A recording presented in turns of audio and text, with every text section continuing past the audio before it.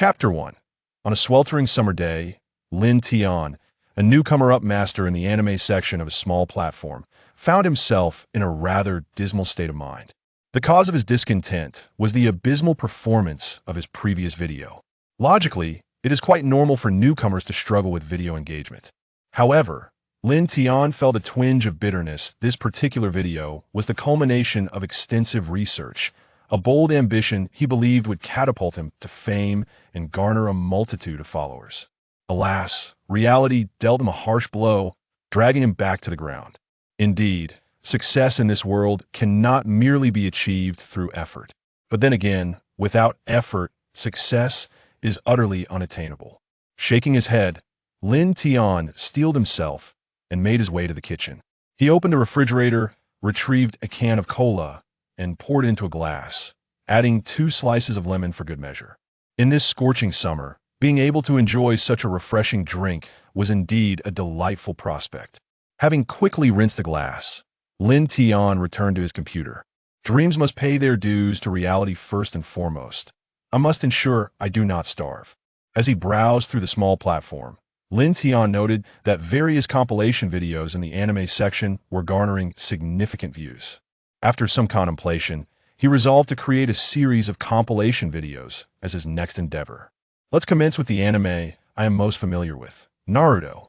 After hours spent researching, drafting scripts, providing voiceovers, editing videos, and uploading to the site, Lin Tian glanced out the window to see the sun nearing its descent. With no groceries on hand, he decided to venture out for a meal. May this video bring me the surprise I seek. While the video continued to upload, Lin Tian left his computer on. At the moment he stepped out of his room, he failed to notice the screen flickering repeatedly. Coordinates have been set. The anomaly axis is beginning calculations. The calculation results exhibit slight deviations. Deployment time: Konoha, years 15 to 17. Target: Senju Tobarama. In the 17th year of Konoha, within the bustling Hokage office, the second Hokage, Senju Tobarama, stretched his limbs after a long day. This was during the First Shinobi World War. In the early stages of the conflict as the second Hokage, Senju Tobarama had dutifully fulfilled his role in protecting Konoha, personally heading to the front lines to stabilize the situation. Now, over 2 years had passed since the war commenced. Konoha's geographical advantages were unparalleled. Not only did it enjoy the most temperate climate, but it also possessed the richest resources in the entire shinobi world.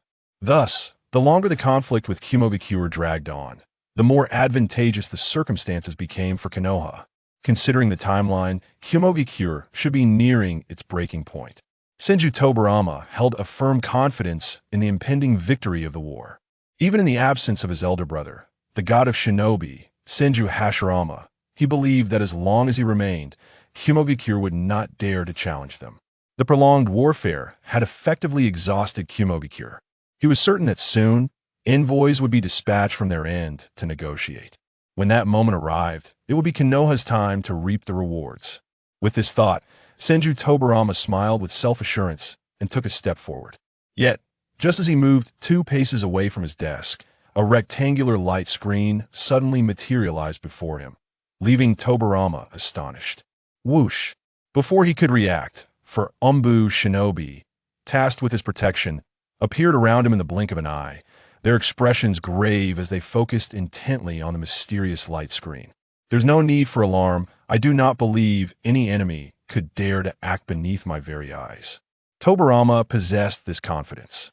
Not even his elder brother or Uchiha Madara could conjure such an anomaly before him. This sudden apparition did not instill fear, rather, it piqued his curiosity. Remaining motionless, Senju Tobarama scrutinized the light screen, which soon began to shift. A somewhat comical tune played, accompanied by a male voice. Hello, dear audience. I am a newcomer up, a Tion. With the disappointing performance in my last video, I have decided to follow the trend and start creating compilation videos. Since this is a compilation video, it is only fitting that I begin with the anime I know best, Naruto. In this inaugural episode, let us delve into the life of Konoha's first Hokage, the god of shinobi, the good friend of Uchiha Madara, and the reincarnation of Ashura's chakra, Senju Hashirama. The pacing of the light screen's dialogue was not rapid, and some phrases left Senju Tobarama somewhat perplexed. However, upon hearing the introduction of Senju Hashirama, he instinctively dismissed the umbu surrounding him. You four, step outside and guard the entrance. No one is permitted to enter. Understood. Once the four departed, Senju Tobarama began to contemplate the information presented on the light screen. Though he was unfamiliar with the concept of compilation videos, he certainly recognized the term Naruto. So, this individual is quite familiar with our Konoha's Hokage, is he? Senju Tobarama sensed some incongruities but could not pinpoint them. What's with the numerous titles attributed to his elder brother? He acknowledged the titles of First Hokage and God of Shinobi, but what are the others? Uchiha Madara, does he truly qualify? The true number of Senju was merely a technique. How could that be deemed a title? Well, perhaps it could be. As for the final title of Ashura's chakra, reincarnation, Senju Tobarama was utterly baffled. Ashura? Who is that? Is my elder brother a reincarnation of this Ashura? Senju Tobarama pondered extensively, yet the video continued. Leaving him no room for further contemplation, he could only force himself to remember this information for later analysis. During the Warring States period, various mage clans were employed by others, lacking a fixed organization, resulting in a fragmented state of power. Old grievances remained unavenged, and new animosities arose. These mages, capable of moving mountains and adept in the art of elemental ninjutsu, chose to adopt a humble title, Shinobi.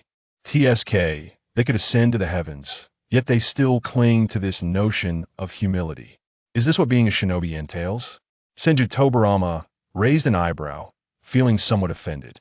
At that time, shinobi were compelled to keep their surnames secret for survival, with the average lifespan in the shinobi world barely reaching 30 years.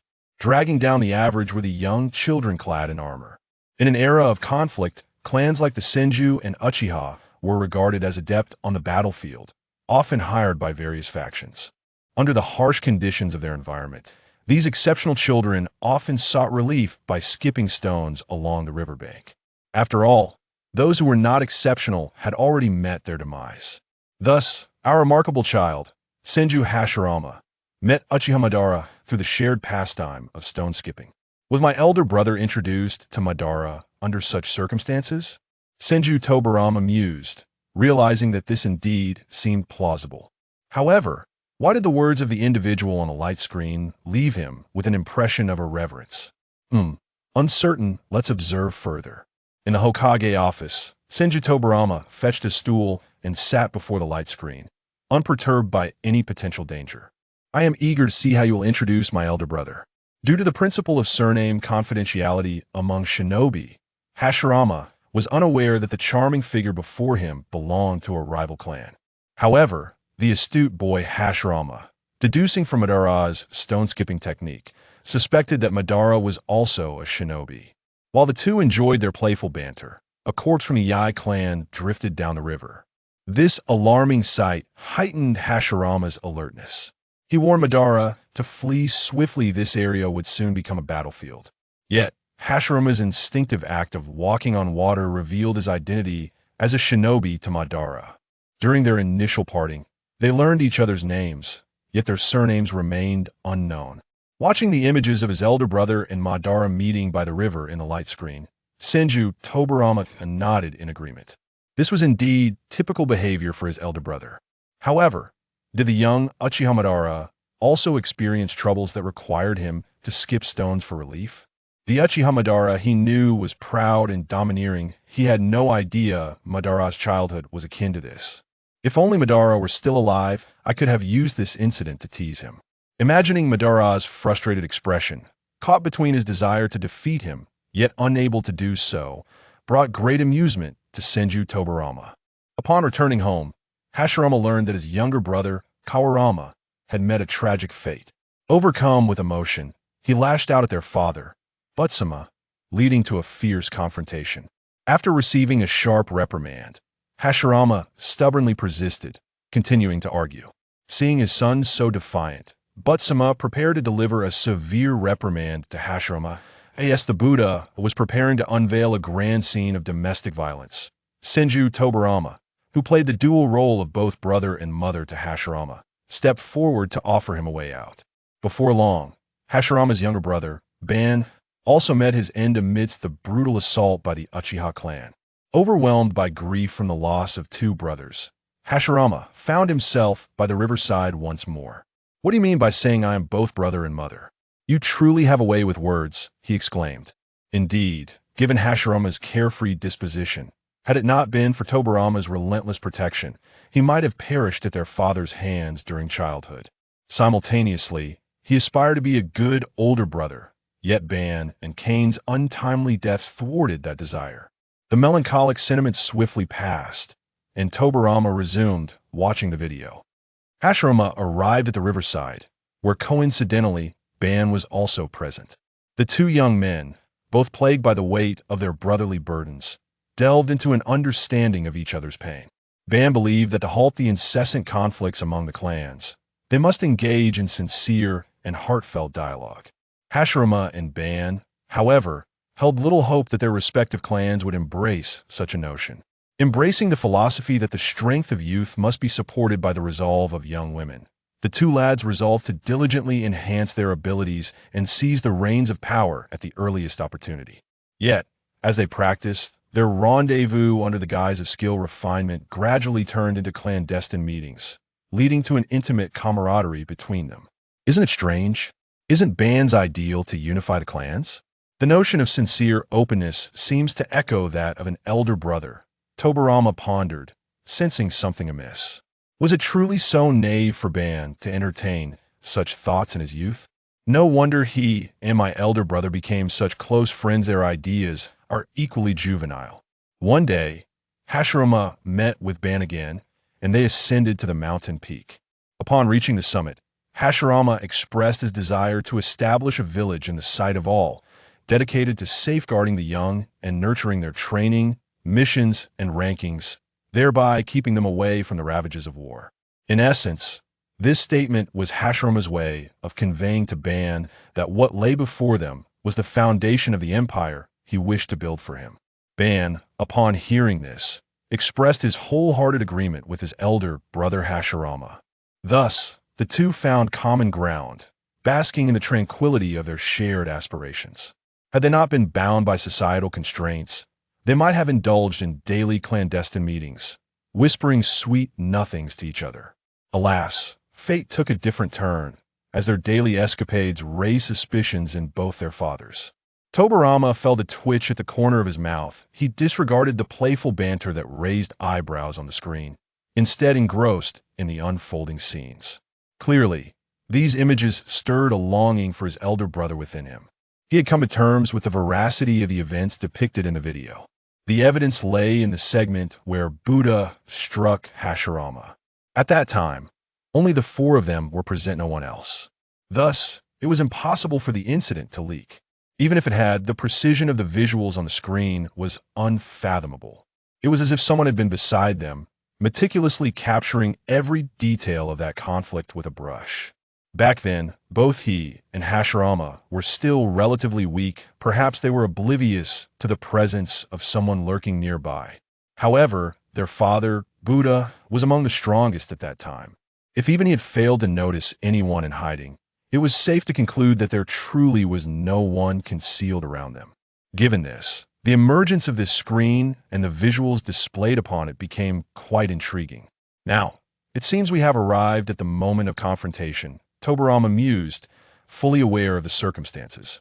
Had my brother not intervened, I would likely have perished that day. Indeed, were Ban not to act, Izuna would have met the same fate. Tobarama bore no resentment towards Buddha's choices, for such occurrences were commonplace during the Warring States period. To eliminate a potentially formidable opponent's child, one would go to any lengths, even if it meant sacrificing their own offspring. Buddha had long orchestrated the covert surveillance of Hashirama's remaining brother, Tobarama, keeping a watchful eye on their secret meetings. One day, during a family gathering with only a few attendees, the head of the family, Buddha, informed Hashirama that the charming youth he met daily was from the Uchiha clan. He strongly urged Hashirama to eliminate Uchiha Ban during their next encounter. Hashirama, upon hearing this, dared not disobey, and set a date for action. On the day of departure, the sun shone brightly, marking an opportune season for farewells. To avert any unforeseen mishaps, Buddha and Tobirama discreetly trailed Hashirama. Coincidentally, Ban's father, Uchiha Taijima, also plotted to seize this opportunity to eliminate Hashirama. The leaders of these vibrant social factions could only aspire to such triviality, skilling the opposing clan's youth. Both fathers, leading their respective younger sons, laid ambushes in preparation for a confrontation to eliminate one another's firstborns. Upon their arrival, Hashirama and Ban commenced their scheming, secretly plotting against the expectations of their parents and siblings.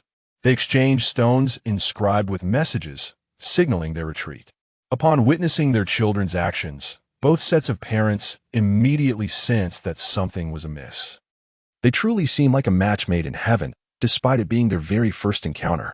As the narrative unfolds, they share their initial kiss, engaging in a tumultuous dance of love and conflict that evokes profound emotions. The third faction consists of the onlookers, led by Shikamaru and Hinata, who simply observe the spectacle. Hinata, why haven't you joined the girls' faction? You are the only girl in the class who has participated, Shikamaru inquired curiously. Hinata felt utterly speechless. Was she really expected to fawn over Sasuke?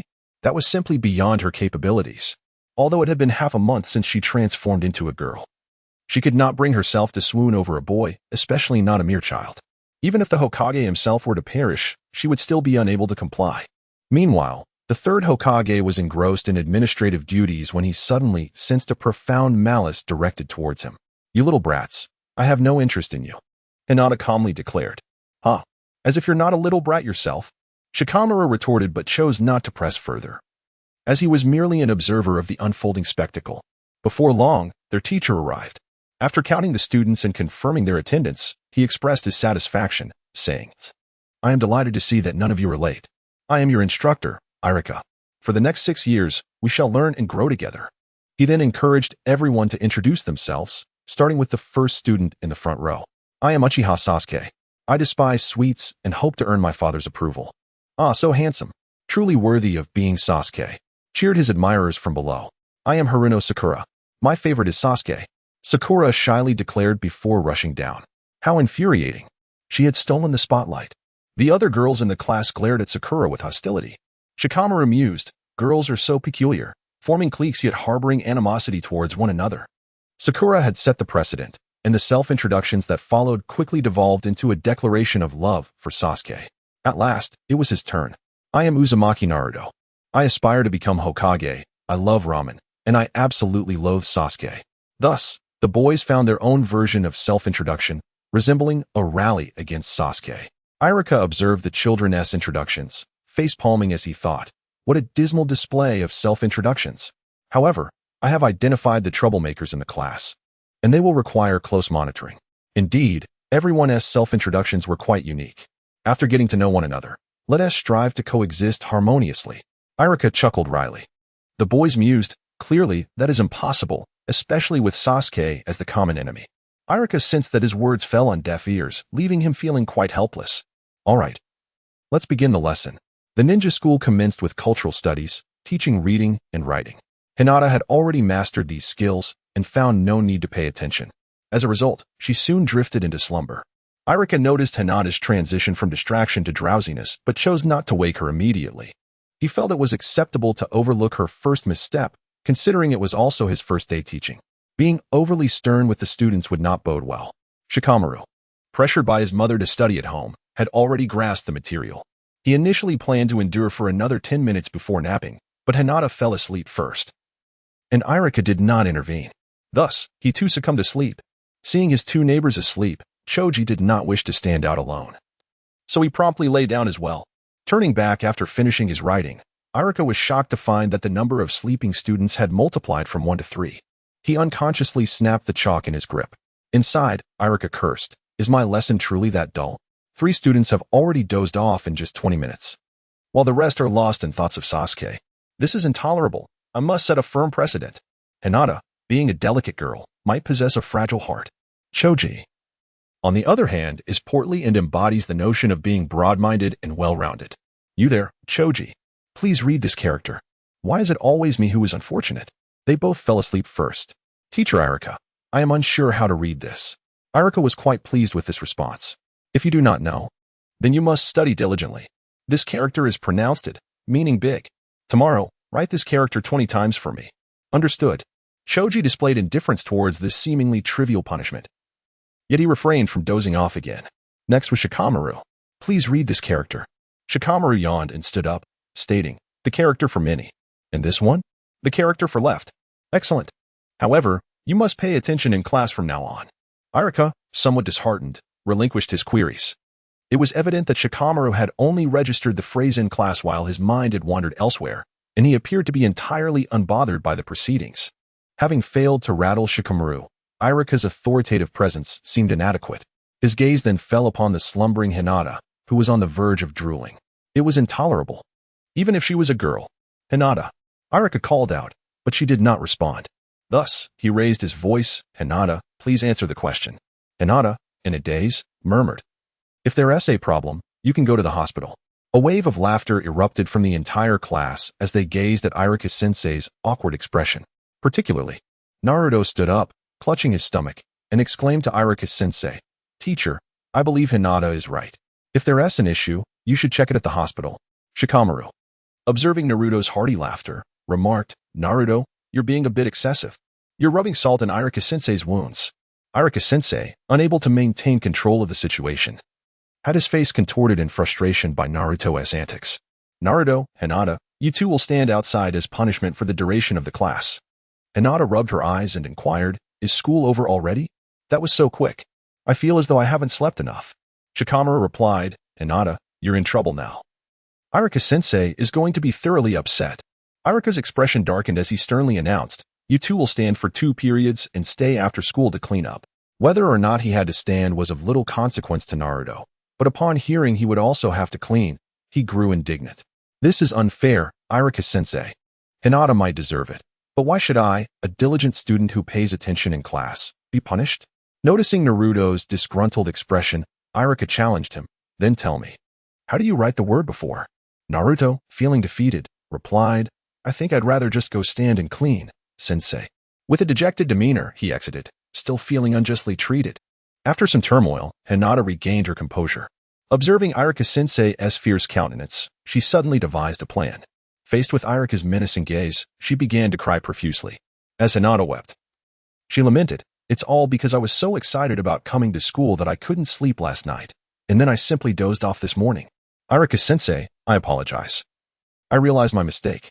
I shall go outside to stand in punishment, and I will also take it upon myself to clean this evening. Shikamaru interjected, I wouldn't trust you. This morning you seemed quite spirited, even rising unusually early to usurp my spot. Upon witnessing Hinata's tears, several boys, perceiving an opportunity to display their gallantry, exclaimed, Irika-sensei, how could you be so harsh as to make a girl cry? Irika-sensei, hearing such remarks, felt a sense of embarrassment, questioning if he had indeed been too severe. Hinata, with her gentle demeanor, surely hadn't he intended to fall asleep. Hinata, please do not cry. It was the teacher's fault. Remember to rest earlier in the future. Now, do return to your seat and rest a while if you feel tired. Insufficient sleep can hinder your growth. Irika-sensei's tone softened considerably. Thank you, Irika-sensei. Shikamaru observed the sniffling Hinata and the affable Irika-sensei, concluding that Hinata was rather cunning. It would be wise to avoid provoking her in the future, lest he find himself ensnared unexpectedly. Meanwhile, Naruto stood at the doorway, utterly bewildered. Why am I the only one being punished? This is outrageous. I was attentive in class while those 3 sleeping beauties faced no consequences. Especially that devious girl, how infuriating. Poor Naruto had initially found solace in the thought of shared punishment, as he seldom had anyone willing to engage with him. Yet, in the end, he was left to face the ordeal alone, an unfairness that struck him as deeply unjust. After 2 lessons, Naruto stormed to the back row, glaring at Hinata. You wretched woman. How could you cause me to stand in punishment and then require me to clean the classroom after school? Hinata calmly remarked. Isn't it because you couldn't answer the questions that Irika-sensei punished you? Look at Shikamaru. He answered the question without any trouble. Shikamaru interjected, don't drag me into this. Naruto scratched his head, pondering Hinata's words. They seemed quite reasonable, yet something felt amiss. Initially, he had intended to vehemently reprimand her, hoping she would recognize her mistake and assist him with the cleaning. It appeared, however, that he would have to tackle the cleaning alone. Noticing Naruto's conflicted expression as he returned to his seat, Shikamaru commented, "Is it really fair to bully an honest person like that?" "Not at all. This isn't bullying. It's a test for him. Cleaning the classroom contributes to the collective effort, and thanks to Naruto's assistance, the burden on our classmates is alleviated.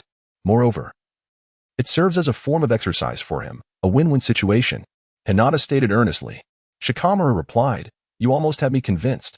Nonetheless, having no chores today is indeed a delightful circumstance." CHG added, "Exactly. This way, I can get home earlier for dinner." Finally, the school day came to an end. The time spent in elementary school felt rather arduous, and I began to empathize with Conan's plight. As Naruto prepared to clean, Hinata felt a twinge of sympathy. Before departing, she patted his shoulder and said, "Naruto, thank you for your hard work. In a few days, during the break, I'll treat you to ramen." "Really? If you dare to deceive me, I will not let you off the hook," Naruto replied, casting Hinata a disbelieving glance. After all, the people of Konoha usually kept a distance of 3 meters from him. It was the first time someone had offered to treat him. "Rest assured, I would never deceive you. I swear by the name of the Hokage," Hinata declared with conviction. The third Hokage mused to himself, "Have I caught a cold lately? It seems I need to wear a few more layers." The Hokage held significant weight in Naruto's heart, and thus he readily believed her. Cleaning the classroom didn't seem like such a loss after all, so he cheerfully set to work, his previous gloom lifting. Most students had parents to pick them up, especially on the first day of school. Hinata was no exception. Erasure had long been waiting at the door. "Miss, how did you find your first day of classes at school? Shall I tutor you during our next session?" "That won't be necessary. The teacher covers quite simple material. Instead, could you help me with my homework? It's really not much at all." "Miss, I cannot allow you to cultivate such a lazy habit." It seemed to Erasure that tonight's training would need to be more rigorous. Observing the earnest expression on Arashi's face, Hinata thought to herself that it was truly fitting for an old-fashioned person to find someone like him. Although she had never expected to succeed at first, being so bluntly rejected had indeed been rather embarrassing. After a simple dinner and completing the assignments assigned by Irika-sensei, they finally began their training.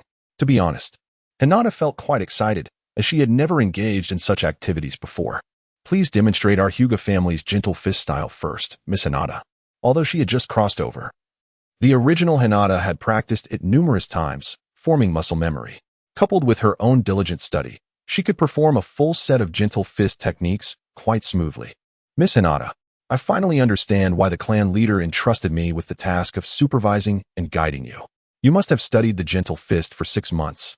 Yet it's impossible for you to have achieved this level without serious dedication. I can only say that the posture resembles it, but come next month, Miss Hinata, you and I will face hardships."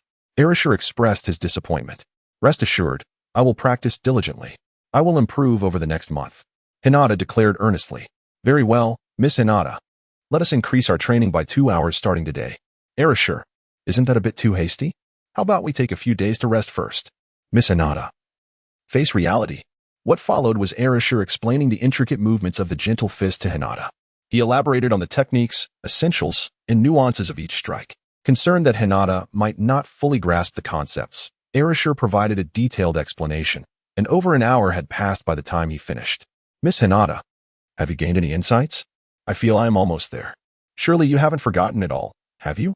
Erasure was nearly despondent over Hinata's lack of progress after 6 months of practice. "Erasure, this is unacceptable. How could you think of me like that?" "I meant that I am nearly proficient," Hinata retorted, exasperated. It must be said that Hinata's remarkable talent for multitasking was evident. She could simultaneously recall Arashi's explanations while effectively controlling her body to execute the movements. Hinata gazed at Arashi's astonished expression, feeling a profound sense of satisfaction, as if she had ascended to a new level of prowess. "Truly, I am a genius." The gentle fist technique, which Lady Hinata struggled with for half a year, was effortlessly grasped by me with merely a word. Is this even a rational thought? Shouldn't the genius be me? Or rather, this young lady? To think she could be more self-absorbed than I. It appears I must continue to exert myself diligently. Upon hearing Arashi's conclusion, Hinata collapsed to the ground. In the remaining 2 hours, she practiced the gentle fist 20 more times. With each repetition, her skills improved remarkably. By the 20th attempt, she no longer needed to recall techniques or principles. Under her enhanced control, Hinata's gentle fist became increasingly flawless. After 2 continuous hours of practice, her attire was thoroughly drenched.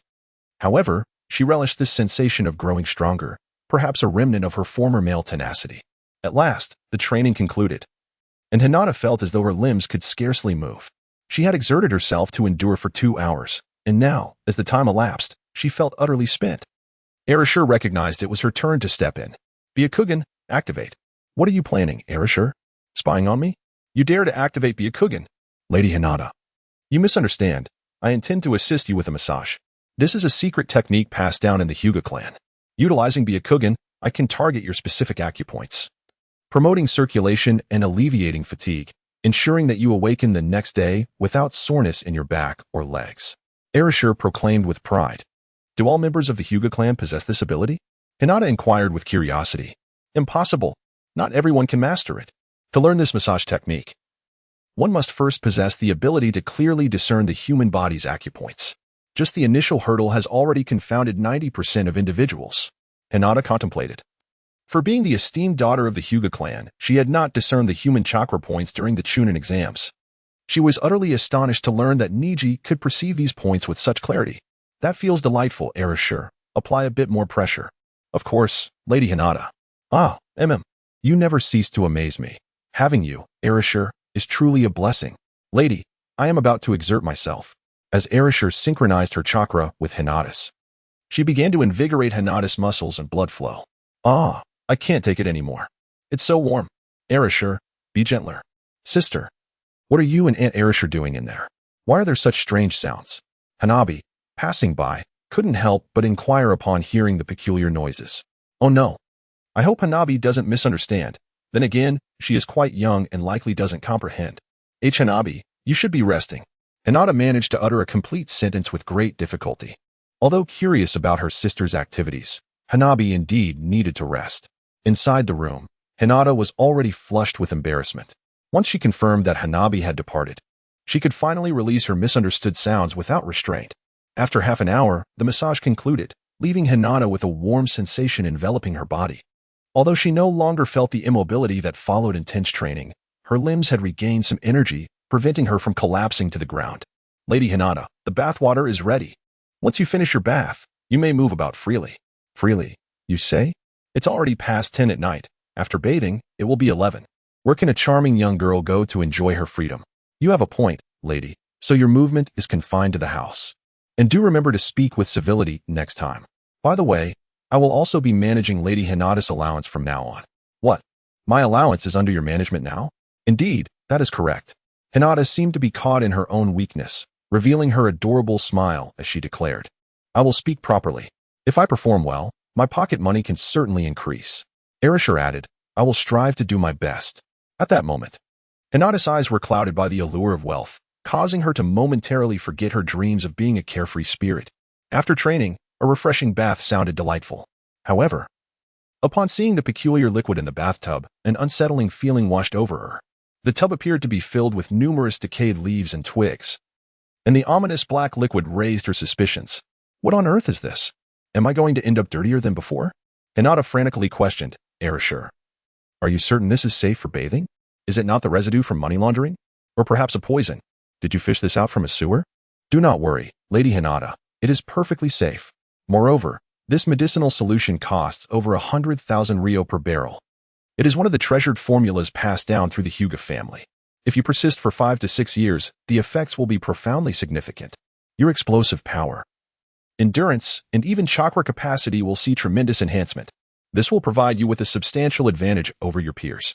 Furthermore, such privileges are reserved solely for the heir of the Hyuga clan. So, my lady, please immerse yourself for 30 minutes. Every night will cost over 100,000 ryo, which is more than 10,000 yuan, and I must maintain this for 5 to 6 years. That amounts to nearly 20 million yuan. I truly am a prodigal daughter. Hinata silently calculated in her mind. Arashur, is there any chance you could convert this into cash for me? That is simply impossible. Ultimately, Hinata succumbed to Arashi's overwhelming pressure and submerged herself in the mysterious liquid. Fortunately, the scent was not unpleasant, albeit somewhat peculiar. Withy at this moment, Hinata, upon seeing Arashur bringing her a towel, recalled the scene of Arashur activating the Byakugan. She couldn't help but wonder when she would be able to awaken her own Byakugan.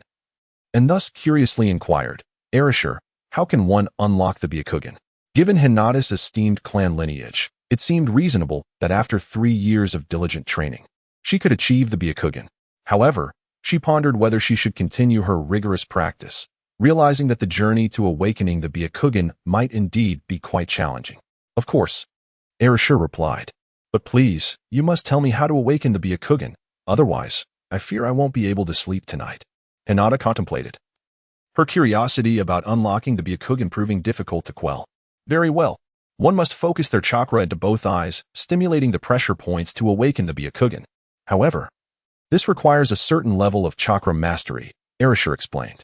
"You are still rather young, Hinata. It is a rarity for someone to awaken the Byakugan at the age of 6. Even your father, the leader of our clan, did not achieve it until he was nearly 8. Hinata, is it impressive to awaken the Byakugan at the age of 8? Erasure, absolutely, it's remarkable. Even I, who awakened my eyes at 10, am considered quite talented. Our esteemed leader belongs to the realm of geniuses. Well, it's surprising that in the original story, the seemingly taciturn and antiquated father is actually a genius." Hinata felt that her physical talents had been significantly enhanced, prompting her to explore her own potential. She began to slowly gather chakra at her eyes, stimulating the corresponding points. Observing Hinata's efforts, Erasure remarked, "Lady Hinata, your chakra is still somewhat lacking. Success is unattainable with your current levels." Previously, while assisting Hinata with a massage, Erasure had taken note of her chakra reserves and concluded that she would need at least 7 or 8 times the current amount to awaken her Byakugan. Hinata's chakra reserve, even when activated, can only sustain itself for a mere half-minute. If activation and utilization consume a comparable amount of chakra, one must ponder the extraordinary nature of such talent. Presently, when Erasure activates his eyes, it demands 10% of her chakra, which is over 20 times that of Hinata's current reserve. Upon the initial activation of her eyes, Arashi's chakra was also tenfold that of Hinata's. The greater the innate talent, the lesser the chakra required. Hinata concentrated her chakra around her eyes, stimulating the points necessary for opening them. The initial attempt to awaken her abilities proved to be quite challenging, as it required precise chakra transmission to specific locations. Clearly a novice in this newly traversed world, it took her over 2 minutes to locate all the necessary points. In a confrontation with others, she would undoubtedly find herself at a severe disadvantage. "Erasure, Lady Hinata, you haven't dozed off, have you?" "Haha, Erasure, you're just as hardly amusing. Please grant me a moment longer." Hinata continued to concentrate, channeling her chakra. "Truth be told, I was on the verge of slumber. And dear lady, you must be weary as well. Let us not prolong this any further." Erasure stifled a yawn, harboring skepticism regarding Hinata's ability to awaken her eyes. One exerts great effort initially, then wanes, and ultimately exhausts. Hinata pinpointed the acupressure points and endeavored to infuse them with chakra, persisting for over 10 seconds. Yet she began to feel a sense of fatigue creeping in. Nevertheless, Hinata sensed she was tantalizingly close to breaking through this barrier. To surrender was out of the question. "I shall prevail." Hinata unleashed her final reserves of chakra, pouring it into all the acupressure points in one breath. Emotions can ignite the flow of chakra, unlocking one's latent potential. Naruto, having been cast over the cliff, summoned the Great Toad in sheer terror, while Sasuke activated his Sharingan in a bid to protect Naruto. It was evident that these reactions were deeply intertwined with emotion. Of course, innate talent remains paramount. When one possesses talent, intense emotions serve as excellent catalysts. Hinata, driven by her desire to awaken her eyes, became frenzied and unleashed her latent power. Meanwhile, Erasure stood by, utterly astonished, wondering if this was all it took. "I used to shout like that too," he lamented, "yet mine never awakened. How is this fair at all?" Hinata found that her vision had changed. It was no longer vibrant with color. It resembled the sensation of an X-ray, enabling her to see the blood vessels within her body. Yet she could not perceive anything deeper. She could only see through the skin's surface, and this experience did not last long before she felt faint. Her Byakugan faded away in a mere 10 seconds, proving to be rather ephemeral, a true embarrassment for a man. The Byakugan experience card was not enjoyable at all. Not only did she see nothing, but it also left her utterly fatigued, Hinata lamented. Hehe. To Arato, this was a blatant display of boasting, an exceedingly fervent desire to show off. Suddenly, Arato seemed to have an idea and cheerfully exclaimed, "Lady Hinata is truly a genius. As far as I know, she is the youngest in the Hyuga clan to awaken the Byakugan. This will surely be recorded in history." Haha, that sounds splendid. Will my treatment improve in the future? Hinata responded with delight. Of course, the clan leader will be immensely pleased. Lady Hinata's expenses will undoubtedly increase significantly. Naruto did not clarify that it was Hinata's allowance that would grow. Rather, it was her expenditures that would rise. The naive Hinata mistakenly believed that her allowance would increase.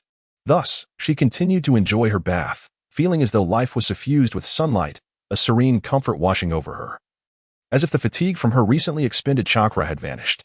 Her face reflected not exhaustion, but sheer happiness.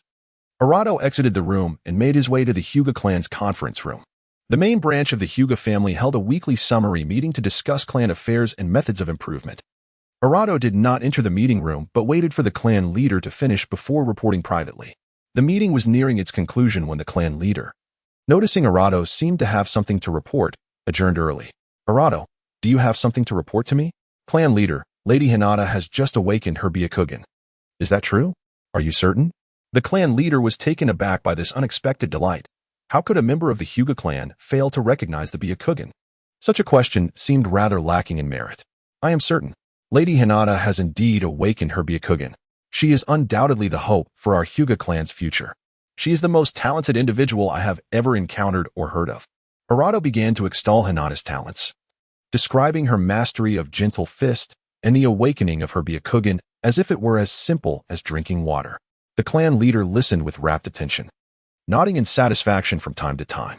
Who else knows about Hinata awakening her Byakugan? I have not informed anyone else. Only I and Lady Hinata are aware. Excellent. Let us go and see Hinata, the clan leader declared. After finishing her bath, Hinata lay on her bed, ready to indulge in a blissful slumber.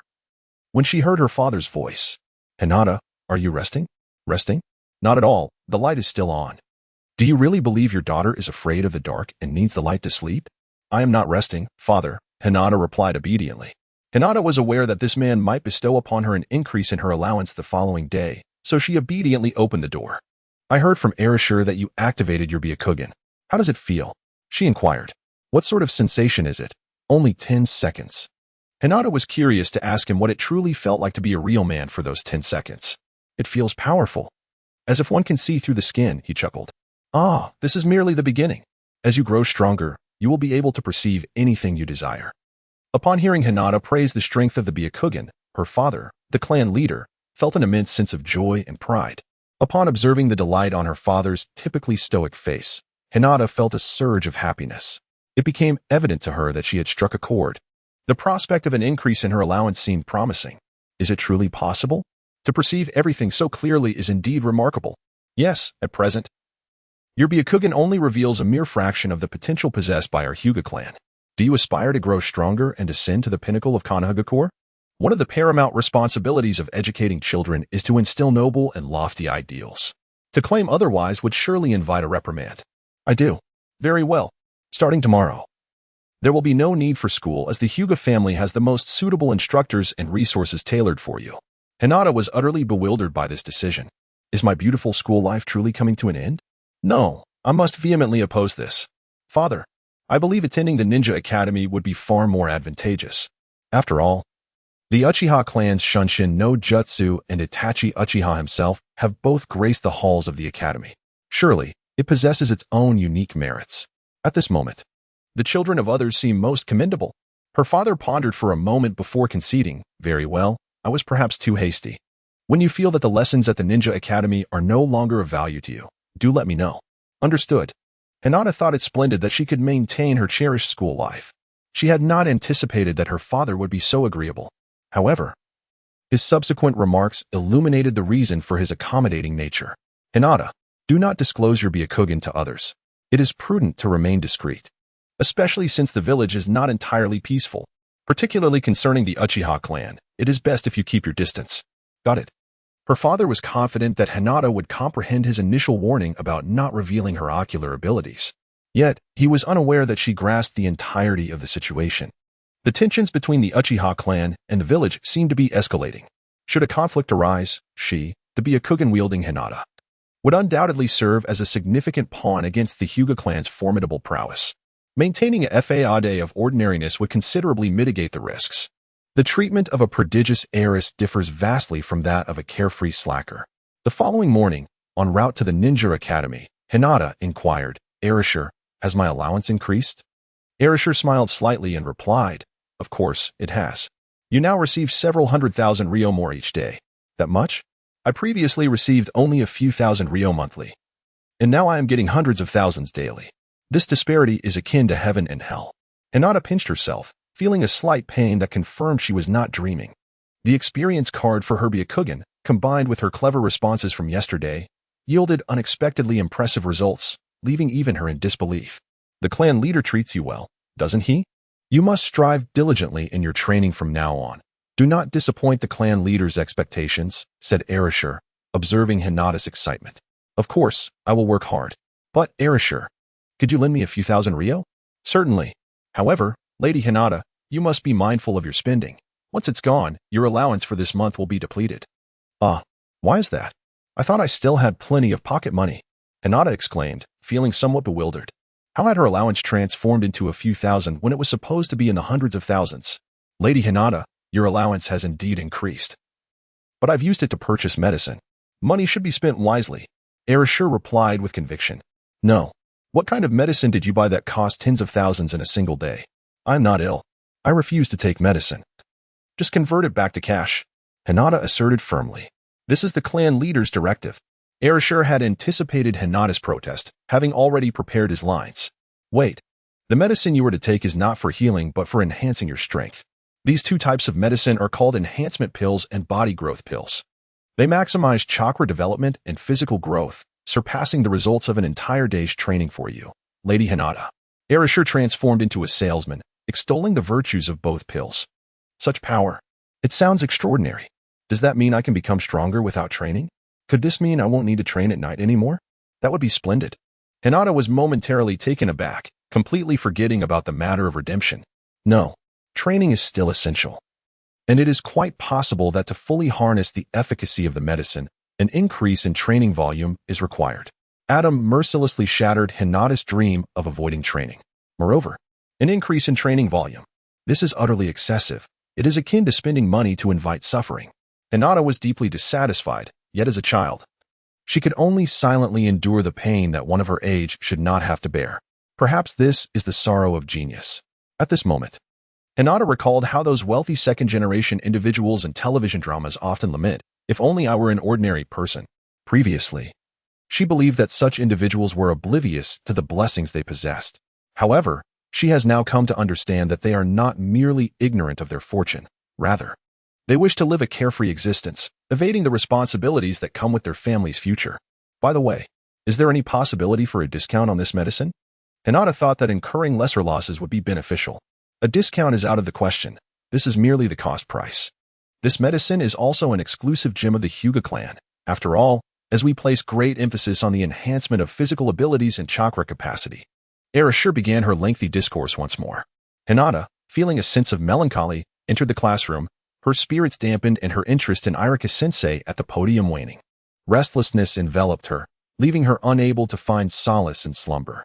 Instead, she found herself staring vacantly at the two pills in her hand. The names of these pills were utterly unfamiliar to her. What were these enhancement pills and growth pills? Previously, she was only acquainted with the military rations that could sustain one for several days without food, similar to the fasting elixirs found in cultivation novels, albeit with somewhat diminished efficacy, lasting merely 3 days. It seemed that the original Hinata was not deemed worthy of these new pills, much like the medicinal baths that required prolonged use, which would undoubtedly impose a significant financial burden. Her seemingly impassive father had evidently begun grooming her as his successor. "What are you holding, Hinata? Can you eat that?" asked CHG, noticing her fixation on the two items. "This is medicine. Yesterday, I suddenly felt utterly drained, and the doctor informed me that I am physically weak.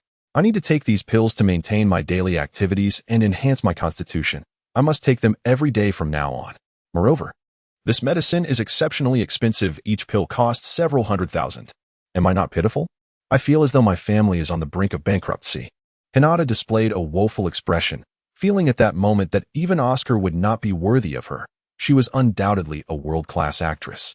Shikamaru thought to himself, I can't believe that. You are quite the mischievous old woman. A single pill costing hundreds of thousands is undoubtedly a potent tonic. However, To claim weakness while exuding such vitality and sporting a radiant smile, who would believe that? It is clearly an exhibition of wealth, unabashedly flaunting it. CHG remarked, Hinata. You are so unfortunate. I still have a bag of chips. Eating them will surely make you feel better. My father says that eating more will make one stronger. Shikamaru, somewhat exasperated, retorted, seriously? CHG actually believes that? What a miscalculation. CHG, eating more will make you stronger. That's only true for your Akimichi clan. For the rest of us, eating more will only lead to weight gain. Hinata, CHG, do not heed his words. Just look at him. So slender and seemingly devoid of strength, he is undoubtedly envious of you. He wishes to make you as frail as he is. CHG, Shikamaru, I have misjudged you. Shikamaru, at this moment, I find myself at a loss for words. Thinking that girls are indeed quite troublesome, silence appears to be the wisest choice. However, CHG, you truly are rather simple-minded. Hinata joyfully shared chips with Choji, and thus they began to indulge in the savory snack. The classroom, being sparsely populated, resonated with the sound of crunching chips. Irika-sensei interjected, please keep it down while eating. No, you cannot eat during class. The unified laughter that followed clearly indicated that the entire class found amusement in the situation. Accompanying the laughter was the unmistakable sound of Choji's chewing. As Hinata seized the opportunity to hide the potato chips while Irika-sensei turned around, she was acutely aware that a second mistake would incur a harsher punishment. However, Choji remained unfazed, continuing to indulge in his snack. Irika-sensei, he exclaimed, why are you eating in class? Did you skip breakfast? Irika-sensei believed that mere strictness would not effectively teach his students. He felt that a blend of understanding and tolerance amidst discipline would yield better results. Thus, while admonishing Choji, he also offered him a way out. Yet, Choji's words only served to convince Irika-sensei that he was overthinking the situation. I did have breakfast, and I was quite full.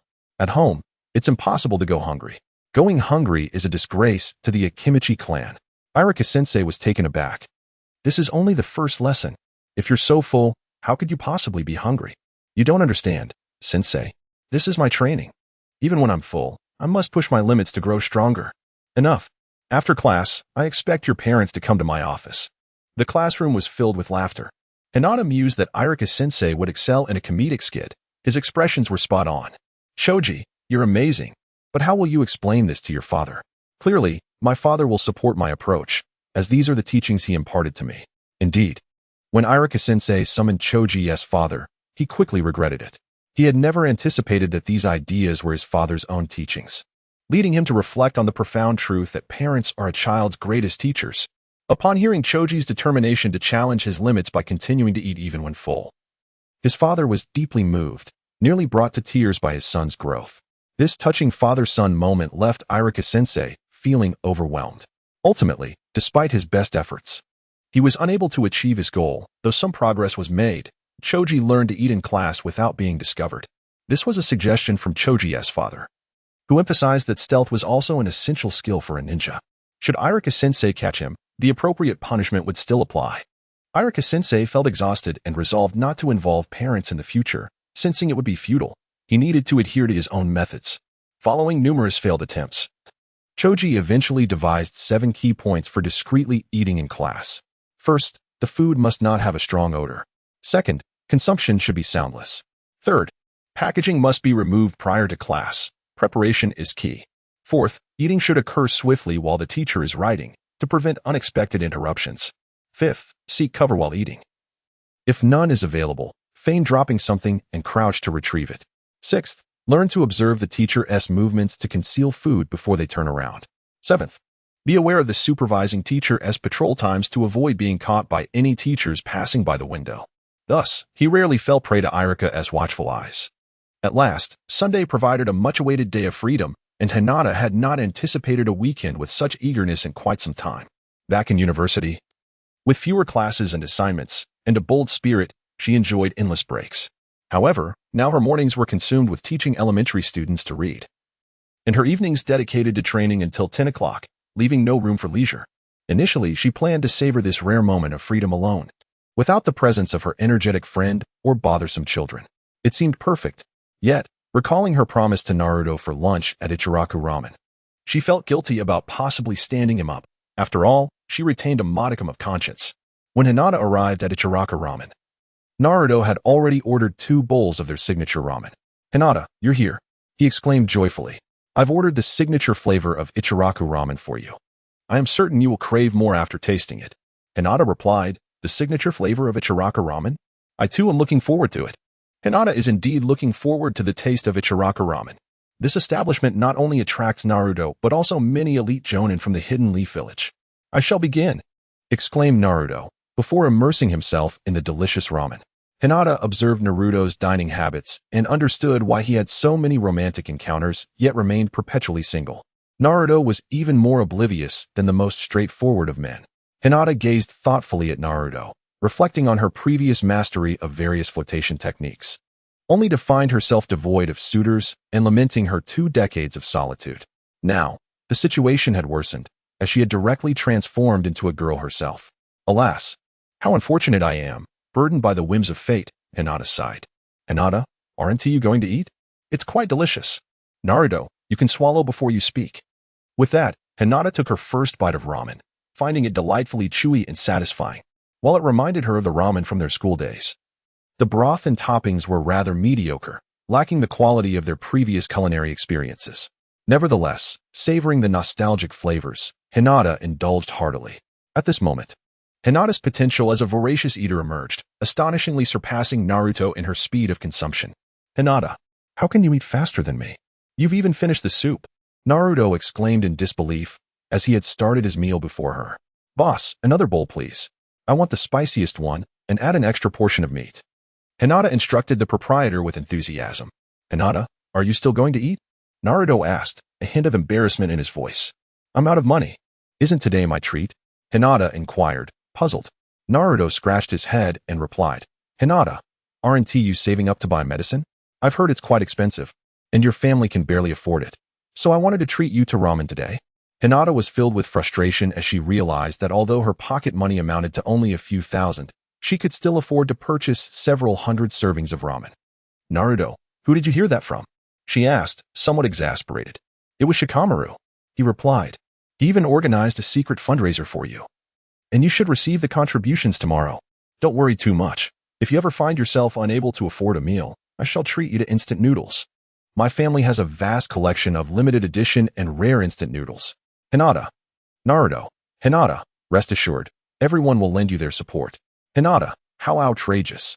Shikamaru is surprisingly vengeful. After I embarrassed him yesterday, he has initiated a fundraiser against me today, and there is nothing I can do about it. I spoke those words myself, and he has spread any false rumors." "Naruto, Hinata, what are you mumbling about? Is your health all right?" Hinata chuckled. "It's not a big deal. A few years of nourishment will suffice." Despite being tricked by Shikamaru, she felt a sense of warmth. She had only known Naruto for a few days, yet he had already treated her to ramen, though it was merely a bowl of noodles. The expense was considerable for Naruto. There was a particular episode in Naruto where he lost his ramen discount coupon and summoned numerous shadow clones to search for it. For him, a bowl of ramen was not something he could casually indulge in. As the son of the sage, Naruto undeniably possesses a profound charisma that resonates with others, which explains why so many were eager to assist him later on. This was partly due to his persuasive words, but more so, it stemmed from genuine sincerity. Hinata was unaware that Naruto felt immense gratitude for her invitation to share a bowl of ramen. He could not comprehend why the villagers harbored such disdain towards him. Every adult regarded him with expressions of loathing and hatred. Consequently, his peers, influenced by their parents, showed no inclination to associate with him, let alone offer him food. Upon entering the ninja academy, he encountered more classmates who initially engaged with him, but their camaraderie quickly faded, and they distanced themselves once again. Thus, during his holidays, he often found himself enveloped in loneliness and emptiness. Hinata, on the other hand, looked at him without the shadow of hatred or disdain and chose to accompany him for ramen, which deeply moved him. When one endures suffering, even the smallest act of kindness or a few encouraging words can leave an indelible mark on the heart. Hinata, Naruto, do you understand the expression "a dead camel is larger than a living horse"? Naruto, no, I don't. What does "a dead camel is larger than a living horse" mean? Setting aside her emotions for the moment, Hinata recalled that Naruto could only comprehend the most straightforward phrases. This was also the reason why Sasuke often referred to Naruto as a complete fool. Hinata, indeed, even though the medicine is quite expensive, I am still wealthier than you. Naruto, so you mean to say that you are indeed richer than I am? What, then, is the significance of my treating you to ramen? Hinata, I have no idea. How could I possibly know what you were thinking? Naruto, I don't care. You must return the money to me. Hinata, I refuse. Naruto, you just said you would treat me. Do you wish to be regarded as someone untrustworthy? Naruto, how infuriating. Hinata, you are being rather cruel. Ugh. Hinata recalled a popular phrase that circulated online. You are so bad, yet I like it. If Naruto were now 16, Hinata would undoubtedly give him a good thrashing and declare, no, thank you, I am not interested. Hinata, you do not wish to be a person who breaks trust. And neither do I. Therefore, I shall treat you next time. Are you satisfied now? Naruto's eyes sparkled with delight. Is there truly a next time? Splendid. Then I shall request every side dish to be included. Hinata, very well. You look like someone who has never seen the world. Just add whatever you like from the menu. However, if you cannot finish your meal, I shall have to reprimand you. Naruto, I assure you, I will clean the plate completely. Hinata, perhaps I shall refrain from licking the plate. I have nearly finished my meal and must return now. Naruto, very well. By the way, Hinata, if you have something to say, do not hesitate, speak plainly. Naruto, with a hesitant demeanor, replied, we are friends now, right? He feared yet another rejection. Of course, we are friends, Hinata responded cheerfully. Naruto, see you tomorrow, Hinata. Hinata, oh, you actually cried. It's not as if it's a matter of life and death. I shall not comfort you, for I must take my leave. Farewell. Naruto gazed at Hinata's retreating figure, contemplating. I, Uzumaki Naruto, have acquired my first friend, and I shall cherish this bond dearly. 3 years later, within the Hyuga family's training hall, a petite figure engaged in combat with an adult. The two exchanged blows utilizing gentle fist techniques, while onlookers included the clan leader of the Hyuga family, his younger brother Hisashi, and the 1-year-old Niji, who was a younger Hinata. As for why Hisashi was not deceased, it is a matter of the butterfly effect. Do not dwell on it. Clan leader, Hisashi, what do you think of Hinata's gentle fist technique? Hisashi, Hinata's gentle fist has indeed matured. She can even employ the 8 trigrams 64 palms, and her chakra reserves are comparable to that of AJ Nin. It is truly astonishing. The clan leader nodded in agreement, stating, Hinata is indeed commendable. However, there are many who surpass her. Kakashi Hitaki became AJ Nin at the tender age of 7, and Itachi Uchiha of the Uchiha clan was merely 12 when he became an Umbu captain. Additionally, there was Shunshin no Jutsu. In comparison to such individuals, Hinata still has further efforts to make. Though his words were delivered in a nonchalant manner, internally he reveled in pride. Do you not see? I have invested a substantial fortune into her training. How could she not excel? Hisashi remarked, the clan leader speaks truth. There are always those greater than us. Not only must Hinata continue to strive, but we too must persist in our efforts. And you, Niji, although you are still young, you must prepare to protect Lady Hinata in the future. Strive to keep pace with her. Hisashi affectionately ruffled Niji's hair. At last, Hinata had blossomed into a child admired by others. The clan leader declared, enough. The assessment has concluded, and Hinata has performed remarkably well. Hinata, is it over now? Does that mean we can eat? Cheap father, didn't you just have breakfast? Hinata, I just engaged in some activity, and it has already been digested. Cheap dad, Hinata. You all may head back first. I have a few matters to discuss with Hinata. Thus, the dojo was left with only Hinata and her cheap dad. Hinata, what is it that requires a private discussion? Cheap father, Hinata, you have become adept in the gentle fist technique. You can execute the 8 trigram 64 palms with precision, effectively sealing your opponent's chakra points. You have even mastered the secret technique of our clan, the heavenly spin. You have grasped the essence of the Hyuga clan. The path ahead is yours to tread. Create techniques of your own within the realm of gentle fist.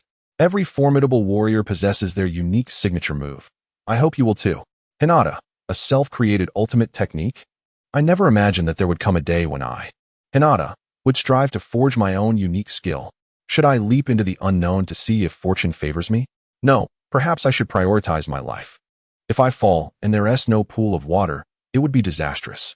Hinata, what are you muttering about? Father, I wholeheartedly agree with your words.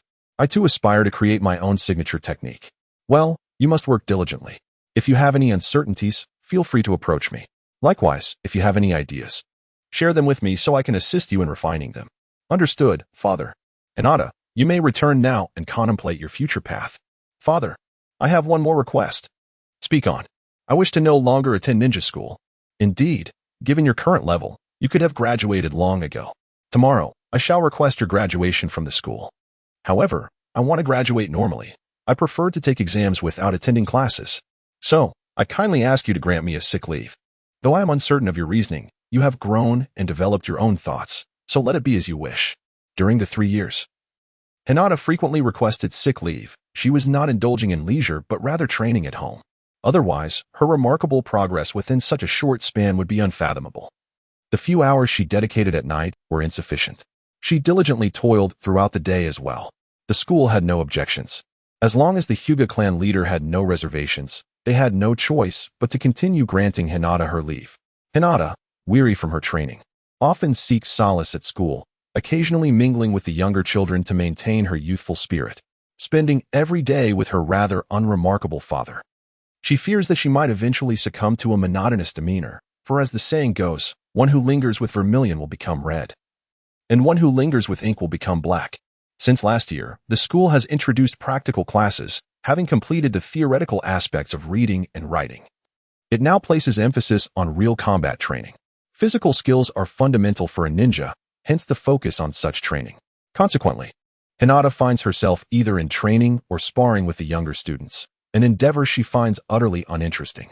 Irika's amusing antics have diminished significantly, and her attendance often leads to mere daydreaming, which would be far more enjoyable if done in the comfort of her home. Meanwhile, Sasuke's undeniable charm has garnered the admiration of every girl in the school, with upperclassmen cheering for him.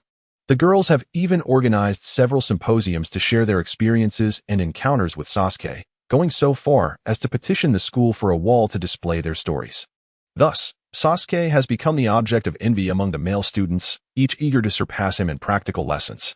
Regrettably, none have succeeded, with Naruto being the most fervent competitor. While others acknowledge their shortcomings and choose to bide their time for a rematch, Naruto seizes every opportunity to challenge Sasuke, making him the primary target of the girls' affections. Unbeknownst to him, he attributes all his misfortunes to Sasuke. During these 3 years, a significant event unfolded. The Uchiha clan was annihilated by Itachi Uchiha, who became an S-rank rogue ninja. This, however, is merely the surface of the truth. Hinata is privy to the deeper secrets. Living in Konohagakure, she cannot help but marvel at the village's adeptness in maintaining secrecy regarding such a devastating incident. The total eradication of the formidable Uchiha clan transpired without a whisper of unrest that very night, though Obito's assistance played a role. It seems implausible that such a large clan would offer no resistance. Danzo, not dispatching the Umbu for assistance, must have established a barrier to prevent any escape. Initially, Danzo intended to retain Itachi, for even a solitary Uchiha posed a significant threat. However, Itachi was well aware of Danzo's intentions and had made his preparations, leaving Danzo oblivious to how he managed to escape. Danzo, confident in his sealing techniques and somewhat arrogant, never considered the possibility of betrayal from his own ranks, unaware that a spy for the third Hokage resided within his organization. The third Hokage, ever the strategist, had positioned a mole within Danzo's route, a fact that Danzo remained completely ignorant of. Nevertheless, the third Hokage, out of a sense of loyalty, promised Itachi to safeguard Sasuke, thus delivering a warning to Danzo. Although Danzo initially resisted compliance, the third Hokage's assertion that Sasuke's demise would lead to Itachi revealing Konoha's secrets made him reconsider, as that was a scenario he wished to avoid. Danzo, known for his ruthless nature, indeed harbored genuine concern for Konoha, albeit with a perspective that diverged from that of the third Hokage. His contributions to Konoha's peace were undeniable. He operated as a clandestine assassin, addressing threats to the village that could not be dealt with overtly, akin to a shadow Hokage. The directive to protect Sasuke was one that only the former team leader, the third Hokage, could effectively enforce. Having taken an extended leave, Hinata spent several days in a lethargic stupor at home, resembling a forlorn fish. Had she not promised Erasure that she would resume her training the following day, Erasure might have considered reporting Hinata's lackadaisical behavior to the clan leader. Yet, upon observing Hinata's languid state, Erasure felt compelled to impart some wisdom. Lady Hinata, you have not experienced the horrors of war.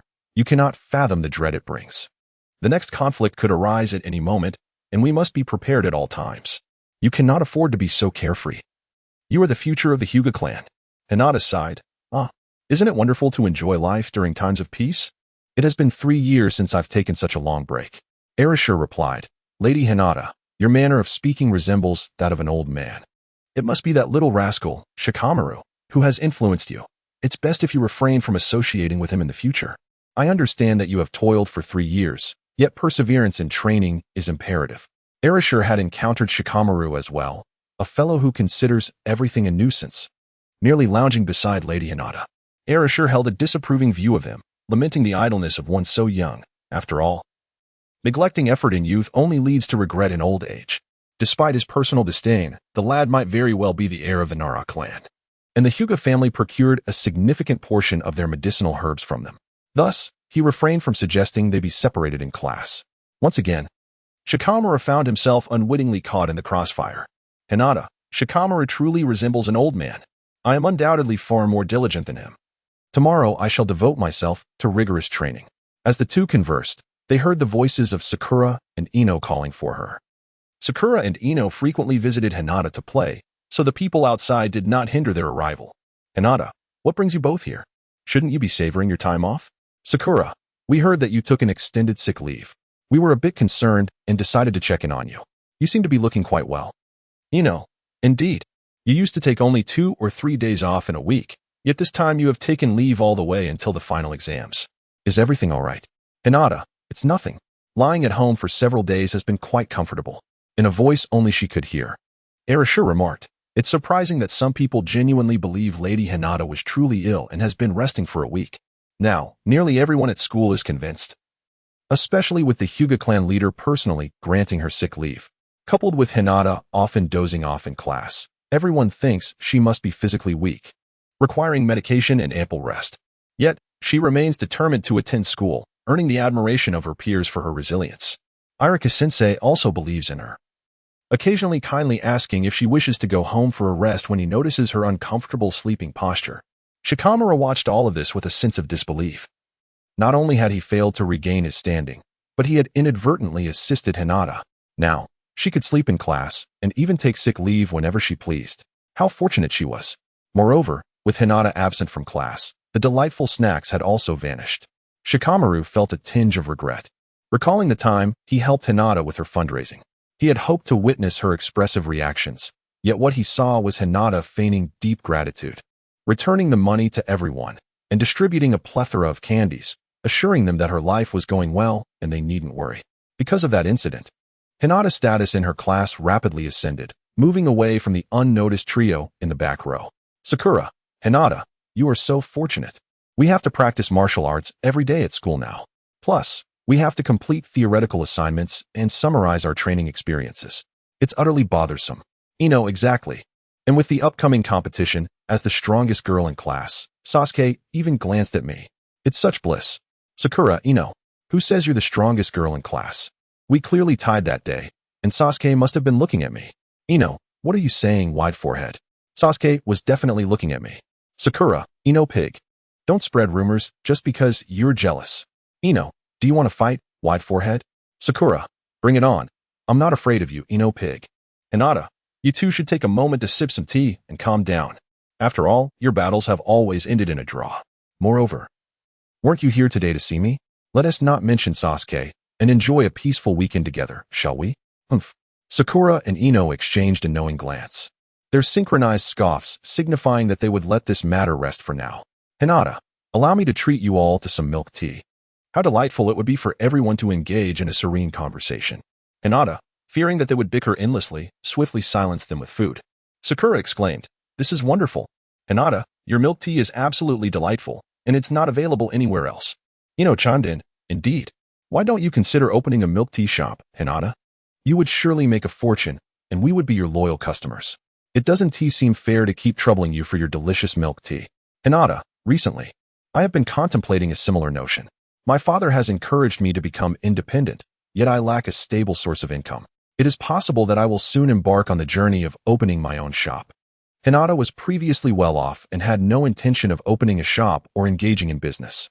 However, the capricious nature of life led her to desire learning ninjutsu 6 months ago, as she felt she had mastered the art of gentle fist combat. She approached her frugal father, hoping he would assist her in acquiring some ninjutsu scrolls for her studies. Hinata initially assumed her father would eagerly help her, considering that ambition and diligence are commendable traits. To her dismay, she was met with a firm refusal. Her father asserted that the Hyuga clan's gentle fist technique was both offensive and defensive, embodying perfection, and that ninjutsu was not as easily mastered. He insisted that if she wished to pursue it, she must find her own means, as the family would not provide financial support. Subsequently, Hinata inquired about the avenues for learning ninjutsu and discovered the challenges that lay ahead. She lamented the fate of wandering ninjas, who roamed in search of opportunities to learn a few techniques. Most ninjutsu were traditionally passed down through families or taught exclusively to one's disciples. Relying solely on her own efforts, Hinata realized she could only hope to grasp some rudimentary C-rank techniques. Sakura, a commoner, had just graduated from the Ninja Academy. Equipped with only a handful of basic skills such as the transformation technique, Genjutsu dispelling, Shuriken mastery, and Taijutsu. In contrast, those from prominent clans possessed innate ninjutsu abilities. Sasuke wielded the fireball technique, Shikamaru excelled in shadow imitation, and Ino was adept in body-switching techniques, forming the backbone of Konoha's strength. Thus, it was evident that self-reliance was a formidable obstacle. Konoha's ninja community boasted a specialized library for ninjutsu, where techniques could be acquired through missions or purchased. Albeit these were mostly commonplace in elementary, Hinata found little interest in such offerings. A-rank ninjutsu were scarce and exorbitantly priced. Even she was astounded by their unaffordability. Over the past 3 years, her relentless training had left her with little need for spending money, resulting in savings of several million ryo. Yet, even with her savings, she was still short by a substantial margin. The price of these techniques was such that even seasoned jonin would need to toil for 5 years to accumulate enough. Hence, for those without a notable background, securing a commendable mentor became paramount, for relying solely on oneself would lead to inevitable disillusionment. Hinata is currently uncertain about whom to take as her mentor, and she has her own thoughts on the matter. The prospect of rejection makes her hesitant, so she awaits the right opportunity. Until fate aligns, she is left with the task of earning money to purchase ninjutsu scrolls. According to Haruko's perspective, before formulating any grand ideas, it is prudent to enhance one's combat experience. Thus, they frequently engage in battles to identify Hinata's shortcomings. Witnessing Hinata's diligence lifts Haruko's spirits momentarily. Yet in the next instant, her mood dampens as it seems Hinata is contemplating a moment of laziness. Hinata, beautiful Miss Adam, shall we discuss a matter? Adam, with goosebumps rising, replied, Lady Hinata, please speak your mind. I shall do what is within my power, and for that which I cannot accomplish, I am equally powerless. Hinata, you are aware of my desire to learn ninjutsu. However, my father, being quite obstinate, believes it to be futile and forbids me from pursuing it. Hinata had yet to finish her words when Erasure interjected, Lady Hinata, I am powerless against the clan leader's decision. Even you cannot sway the leader's mind, let alone myself. Moreover, taking out my savings, combined with your small treasury, still leaves us short by 3/10. It will require a full year of our joint efforts to afford an A-rank ninjutsu. Hinata, Erasure, I am not seeking to borrow money from you. What I mean is, since we lack sufficient funds, let us embark on a quest to earn some. Erasure, can we earn money by undertaking missions? With Lady Hinata's prowess combined with my own, we could indeed tackle some A-rank and B-rank tasks. However, Lady Hinata, as you do not possess ninja qualifications, the earnings will solely be attributed to me. Nevertheless, this arrangement has its merits. It will allow for training to enhance our skills and provide you with valuable experiences. I shall petition the clan leader for approval tomorrow. Hinata felt a bit anxious. She certainly did not wish to endure the hardships of sleeping under the open sky and subsisting on military rations each day. Was it not far better to remain at home? There, she could indulge in hot showers, savor sumptuous meals, and luxuriate in the comfort of her bed. Hinata, you have misunderstood, Erasure. I meant to suggest earning money through other ventures. Simply completing tasks takes too long. Therefore, let us engage in business as well. Erasure, business? The Hyuga clan already has numerous enterprises. Although the clan leader does not oversee them closely, he would not entrust such matters to you at present. Your current duty lies in training. Hinata, I understand. What I aspire to is to establish my own business. Erasure, you must find the milk tea I make delightful, along with the delicacies I prepare. Erasure, indeed, young lady, your culinary creations are quite imaginative and delectable. However, such pursuits may hinder your training. Hinata, indeed. So, I'm entrusting the matter of opening the shop to you, Adam. Adam, somewhat taken aback and perplexed, exclaimed, Entrust it to me. Hinata, indeed. Leave it to you. Seek out trustworthy individuals who won't divulge the secret recipe. I will guide and train them for a while. Then we can find an empty shop to renovate and promote. It's all quite feasible. Rest assured, it will be swift. Erasure, very well. Young lady, focus on your training. I shall handle the rest. 1 week later. Erasure, I have brought the individuals you requested. These are all chefs from the Hyuga family. You can confidently entrust your skills to them. They will never disclose a thing. The chefs also expressed their unwavering determination. They are resolutely committed to completing the task assigned by the young lady and will absolutely not reveal the secret recipe. Upon observing that Erasure was searching for her family, Hinata felt a sense of relief. She was well aware that those from the branch family bore the caged bird seal, a curse imposed by the main family to prevent betrayal from the branch. The act of taking their lives was but a fleeting thought. However, the branch family enjoyed a relatively favorable treatment in tumultuous times, having a source of support naturally deterred treachery. Thus, Hinata dedicated 3 days to imparting the art of preparing various traditional delicacies from her hometown: braised pig trotters, sweet and sour ribs, and oil-braised shrimp. Hinata felt that after traversing to this place, her daily diet of sushi, ramen, rice balls, and dumplings had become rather monotonous. She longed for a more diverse culinary experience and decided to take matters into her own hands. After numerous attempts, she successfully recreated the delicacies from her hometown. This endeavor was known only to Erasure. Hinata was not keen on cooking for others everywhere. Today, she relinquished her culinary skills, knowing that those who wished to indulge in her creations would no longer seek her out, allowing her to breathe a sigh of relief. The restaurant was also beautifully renovated, leaving only the task of promotion. Although the village of Konoha was not large, relying solely on herself for advertising proved to be quite cumbersome. Thus, Hinata enlisted the help of her friends for promotion, offering them a complimentary meal on the grand opening day in exchange for bringing their parents. Those classmates who were not inclined to distribute flyers also promised Hinata that they would support her on the opening day. Naruto inquired about what he should do since he had no parents. Hinata pondered for a moment and said, "Naruto, you can bring along 2 people of your choice. If you can't make it on the opening day, you can always come a couple of days later. In any case, I will definitely treat you to a meal. So don't worry. Just remember to distribute the flyers properly." Naruto, filled with joy, readily agreed and enthusiastically began handing out the flyers. Shikamaru, Choji, Ino, and Sakura were also diligently promoting the event. Having previously savored Hinata's culinary delights, they were thrilled about her upcoming restaurant. No longer would they have to wait in anticipation for Hinata to come to school. They could simply visit her establishment whenever they wished. Thus, through the collective efforts of her friends, nearly everyone in the village became aware that the eldest daughter of the Hyuga clan was about to open a restaurant. Even the frugal old man caught wind of it and sought out Hinata to offer some advice, urging her not to neglect her training. He also mentioned that he could lend a hand if she needed extra help, and assured her that he would attend the opening day, requesting her to prepare some invitations for him. Hinata was overjoyed to learn that her father would also be attending. The presence of the clan leaders signified the representation of the Hyuga family, and perhaps they might even receive some gifts. Hinata mused that her father, despite his declarations of reluctance to assist, had subtly taken care of matters behind the scenes. Given his attendance, it was likely that other prominent figures would also be present.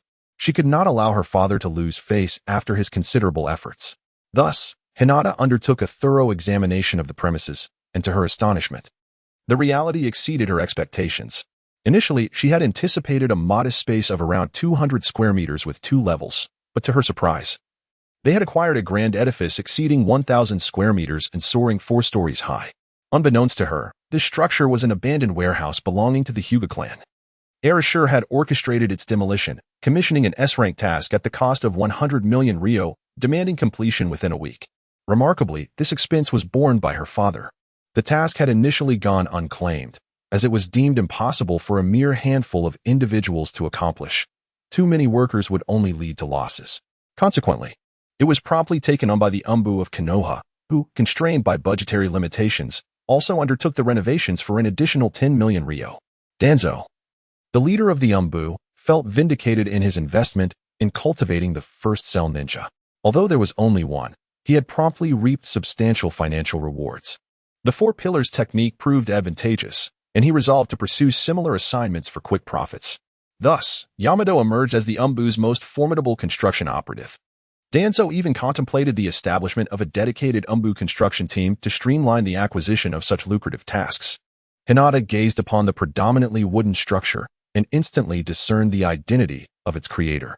It is imperative to ensure both waterproofing and fire resistance to prolong its longevity. Therefore, it is essential to establish a protective barrier against water and to enlist 1 or 2 water-style firefighters.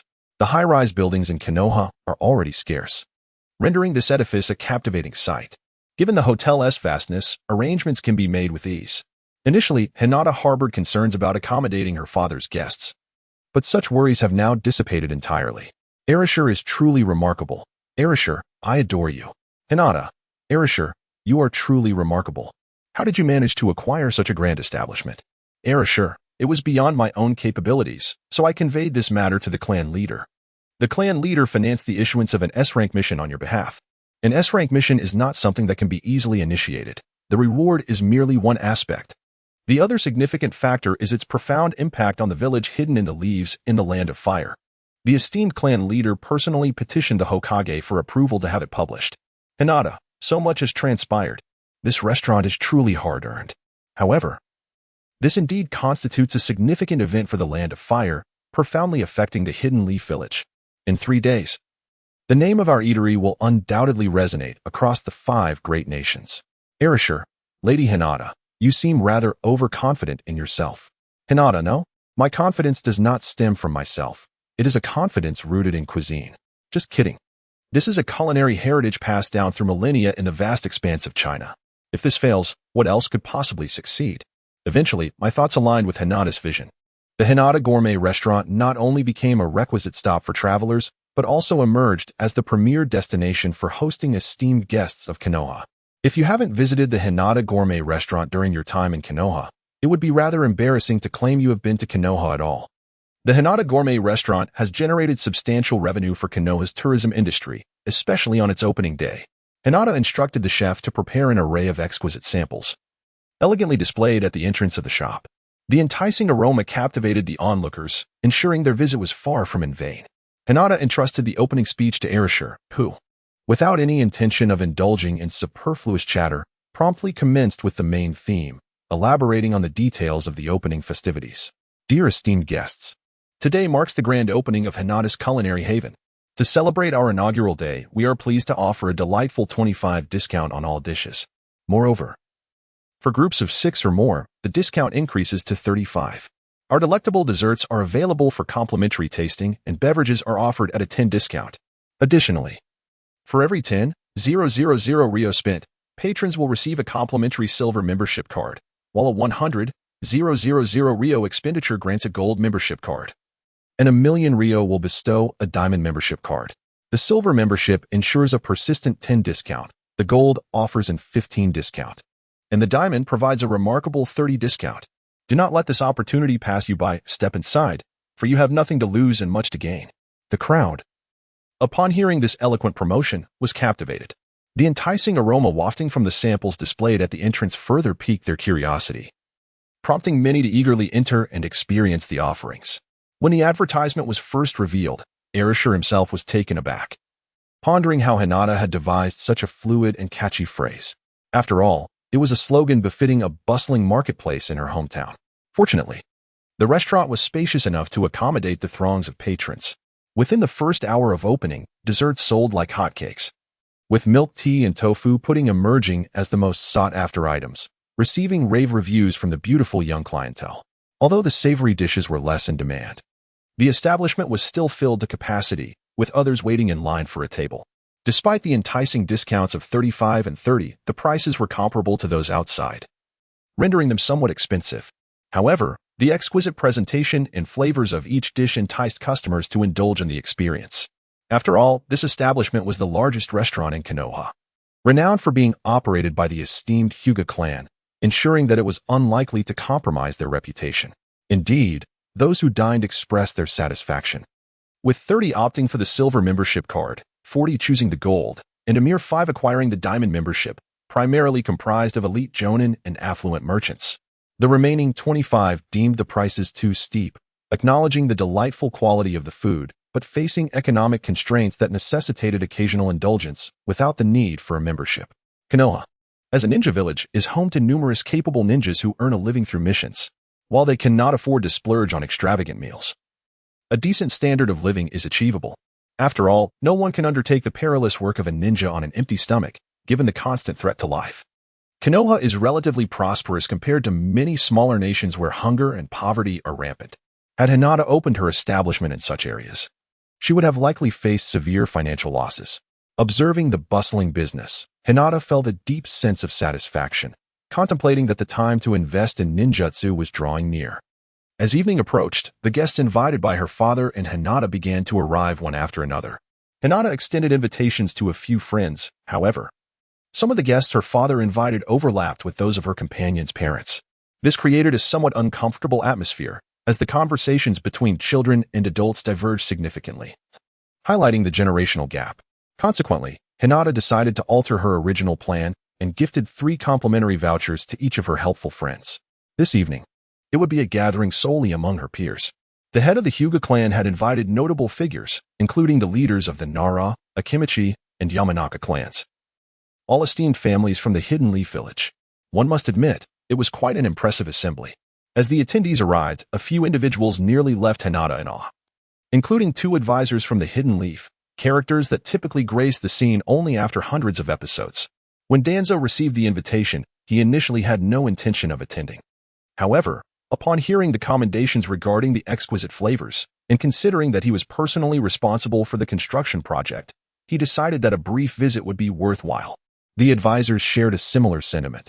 Having heard nothing but praise, they figured it would be a delightful experience, especially since there were no pressing matters troubling the village lately, making it an opportune time to unwind. Hinata harbored little affection for the elderly gentlemen and ladies present, particularly upon the entrance of Danzo, whose imposing presence rendered the room silent, evoking a sense of trepidation among the children. Alas, one must acquiesce to the circumstances, despite her lack of fondness for them. She felt compelled to usher them upstairs. After accompanying her father in receiving distinguished guests, she garnered a few compliments, only to be subsequently dismissed. Hinata was quite accustomed to the insincere flattery exchanged in the realm of business. It was evident that the children preferred confectionery delights, as their selections predominantly consisted of sweets. Hinata glanced around and noticed that Naruto and Sasuke were still absent. She couldn't help but inquire, "Where are Naruto and that boy Sasuke? Sakura, have you informed them?" "I did," Sakura replied, "but Naruto is not at home. I left a note at his doorstep. Unless he doesn't return home this afternoon. As for Sasuke, he has no intention of coming. He mentioned that he wants to train. It's truly a pity that Sasuke isn't here. He would surely adore these desserts." Hinata thought to herself, "Surely you must be mistaken. Sasuke despises sweet treats." Just then, Naruto's voice rang out. "Haha, everyone's here. Why didn't you bring your parents?" Naruto boasted. "I have parents too." As everyone turned to look, they were astonished to discover it was none other than the 3rd Hokage himself. "Hinata, Naruto, haven't you returned home?" "I asked Sakura to leave 3 complimentary vouchers and cancel the plan of bringing parents at your doorstep." "Naruto, what? So I went through all that trouble for nothing." Naruto stood there, visibly embarrassed. 3rd Hokage. Ha ha ha. Naruto remains as reckless as ever. "Is it permissible for this old man to join you?" "Of course. Just recently, the 3rd Hokage visited the Ninja Academy to deliver a speech, and Irika-sensei fervently praised the 3rd's accomplishments. While the old man may not appear formidable, he is undoubtedly a person deserving of respect." It was during this time that Naruto's aspiration to become Hokage was solidified. Later, when Hinata and Naruto discussed how they brought him along, Hinata mentioned that this old man occasionally brings treats and has accompanied her for grilled fish, reminiscent of her grandfather, which is why he was invited. Naruto did not fall into darkness. The 3rd Hokage deserves credit for that. Everyone agreed that the 3rd Hokage should join them for a meal, allowing them to boast to their parents upon returning home. However, some, like Shikamaru and Choji, were indifferent. Choji felt that as long as there was food, it didn't matter who came, while Shikamaru thought it made little difference, whether one more or one less, as long as there was no trouble. The only dissenting voice was Naruto's. "Naruto, Grandpa 3rd, this is a gathering of children. I've heard that the adults are upstairs. Why don't you go up? There's no need for you to mingle with us kids." Sakura was the first to oppose Naruto, saying, "Naruto, how can you be so rude? Didn't Irika-sensei teach you to respect your elders?" This was the emergence of Sakura's dual personality, inwardly. She felt triumphant for having showcased herself before the third Hokage and reprimanded this persistent nuisance bothering Sasuke, while also subtly criticizing Iruka-sensei's teachings, truly a stroke of genius. Iruka-sensei, once again, found himself unjustly caught in the crossfire. If he were present, he would surely lament his innocence. Nowadays, he diligently urges them to train, leaving no room for idleness. As a girl, Sakura values beauty, thus harboring some discontent toward the one who insists she sunbathes and runs daily. The third Hokage interjected, "Naruto, but you brought me here. It would be rather impolite for me to leave and dine alone. Besides, I prefer the company of spirited children like you over a bunch of old men." The third Hokage regarded the elders above as relics of outdated thinking, utterly irredeemable, and he held high hopes for the new generation, seizing this opportunity to understand them better. Relying solely on reports gathered by teachers would not provide the complete picture. Naruto contemplated and realized it was indeed inconsiderate to drag the old man here only to send him away. Moreover, the old man wasn't so bad after all. So he refrained from further protest. As expected, the third Hokage quickly assumed the role of the gathering's moderator. If the children were to speak first, he might miss out on understanding their perspectives, considering the significant generation gap. Third Hokage, Hinata, how did you come up with so many delightful recipes? The friends gazed curiously at Hinata, each eager to uncover her secrets. Hinata secretly pondered how the third Hokage, that old man, could inquire about such a commercial secret. Naturally, I could not conceive of it myself. This pertains to the magnificent culinary culture of our great nation. Hinata, I often find inspiration while dozing off in class, at times. I even dream of a dish's recipe. Upon trying it at home, I discover it to be remarkably delicious. Naruto, I also nap in class, yet I lack inspiration. Could it be that my seating position is incorrect? Sakura, Naruto, you fool. Sleeping in class is improper. Although Iruka-sensei's lessons can be rather tedious, one must still pay attention. Third Hokage, who can truly decipher the dreams of Naruto? Each individual has their own fortune. It matters not if you do not dream. What's important is the ability to savor the food. The third Hokage is well aware that Hinata's claims are not entirely truthful. Dreaming of something merely serves to fool a naive kid like Naruto. This clever girl truly possesses a sharp wit. A nation's strength lies in the strength of its youth. Seeing Hinata's astute demeanor brings a smile to the third Hokage's face. If all were like Naruto, the future of Konoha would seem bleak. Suddenly, the third Hokage recalls that the first Hokage was similarly naive. Yet, he had a clever younger brother by his side to assist him, which led to the establishment of the Land of Fire and the passing down of the Will of Fire to me. However, it seems I have failed the first Hokage. The most gifted of his disciples has become obsessed with human experimentation in pursuit of immortality and has already defected. Another shows no interest in responsibilities, spending his days penning frivolous novels. As for his notorious lust, I cannot fathom who taught him that. The remaining one, the first Hokage's granddaughter, was once a figure of grace and authority in her youth. Yet, after losing her beloved and closest kin, she succumbed to gambling, consistently facing defeat. Having encountered failure once, it is imperative to nurture the next generation properly to avoid repeating past mistakes. With this thought in mind, the third Hokage begins to harbor doubts regarding Iruka-sensei's teaching methods. So many students falling asleep in class is troubling. Hinata and Naruto have just confessed as much. The records also indicate that Kiba, Shikamaru, and CHG are similarly inattentive. Iruka must be educated on this matter. The third Hokage praises the delightful tofu pudding that suits Kiba's palate, along with the appetizing sweet and sour ribs that stimulate his appetite. Yet, the third Hokage remains quite busy, and after a brief stay, he bids farewell. Hinata, perceptively, gives him a diamond membership card. Satisfied, the third Hokage packs some delicacies to take home to his grandson, advising Hinata to inform him should any difficulties arise with the establishment in the future. Such delectable treats ought to be preserved for posterity. Upon hearing the news, Hinata's eyes sparkled with excitement. The establishment had secured a formidable backing, rendering it unlikely for anyone to disrupt their venture out of jealousy. That evening, after reconciling the accounts with Yuanzai, she discovered that within a single day, excluding the funds allocated for membership cards, they had amassed over 1 million taels in profit. However, given the bustling crowd on the first day, it was anticipated that the revenue for the following day would dwindle to half that amount. If this trend persisted, they could acquire an A-rank ninjutsu within 5 months. Yet, as per Hinata's aspirations, this timeline felt excessively prolonged. Mastering merely 2 ninjutsu in a year would be insufficient for her survival, especially with the looming threat of encountering the despicable Orochimaru in 3 years. Should she inadvertently catch his eye, it could prove disastrous. Thus, she resolved to earn more and learn additional ninjutsu. The following day, the influx of patrons to Hinata's eatery was indeed diminished. However, the turnout was still comparable to the inaugural day. It appeared that those who had visited previously were thoroughly satisfied and had begun recommending the establishment to others. As Hinata strolled along the streets, she occasionally overheard discussions about her culinary haven. The creator of these delectable dishes had unwittingly become a household name. Everywhere she went, people inquired about the release of new delicacies, and some even sought her autograph and photographs. However, she was reluctant to oblige, as those requesting her likeness were predominantly older gentlemen. At this moment, the advantages of being a ninja came into play, should the situation become uncomfortable. Hinata could vanish without a trace. A week later, the shop's revenue had plummeted to half of what it had been on the first day. Watching her earnings decrease day by day, Hinata recalled the Matewan food delivery service back in her hometown. Hinata intends to establish a series of stations akin to novice delivery points throughout the streets of Konoha, each equipped with intercoms linked to the main store.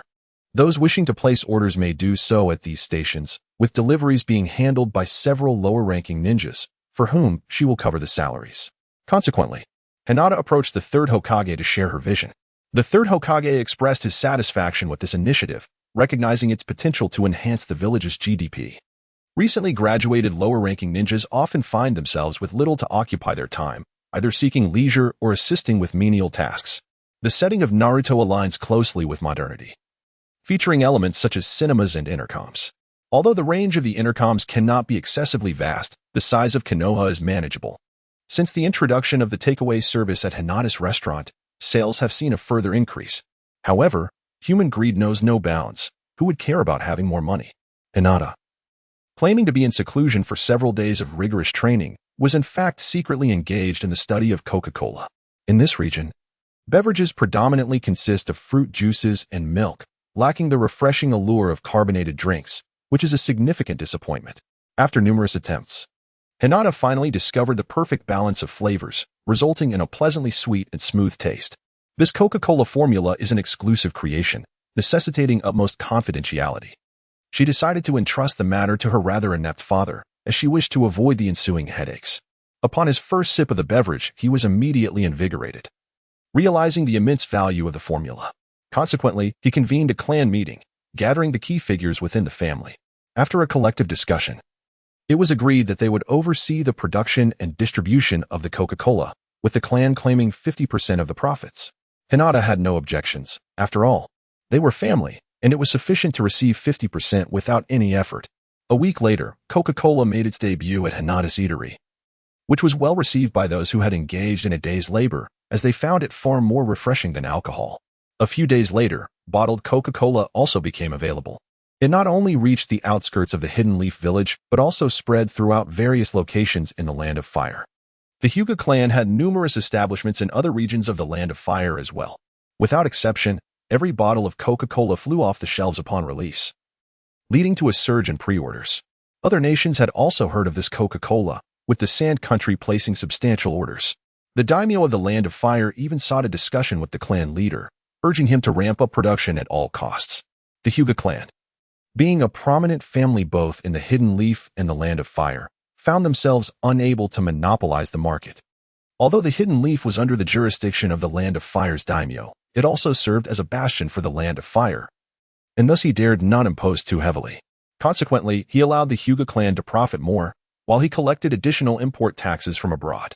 With the arrival of Coca-Cola, Hinata was determined not to overlook the opportunity to create various snacks, such as spicy strips and dried fish. Thus, she dedicated over a month to developing a tantalizing spicy strip that left customers yearning for more. During that period, Erasure often remarked that Lady Hinata was neglecting her training and reported it to the clan leader, who paid little heed. Hinata's father believed that in the face of ample wealth, taking a break from training was acceptable. Contributing to the family was also a pivotal criterion for a future clan leader. With increased finances, they could nurture more talent, thus strengthening the Hyuga clan. A brief pause in Hinata's training was inconsequential, according to her father. After 6 months, her earnings finally arrived, more than sufficient to acquire 2 A-rank wind release jutsus. Gale Palm and Wind Release. Great breakthrough, along with a singular A-rank lightning release technique, Lightning Arrow. Hinata previously assessed her attributes, discovering them to be exceedingly rare, lightning and wind. Moreover, these two elements are inherently contradictory. It is unlikely that her transformation from male to female would have bestowed upon her such paradoxical traits. Nevertheless, it matters little. These attributes are undeniably powerful.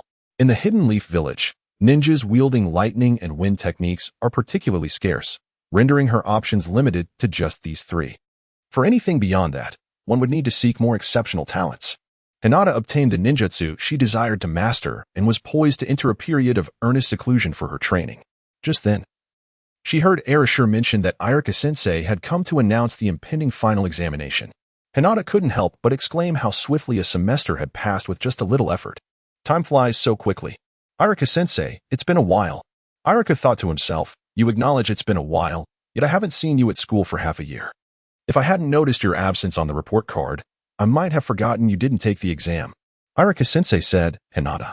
Seeing your rosy complexion puts my mind at ease. You are the only one in the class who hasn't taken the exam yet. Therefore, I will conduct a special assessment for you the day after tomorrow.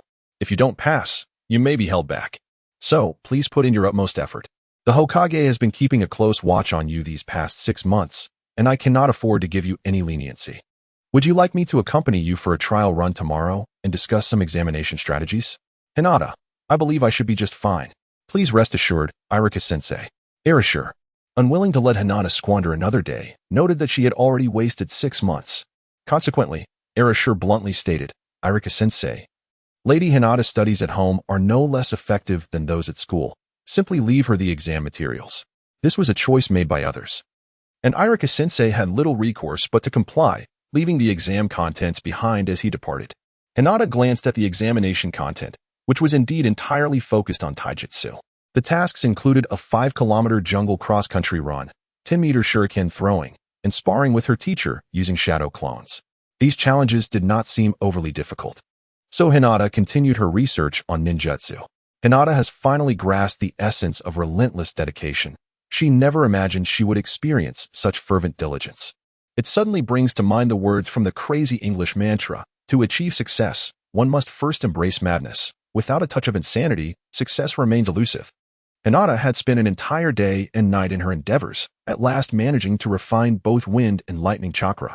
However, before she could proceed to the next step, Arashur informed her that it was time for the examination. Thus, Hinata arrived at the designated location to meet with Irika-sensei, her eyes resembling those of a weary bear.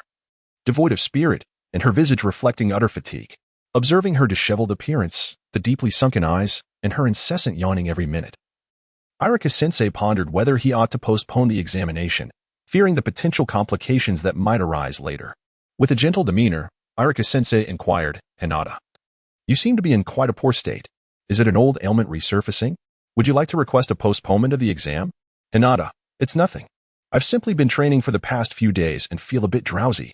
While training, I hardly notice it, but once I stop, I find myself quite fatigued and perplexingly tired. So, Irika-sensei, let us proceed swiftly. I need to return shortly to catch up on some sleep. Irika-sensei, very well. Let us commence with the first examination, a 5-kilometer traversal through the forest. Completing it within 25 minutes will yield a passing score. For every minute less, you will gain an additional 10 points. A typical individual would require around 20 minutes to complete a straightforward 5-kilometer run. The conditions in the forest will undoubtedly be much more challenging than on flat terrain, and one must also navigate accurately, potentially requiring detours.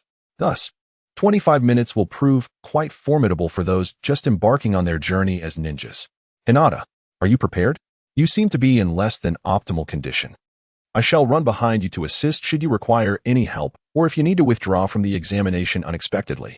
Hinata, thank you, Irika-sensei, for your concern. I believe I am quite capable. After all, I practice my taijutsu every day at home. Irika-sensei, I look forward to your performance. Begin the timer. Upon hearing Irika-sensei's command to start, Hinata effortlessly leaped onto the tree trunk and commenced her rapid march. Irika-sensei was taken aback, astonished by the unexpected display of her abilities. He had not anticipated that Hinata could reach such heights, she was the first to complete the final examination, alleviating any worries he had for her. Nevertheless, out of a sense of duty as a teacher, he adhered to his earlier words and followed closely behind Hinata. Hinata skillfully leaped from one tree to another. Even while running, she felt a twinge of fatigue, prompting her to quicken her pace. Enduring a day and night without rest was a challenge beyond the capacity of an ordinary person. Hinata's acceleration has indeed caused quite a predicament for Irika-sensei. As he observed Hinata sprinting faster and faster, he nearly found himself shouting, "Slow down. Be careful not to fall." Hinata has already surpassed the level of a chunin, while Irika-sensei, who is only at the chunin rank and primarily focused on teaching, finds it quite challenging to keep pace with Hinata. Thus, when Hinata reached the finish line, she waited for Irika-sensei for a whole minute. As she observed the breathless and delayed arrival of Irika-sensei, Hinata remarked, "Irika-sensei, have you been so engrossed in teaching that you've neglected your physical training?" Irika-sensei thought to himself, "Well, it's your speed that leaves me behind, all right? With your level of fitness, you take sick leave every day? Could it possibly be feigned?" Today's youth have such cunning strategies. However, feeling somewhat embarrassed to be criticized by his own student, especially a female one, Irika-sensei blushed and replied, "I assure you, I've just been unwell lately. I do engage in physical exercise regularly." Hinata expressed her skepticism, exclaiming, "Really? Could it be that he has a girlfriend?" Irika-sensei replied, "How could that be? I am still single." Then he questioned, "Wait, Hinata, who taught you that having a girlfriend could affect one's health?" Observing Irika-sensei's serious demeanor, Hinata felt a twinge of panic. The seasoned veteran had let something slip. After all, she considered herself a pure and innocent young girl. Hinata coughed lightly and said, "Irika-sensei, our examination is of utmost importance at the moment." This statement was uttered by Naruto, and I am uncertain as to why. My apologies, Naruto. I must trouble you to bear the blame once more. Hinata was aware that Naruto had been secretly studying the art of seduction, making him the perfect scapegoat. Irika-sensei exclaimed, "It's that rascal Naruto. How could he stray from the right path at such a young age?" Consequently, Irika-sensei began to keep a watchful eye on Naruto and soon discovered him sneaking into an adult bookstore. Thus, Naruto received a lesson in love from Irika-sensei. Despite this, Naruto did not relent. On the 10th occasion of being caught, he executed the art of seduction for the first time, successfully evading Irika-sensei's pursuit. Irika-sensei lamented, wondering how wonderful it would be if Naruto applied such diligence to his studies. After Naruto had taken the fall, Irika-sensei refrained from probing further into Hinata's involvement. Subsequently, Hinata embarked on her second examination, the 10-meter shuriken throw.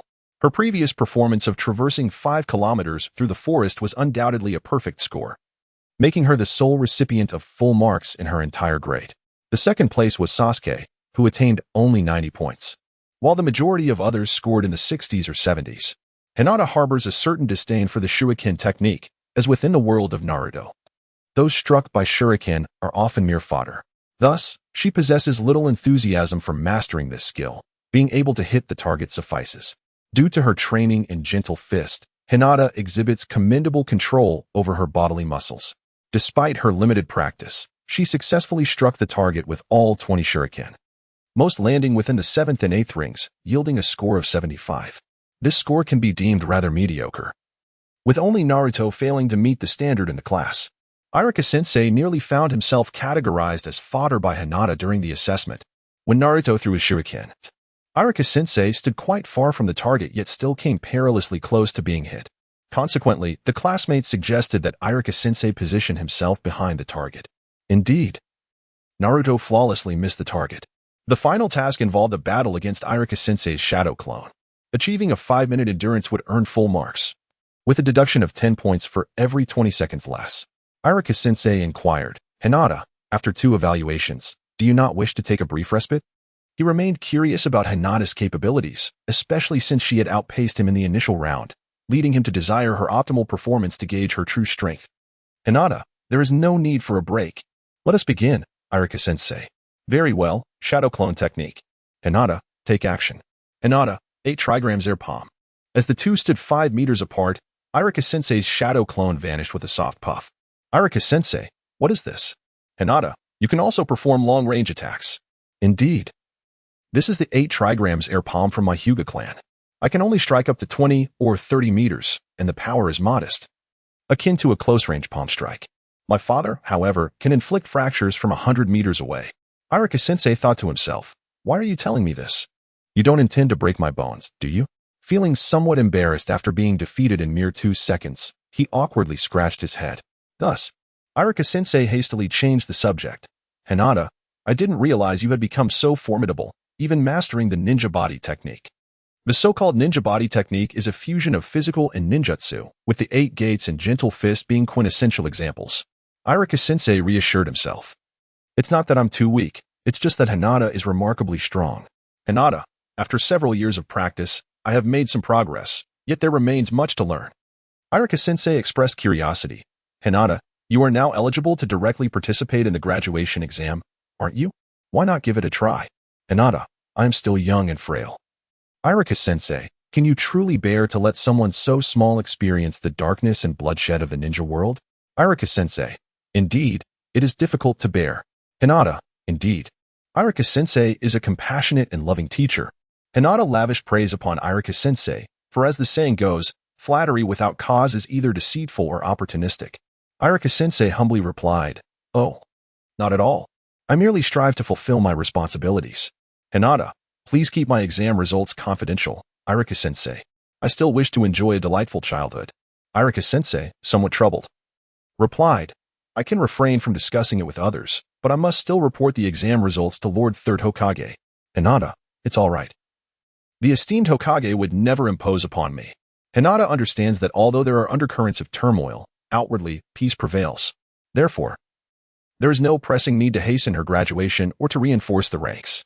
Hinata did not anticipate that in a few days, she would receive a grand gift from the Third Hokage. The Third Hokage, having learned of Hinata's prowess from Irika-sensei, sought the counsel of the Hyuga clan's leader to ascertain Hinata's current abilities and potential. He was genuinely pleased, as Konoha had recently suffered significant losses. The legendary Sannin had departed one by one, leaving the village. The 4th Hokage, Minato, and his wife had perished 9 years prior while sealing the 9 tails. And the current Jinchuriki, Naruto, was still a child, unable to contribute much to the village's strength. Moreover, the once mighty Uchiha clan had been annihilated, leaving Konoha reliant on a few antiquated figures of little utility. As a once mighty nation, it now stood on the precipice of despair. The emergence of a promising representative for Konoha's future brought the 3rd Hokage great joy, prompting him to bestow upon her a selection of gifts. The day after Hinata completed her examination, the school announced the results, posting them on the door of the classroom. Hinata did not come to check the results. She was already aware of her score but had little interest in the rankings. Many who attended today were primarily focused on the standings, as they were already familiar with their own scores from the exam. Naruto was in high spirits today, having fortuitously encountered Sakura at the school gate, the girl he admired. Despite the presence of Ino, who acted as an unwelcome distraction, Naruto exclaimed, Sakura, are you here to check the results as well? Ino retorted, oh great. It's that guy who's always following Sasuke around. Sakura, he clearly likes you. Why not make a sacrifice for Sasuke's peace? Sakura shot back, Ino, are you trying to monopolize Sasuke? I won't let you have your way. It is indeed tiresome for a girl to be pursued by someone she does not like. So Sakura sarcastically remarked, Naruto, you always come in last. There's no need for you to look. Naruto replied, I think I might be second to last this time. After all, Hinata didn't take the exam. It's a rare chance to see some improvement in the rankings, so I wanted to check it out. Ino exclaimed, what? Naruto, how can you compare your results with someone who didn't even take the exam? That's shameless. Sakura agreed, right? Are you planning to go around telling everyone that Hinata is in last place? Naruto replied, Hinata is my friend. She doesn't care about her scores, haha. I'll just treat her to a milk tea. Ino and Sakura exchanged knowing glances, contemplating why no girl seemed to take a liking to Naruto. Ino suddenly wore a pitying expression as she looked at Sakura. Sakura felt a twinge of annoyance and thought, shouldn't you be looking at Naruto that way?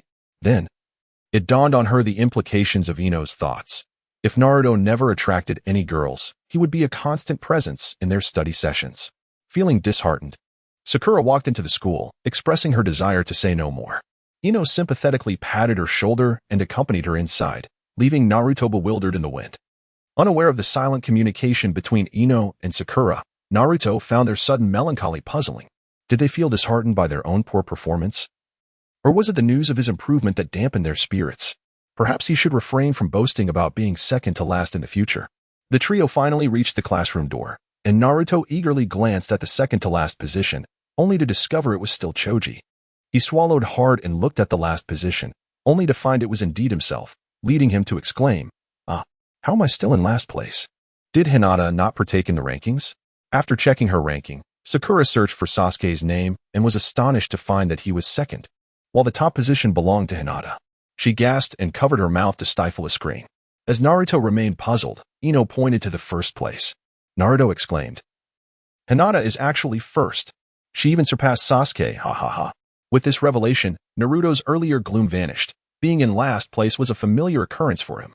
However, Sasuke, the aloof one, had been overtaken by a girl who often feigned illness. He was keen to see how Sasuke would react to this news. Sasuke, oblivious to his second-place finish, had not anticipated that he was not first. Since the annihilation of his clan, he had considered restoring the Uchiha name and seeking vengeance as paramount. The Uchiha clan was once the strongest in the ninja world. Even if he was the last remaining member, he was determined to uphold that honor. Thus, he could not accept Hinata's first place and resolved to challenge her to demonstrate the Uchiha's superiority. Knowing Hinata would not be at school, he planned to visit her home, only to stumble upon her enjoying milk tea at a CAF on the way. "Hinata, are you free later?" he called out. Hinata found it rather peculiar. This individual had hardly exchanged a word with her in the past, yet now he was taking the initiative to seek her out. The young lad seemed surprisingly mature for his age. Could it be that he harbored feelings for her? Hinata felt a slight headache as she pondered how to refuse him. This young man had just endured the harrowing experience of his clan's annihilation, and now he faced heartbreak. The cruelty of fate seemed determined to drive Sasuke toward a path of despair. However, sacrificing her own dignity was something Hinata could never accept. Hinata thought that if she could avoid the first day of the month, she would do so, and thus she said, "I will be quite busy later. I have something to attend to, so I shall take my leave. Farewell." Sasuke replied, "Very well. Whenever you find the time, let us arrange a duel." Hinata let out a sigh of relief as she wiped the cold sweat from her forehead, almost believing he was about to confess his feelings on the spot. Upon hearing it was a duel, her embarrassment diminished considerably. "Hinata, a duel, you say? Then let us engage in a battle of wits. For it is unbecoming for children to resort to mere brawls." If Hinata were to triumph over Sasuke, he would become the next Naruto, persistently seeking her out for a duel. Sasuke, a battle of intellect? How does one engage in such a contest? "Hinata, listen carefully. I achieved a perfect score in the 5-kilometer cross-country run. What about you?" Sasuke, 90. Hinata, I scored 75 in the 10-meter shuriken throw. Sasuke, perfect score. Hinata, I achieved a perfect score in practical training with Iruka-sensei. Sasuke, 80. Hinata, I have triumphed in the best of 3. Sasuke, if it were merely about results, I wouldn't seek you out. I desire to witness your true strength, Hinata. Hinata, alas, it is unwise to resort to violence. If you manage to strike me, I shall consider you the victor. Very well. At this moment, Hinata conceived a notion. She resolved to decisively defeat Sasuke and subsequently recruit him as her subordinate. After all, this fellow was perpetually pursued by girls at school. Although they were merely young girls, Hinata, possessing the spirit of a boy, felt a twinge of jealousy. She believed it was time to teach this little brat a lesson, to vindicate the boys at school. "Yes, I stand on the side of justice," Hinata silently affirmed. The proud yet slightly irked Sasuke retorted, "Even if your grades surpass mine by a slight margin, it does not grant you the right to look down upon me. Hinata, let us act swiftly. Practice is the sole criterion for testing truth. Achievements do not encompass everything, which is precisely why you sought me out. Am I correct?" Upon hearing these words, Sasuke, with no hesitation, drew forth his shuriken and launched it, for it is indeed one of his prized techniques. Upon their first encounter, Hinata swiftly unleashed her shuriken, displaying a remarkable tenacity, while Sasuke, this impudent youth, showed no mercy whatsoever. As Hinata shifted to the side, 2 shurikens from Sasuke flew past her. "Sasuke, this approach is futile." Sasuke had no intention of truly hitting her with the shurikens.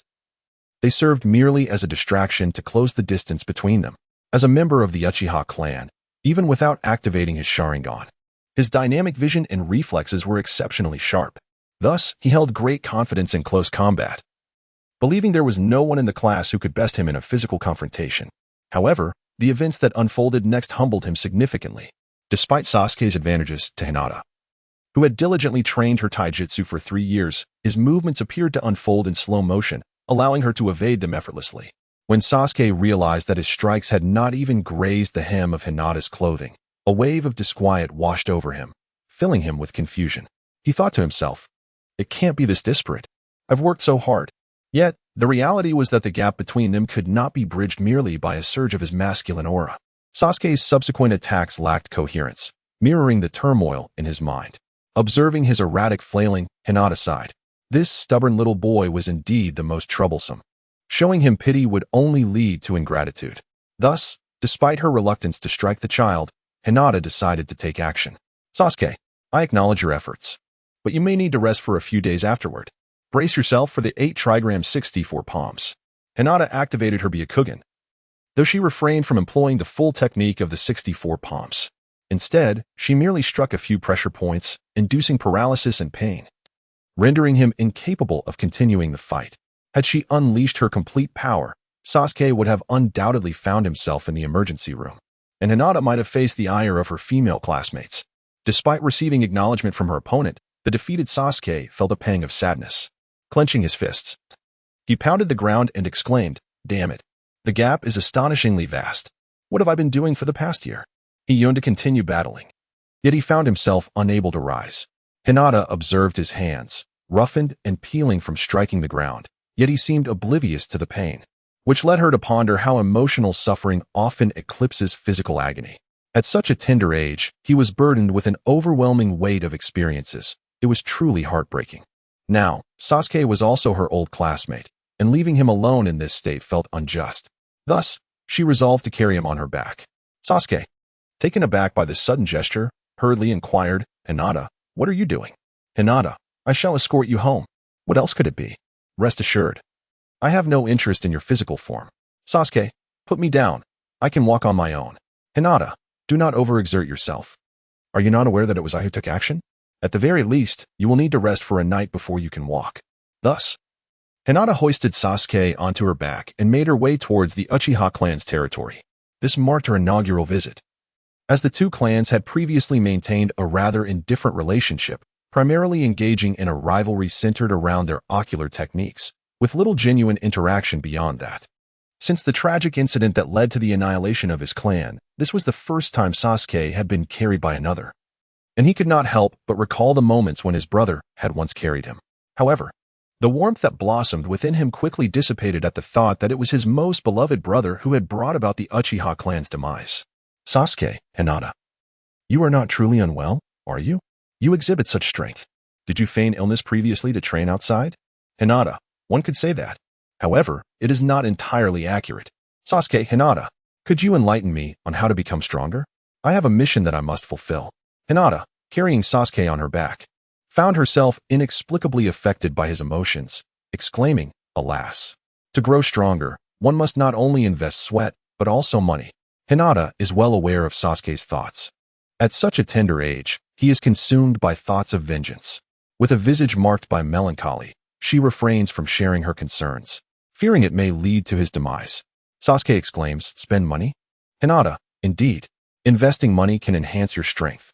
Sasuke, "Please be more explicit." Hinata, "You have heard about the medicine I consumed, haven't you?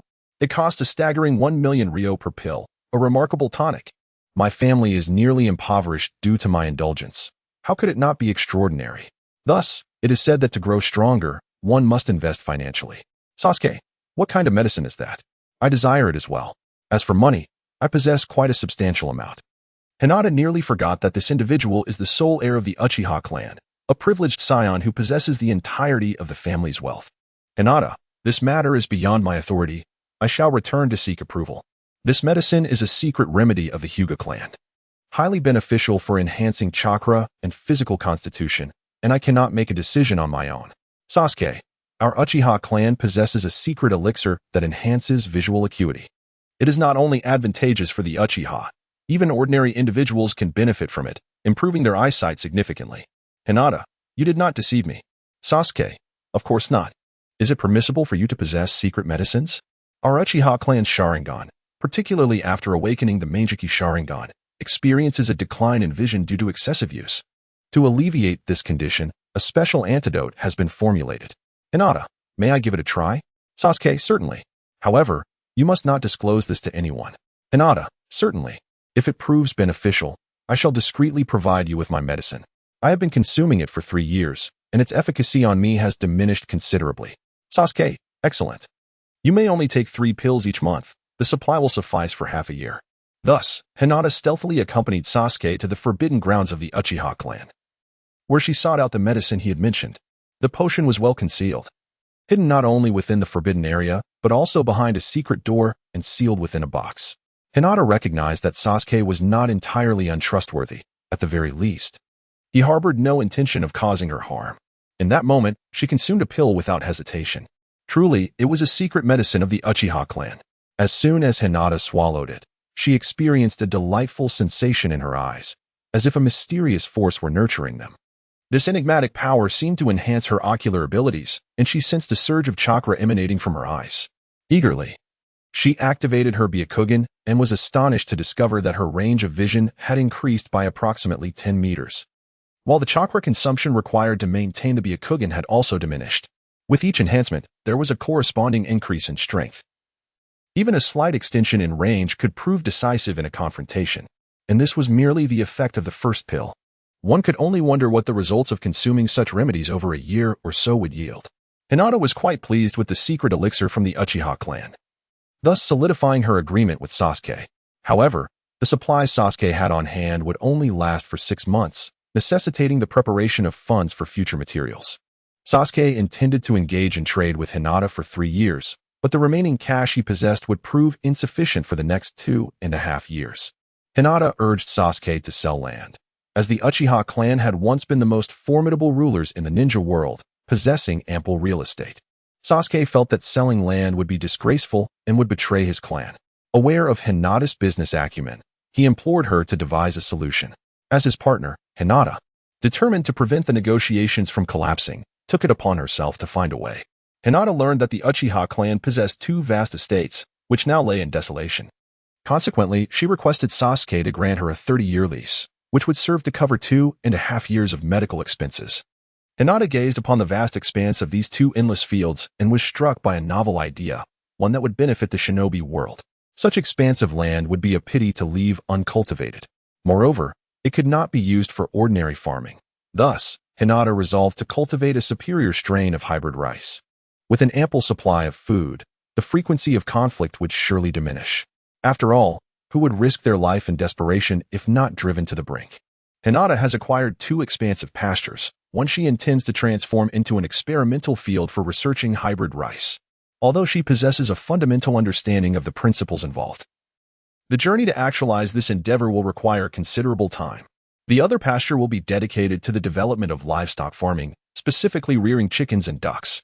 Thus, the legendary feed chickens are poised to make their debut in the world of Naruto.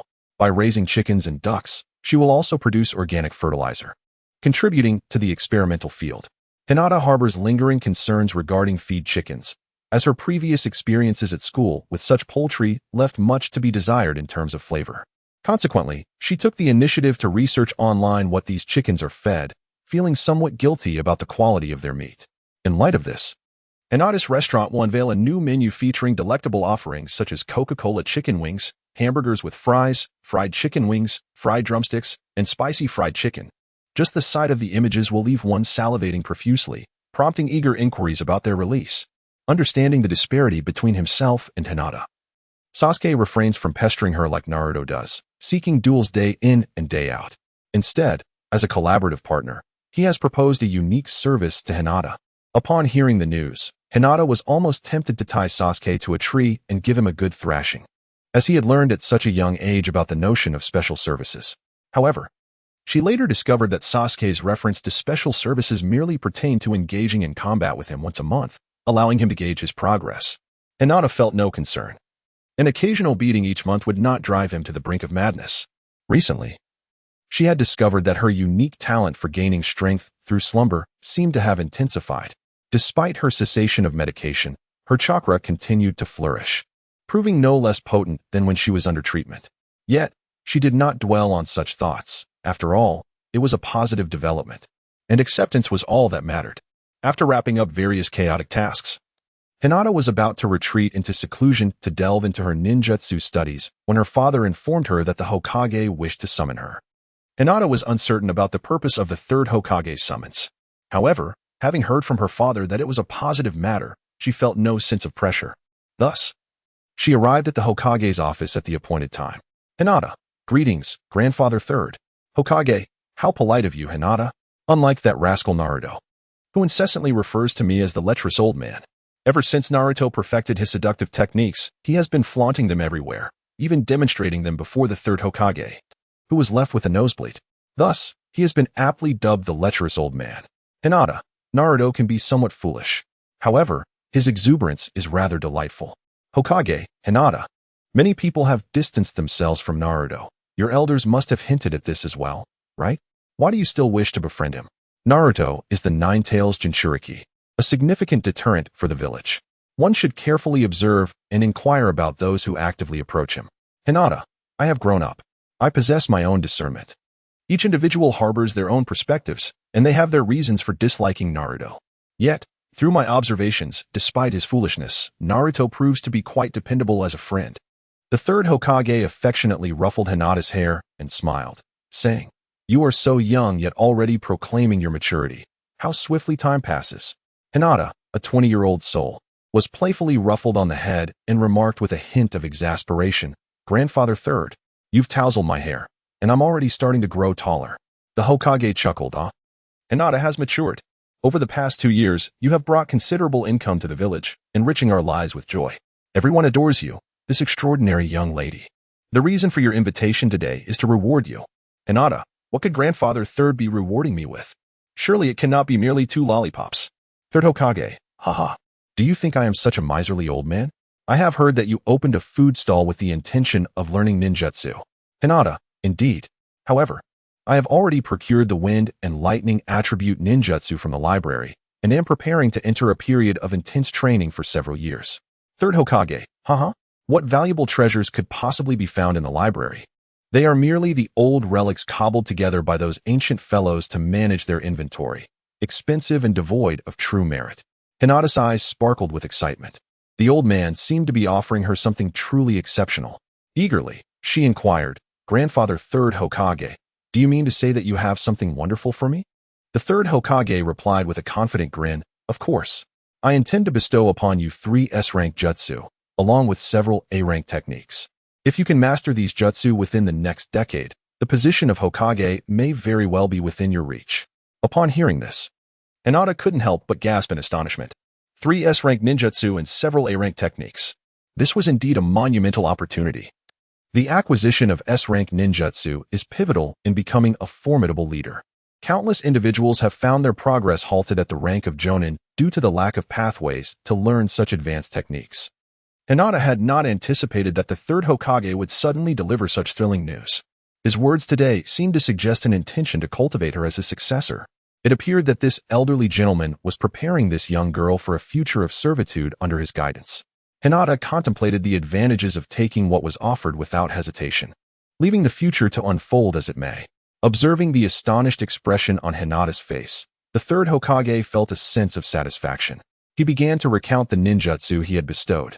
The first S-rank technique, Wind Release, Vacuum Sphere, a jutsu belonging to Danzo, which had pierced through Susanoo during a confrontation with Sasuke, exemplifying its S-rank status. The second S-rank technique, Wind Blade Technique, an ability never before depicted in the narrative, capable of cleaving mountain peaks when mastered. The third S-rank technique, Lightning Release, Armor Technique. This was a technique pilfered from the land of lightning by Konoha, a testament to Konoha's resourcefulness, unbeknownst to the land of lightning that their ancestral jutsu had been appropriated. However, it remained unlearned by anyone. Treasures such as these are meant to be utilized. The third Hokage had previously offered this technique to Kakashi, who, burdened by numerous setbacks, lacked the motivation to delve into the study of this formidable S-rank jutsu. These 3 S-rank techniques demonstrated a harmonious blend of offense and defense, each possessing formidable destructive power, which greatly pleased Hinata. Following these were the A-rank techniques, Rasengan, Chidori, Shadow Clone Technique, Shuriken Shadow Clone Technique, and Body Flicker Technique, covering both long-range and close-quarters combat. With capabilities for baiting the enemy, evasion, and swift advances, These techniques represented the pinnacle of A-rank power. Furthermore, these jutsu were wielded by renowned ninjas across the ninja world. Hinata, with a hint of trepidation, expressed, "Will I be accused of stealing techniques for learning these ninjutsu?" The third Hokage reassured her, "Whenever someone creates a new ninjutsu, they are rewarded handsomely upon reporting it to the village. The village does not neglect those who contribute, and I have already obtained their consent." Hinata, isn't that from the village? Third Hokage, "It's not from the village. Once you've mastered it, what is there to fear? Life and death are trivial. If you disagree, then fight." Hinata, "Grandfather, how could he be so hot-tempered?" Third Hokage, "How can one manage without a bit of temper? Always wearing a smile and being submissive shows a lack of confidence. In my youth, I was known as the professor of the ninja world, a paragon of ninja prowess." Hinata stood beside the third Hokage, listening to him boast about his glorious past, frequently exclaiming in admiration. After all, he had bestowed upon her countless benefits, and it was only fitting to keep the old man pleased. Such an abundance of ninjutsu was not something to be given lightly, especially considering the presence of several S-rank techniques. Moreover, if she were to receive too much at once, the third Hokage feared that Hinata might become overly eager for quick results, learning each technique only superficially. Thus, these formidable techniques would hold little significance for her. Therefore, they reached an agreement. She could only acquire 2 techniques at a time, and only upon mastering them could she obtain new ones. Furthermore, today's events were to remain confidential, as the Hokage was wary of any ill-intentioned individuals who might harbor ulterior motives concerning Hinata.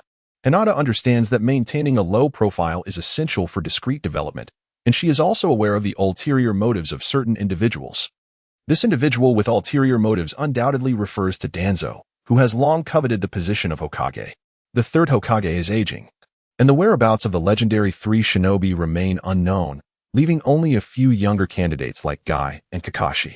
Guy, filled with fervor, is undoubtedly not a viable choice for Hokage, while Kakashi, despite his considerable strength, lacks the necessary credentials and the village's esteem compared to Danzo, rendering him unafraid of competition. There are no other younger contenders. Should Danzo discover that the third Hokage is clandestinely training a successor, he would undoubtedly be incensed. The unexpected rise of Minato previously took him by surprise. Although Minato is Jiraiya's disciple, it is certain that the third Hokage provided him with certain advantages. The Flying Thunder God technique is a jutsu from the Sealing Book, and without the support of a Hokage, it would have been impossible for Minato to master it. Hinata unhesitatingly embraced the techniques of Rasengan and Chidori. Although these 2 jutsu are merely classified as A-rank, their potential for advancement into S-rank techniques, or the derivation of various other jutsu, is considerable. Furthermore, Hinata possesses a profound understanding of these techniques, making the learning process relatively straightforward. These 2 jutsu have stood the test of time, remaining effective even after 700 episodes, and are undeniably classic and practical. Upon returning home, Hinata refrained from disclosing to her father that the third Hokage intended to groom her as a successor. She merely mentioned that the third Hokage had gifted her several formidable jutsu, a statement he publicly endorsed, thus arousing no suspicion. Finally, she was free from disturbances, allowing her to commence her training in Rasengan. The Rasengan consists of 3 stages. The first stage entails causing the chakra to rotate. Having studied the Byakugan, Hinata found it quite simple to make her chakra spin in her hand. Consequently, she swiftly completed the first stage, her progress resembling the rapid ascent of a rocket. The second stage requires the chakra to rotate in different directions to take shape. This phase proves to be rather challenging. Akin to drawing squares with one hand while drawing circles with the other, without diligent practice, it is nearly impossible for an average person. Naruto, being somewhat clumsy, lacks the dexterity to accomplish this. Thus, he devised a method employing shadow clones to assist in altering the direction of chakra flow. For Hinata, the second stage was manageable, as she could multitask effectively. She adeptly adjusted the chakra's direction while maintaining its rotation, completing this phase in just 1 day. The true challenge for Hinata lay in the third stage. After successfully maintaining the rotational flow of the chakra to form the Rasengan, she had to ensure its potency. Amplifying the chakra volume and flow speed while sustaining control was paramount to guarantee its power. Naruto, too, struggled considerably at this stage. A Rasengan lacking power could merely leave an imprint on a tree, while a potent one could create a substantial crater. There was a 100-fold difference in effectiveness. The third stage felt akin to capturing a bouncing ball. The more she expended, the harder it became to maintain control, as it could easily slip away. The greater the chakra output and the faster the flow, the more challenging it was to manage its direction. Nevertheless, Hinata had a firm grasp on chakra control. After all, multitasking merely required additional practice. After a week of diligent effort, Hinata finally mastered the Rasengan, achieving a potency comparable to that depicted in the original narrative. Next on her agenda was Chidori, which proved even easier to learn. It simply required the concentration of intense lightning attribute chakra in her hand, rendering it as sharp as a sword. This technique, created by Kakashi in his youth, is not particularly difficult to master. The challenge lies in striking the enemy while ensuring her own safe retreat. Accompanying Chidori is the technique of body activation, which significantly enhances movement speed. However, the increased speed inevitably makes control more difficult, which constitutes Chidori's critical weakness. Consequently, for many, the technique is of limited utility unless wielded by someone with the Sharingan, which allows for its full potential to be realized.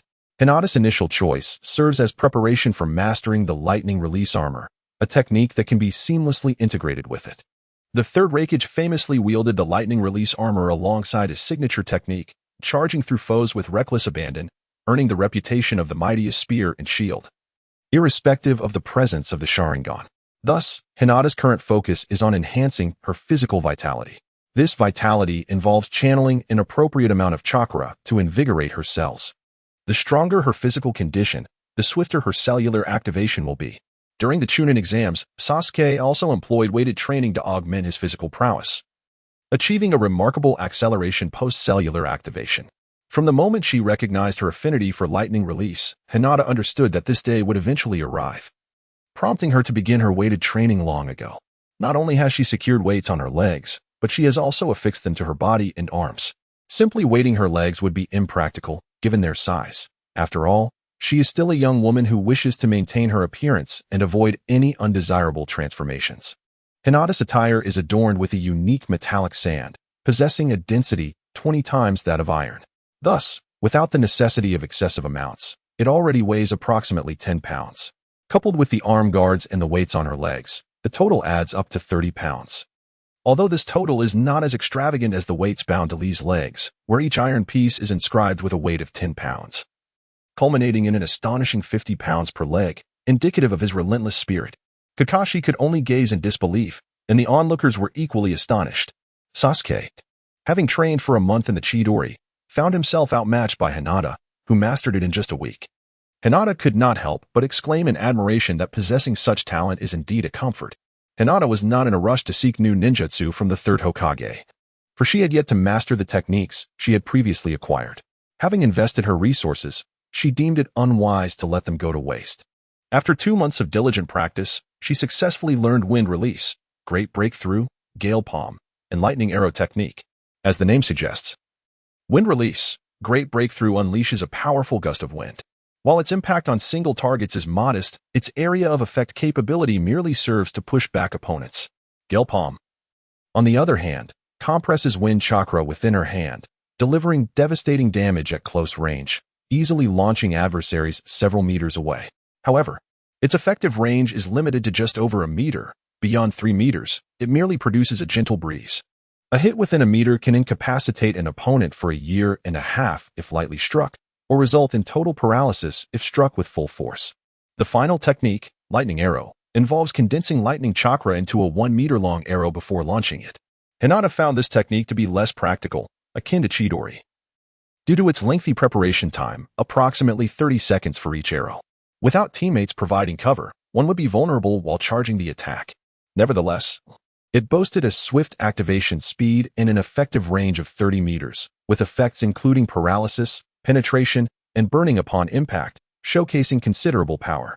However, its drawbacks were notable. It consumed more chakra than Chidori, and despite Hinata's relatively ample chakra reserves among Jonin, she could only unleash 5 arrows. The flaws of the lightning arrow technique were evident. While the arrow, enveloped in crackling electricity, presented a visually striking spectacle, it was ultimately more for show than practical use. For instance, during the Chunin exams, had Gaara not transformed into a sphere, Sasuke would never have had the opportunity to utilize Chidori.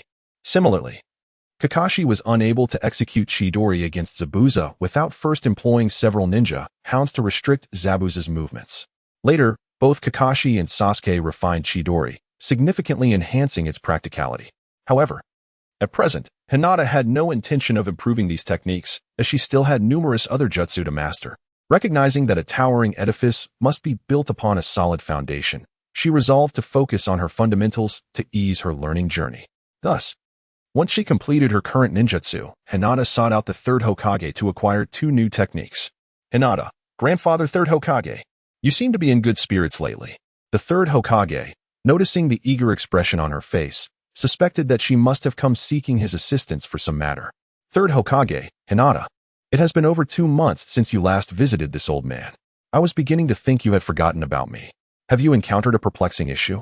Speak up, and I shall offer my guidance. However, this is only for today. I will ensure you find a proper teacher in the future. The third Hokage assumed that Hinata was experiencing difficulties in her studies of ninjutsu, as it is common for beginners to face a myriad of questions. After all, even the most basic techniques can be challenging to comprehend, especially those of A rank. Lately, the third Hokage had been quite busy and had not kept abreast of Hinata's progress. Thus, he felt that her dedication to self-study for 2 months was commendable. He believed that fostering her ability to learn independently was beneficial. But having a teacher could expedite her progress. Just a few days ago, he had intended to help Hinata find a mentor, and to his surprise, she had come to him today seeking assistance. Hinata felt somewhat speechless about her own assumptions regarding the third Hokage, pondering in her mind whom he looked down upon. Was it merely the Rasengan and Chidori, techniques that even 2 genin could master? Surely, I must be stronger than a mere genin. Thus, with a hint of exasperation, Hinata remarked, Grandfather third Hokage, I have already mastered your ninjutsu. It wasn't particularly difficult. I am here to acquire new techniques. The third Hokage responded, Nanny, have you truly learned it so swiftly? Are you not jesting with this old man? Hinata understood that the time had come to demonstrate her prowess. For actions speak louder than words. In this moment, she naturally opted to employ the most striking technique, the Chidori, to validate her capabilities. The visible chakra coalesced in her hands, producing a high-pitched, crackling sound.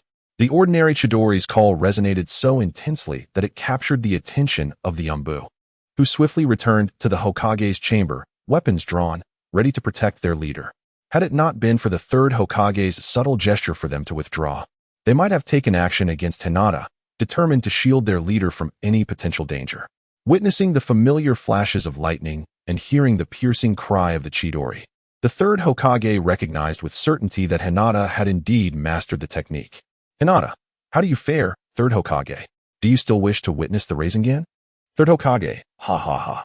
Young Hinata is indeed remarkable. She unleashed the Chidori in merely 10 seconds. You must be here today to present a new ninjutsu, correct? Upon witnessing Hinata's Chidori, the third Hokage's earlier embarrassment vanished, replaced by a sense of pride. Hinata truly possesses great potential. Nurturing her would honor the legacy of our predecessors, proving that amidst the vices, there are still notable accomplishments. Hinata, indeed, I have come to learn a new ninjutsu. This time, I wish to master the S-rank technique. Lightning Release Armor. The third Hokage chuckled and said, Ha, little Hinata, this ninjutsu might be a bit premature for you. However, I can still teach it to you now. You will soon realize that not all ninjutsu are as simple as they appear. Hinata, grandfather third, I have gained some insights into lightning release, and I believe I can do it. Third Hokage, haha, go ahead and give it a try. It is a perfect opportunity for you to hone your skills. If your learning comes too easily, it may not serve you well. A bit of challenge and adversity will help you recognize your shortcomings. Hinata nonchalantly accepted the scroll handed to her by the third Hokage, pondering that only through practice would she truly grasp its difficulty. Any speculation at this moment was mere folly. However, as the subsequent months unfolded, Hinata came to understand precisely why the third Hokage had warned her of impending challenges and setbacks. This formidable technique was far beyond her current capabilities. It was no wonder it was a secret passed down through generations of Raikage, truly a pinnacle of S-rank ninjutsu. The Raikage who mastered this technique possessed strength akin to that of a Kage. It was this very ability that enabled the third Raikage to contend fiercely with the Eight Tails.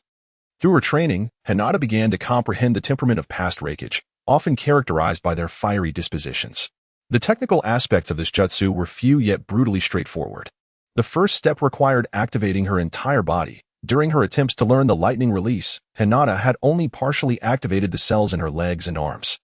Fully activating all her cells was a daunting task, demanding a higher standard of physical prowess.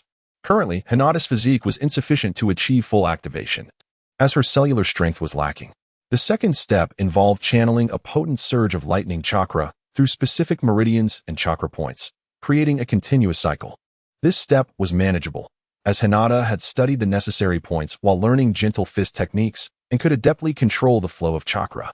The third step, however, was akin to a test of endurance. Maintaining the incessant release of chakra to form an armor that would protect her was an arduous challenge. The lightning armor boasted formidable defensive capabilities and agility, as evidenced when a wind release Raisin Shuriken struck a Raikage, leaving only minor injuries. This suggested that even when facing such an attack, a Raikage could endure unharmed. Aside from tailed beasts, Hinata had scarcely witnessed anyone withstand such force with mere physicality. Without the Sharingan, Sage Mode, or Flying Thunder God technique, most could not match the speed required for full cellular activation. Strength came at a price. The ceaseless output of chakra was overwhelming. The chakra consumption of the Chidori seemed trivial in comparison. With her current level of chakra as a Jonin, she could barely sustain the technique for 2 minutes. Moreover, with her cellular activation still low, once fully activated, she might only have 10 seconds before exhausting her chakra, leaving her vulnerable. Thus, Hinata recognized her shortcoming insufficient chakra reserves. This could only be remedied through training. She could not yet access Sage Mode, nor did she possess a tailed beast as her source of chakra. After 3 months of training with lightning release armor, Hinata felt it was a futile endeavor and sought the third Hokage's counsel about 2 other S-rank wind release techniques, wondering if they too would prove equally taxing on chakra. The answer was affirmative, which seemed reasonable. After all, if there were no cost to using such powerful techniques, who would engage in the game? However, the chakra consumption of the 2 wind release S-rank techniques combined was less than that of lightning release armor. Thus, Hinata remained inclined to experiment with them. During this period, rumors began to circulate about Hinata. In a village neither too large nor too small, her close interactions with Sasuke were bound to attract attention. Consequently, various insinuations and whispers began to spread. Fortunately, Hinata was no longer attending school. Otherwise, she would have to endure the scrutinizing gazes of her female peers. Despite the rampant rumors, some remained steadfast in their admiration for Sasuke, unwilling to believe that their idol could be so easily claimed. Yet, the emergence of a photograph seemed to validate all speculations, leaving many hearts shattered. The image depicted a flushed Sasuke lying on the ground, while Hinata stood triumphantly over him. At first glance, it resembled a scene from a Queen's game. Thus, various discussions ensued. Bystander A. I recall that their relationship began to flourish after Hinata's impressive performance. Could it be that Sasuke is drawn to strong women? Bystander B. Absolutely. Did you see that photograph? Sasuke appears to be reveling in Hinata's dominance. Bystander C. Indeed.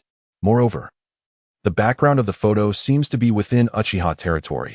He has brought her home, allowing for anything to transpire. Bystander D. I never imagined Sasuke to be like this. I once viewed him as an aspiration, desiring the adoration of every girl in school. Perhaps the sheer number of girls pursuing him led him to favor a more assertive companion, even enjoying the sensation of being underfoot. Bystander E. If this is the price of popularity, I think I'd prefer to remain an ordinary person, even amidst the disparaging rumors aimed at Sasuke. Sakura remained undeterred and confronted him. Sasuke, is the photograph true? Sasuke replied, it is. Sakura felt her heart sink. Do you genuinely enjoy that sort of thing? Sasuke affirmed. I do. Upon hearing Sasuke's resolute answer, heartbroken Sakura fled in tears, losing interest in attending class. Concerned for her friend, Ino pursued her, yet another student skipping school. Sakura and Sasuke's exchange was utterly misaligned. However, the revenge-seeking training fanatic had no desire for further clarification. This simplicity allowed for a clearer mind. Despite having been defeated by Hinata, Sasuke relished their encounters. His previous string of victories in class had fostered a sense of superiority, inadvertently hindering his efforts as he believed his endeavors were sufficient. After Hinata's successive victories over him, he recognized the existence of greater talent and the need for increased diligence, thus becoming even stronger. When Irika-sensei returned to class, he found 2 fewer students and was incensed. Ever since Hinata opened her restaurant, the children had been skipping class to indulge in her culinary delights. Particularly, Choji, Shikamaru, Kiba, and Naruto were frequent patrons. The girls, however, remained dutiful, avoiding truancy, which brought Irika-sensei some solace. Yet, He was taken aback to discover that the girls had also begun to skip class. At this rate, half the class would be absent, incurring the wrath of the Hokage. Consequently, Irika-sensei commenced an investigation into the reasons for their absences, discovering yet again that it was related to Hinata. With a complex expression, he lamented that Hinata had become a calamity in his teaching career. He sought to console himself, reminding that in just over 2 years, this batch would graduate. Sasuke observed Irika-sensei's pitiful demeanor with exasperation and urged, "Sensei, if you don't resume teaching, soon there will be even fewer students in the classroom." Irika-sensei snapped back to reality, prompted by Sasuke's insistence, and thoughts of the photograph resurfaced. He was astonished at how precocious today's youth had become. While it was one thing for Naruto to sneak a peek at such books at a young age, it was quite another for Sasuke to actively pursue such experiences. Yet he seemed to take pleasure in it. It was truly astounding, most likely rooted in familial circumstances, as Sasuke bore the weight of it all alone. Sitting in the front row, close to Irika-sensei, Sasuke overheard his mutterings and felt a surge of frustration as he pondered whether to skip the next class to train. Ino called after Sakura, "Sakura, wait for me." Naturally, a girl who had just experienced heartbreak sought someone to confide in, so Sakura paused to wait for Ino. "Ino, Sakura, we cannot simply give up. Hinata is truly despicable. She is such a good actress. She previously claimed to dislike Sasuke, yet now she is secretly getting close to him. We must confront her."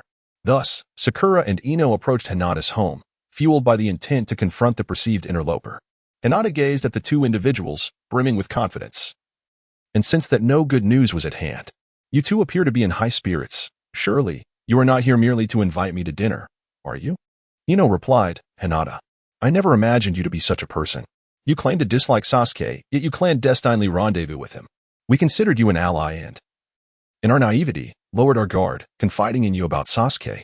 Hinata was utterly speechless. How could she possibly harbor feelings for Sasuke? Moreover, every time you spoke of Sasuke, Hinata would merely let it go in one ear and out the other. "Sakura, exactly. Your attempts at denial are futile. The entire school is aware of it." Hinata was utterly bewildered, pondering how it could be that the entire school was aware of her situation, while she herself was left in the dark. With curiosity, she inquired, "What on earth? I do not harbor any feelings for Sasuke. What exactly does everyone know?" Sakura responded, "Hinata, then tell me, is this photograph genuine?" Hinata glanced at the photograph. After their sparring session, she had used Sasuke as a seat. At that moment, Sasuke was utterly exhausted, rendering any thoughts of resistance futile. "Hinata, it's true. How did you come by this photograph?" "Ino, Sakura, look at her. She actually admitted it nonchalantly. The broken pot has been shattered." "Hinata, I merely stated that this photograph is authentic, but what does it have to do with my affection for Sasuke?" Sakura, feeling somewhat embarrassed, remarked, "Now the entire school is aware of your peculiar inclinations, particularly your penchant for games like Queen. I inquired with Sasuke, and he confessed that he rather enjoys such experiences." Hinata murmured to herself, "Sasuke actually enjoys being hit? It seems that in the future, I should inflict less pain upon him when I defeat him. Otherwise, what will I do if he becomes overly attached?" Ino interjected, "Hinata, you must provide us with an explanation. We clearly agreed as close friends to stand united, yet you are secretly undermining our bond." Hinata sighed and remarked, "Alas, you have misunderstood. Sasuke believes himself too weak and has come to seek my special training. Beyond that, there is no game of the Queen." Sakura interjected, "Then how is it that you found yourself seated upon someone?" Hinata, I prefer not to sit on the floor since it's a new outfit." "Ino, how infuriating. I never received such treatment, and yet you got to experience it first."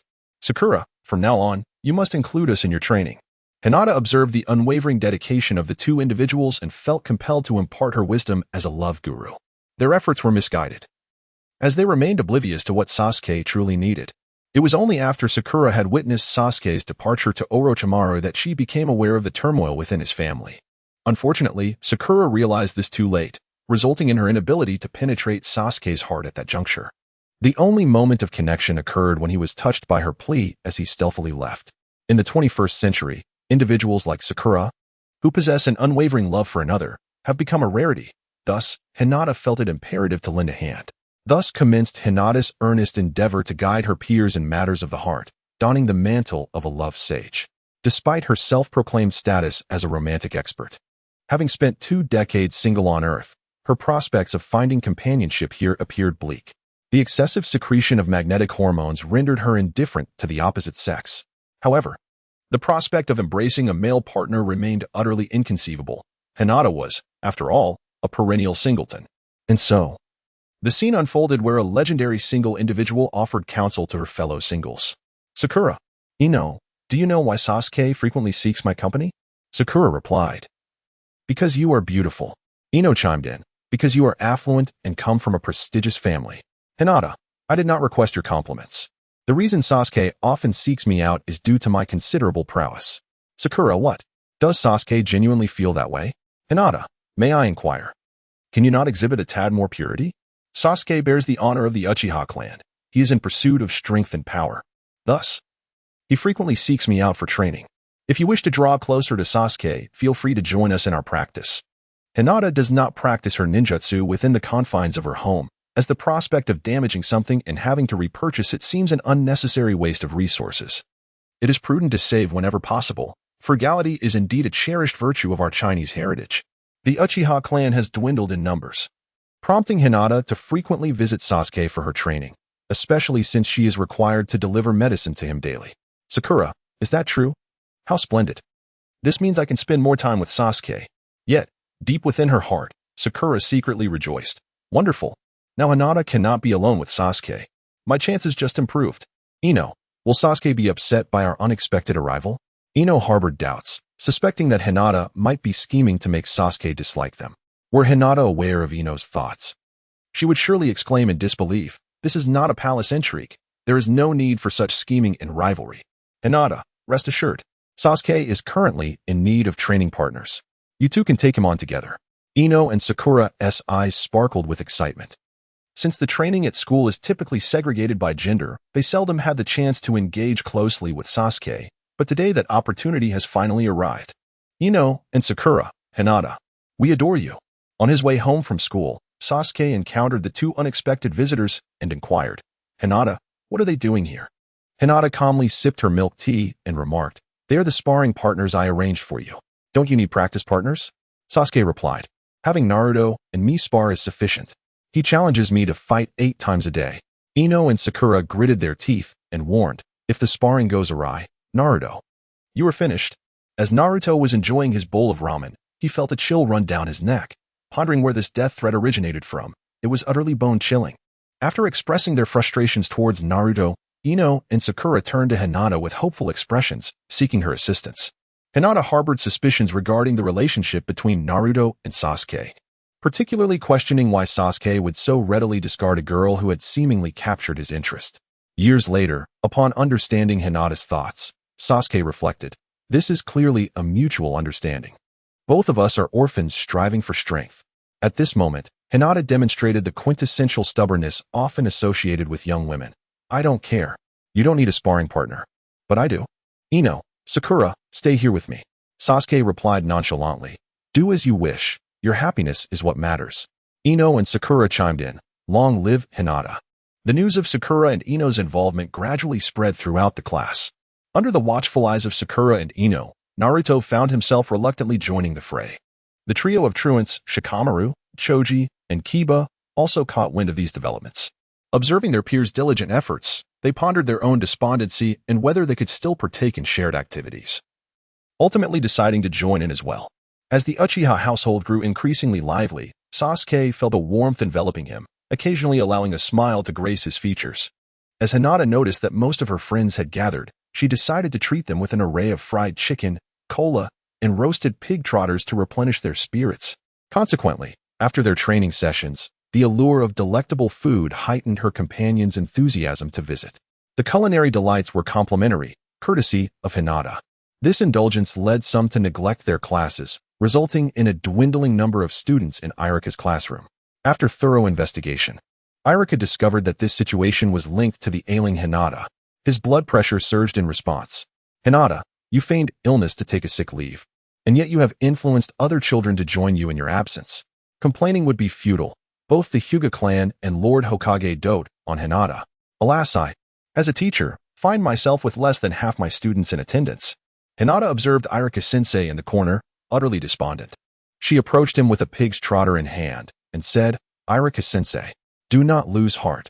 Remember the original intention that inspired you to become a teacher. Irika-sensei was invigorated by Hinata's words. Yes, I cannot allow myself to fall into despair. I will surely devise a way to ensure you all have a fruitful learning experience. I will triumph over the demon that is Hinata. Hinata, how did I become a demon? Irika-sensei, what are you imagining? However, seeing him in such high spirits, Hinata set aside her pig's trotters and departed. Recently, Irika-sensei discovered through a questionnaire that students were disinterested in attending classes due to the absence of written examinations. Now, assessments were purely practical. Hence, listening to a hypnotic lecture in class seemed less appealing than training outdoors. Consequently, Irika-sensei began to elaborate before the third Hokage, advocating for the reinstatement of theoretical examinations. As a result, Shikamaru and the others were to endure an additional theoretical subject. For Naruto, Choji, and Kiba, who were not academically inclined, this news felt like a thunderbolt from a clear sky. Nevertheless, these students had grown accustomed to failing, at worst. They could retake the exams while continuing to skip classes. Presently, only Shino remained quietly seated in the classroom, not opting to skip. Irika-sensei felt a deep sense of gratitude. Knowing that at least one student silently supported his teaching, he had not completely failed, adhering to the principle of delivering a thorough lecture even if but one soul listened. Irika-sensei commenced his impassioned hypnotic lesson. Shino gazed at the multitude of insects before him, contemplating that the scorching sun was detrimental to their development. The classroom was a cooler environment, more suitable for their growth. As the class began to swell in number, Hinata retreated to a secluded corner to resume her ninjutsu training, wary of accidentally injuring someone during her practice. Time slipped away quietly, and before they realized it, 2.5 years had passed. The official storyline commenced, and Hinata, would no longer remain meek. I would strike with vigor. I would take on 10 opponents. The more, the merrier.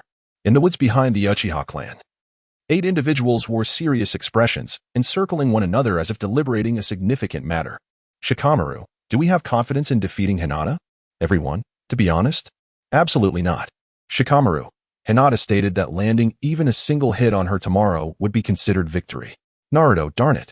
Hinata is attempting to undermine us again. It's merely a failed experiment.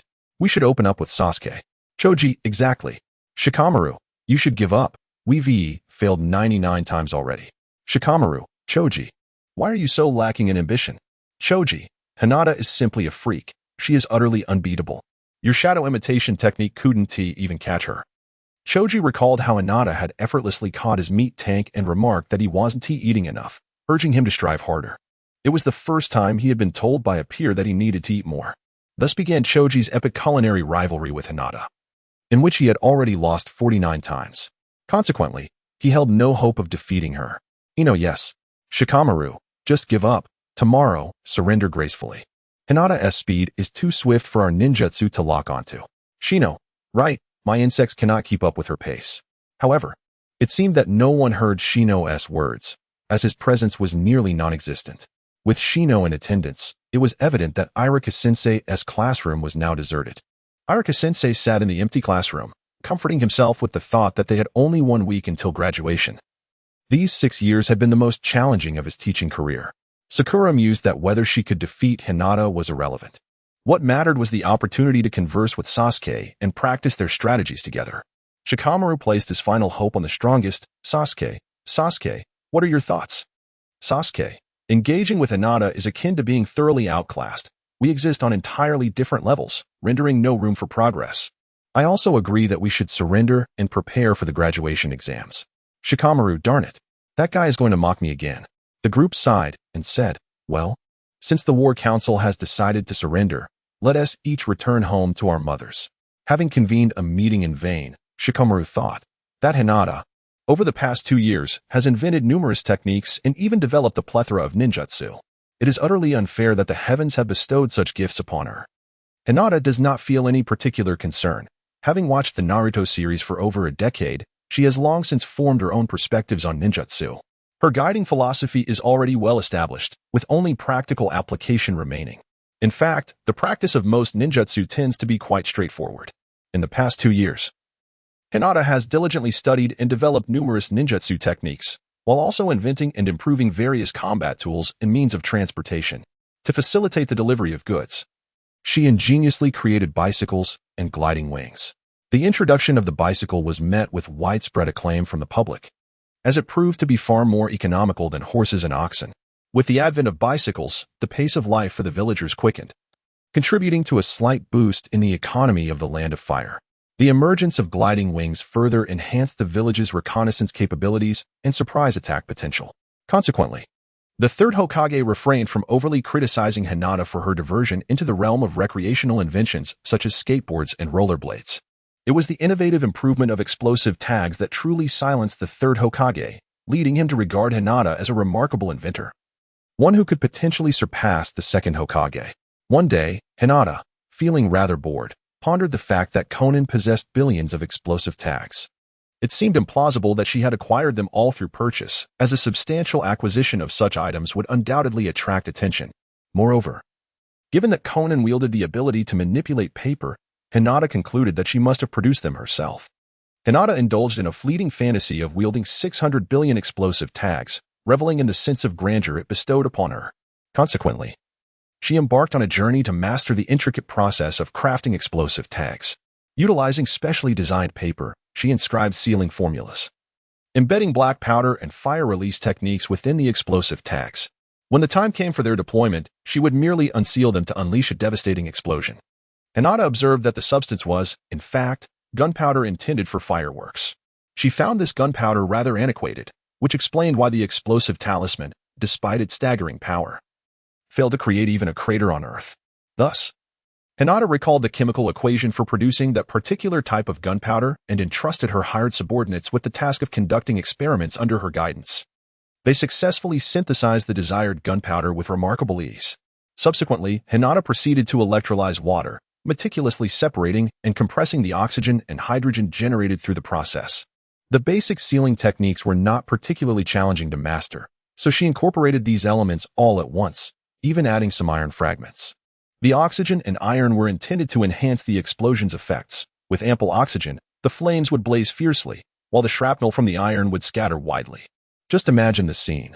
Utter carnage, a sight too gruesome to behold. Coupled with gliding wing aerial assaults, this could deliver a devastating blow to her adversaries. Hinata approached the third Hokage, informing him that she had enhanced the explosive tags and wished to experiment with their explosive effects alongside him. Hinata was reluctant to destroy her own home, and Sasuke had already damaged quite a few things during his training. Thus, only the third Hokage remained as a viable option for some explosive experimentation. The third Hokage mistakenly believed that Hinata had merely enhanced the explosive tags with a slight increase in potency. However, to encourage her, he procured an abandoned building for her to use. Stepping back 10 meters from the structure, the third Hokage proclaimed, "Hinata, you may throw it now." Hinata pondered. "Whom do you look down upon?" 10 meters. Merely 10 meters. Are you truly afraid of being struck by a piece of metal? It is astonishing how the elderly today hold such disdain for the younger generation. Hinata, grandfather third Hokage, perhaps it is better for you to stand beside me. My technique may possess considerable power. The third Hokage mused. Is this a jest? Must one retreat 50 meters to evade a mere explosive tag? Do you believe it to be a divine talisman? Can the improved version truly surpass the original by 100-fold? Nonetheless, he wisely positioned himself beside Hinata, remarking, "Hinata, you are exceedingly cautious, aren't you?" Hinata, witnessing that everything was in place, tossed the explosive tag onto the shuriken and hurled it into the dilapidated house. She exclaimed, "Explode." In an instant, a mushroom cloud erupted, obliterating the abandoned structure into countless fragments, with several stones raining down upon Hinata and the third Hokage's heads. The third was left utterly bewildered, nearly fainting in shock. This was an explosive tag, one that could hardly kill a person instantly. Could this be real? Goodness. Surely. I must be dreaming. This is simply too outrageous. Hinata gazed at the bewildered expression of the third Hokage, finding his reaction rather exaggerated. Despite her prior warning about the overwhelming power of her creation, it was evident he had taken her words lightly. After all, she had utilized a detonation tag that weighed 10 kilograms, capable of obliterating an entire traffic bridge. The resounding explosion reverberated throughout the Hidden Leaf village, prompting all villagers to hastily seek refuge upon witnessing the ominous mushroom cloud. Hundreds of Umbu swiftly mobilized towards the source of the disturbance, accompanied by several elite jonin who hastened to the scene. Sensing the approach of countless ninjas, the third Hokage regained his composure and solemnly instructed Hinata. Do not claim responsibility for this later. Such a formidable explosive tag would attract too many seekers. I shall concoct an alibi for you. Realizing the gravity of the situation, the village had already begun organized evacuations, with various departments gearing up for potential conflict. The first to arrive beside the Hokage were his personal Umbu guards. Upon confirming his safety, they exhaled in relief and inquired, "Hokage-sama, what transpired?" "It is nothing," the Hokage replied. "Return and inform everyone not to panic. I am merely conducting research on an S-rank ninjutsu." Although many harbored doubts, pondering that if it were indeed the case, prior notice would have been given. The majority understood that the Hokage's reticence implied a desire to keep certain matters undisclosed. Inquiring too much could lead to dire consequences. Yet, some individuals were undeterred by danger, such as Danzo. He had gleaned that the only individuals present at the scene, aside from the third Hokage, were Hinata and himself. While he considered the Hokage's words to be partially credible, he also remained skeptical. After all, the elderly leader hardly possessed the vigor to develop S-rank ninjutsu. Thus, it was evident that Hinata must have been the one behind this remarkable feat. Danzo began to regard her with newfound respect. Previously, he had only heard of Hinata as a girl preoccupied with frivolities and trivial pursuits. Now, she was suspected of having produced an S-rank ninjutsu. "Dispatch orders," he commanded. "Initiate close surveillance on Hinata Hyuga." Upon returning to the Hokage's office, the third Hokage erected a barrier before questioning Hinata. "How have you modified the detonation tag?" "It has transformed into something entirely different." "Hinata, it is merely a matter of replacing the gunpowder, substituting it with a novel type." Third Hokage, "Is mass production feasible?" "Hinata, given the current industrial standards, it's quite inadequate. I could only produce a little over 100 of these explosive tags in a month." The third Hokage, having just taken a sip of tea, immediately spewed it out. "Over 100 in a month is not considered mass production. These are over 100 S-rank ninjutsu." After a brief cough, the third Hokage remarked, "Hinata, producing over 100 in a month is already a significant achievement." "Hinata, is that so?" It's the first time Hinata has heard of over 100 being referred to as mass production. If this were the 21st century, a weapons factory producing just over 100 missiles in a month would likely result in the immediate dismissal of its leaders. Third Hokage, how is the confidentiality being maintained? If this information leaks, it could unleash a storm of bloodshed and chaos. Hinata, they are all from the Hyuga clan, and they are still rather unclear about its purpose. Their sole responsibility is to extract and gather. Third Hokage, very well. This matter shall be classified as an S-rank secret of Konoha. Additionally, if you can refrain from using it yourself, do so and surrender the remainder. Upon hearing this, Hinata's expression changed dramatically, as she thought to herself, "I have never encountered such brazen shamelessness."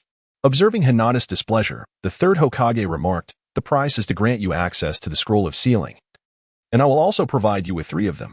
The cost of production will be borne by the village." The Scroll of Sealing. This is the treasure gem of Konoha, a privilege few have the opportunity to access directly, and naturally, Hinata felt a surge of temptation. Hinata remarked, "Could you spare me 1/10 of the successful explosive tags? Consider it my reward for hard work and innovation." The third Hokage, a cunning and shrewd individual, would undoubtedly negotiate. He would certainly leave some leeway when responding to others' proposals. The third Hokage replied, 1/20. "Hinata, it's a deal." The third Hokage felt a sense of being duped. Wasn't it agreed that they would negotiate halfway? Hinata considers that acquiring 5% of a village is undoubtedly lucrative. Moreover, she has not only improved this particular explosive tag, but has also informed the Hokage that she has expanded the variety of explosive tags. Consequently, the third Hokage, having learned from past experiences, wisely chose a desolate location and established a barrier for Hinata. Hinata began to hurl various talismans, leaving the third Hokage in a state of bewilderment. The flash talisman, akin to a flashbang, could momentarily blind an individual. The following types of talismans, infused with wind release techniques, enabled them to disperse more rapidly: the tear-inducing talisman, which functioned like a tear gas; the smoke talisman, reminiscent of smoke bombs; and the stench talisman, crafted from nitrogen dioxide, emitting a foul odor akin to rotten eggs, designed to repulse. The ice talisman, reacting with ammonium nitrate and water, absorbed a significant amount of heat, allowing water to freeze instantly. By incorporating a sufficient quantity of water and ammonium nitrate into the talisman, objects within a 3-meter radius could be frozen instantaneously. After demonstrating the various talismans, the third Hokage felt that this venture might not be as profitable as anticipated. Hinata had indeed feasted well, ensuring that her entire clan's explosive talismans were adequately supplied. However, the third Hokage was even more perplexed by the fact that the latter talismans merely offered auxiliary effects. The initial display was so potent that it could not be concealed. Yet now, with the barrier established, he was presented with these lesser effects. Nevertheless, overall, the third Hokage appeared quite pleased with the dazzling array of talismans, especially when informed that mass production would not pose a challenge, eliciting a broad smile. Currently, the major nations seemed to be at peace on the surface, yet covertly. They were amassing strength, preparing for the inevitable return of war. The once mighty land of fire now had to endure in silence. Following the original narrative, during Hinata's 7th birthday, she nearly fell victim to an abduction by individuals from the land of lightning. Ultimately, her father eliminated the assailants, but despite the culpability of the land of lightning, Konoha was compelled to sacrifice one of its own to appease them. Thus, on her 7th birthday, Hinata found solace at home, spending the night in the embrace of her friend Arashur. It was a delightful evening, her first experience of being held by a girl while sleeping. With the emergence of various explosive talismans, the third Hokage felt a renewed sense of confidence. Even if conflict were to arise, the Land of Fire could preserve a substantial portion of its main forces. In accordance with Konoha's philosophy, they prided themselves on being powerful yet peaceful. Therefore, the third Hokage harbored no intentions of initiating war, valuing harmony, which was a sentiment that Hinata cherished about Konoha. Thus, after more than a year of accumulation, Hinata's stock of explosive talismans had grown significantly. Aside from her mother's talisman, which was far more potent, each other type had amassed a total of 100,000. Though still a mere drizzle compared to Nan's 6 trillion. Nevertheless, it was sufficient for her to display her prowess. One fateful day, an adversary, bewildered by the seemingly endless barrage of explosive talismans, inquired of Hinata, "How many of these explosive talismans are there, for heaven's sake?" Hinata, with a mysterious smile, remarked, "I can send you flying to the ends of the world." Deara replied, "I never imagined there existed someone who could rival my artistry. Only through self-detonation can I perhaps prove my superiority over her. Had it not been for the Akatsuki locating me first, I might have joined Konoha." Thus, a wave began to surge through the ninja world. No matter how many jutsu one mastered, it paled in comparison to wealth. Superior physical techniques could not outmatch well-equipped warriors. I extend my gratitude to everyone for their votes and collections. A special thanks to boss Shinji Anji for the remarkable 17 votes. It was the first time I received such an abundance at once. Irika-sensei stated, "Unbeknownst to us, 6 years have swiftly passed. After you take this exam, you shall have the opportunity to become a ninja. Despite your mischievousness, often dozing off in class, snacking, and even skipping lessons, I still hope you succeed in the examination, and that your future endeavors are smooth sailing. Now, let us commence the exam." Initially, this examination was to focus solely on the clone technique, one of the 3 fundamental jutsu. However, due to the overwhelming number of absentees, a written cultural exam was incorporated. Thus, the following underachievers faced their misfortunes. Naruto exclaimed, "Damn it, Irika-sensei, do you not wish for us to graduate?" Kiba added, "The teacher has gone too far. This is simply personal vendetta." Choji remained relatively calm, having previously consulted Shikamaru for notes on the key points. Hinata had scarcely attended classes, and upon hearing about the upcoming cultural examination, she became flustered, for she too was somewhat of a dilettante. This was in stark contrast to the storyline, prompting Hinata to resolutely align herself with the underachievers, exclaiming, "Indeed, Irika-sensei, I suspect you are targeting us." Irika-sensei, with a raised brow and a triumphant demeanor, replied, "I am not singling anyone out. This is sanctioned by the third Hokage. Therefore, your objections are futile." Haha. The grievances that Irika-sensei had harbored for 6 long years were finally released. Now let us distribute the papers. Hinata glanced at the examination paper and found that she was unable to answer nearly half of the questions. Oh heavens, passing now seemed precarious. It appeared that resorting to cheating was her only option. Sakura, with her outstanding academic performance, was the perfect candidate to emulate. Moreover, a cursory glance at the multiple-choice questions should suffice for her to achieve a passing grade. Hinata took a deep breath, ready to activate her Byakugan, when she suddenly heard Irika-sensei's warning. "Hinata, do not use your Byakugan. And Naruto, stop looking around." She caught a glimpse of her friend Kiba, who had failed at cheating, and couldn't help but chuckle at his misfortune. Irika-sensei promptly carried Kiba out of the classroom, exclaiming, "Kiba, did you think I was unaware of your ability to communicate through the Akamaru?" At that moment, Kiba felt as though he had plummeted from heaven into an abyss. The honest Shikamaru had no intentions of cheating. The underperforming team suffered a complete defeat. Hinata murmured, lamenting Irika-sensei's severity and her lack of opportunity. She invoked a plea for divine favor, resorting to a method of guessing answers based on length. If there are 3 long and 1 short, choose the shortest. If there are 3 short and 1 long, choose the longest. If they are the same length, cis the valuable choice. If there are varying lengths, choose B. Irika-sensei, observing Hinata's supplications, felt a sense of satisfaction. Shikamaru, witnessing Hinata in such a state for the first time, found it quite amusing. Despite the constant teasing, he decided to assist his companions in this crucial moment.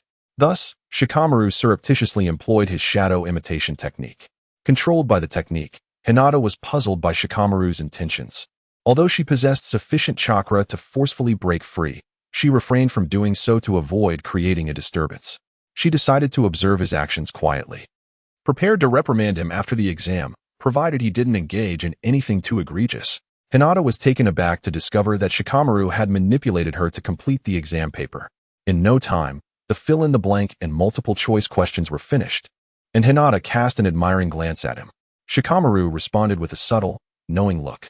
Subsequently, the busy Shikamaru took control of Kiba, Naruto, and Choji as well.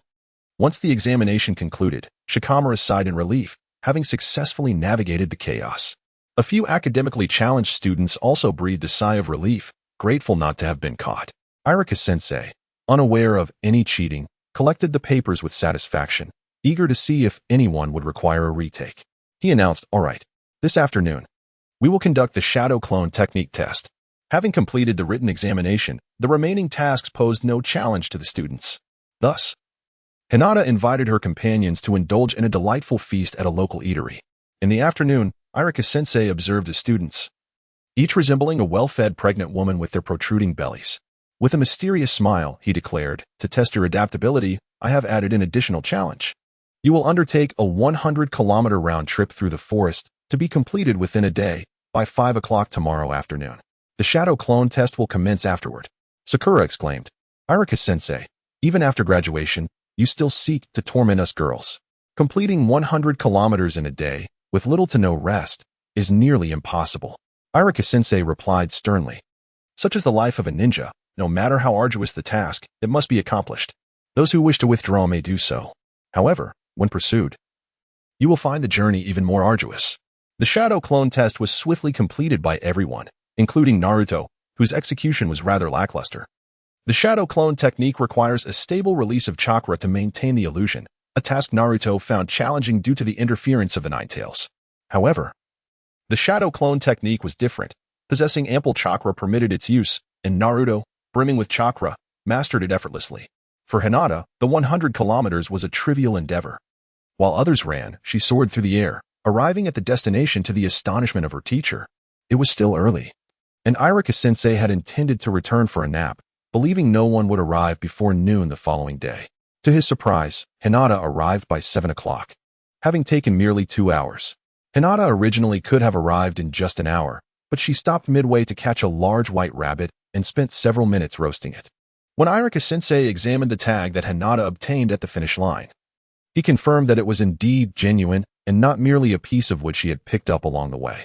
Curiously, Irika-sensei asked, "Hinata, how did you manage that?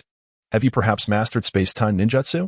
That seems rather extraordinary. Aside from Lord Fourth Hokage, no one in the entire village can use it independently." "Hinata, I have just begun to study the Flying Thunder God technique and have yet to master it." Upon saying this, Hinata floated gracefully into the air, leaving Irika-sensei wide-eyed in astonishment. "Hinata, how did you accomplish that?" Hinata mysteriously remarked, "In fact, it is not difficult. I utilized lightning release to create a magnetic field, and with the metal content in my attire, when I release electricity throughout my body, it generates a magnetic force. The interaction of these two magnetic forces produces the levitation effect. Then, by employing wind release for propulsion, I can fly swiftly." Irika-sensei responded, "What are you talking about? I do not understand at all." Irika-sensei began to doubt the value of his previous education. "Hinata, Irika-sensei, there remains much for you to learn. All you need to know is that this technique is called magnetic levitation flight." After speaking, She left Irika-sensei, who wore a bewildered expression, and returned home. Upon returning to the village, she resolved to keep a low profile, for the exertion of utilizing lightning chakra to generate magnetic forces was becoming overwhelming. With her chakra reserves dwindling, she realized that if she could not shake off her pursuers or reach a safe distance within an hour, surrender would be her only option. However, unless she ventured into the enemy's stronghold, no one could hope to catch up with Hinata. Those who have attended high school are aware of electromagnetic effects, wherein electric currents can generate magnetic forces. After more than 2 years of rigorous training, Hinata's chakra had reached a level comparable to that of true Kaga-level warriors. Even though she had ceased taking enhancement pills, her chakra was naturally increasing at an astonishing rate. Upon careful observation and recording, she noted that her chakra surged upon awakening. This revelation led Hinata to understand the phenomenon. The talent she had wished for, the ability to grow stronger through sleep, was becoming increasingly pronounced. Hinata believes that this talent undoubtedly develops alongside the growth of her body. Once again, she expresses her gratitude for the 17 additional recommendations from the esteemed Shenyang fish. Hinata had begun her rapid growth spurt a year ago, reaching a height of 160 centimeters. She speculated that this transformation might be attributed to her medication and the utilization of lightning-style chakra, which invigorated her cells and hastened her development. As she matured, her ability to grow stronger through sleep also escalated at an astonishing rate, surpassing the effects of the medication she consumed. Her chakra reserves had quintupled compared to 2 years prior, placing her on par with the elite shinobi of the shadow ranks. Consequently, Hinata felt a surge of confidence and was eager to venture beyond the village to challenge formidable opponents.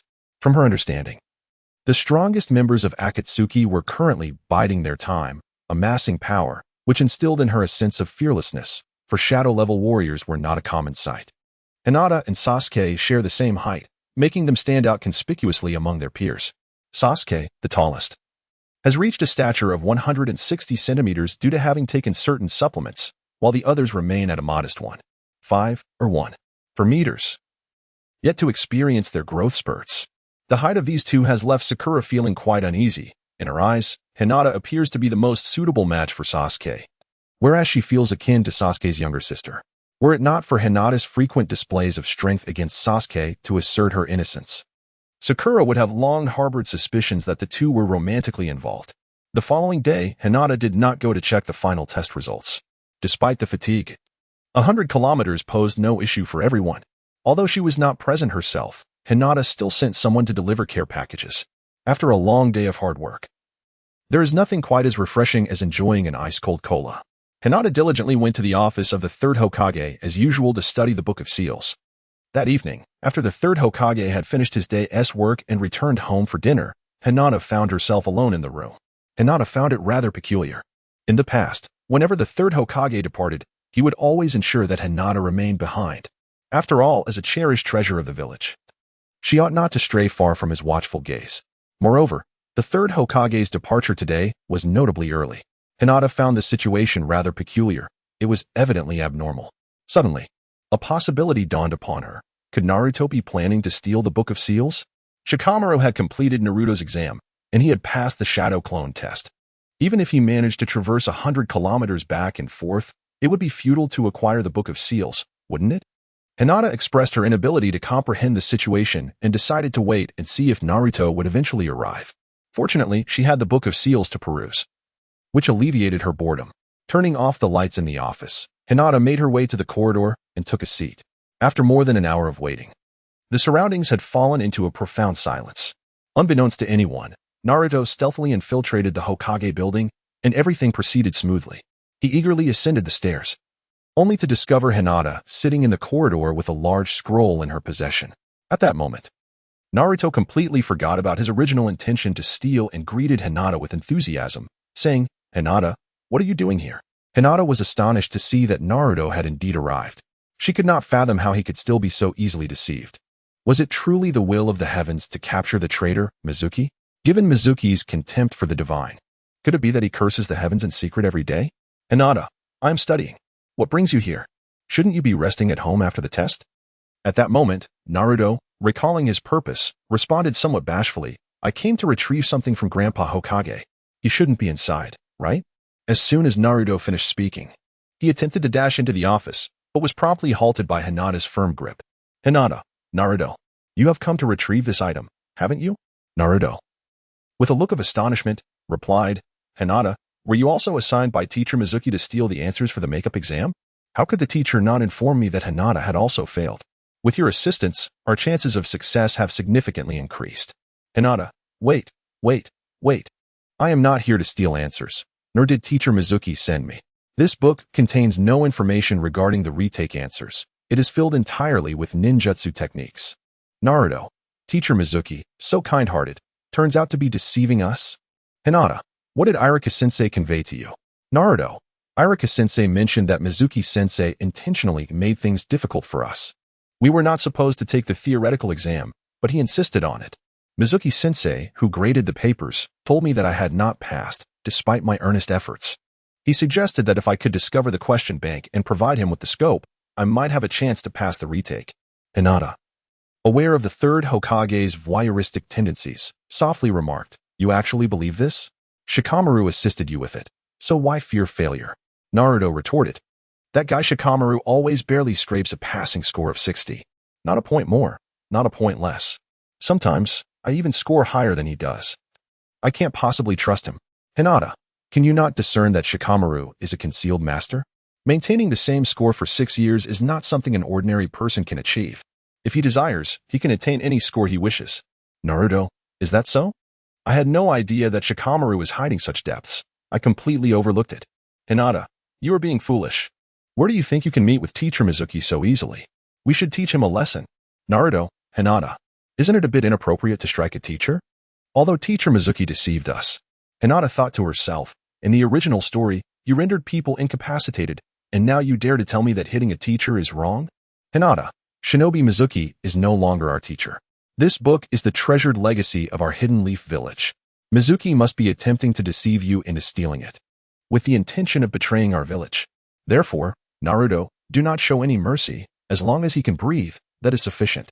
Naruto, having been tricked by Hinata on several occasions, replied hesitantly, are you certain? Hinata, Naruto, Mizuki looks down on you. You are not the only one with poor theoretical grades. Yet, he has chosen you specifically because he perceives you as the most gullible. Naruto, what? Facing such a traitor, I believe even allowing him to breathe is a waste of air. We shall set off immediately, and you must refrain from intervening. Leave it to me. I will make him aware of my strength. Hinata, are you capable? Don't let him deceive you again. Naruto, I intend to prove it through practice. Upon arriving at the designated location, Mizuki had been waiting for Naruto's arrival.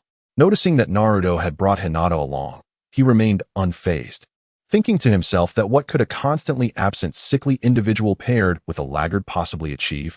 Nevertheless, avoiding conflict was preferable, as causing a ruckus could jeopardize his ability to deliver the sealed book to Lord Orochimaru. Thus, Mizuki, with a pleasant demeanor, inquired, Naruto, have you brought the book? Hand it over, and I shall highlight the important parts for you. Naruto, highlight? You underestimate me. Multiple shadow clone technique. Mizuki, shadow clones? A laggard will always be a laggard. The Ninja Academy never taught you this technique. They taught you the clone technique. Even the name is wrong. Irika is truly a failure. Naruto, this is not something the school taught me. Die. Mizuki, underestimating him, believed these were mere intangible clones and found himself receiving a flurry of punches from Naruto.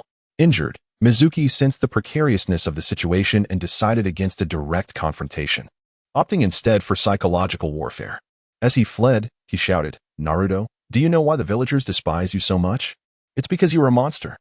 They would rather see you dead. Naruto, I don't believe you. Don't try to deceive me. I am quite clever. Grateful for everyone's support and recommendations. Naruto reflected on the fact that he had indeed been disliked wherever he went. However, since joining the Ninja Academy, he had made friends and could play joyfully with them, creating a sense of belonging akin to a family of brothers and sisters. Not everyone hated him, and if anyone were to be called a monster, it was clearly Hinata, who was exceptionally powerful. Despite numerous attempts, they had never managed to defeat her. To label him, a mere laggard, as a monster was an insult to his intelligence. The more Naruto pondered, the angrier he became. You are forcing my hand. I had no intention of using my secret technique. Shuriken Shadow Clone Explosion Technique. Naruto's Shuriken skills were notably poor, but with the mastery of the Shuriken Shadow Clone technique, he no longer had to worry. If one missed, surely hundreds would not. The combination of the Shuikin shadow clone technique and the subpar explosive tags provided by Hinata would undoubtedly create a significant cloud of dust. Mizuki, witnessing the hundreds of shurikens, each armed with explosive tags, thought to himself, did this guy really just graduate from the ninja academy? This is the end. I fear I shall be left as nothing but ashes, regrettably unable to assist the great Orochimaru. Just as he resigned himself to a bitter end, Hinata intervened. Hinata, behold my electromagnetic technique. When iron is electrified, it generates a formidable magnetic force. Hinata channels conductivity into the shuriken in her hand, transforming it into an electromagnetic projectile, which she then hurls, diverting all the shuriken embedded with explosive tags. Despite this, Mizuki finds himself incapacitated, unable to care for himself, yet his body remains intact. Hinata, Naruto, do you intend to reduce him to rubble? Naruto, I struck too hard. It's all this guy's fault for constantly trying to deceive me. If Mizuki could speak, he would say, brother, what I just stated was the truth. Hinata, I shall return home shortly to indulge in a midnight snack. If you reduce him to mere fragments, how am I to enjoy my meal? Furthermore, half of what he just stated holds truth.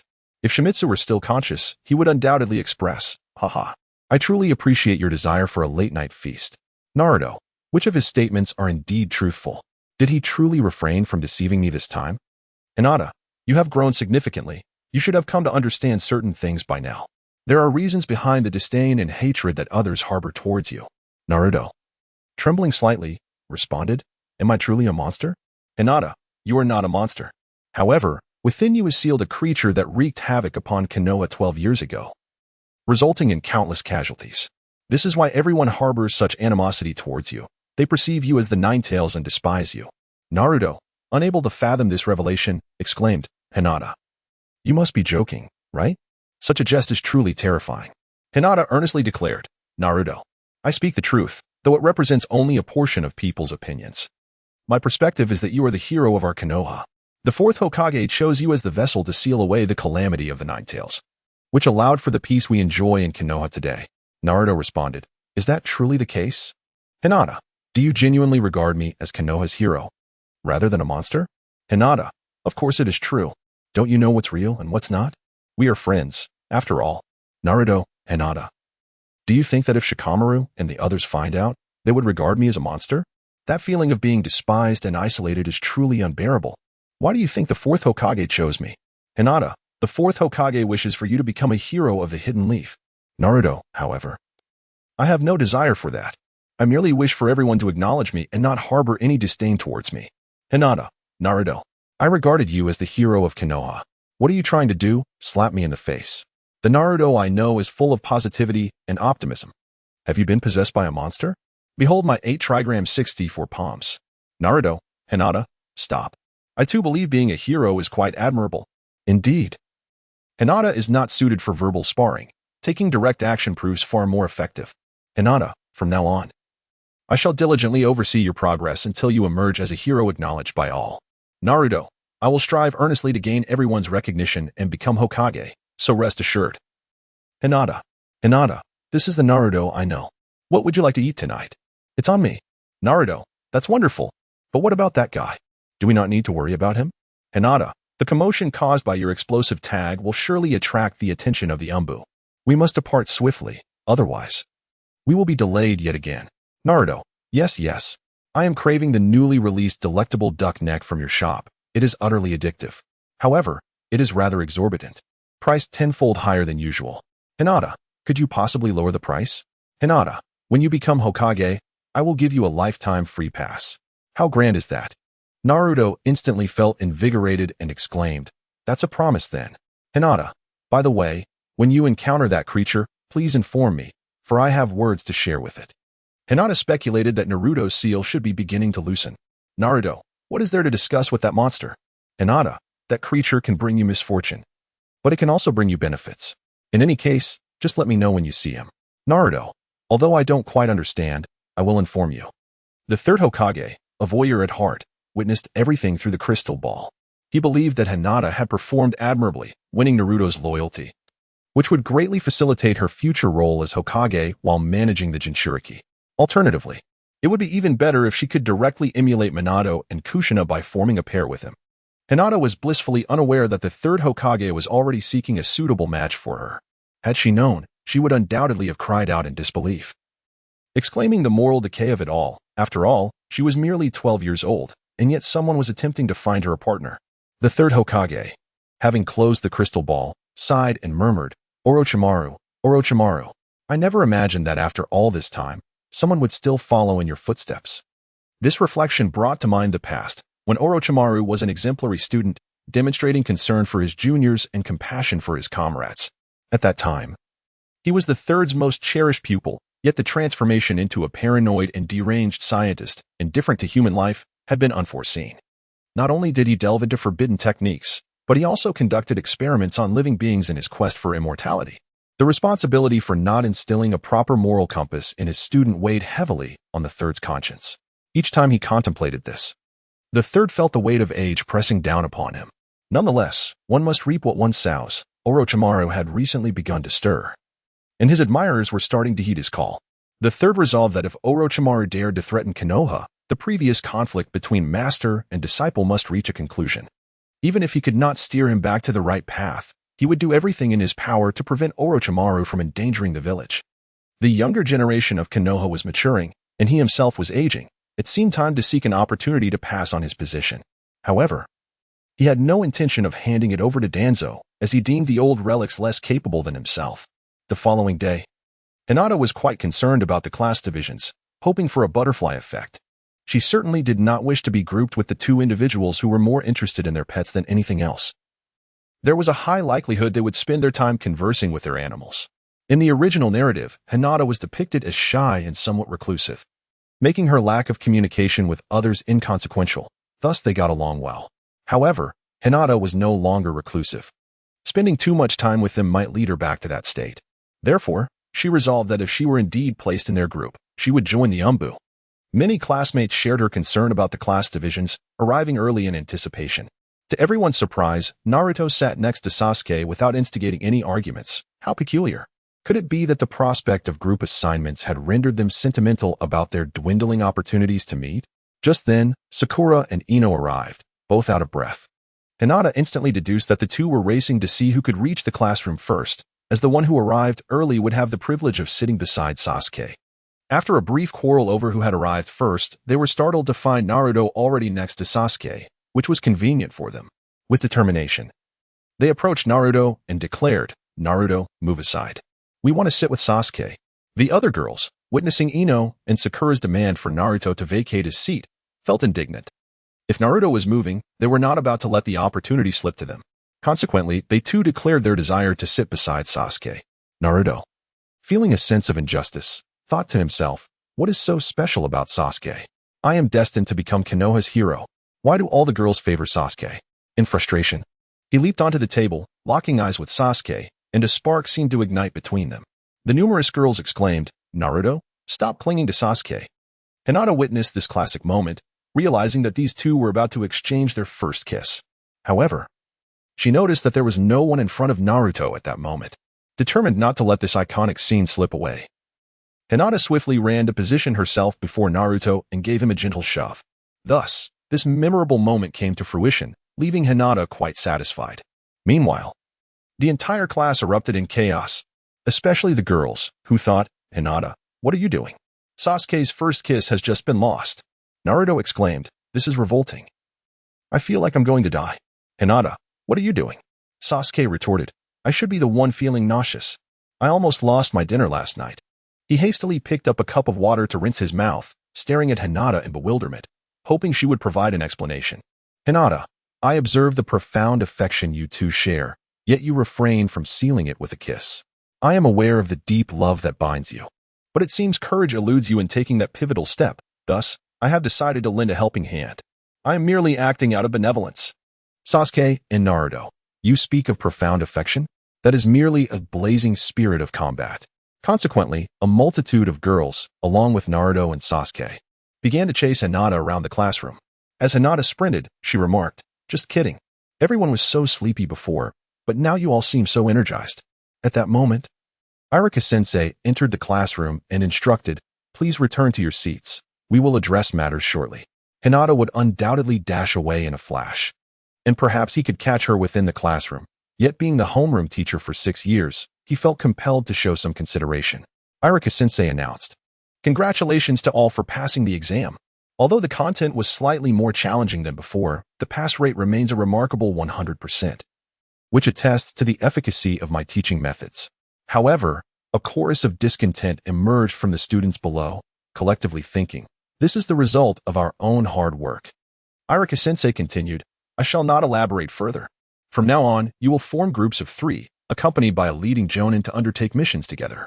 I will now announce the class assignments."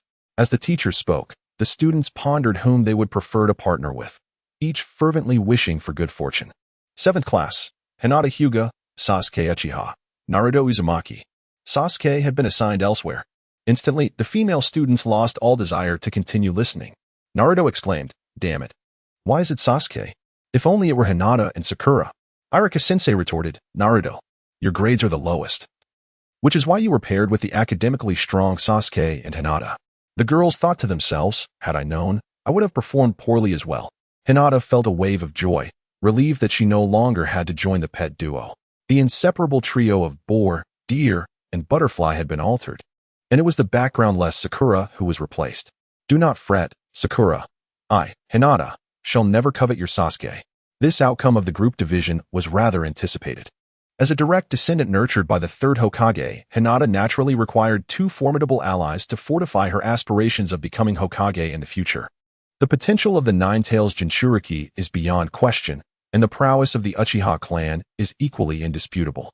In Team 8, Sakura Haruno, Hiba Inuzuka, and Shino Aburame.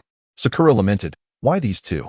One is entirely infested with insects and possesses no presence whatsoever. The other clings to Akamaru as if it were his wife." Hiba, upon realizing he was grouped with a girl, cheerfully proclaimed, "Do not worry, I will protect you." Team 10 comprised Ino, Shikamaru, and Shoji. Ino, nearly in tears, cast a sympathetic glance at Sakura, lamenting, "Not only is there no Sasuke, but we are also stuck with this peculiar combination of a chubby guy and a skinny one." Students questioning the group arrangements asked, "Could the teacher not change the groups?" To which Irika-sensei replied, "All right, the groupings are settled. Soon, the jonin will come to escort you. If anyone is dissatisfied, they may return for a re-examination." The students who had expressed doubts soon found their inquiries quelled, awaiting the jonin to lead them away. As time passed, only Hinata and her companions remained in the classroom. The 3 engaged in a game of do-di-ju, but after several hours, the thrill had waned. Naruto exclaimed, "Why hasn't he the jonin arrived yet? I'm starving. I must devise a punishment for him." Sasuke, silent, merely acknowledged Naruto's sentiment with a tacit agreement. "Hinata, Naruto, do your best." Thus, Naruto wedged the eraser between the doorframe, so it would fall upon opening the door. Sasuke, with a tone of disdain, remarked, "Naruto, this approach is futile. How could a jonin possibly fall for such a trick? Hinata, if you lose, you must treat Naruto and me to a month of meals at my restaurant. If you win, I shall treat you to a lavish feast every day." Sasuke, confident in his chances, readily agreed. At that moment, Naruto, the instigator, unexpectedly hoped that the chalkboard eraser would not hit the leading jonin. When Hinata treats Sasuke to a grand meal, he would surely take advantage and indulge in the feast. After all, there would be plenty of dishes. Who knows what would be on the menu if Sasuke were to host? Naruto could already envision the sumptuous banquet, nearly drooling at the thought.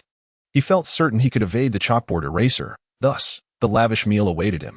Gratitude is extended to Qingli, Hongchen, Aki, Zhxing, and Beibei for their recommendations. I also wish to convey my sincere thanks to the owner of Shinjianji for the 18 votes of support. At this moment, the door swung open, drawing everyone's attention to the entrance. Suddenly, the chalkboard eraser fell straight down, striking Kakashi on the head. Naruto and Sasuke exclaimed, "What kind of jonin cannot even dodge a chalkboard eraser? Did he enter the wrong room?" Kakashi, hearing their disdainful tone, retorted, "No, I am indeed your leading jonin. To be honest, my first impression of you all is quite unfavorable." Naruto, my lavish meal is gone." Sasuke, "That was mine. You and Hinata have an economical meal."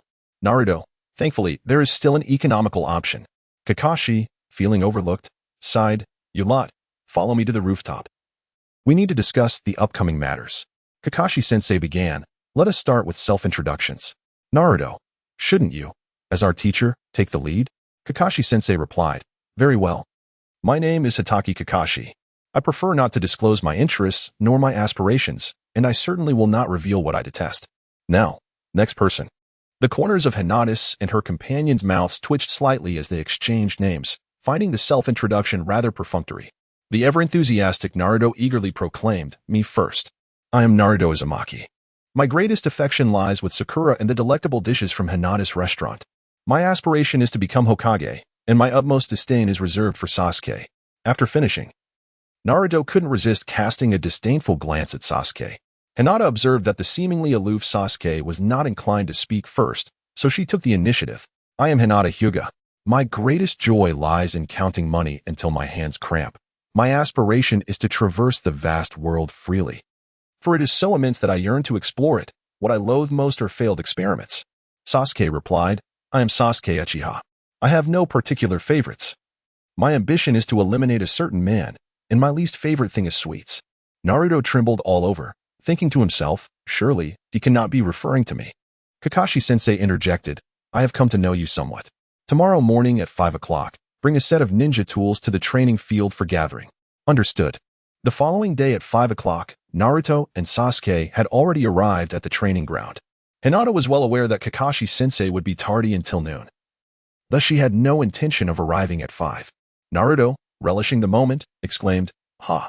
Hinata has shown up. She is certainly going to face punishment from the teacher." Sasuke, who often found himself at the mercy of Hinata, was rather pleased at the prospect of her receiving a reprimand. He remarked, "Indeed, it's not like at school. Kakashi-sensei is akin to our superior. His punishments are not easily evaded." After waiting for an hour, Naruto inquired, "Sasuke, have you had breakfast? Why are those two still absent? Surely they aren't indulging in a lavish meal at Hinata's eatery." Sasuke replied, "I haven't eaten, as we gathered too early. If Hinata intends to bribe Kakashi-sensei, she should bring us along. After all, we could save 2/3 of the cost." Naruto agreed, "You're right. She will definitely ask us to chip in. But why have they both not arrived yet?" 2 hours passed before Hinata strolled over leisurely, only to find the two of them squatting on the ground like forsaken orphans, drawing circles. "Hinata, what has transpired between the two of you? Have you faced some form of adversity?" "Naruto and Sasuke, we have waited for you for 3 hours. Why have you only just arrived? Surely, you haven't been on a rendezvous with Kakashi-sensei, have you?" "Hinata, I would never go on a date with an uncle. I merely lost my way, wandering through the path of life." "Naruto and Sasuke, is that truly a valid excuse? Could you possibly be any more unreliable?" "Hinata, haha, look, Kakashi-sensei has arrived." Naruto exclaimed, "Kakashi-sensei, where have you been? We've been waiting for you for 3 hours, starving." Kakashi, with a playful grin, thought to himself that he relished their hunger and replied, "I lost my way on the journey of life." Naruto and Sasuke retorted, "Don't tell me you've been on a date. The excuse is absurdly similar, and you arrived one after the other. Kakashi-sensei, let us get to the point. You've graduated from being Genin, but that does not guarantee your rise to shinobi. You must pass my assessment, which is scheduled for noon. If you fail to seize a bell before 12 o'clock, you shall forfeit your lunch and be bound to a tree." "Sasuke, there are only 2 bells? Are you implying that those who grab a bell will pass the assessment, or that only 2 of us can succeed?" "Kakashi-sensei, what if I were to say there are just 2? Naruto thought to himself, "Only 2 can pass? Damn it, does he intend to target me, the weakest among us?" Thus, Naruto declared, "Hinata, last time, Grandpa Third asked if you wanted to become a Chunin.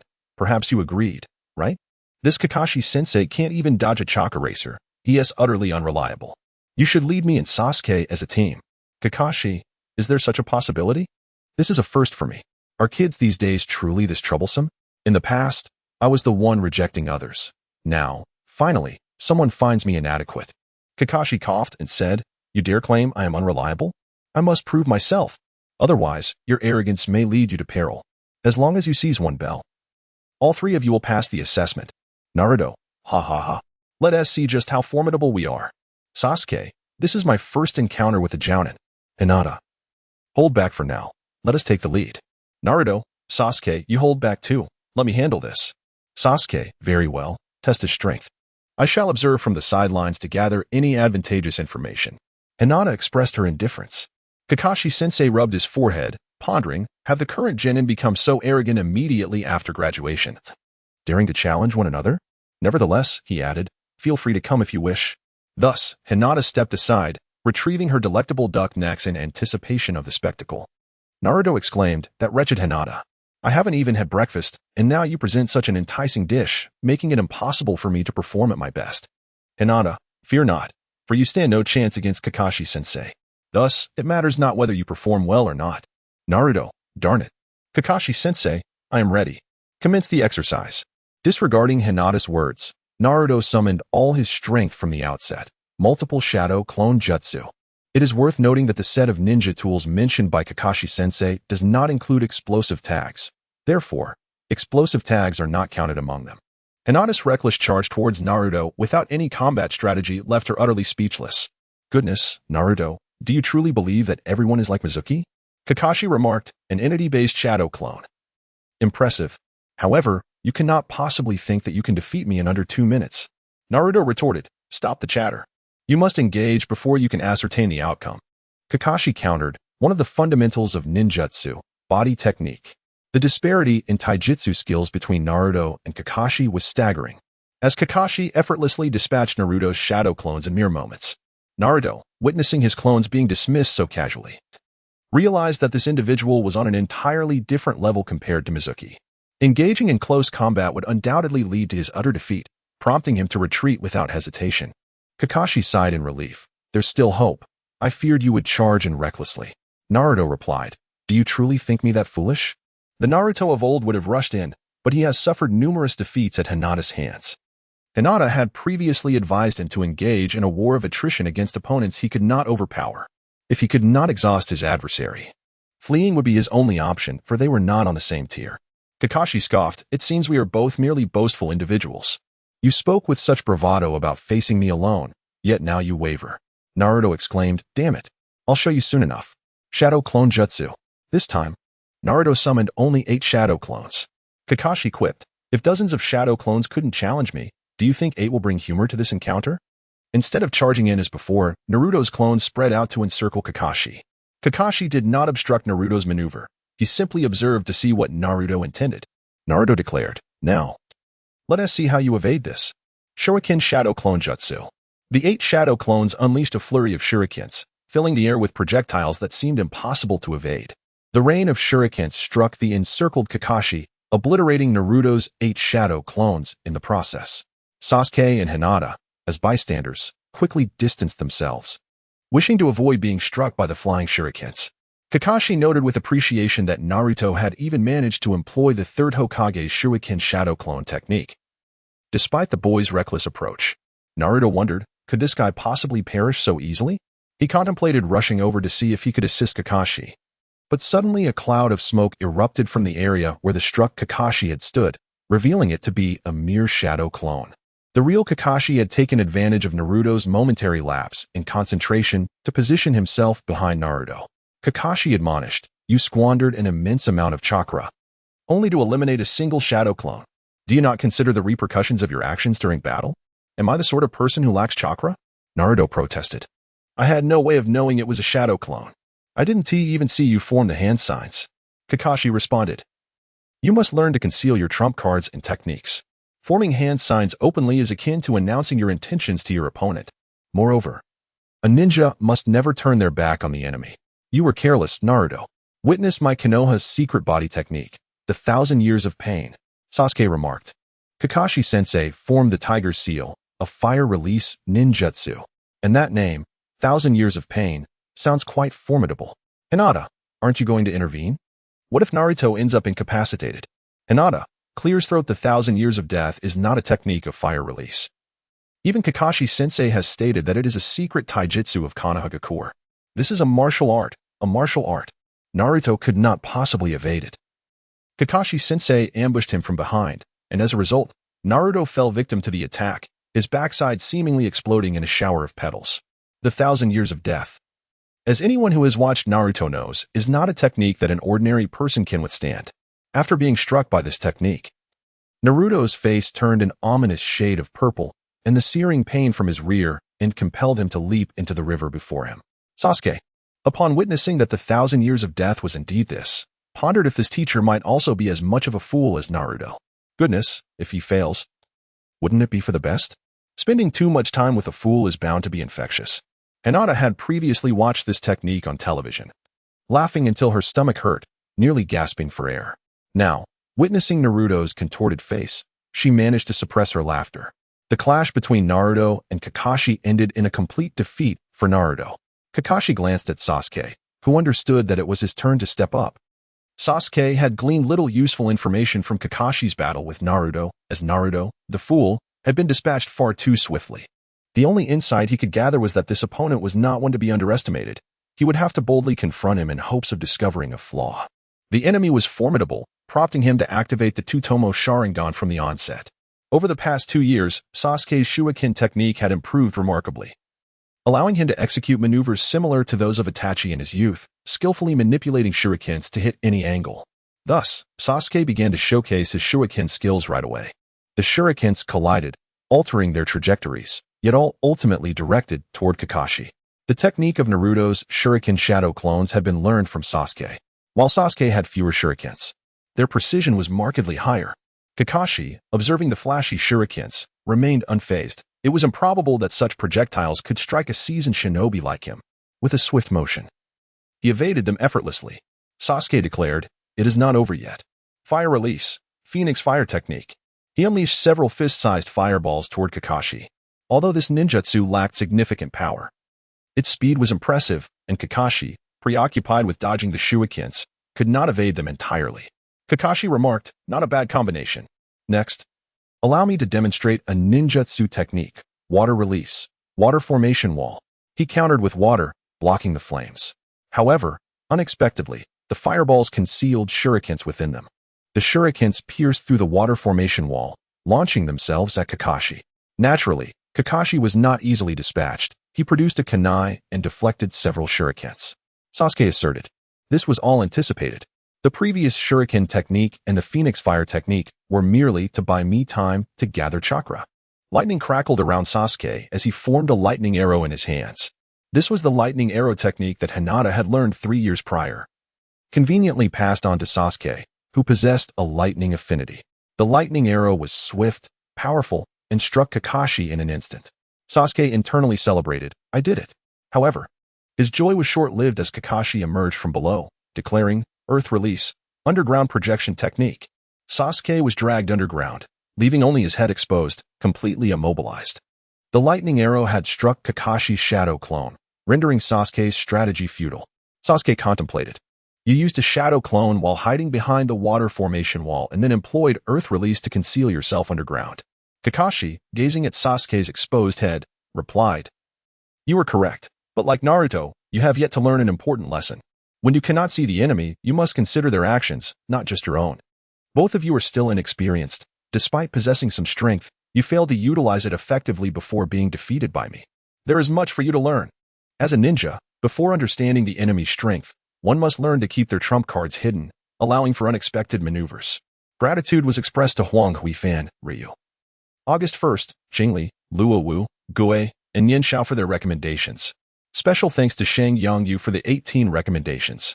A day of hiatus was observed in honor of those silent heroes who selflessly contribute.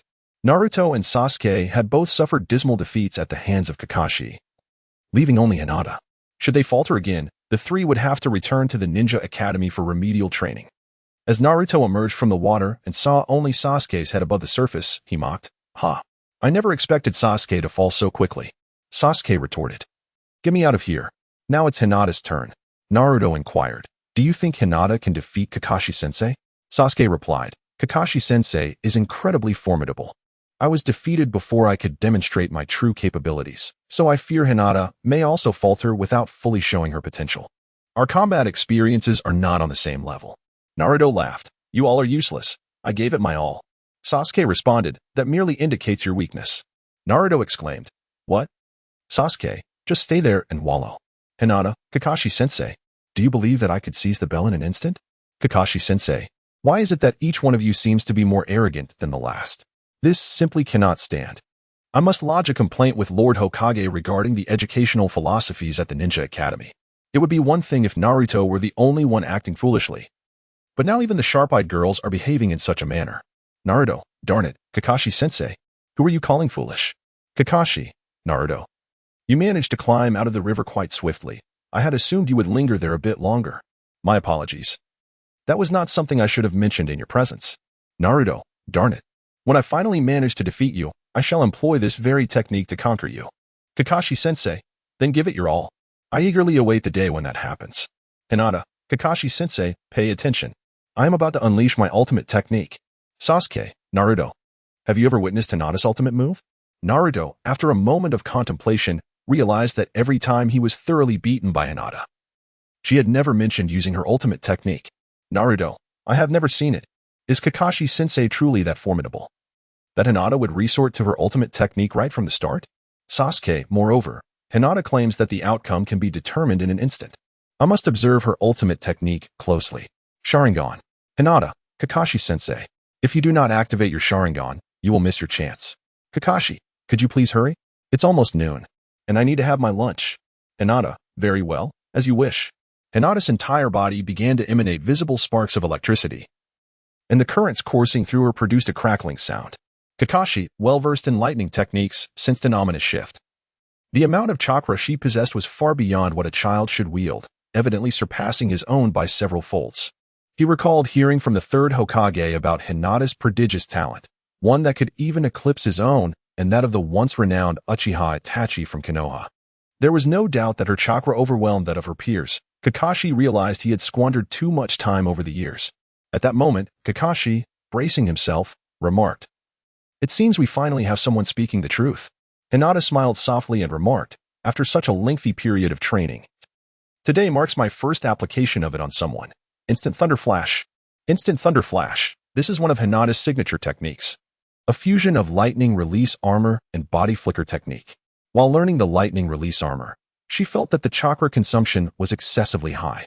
Even though Hinata possesses a chakra level comparable to that of shadow-level shinobi, utilizing this technique would leave her unable to perform several powerful jutsu afterward. Although this technique alone is generally sufficient, Hinata felt that it would be in vain to learn something she could not effectively execute. Consequently, she opted to forego the defensive aspect of the lightning release armor, instead enhancing her physical vitality throughout her body. By modifying the chakra's flow along a unique pathway, she succeeded in significantly reducing chakra output without forming armor. Coupled with the Hyuga family's profound understanding of various techniques, Hinata altered the chakra's trajectory, achieving a speed that surpassed the original jutsu. The body flicker technique allows one to unleash explosive power and chakra beneath their feet, enabling instantaneous movement over considerable distances. Contingent upon the individual's strength and chakra output, the final enhanced version of the lightning release armor, combined with the body flicker technique, resulted in an unparalleled speed, akin to a flash of light. With her body crackling with electricity, Hinata executed the instant thunder flash at such an exhilarating velocity that it left observers utterly bewildered. Even Sasuke, employing the Sharingan, struggled to perceive her movements, as if she had suddenly appeared before Kakashi. Nearby, Naruto wore a bewildered expression, equally astonished. Kakashi himself was unable to react, contemplating that even with the Sharingan, he would not have been able to respond in time. Kakashi mused that this girl's name would eventually resonate throughout the shinobi world. Nonetheless, he felt compelled to deliver a jest. Having secured the bell, Hinata intended to flaunt it by giving it a little shake, only to discover that it emitted no sound. Sasuke, witnessing Hinata's extraordinary technique, which had seemingly overwhelmed two stones, could not help but facepalm, realizing she had undoubtedly fallen victim to an illusion. As he reflected on the previous battle, he noted that Kakashi had not had the opportunity to cast an illusion on Hinata. Adjusting his timeline in his mind, and driven by the Uchiha clan's innate sensitivity to Genjutsu, he deduced that it must have occurred just as Kakashi arrived. Sasuke began to analyze. It must have been when you first arrived, right? When you brought out the bell and waved it in front of Hinata's eyes. That's when you cast the illusion. Kakashi replied, indeed. In terms of ninjutsu insights, I possess some knowledge about Hinata. Thus, I cast the illusion on her from the very beginning. Hinata was overly confident in herself, overlooking certain details, which ultimately led to her failure in the mission, despite her formidable strength. Hinata, Kakashi-sensei is truly a despicable middle-aged man. Kakashi, although I am considerably older than you, I am still in my 20s and far from middle-aged, mind you. What I employ is strategy, a plan formulated through the collection of intelligence. Naruto, despicable middle-aged man. Sasuke, Despicable middle-aged man. Kakashi, you are quite united in this regard. Yet, previously as a team, you insisted on taking turns, each eager to showcase your abilities while neglecting the essence of being a ninja. You accuse me of being despicable. I already informed you during yesterday's evaluation that I independently gathered intelligence. Well, what were you doing? Hinata was out shopping. Naruto and Sasuke were engrossed in their own training. You exhibited a complete lack of collaboration regarding today's operation, devoid of any semblance of team spirit. In the future, should you undertake missions without adequate preparation, it could easily lead to failure. At that point, the consequences will extend beyond merely losing 2 bells. Your comrades' lives will be at stake, and you may very well cause the demise of others. Hinata, Naruto, and Sasuke stood still, obediently listening to teacher Kakashi's admonishments. Kakashi inquired, "Do you have anything to say?" Naruto, lacking fortitude, began to flatter, "Teacher Kakashi, I am aware that we have numerous shortcomings, and it is precisely for this reason that we require your guidance, correct? I express my heartfelt gratitude to the esteemed Shinji for the continuous support of 18 recommendations, and I sincerely appreciate the unwavering efforts of Aki, Gue, Nian, Xing, Long, Yuao, Xinyu, Pinyin, Yangxin, Mingyue, and Qianzi for their commendations." Kakashi, with no hint of mercy, remarked, "These matters should have been covered in the Ninja Academy. Yet, it appears you did not heed them. I harbor serious doubts regarding your qualifications to graduate from the Ninja Academy." Hinata mused that Irika-sensei's teachings were indeed somewhat beneficial. Sasuke directly inquired, "Is there any possibility of a second chance?"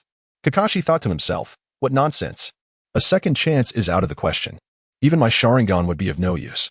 These youngsters possess remarkable physical prowess, yet their theoretical understanding is woefully inadequate. Humph. Should I grant you another opportunity? Would it not tarnish my reputation as your instructor? While a rematch is utterly impossible, I shall still provide a modicum of opportunity. It remains to be seen whether you can seize it." Kakashi remarked, "Sasuke, it's surprising that you are among the top students at the Ninja Academy. Failure in the mission signifies defeat. Since your mission has faltered, the conditions we initially agreed upon are null and void. There are only 2 bells here, and only 2 of you can succeed. Ponder this carefully." After delivering his words, Kakashi positioned himself nearby, awaiting Hinata and the others to make their decision. Hinata broke the stalemate. "I apologize, dear friends, for failing to meet your expectations. I was deceived by a mere illusion.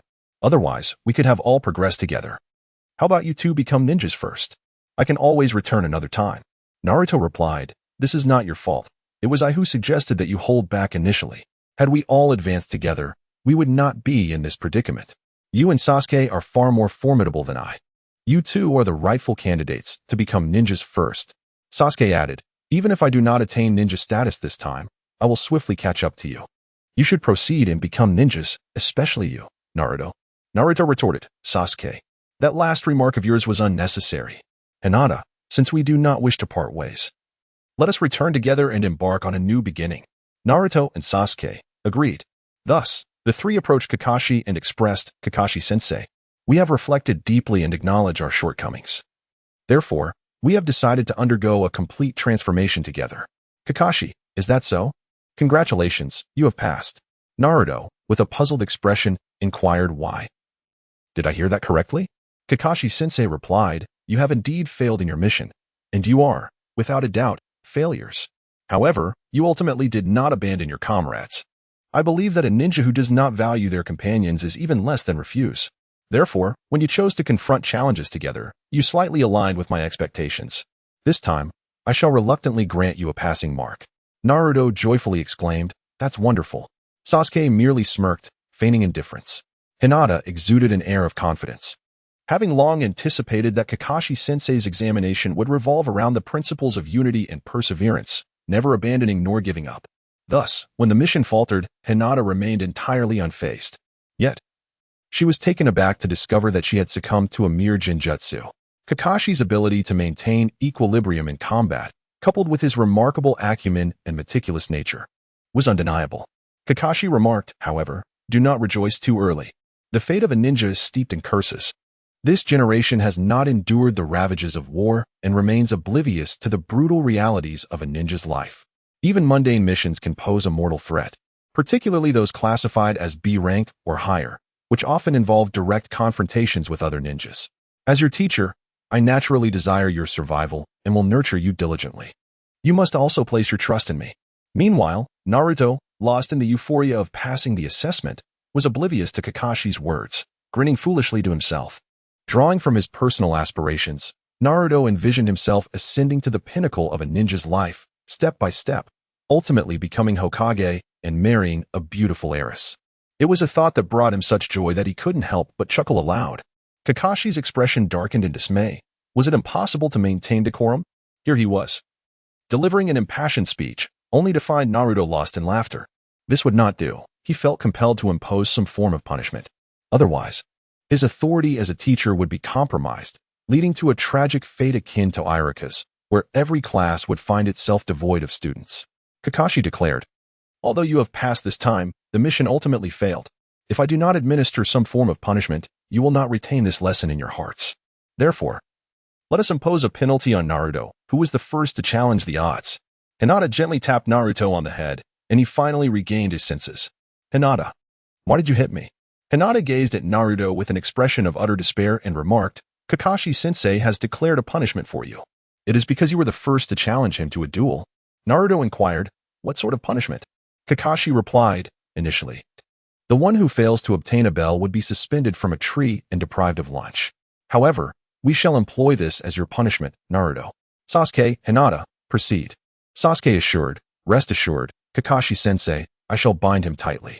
Hinata suggested, "How about I take charge of ordering lunch and opt for a lavish gourmet set meal?"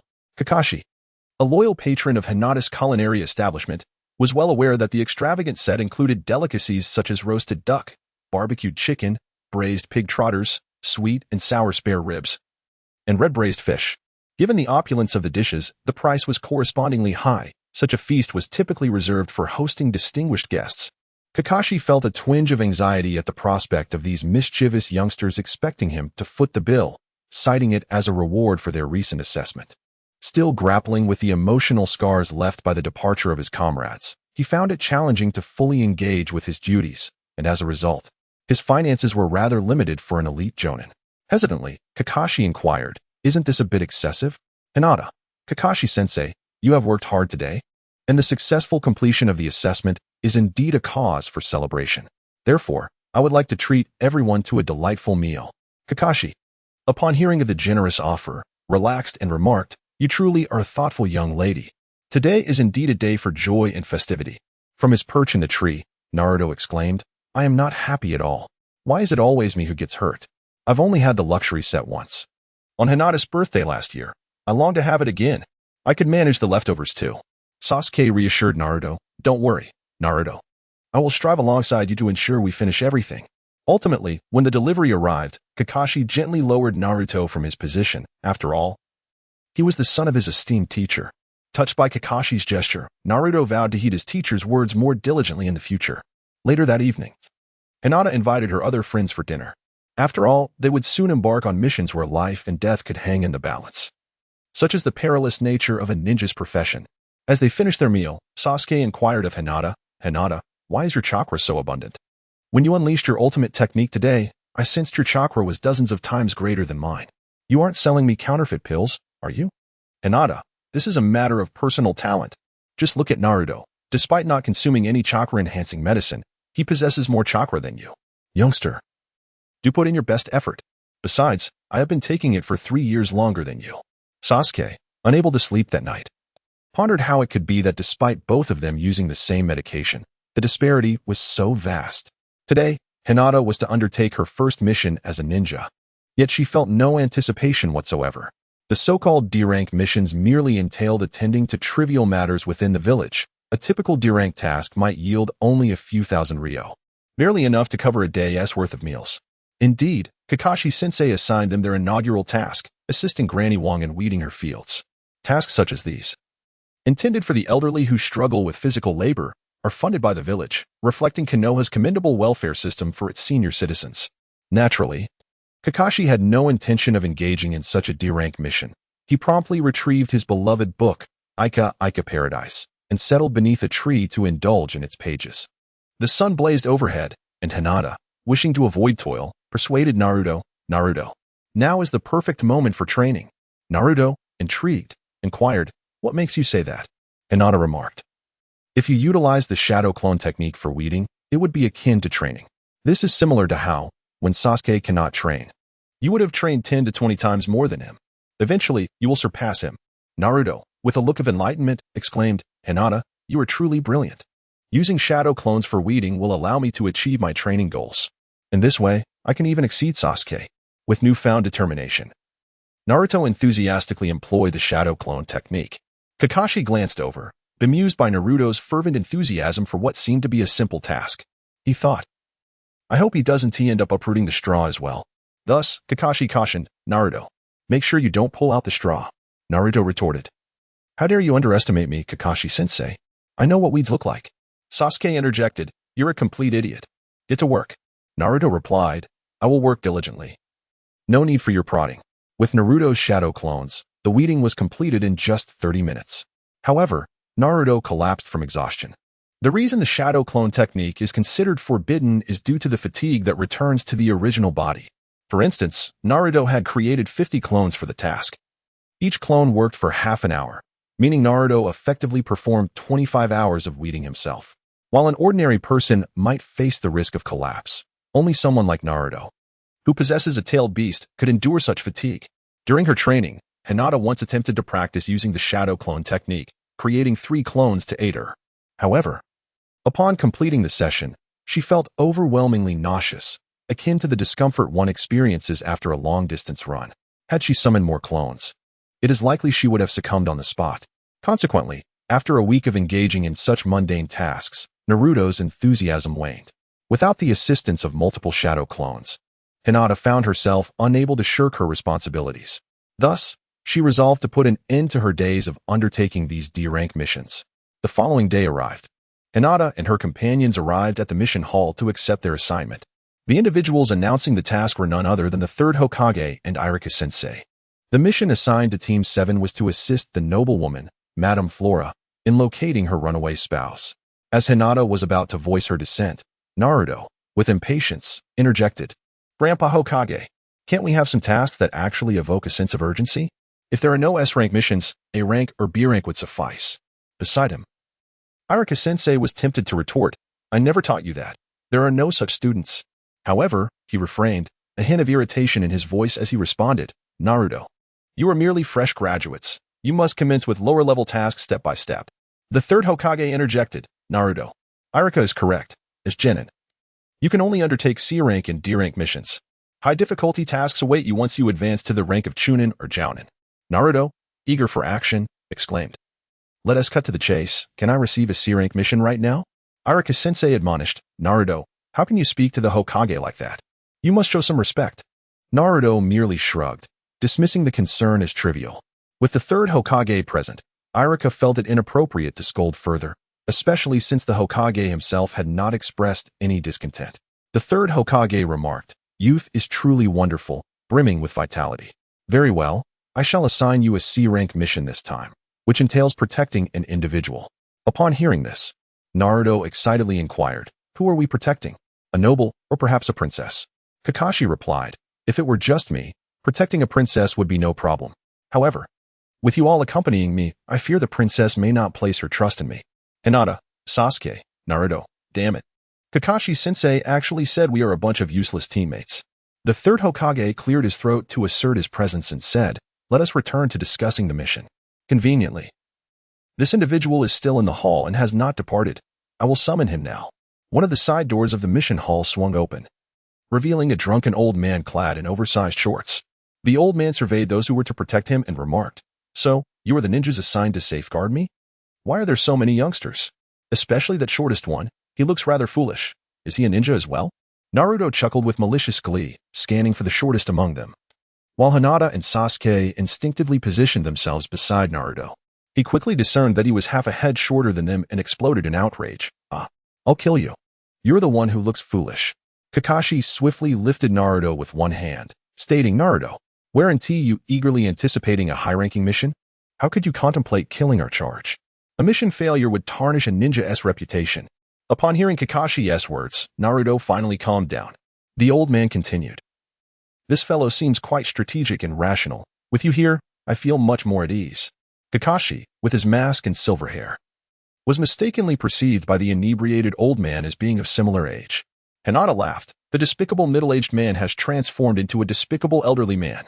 Kakashi replied, I'm beginning to reconsider this mission.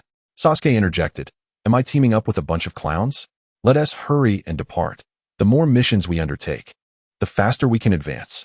Kakashi attempted to distance himself from any implication of being a clown, saying, I'm merely going along with Naruto. We must accept the mission. Now, sir, please tell us about your task. The old man took a swig of his drink and said, I am Tazuna, the world-renowned bridge builder. You are to escort me back to my homeland and protect me until the bridge is completed, which should take about half a month. Are you all capable of this? So many children? Kakashi reassured him, You must have faith in the strength of our Konoha. And even if these Genin are inexperienced, I, Janin, am here. Sasuke, Naruto, Hinata, you've heard that, right? Hurry back and prepare. We'll be out for an extended period. Let us meet at the village gate in an hour. The old man seemed to have more to say, hesitating. However, it was of little consequence, as all were eager to prepare for their first journey beyond the village. An hour later, Naruto arrived as if moving house, carrying pots, pans, toiletries, and even a tent. Kakashi glanced at him and remarked, Don't you think you've packed a bit too much? We're here to protect a hostage, not to survive in the wilderness. With all that, will you be able to run? You only need to bring a change of clothes and your ninja tools. Look at Sasuke, he only has a backpack. Tazuna laughed heartily. Haha, you see, I told you this guy looks foolish. Naruto retorted, Damn it, I'll wake you up. Sasuke added, You absolute buffoon. Though Naruto was inclined to act, he was restrained by Kakashi, who urged him to return home and put away his excess baggage. As Naruto dashed back, he encountered Hinata, who had just arrived, driving her creation, the lightning bolt. In her childhood, Hinata had been enamored with the four-wheel drive brothers and enjoyed racing. Each time she acquired a new racing car, she meticulously assembled it herself. Thus, she possessed a profound understanding of the mechanics involved. Occasionally, when a car malfunctioned, she would dismantle the motor to study it, seeking ways to enhance its speed. For Hinata, crafting a motor or engine was quite straightforward. The challenging aspect lay in the battery and power supply. Although she had learned about battery chemistry in high school, producing one required time. Fortunately, with her lightning release, she could provide artificial power. Thus, nothing posed a significant challenge. Despite the absence of traffic police, Hinata found the steering wheel considerably less manageable than that of a vehicle on Earth, which deterred her from driving too fast. Observing the fascinating design and the self-propelling mechanism, Kakashi inquired with curiosity, Hinata, What is this? Hinata, this is the evolved version of a bicycle, an electric bike. It is powered by electricity, although it is still in the improvement phase. Aren't we heading to the land of waves today? So I thought I would give it a try. Sasuke, recalling how slowly Hinata had previously ridden, remarked, This vehicle can't possibly be slower than a bicycle, can it? It would be better to run there. Hinata, rest assured. I promise we shall arrive in 3 hours. Dasna, so soon. That is impossible. The carriage I am riding takes 3 days and nights. Hinata, rest assured. You'll find out soon enough, Grandpa. There are only 4 seats in the car, and Kakashi-sensei is seated next to Hinata. Sasuke and Tazuna occupy the back seat. Tazuna, what about that foolish little fellow? Hinata, you may allow him to embrace you, thus serving as a makeshift safety belt. Tazuna appeared utterly bewildered, pondering the meaning of a safety belt. Am I truly so out of touch? At this moment, it is prudent to remain silent, lest I reveal my rural ignorance. Soon, Naruto will arrive, and upon witnessing the striking appearance of the Thunderbolt, he will learn that this is the vessel for our mission. However, the prospect of having to sit upon the lap of the old drunkard does not please him. Yet, who can blame him for arriving so late? Hinata, are you all prepared? Use your chakra to secure your seats. Naruto, hold on to the old man tightly to prevent him from being thrown out. With that, Hinata distributed goggles to everyone. Naruto, is it really that dramatic? How much faster can this vehicle be compared to a bicycle? Hinata, Naruto, you are not contemplating failure on this mission again, are you? If that elderly gentleman were to soar out and meet his demise, the blame would rest squarely on your shoulders. Allow me to clarify. This vehicle approaches with an unimaginable speed. Tazuna, young lady, given the rapid pace of this vehicle, are your eyes functioning properly? I must say, the whiteness of your eyes raises concerns about your health. Naruto, ha ha ha. Hinata, are you all right? Hinata, silence. It is your eyes that suffer from cataracts. Do not weep later. Nations established smooth thoroughfares for the sake of international trade and commerce. After Hinata had ensured everyone's safety, she began to unleash her lightning abilities and activated her Byakugan. Having consumed the secret medicine of the Uchiha clan, Hinata's Byakugan had been significantly enhanced beyond measure.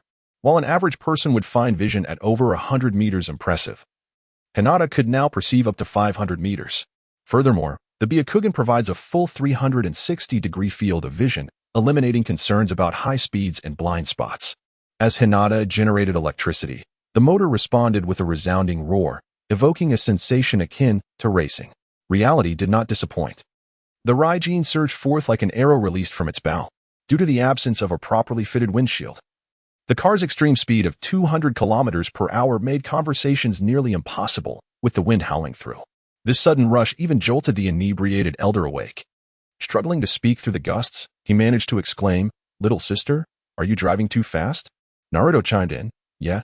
"Hinata, slow down. This seatbelt can barely hold me." Kakashi's masked face concealed his expression, while Sasuke remained composed, betraying no emotion despite the tumultuous atmosphere. Hinata was acutely aware that, given his chakra, he would soon be unable to sustain it. After all, even Naruto, who possessed more chakra than he did, was nearing his limit. The fierce wind striking against Hinata's face was indeed uncomfortable. Without goggles, it would have been nearly impossible to keep his eyes open. Consequently, Hinata reduced the speed of the vehicle and diminished the output of the lightning. He pressed the brake, causing the vehicle to decelerate rapidly.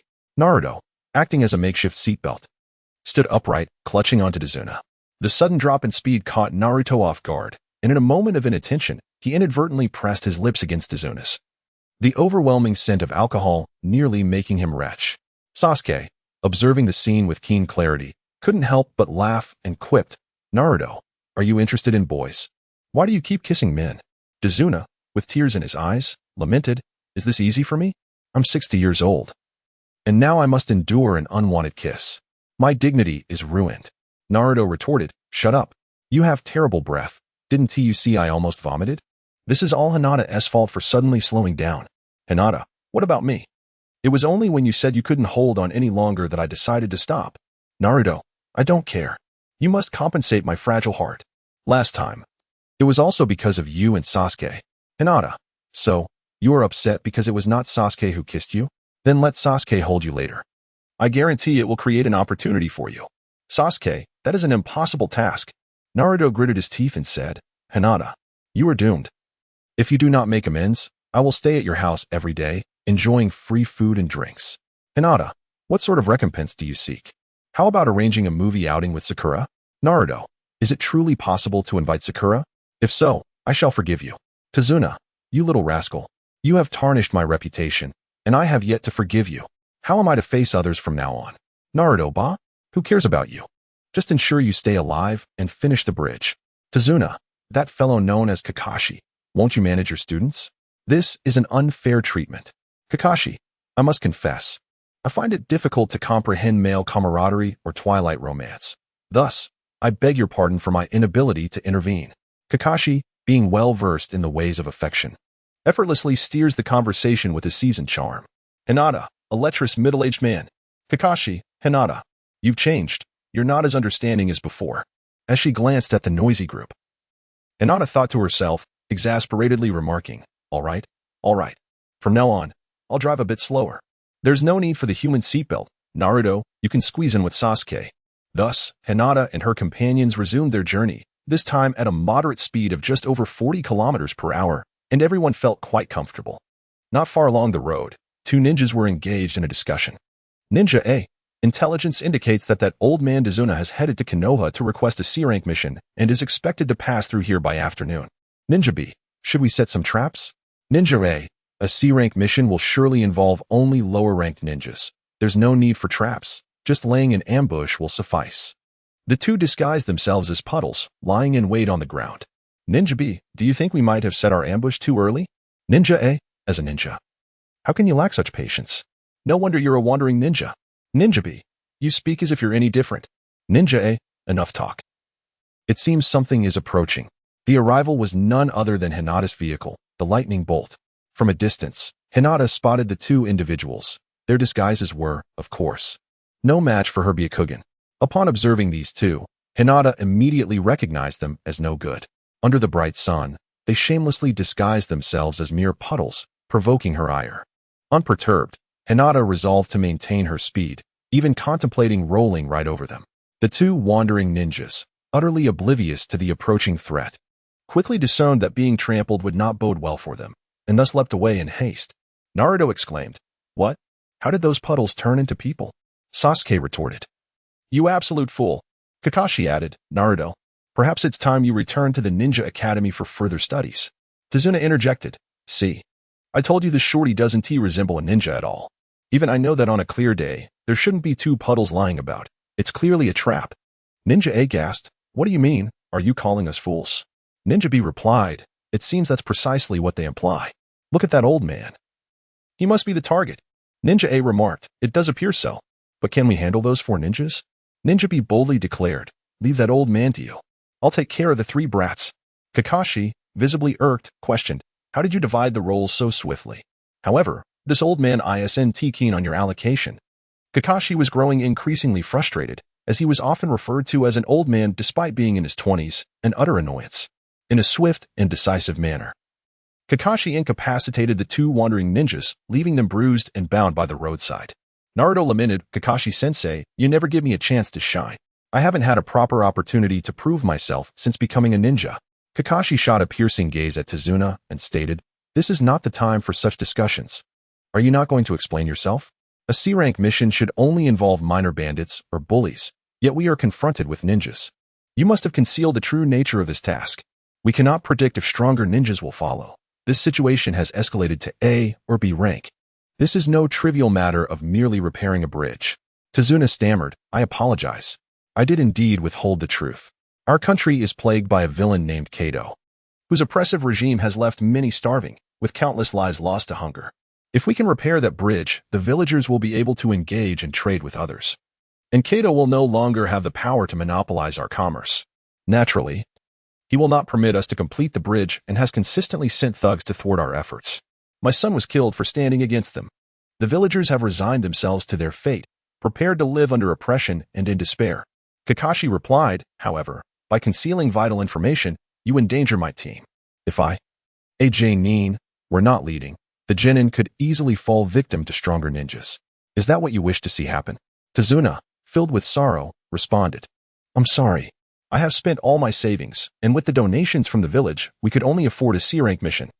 I understand if you choose to abandon this mission, it is indeed beyond its original scope. But even if it costs me my life, I will not give up. For this is the hope of our village." Kakashi, a man of empathy shaped by suffering and sorrow, refrained from issuing a retreat order and instead inquired, "What are your thoughts?" Naruto, with his kind-hearted and Navi nature, could not turn away from such a plight.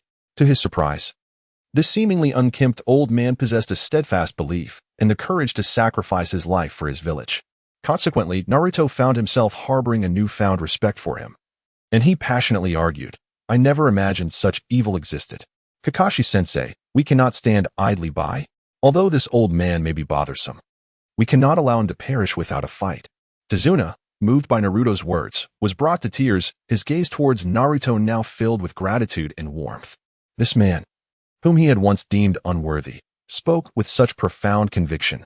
As Hinata observed Dazna's infatuated expression, a shiver ran down her spine, prompting her to declare, "I shall safeguard the love between Naruto and Dazna." Naruto retorted, "Damn it, Hinata. You were the one who caused that incident. And now you're just pouring salt into my wounds."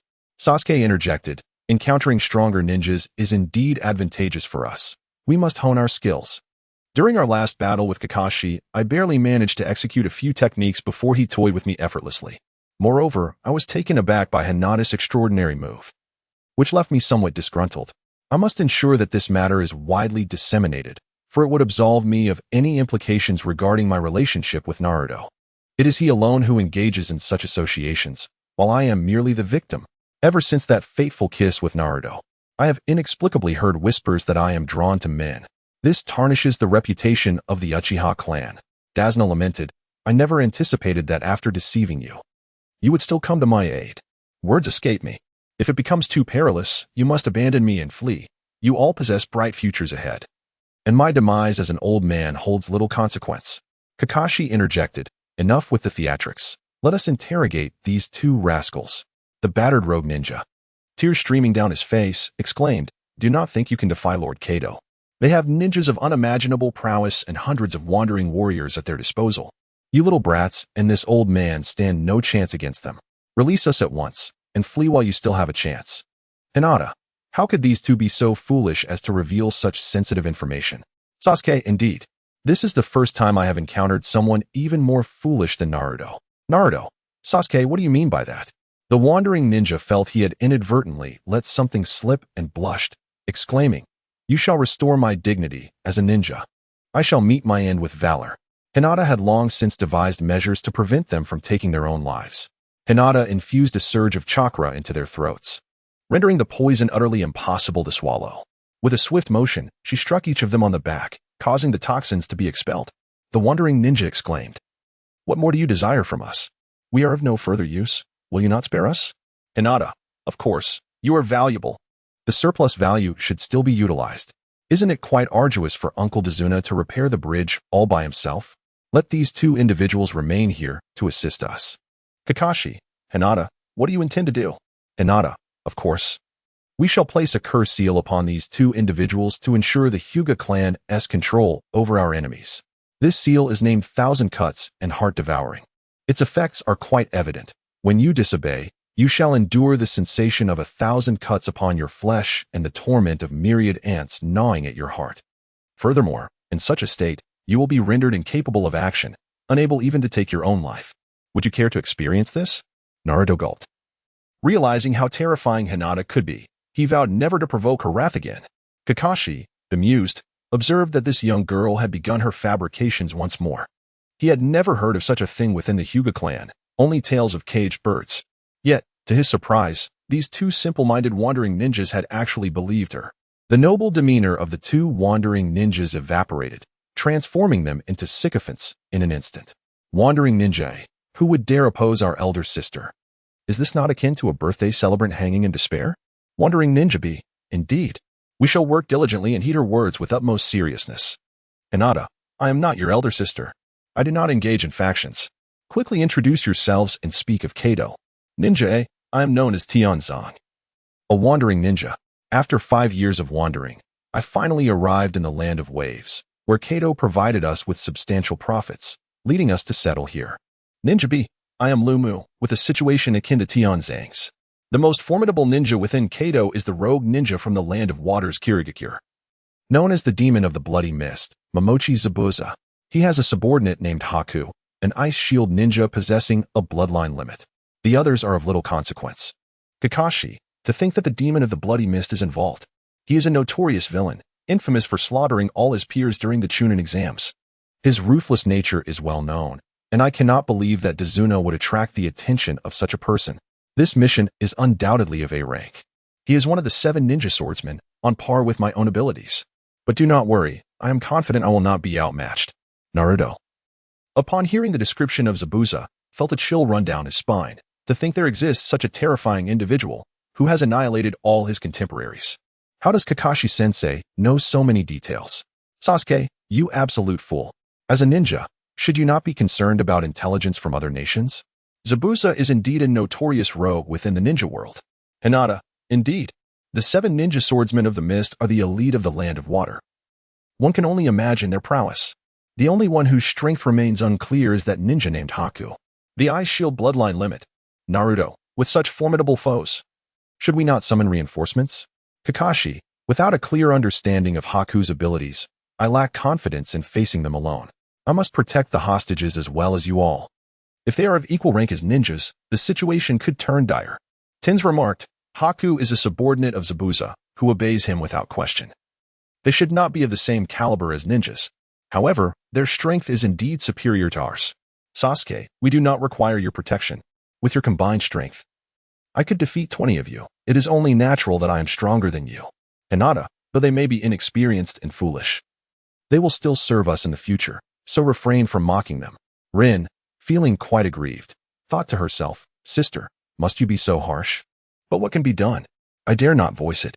Kakashi, since you all possess such confidence, let us confront this formidable foe, Zabuza, and his companion, Haku. Onward. We shall continue our journey.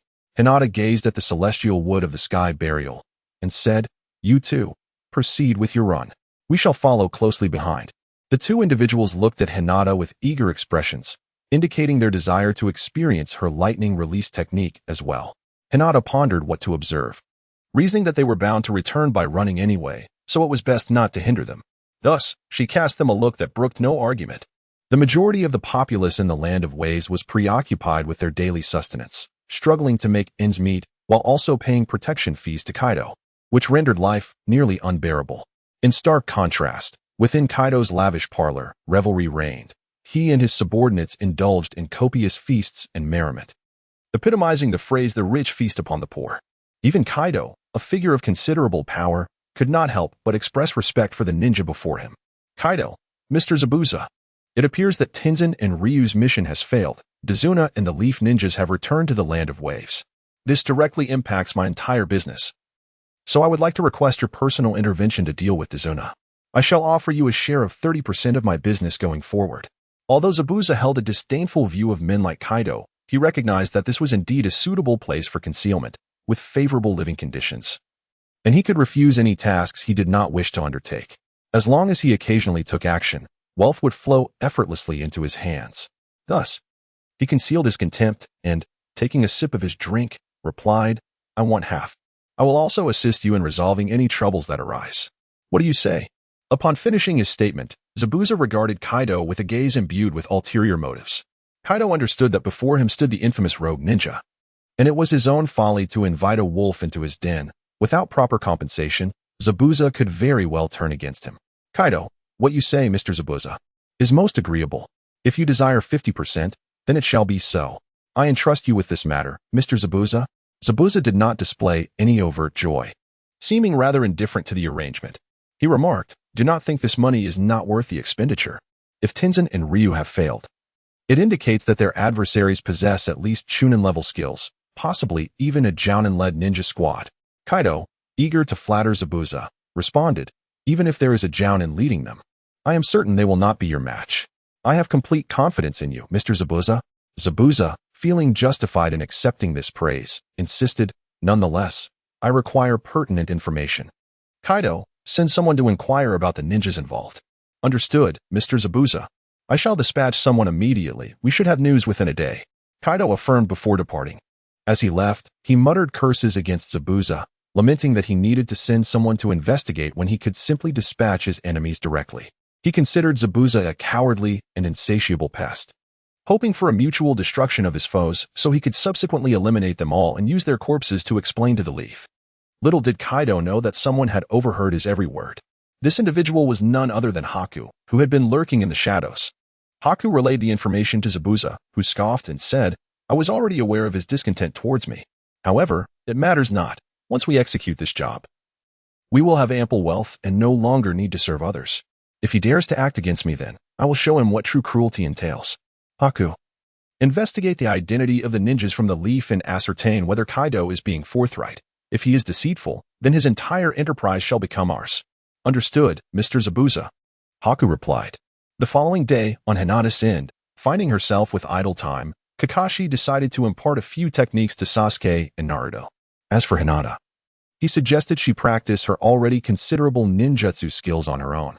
Consequently, Kakashi led Naruto and Sasuke to a nearby grove for training, leaving Hinata alone at the bridge to guard Dazuna, instructing her to signal in case of any disturbance. Hinata found herself rather bored, yet it was unlikely that she would assist with the laborious task of moving bricks. Thus, she took on the role of a supervisor, overseeing the operations of Tianseng and Lumu. At this moment, Hinata felt that she was merely a small whip away from transforming into a sentinel overseeing the construction of ancient walls. The drifting wood of the sky burial lamented that, despite being a wandering ninja, he had now been reduced to the status of a mere bricklayer. The two could not help but reflect on the irony of their circumstances. Having once been haughty and proud, they now found themselves in a position of humility. Such is the capriciousness of fate. Remarkably, after only a short while, they even contemplated a career change, aspiring to become sparring partners for Naruto and Sasuke. Hinata would certainly not agree to that. Are you joking? You two are leaving me here alone to play the role of a caretaker?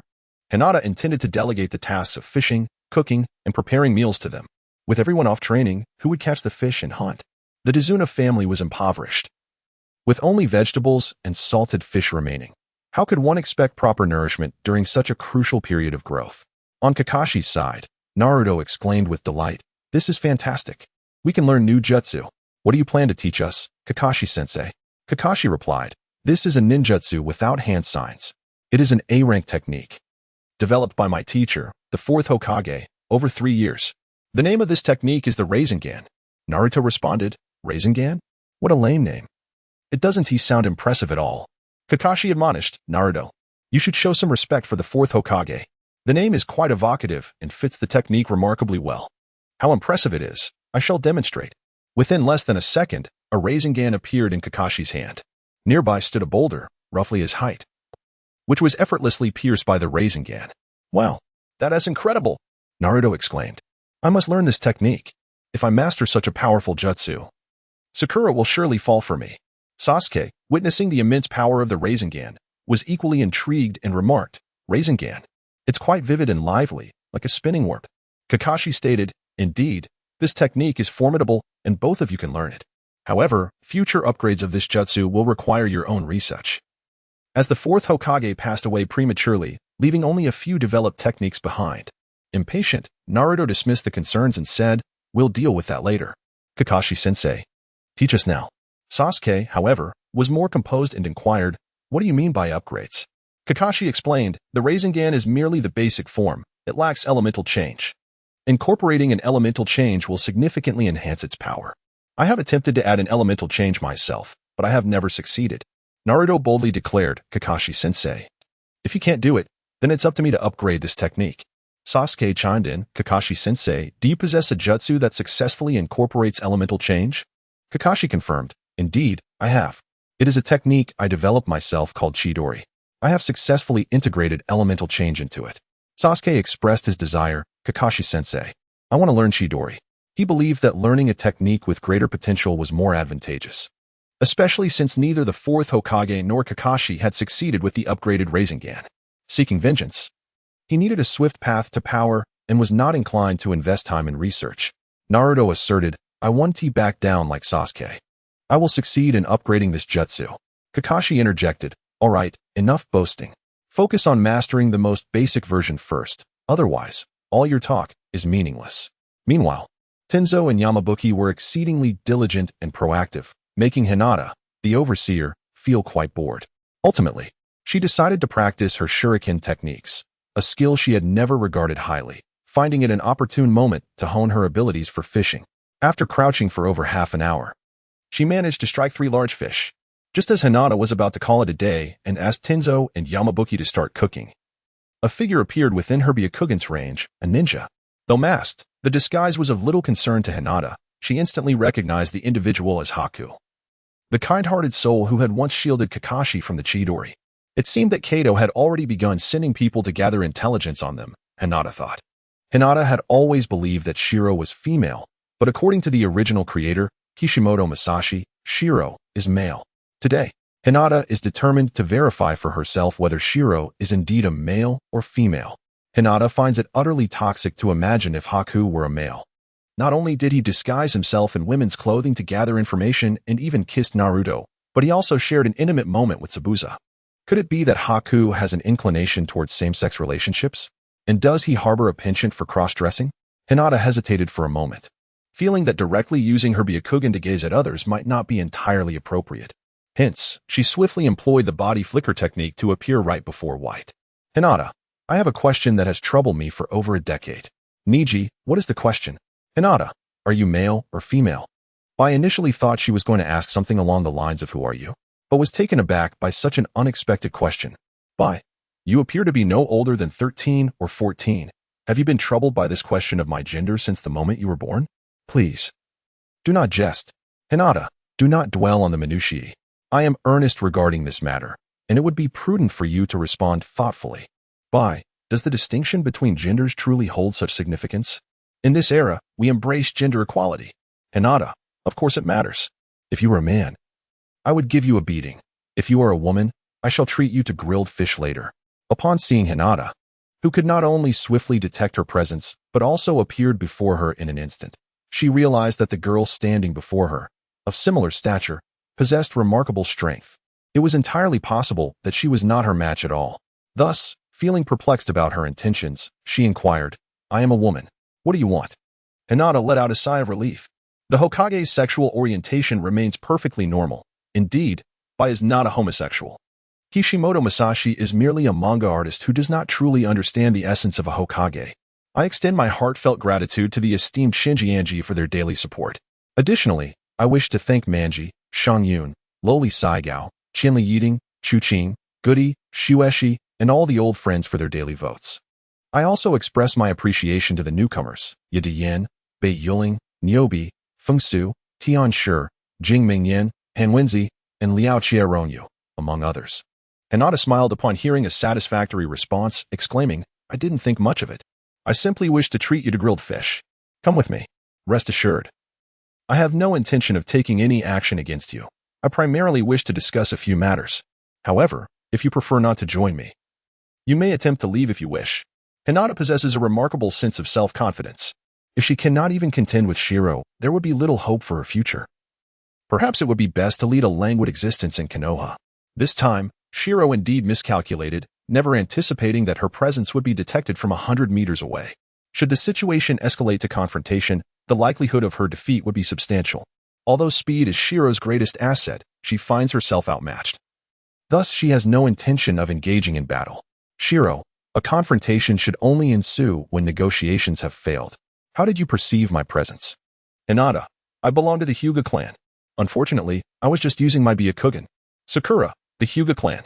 Do you also possess a bloodline limit?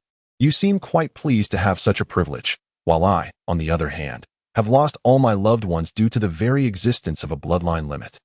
Hinata naturally understood what Bai was expressing.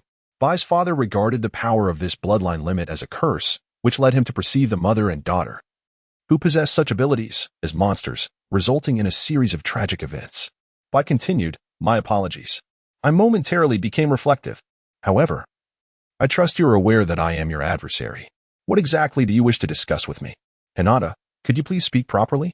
First, remove your mask, and then we shall have a meal." The visual experience differs between the Byakugan and the naked eye. The latter offers a far superior perspective. While the Byakugan resembles a monochromatic comic, she removed her mask, revealing her exquisite features, as a gesture of agreement. Hinata, accompanied by Haku, approached the bridge and called out to Tenzo and Rimu, "Hurry over, it's time to grill some fish." Upon seeing Hinata with a girl by her side, both Tenzo and Rimu were taken aback. "Who is this person you've brought along, big sister? That figure is unmistakably Haku. Are you really inviting her to share in the grilled fish? You have no idea how dangerous that could be." The two exchanged frantic glances and subtle gestures, signaling to Hinata that something was amiss, wary of directly voicing their concerns lest Haku suddenly take action, leaving Hinata completely unguarded. "Hinata, have your eyes gone awry? You too? Hurry and prepare the grilled fish." I couldn't help but chuckle at the sight of the two and remarked, "She already knew who I was. However, I never anticipated that you would still be alive. It seems you have surrendered without a fight." Hinata, "No, they still possess quite a bit of spirit. They attempted to take poison to end their lives, but I intervened. I placed upon them a curse seal known as Thousand Cuts Devouring Heart to ensure their obedience. I had never heard of this curse seal, but it sounded rather sinister and terrifying." She had no intention of inquiring further, preferring to remain silent and conceal her ignorance. After witnessing Hinata defend them, both Tenzo and Rimu felt motivated to prepare grilled fish. Once the fish was ready, Hinata sent Tenzo and Rimu to deliver lunch to Naruto and the others. Dazuna remarked that he still needed to make repairs on the bridge before eating. At this moment, only Bai and Hinata remained together. "Hinata, now that we've dined sumptuously and our thirsts are quenched, let us broach the matter at hand. Haku, you have finally seen fit to broach the subject. What is it that this young lady wishes to discuss with me?" Hinata giggled and said, "Actually, I would like you to join us in Konoha. What do you say? Do you agree?" Bai thought to herself that she had never encountered such unabashed audacity, and replied, "We have only just met. How can you attempt to lure me away? Zabuza is a rogue ninja from the land of water. Joining Konoha would surely incite political turmoil. The Hokage would never consent to such a proposal. Moreover, I have no intention of parting ways with Zabuza. Hinata is acutely aware of the turmoil engulfing the Land of Water, where the fourth Mizukage is now under the control of Obito. This period is ominously referred to as the Bloody Mist Era. The Land of Water, known for its abundant moisture, frequently experiences fog, however. Now even the mist has turned crimson, revealing the extent of the chaos and horror that pervades the region. Consequently, there is a continual exodus of rogue ninjas and assassination attempts, leaving the Land of Water unable to allocate resources to pursue the traitorous ninjas such as Zabuza. Hinata, it is certainly not a matter of being overt. There are numerous ways to disguise one's intentions. Moreover, our Hidden Leaf Village requires an increase in personnel. The third Hokage would undoubtedly concur. I swear it in the name of the Hyuga clan. Surely, you do not wish to continue evading others.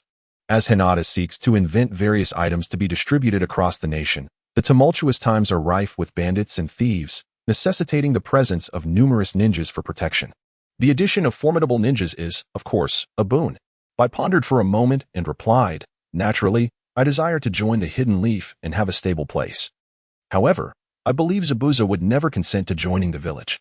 I will follow him wherever he goes. Zabuza is indeed a troublesome individual. The environment of the Land of Water has instilled in him a belief that trust is a rarity and that everyone is merely a tool for another. Engaging in mutual exploitation. It was only when he encountered Bai that his soul found redemption, despite his persistent claims that Bai is merely an instrument to him. Hinata, unlike Naruto, who possesses an invincible gift of gab, prefers to confront challenges directly with unwavering determination rather than relying on mere words. Hinata, isn't Zabuza coming to find us soon? If he loses, we can spare his life, but he must join Konoha. If you attempt to flee, it will reveal your whereabouts to the Land of Water. Hinata added. Sakura, are you so confident? Zabuza is, after all, one of the 7 ninja swordsmen of the mist. Hinata, unfortunately, our team leader is Kakashi Hatake, the copy ninja of Konoha. Sakura, the copy ninja Kakashi? Indeed, he is a formidable adversary. However, I am certain that Mr. Zabuza will not flee. We may very well encounter each other as foes either tomorrow or the day after. Hinata, it is not proper for young ladies to engage in violence. Let us merely observe from the sidelines the clash between the copy ninja and one of the 7 ninja swordsmen of the mist. Haku, this does not seem right. While others are fighting with all their might, we are merely spectating as if we are at a spectacle. Hinata, this is not mere idle curiosity. It is a form of observational learning. The confrontation between such elite shinobi is worthy of our study and emulation. Sakura, at such a young age, your rationalizations are quite grandiose. Nevertheless, I hope you all take this seriously. Mr. Zabuza will undoubtedly regard it as a battle to the death. In truth, Sakura secretly hopes for Mr. Zabuza's defeat, as it would spare everyone from perishing. Hinata is well aware of the storyline. With Kakashi-sensei's superior skills, what is there for her to worry about? Moreover, if Kakashi-sensei falters, she is there to support. Hinata, rest assured. By observing Hinata's apparent indifference towards Zabuza, expressed her bemusement, saying, soon, Kato will dispatch someone to scout the situation. If we require additional manpower for the bridge repair, you may enlist their assistance. Let us conclude our conversation here. I acquiesce to your proposal. I had articulated all that needed to be conveyed, yet Hinata remained unconcerned, leaving Bai with no recourse. Gratitude is extended to the esteemed owner of Shinjianjiu for the 18 votes of recommendation. Appreciation is also due to Manji, the words of Yao, Su Xiao, Hai, Jing, Qianli Yiding, Shang Yun, Yue Guang, Pan Jisong, Wang Jian, Loli Saigao, and the youthful spirits. I am profoundly thankful for the multitude of recommendation votes. Your support fuels my writing endeavors. I approached Zabuza to report her findings. Mr. Zabuza, the person from Konoha is the copy ninja, Kakashi Hatake, accompanied by his subordinates. Zabuza replied, the copy ninja. I have long heard of him, reputed to replicate thousands of jutsu. Yet, how could a counterfeit ever rival the original? Bai continued, let us prepare. We shall set forth the day after tomorrow to confront this copy ninja. Before engaging Kakashi, Zabuza had held a dismissive view of him, believing that a mere imitation could never surpass the genuine article, regardless of the number of techniques. After his initial defeat at Kakashi's hands, Zabuza realized his underestimation and faced a similar fate upon their next encounter. He was the type to possess excessive confidence, coupled with a stubborn temperament. As Bai anticipated, Mr. Zabuza indeed sought to challenge them. Both individuals were renowned figures in the ninja realm, destined to clash upon meeting. I recognized that Hinata and Naruto were merely novices, perhaps lacking the resolve to take a life. Zabuza would undoubtedly fight with lethal intent, prompting Bai to worry about Hinata and their potential defeat. Tomorrow could very well mark a turning point in her fate, leaving Bai restless and troubled, struggling to find sleep. With the bridge work halted for the night, Naruto, Sasuke, and the others, having exhausted their chakra, returned to their lodgings in Dazina. During dinner, Hinata broached the subject of her encounter with Bai earlier that day. Hinata, Kakashi-sensei, I must inform you of something. Tomorrow, you shall encounter trouble. Kakashi, perplexed, wondered to himself, what have I done to deserve this misfortune? Is calamity descending upon me from the heavens? With a face full of confusion, he turned to Hinata and inquired, have you once again brought me trouble? Hinata, one could say that. Today, their people came to gather intelligence, and I arranged for you to duel with the ruthless ghost man, Momochi Zabuza, tomorrow. Naruto, is Kakashi-sensei really going to duel that merciless ghost man? How thrilling that would be. Sasuke, indeed, a clash between top-tier shinobi is truly worthy of study. Kakashi, it seems you speak as if it doesn't concern you, but we are part of the same team. While I would love to boast that I can handle this effortlessly, I must admit that I do not feel entirely confident in securing a victory. Therefore, I believe it is prudent for all of us to join forces. Naruto, with a disappointed expression, retorted, TCH. Kakashi-sensei is so cowardly. He is the one being challenged to a duel. Is it really acceptable for us to gang up on him like this? Hinata, Naruto, you remain exceedingly naive. While Kakashi-sensei could effortlessly handle Zabuza, such an encounter would not serve to hone our skills. In the original narrative, Kakashi admits that his carelessness led him into Zabuza's water prison, subsequently directing Zabuza's water clones to confront us. Clearly, this was intended to train us.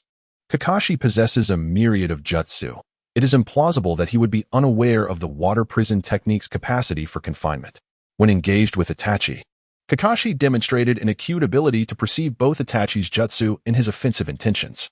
With such formidable observational skills, he could not have overlooked Zabuza's water prison technique.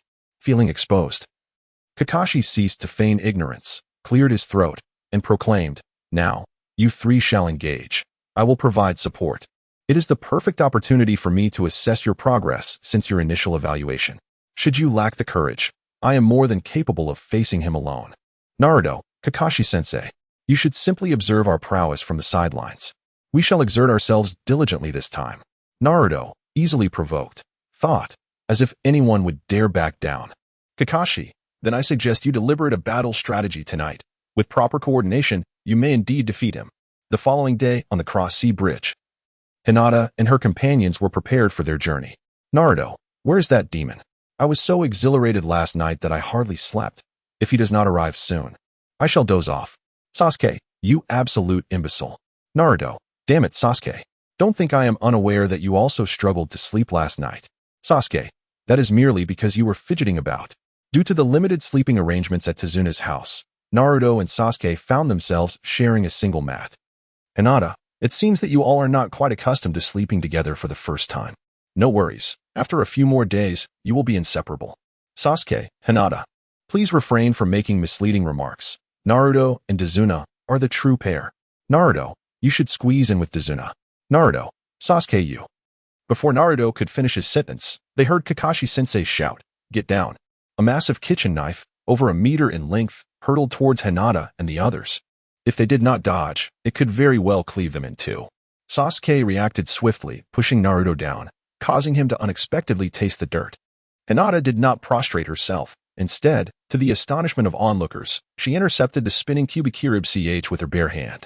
Naruto, witnessing this, mused internally, heavens. Hinata is remarkably formidable. She caught that massive cleaver with a single hand. I was petrified when I saw such a large blade hurtling toward us. This is quite mortifying. I must redeem myself. Naruto exclaimed, honestly, Kakashi-sensei, you made me ingest 2 mouthfuls of dirt. And Sasuke was so agitated by a mere blade that he pinned me to the ground. I knew all along that Hinata could catch the blade. That's why I didn't evade it. Sasuke and Kakashi silently thought, indeed, we believe you implicitly. On the other side, Zabuza was rendered speechless, lamenting that his weapon was neutralized upon its debut, depriving him of any enjoyment. Haku, witnessing Zabuza-sensei's weapon being disarmed immediately, was torn between amusement and restraint. However, as a ninja, one must cultivate forbearance. Yet, The stifled mirth in his expression was perceived by Zabuza as blatant derision. Hinata, who lacks civic sense and carelessly discards trash. What will happen to the children? The situation grew somewhat awkward as Zabuza, eager to salvage his dignity, exclaimed, "Who are you, little brat? How could you possibly catch my decapitating blade?" Hinata, I am merely an ordinary girl who has recently graduated from the Ninja Academy, and it has barely been 2 weeks. Zabuza, thinking to himself, how can you claim to be ordinary? Just now, when you threw your decapitating blade, the rotational inertia greatly amplified its speed and power, making it impossible for you to catch it yourself. How can a seemingly ordinary girl possess such strength? Zabuza, it appears I may have underestimated the situation today. I had intended to face the copy ninja Kakashi in a duel, but I did not anticipate such formidable young adversaries at his side. Bai, can you hold off these youngsters? Before Bai could respond, Kakashi interjected, saying, My apologies, Mr. Demon. I fear I must disappoint you. As my 3 students are eager for a confrontation, and I believe my participation is unnecessary. Zabuza, previously chastised by Hinata for recklessly discarding trash, now found himself further ridiculed by Kakashi for being outmatched by children. His earlier thoughts of retreat were swiftly replaced. Grateful for the 18 votes from Sheng Yangyu's patrons. Thanks to Sheng Yun for the 5 votes. Appreciation to Wan, Loli Saigao, and Qianli Yiding for their 3 votes, and to Yuxiao, Qianji, Xiaoxiao, and the Angel for their recommendations. If I do not triumph over these youngsters today, I shall be the subject of ridicule. It is likely that the Land of Water will lower my rogue status due to the embarrassment of being labeled an A-rank rogue ninja. Zabuza, you have successfully provoked my ire. There shall be no retreat henceforth. Naruto, Hinata, come assist Sasuke and me. Let us also showcase our skills. Sasuke, I concur. If Hinata were to earnestly engage, it would surely be a swift defeat for that demon. Each time Sasuke recalls Hinata's ultimate move, the instant lightning flash, he finds it astonishing. How can anyone withstand such speed? Zabuza wondered if he had yet to fully awaken. Kakashi's disdain was one thing. But why did these children share the same sentiment? Do they truly believe that a serious effort would render me defeated in an instant? Do I appear to be so easily bullied? Zabuza, I have had enough.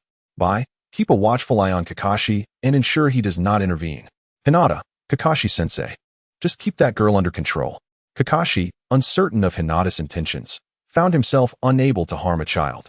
Thus, he and Sai entered a silent standoff, each unwilling to make a move. Hinata, not only do I aspire to be a support, but I also wish to serve as the commander of the spring water. Naruto, Sasuke, heed my commands and spring into action. Naruto, employ your shadow clones to entangle the enemy. Sasuke, unleash your shuriken techniques to disrupt and confuse them. Zabuza, who was about to mock these antics as mere child's play, suddenly realized that both Naruto's and Sasuke's hand gestures were signaling the activation of explosive tags. Taken aback, he hastily distanced himself from Naruto's shadow clone, yet Sasuke's shuriken exploded successfully beside Zabuza. In a bid to spare Zabuza from demise, Hinata deliberately diminished the explosive tag's potency. Consequently, Zabuza emerged merely disheveled and covered in soot, a rather pitiable sight. Naturally, Naruto seized this opportunity for mockery. Huh? Now you understand our prowess. At that moment, Zabuza's veins bulged with fury, a level of rage he had not experienced in quite some time. Thus, the aura of countless lives taken surged forth from him. Naruto and Sasuke simultaneously sensed the chilling presence emanating from Zabuza, causing an involuntary shiver to traverse their spines, and they swallowed hard, suddenly engulfed by a palpable tension. Hinata also experienced the presence of murderous intent for the first time. She had always believed that such a concept was merely a jest. However, today she truly felt the malevolent aura emanating from the wicked spirit, a lethal intent that could penetrate the soul through nothing more than a gaze or expression. Hinata, you ought to show some respect. The individual has graciously bestowed their weapons upon us, yet you still wish to destroy their garments. Do you intend for them to be left with naught but intact trousers? Look at how you've provoked their ire. Zabuza, on the other hand, couldn't help but feel a sense of gloom as he recalled that his executioner's blade remained in Hinata's possession. Observing these youngsters, Zabuza noted that they were deliberately maintaining their distance, opting only to engage him with shadow clones. It appeared they were not inclined towards close combat. Indeed, this aligns with one of the strategic guidelines. Hinata is not the primary attacker. Given the disparity in taijutsu between Sasuke and Naruto, it would be prudent to exploit their strengths while avoiding weaknesses, thus engaging in mid to long-range containment and assault. If Zabuza were to charge directly, Naruto and the others would use shadow clones, shuriken, and explosive tags to repel him. A headlong rush would certainly prove futile. Zabuza thought. Then I shall employ ninjutsu to change the tide of battle. To elicit my use of ninjutsu speaks volumes of your prowess. Behold my water release, water dragon bullet technique. Water coalesced into the form of a dragon, surging directly towards Naruto. Naruto shouted, "Why does it only target me?" Sasuke replied, "Typically, assassins prioritize eliminating the weakest first." Naruto exclaimed, "What?" "Watch as I unleash my multi-shadow clone explosion." Enraged, Naruto resolved to obliterate the water dragon with a direct attack. Hinata observed Naruto's extravagant display and exclaimed, "Naruto, you owe me quite a sum. Are you certain you wish to employ such lavish ninjutsu?" Naruto pondered for a moment, realizing that although Hinata had sold him the explosive tags at half price, it still amounted to a considerable expense. He quickly replied, "Sasuke is in your hands. This individual does not warrant such extravagant techniques." Sasuke retorted, "You absolute fool, get down." Hinata chimed in, "Now, cooperate with my fire style, fire dragon flame bomb." Hinata, "No problem. Wind release, vacuum bullets." The fire dragon flame bomb is characterized by its swift speed and considerable power, accompanied by an explosive effect. Hinata's wind release, vacuum bullets exhibit a similar efficacy, but the fusion of wind and fire release transforms it into a combined ninjutsu, fire dragon vacuum bullets. Sasuke, ever considerate, worried that the fire and water dragons might collide and harm Naruto, urged him to lie down.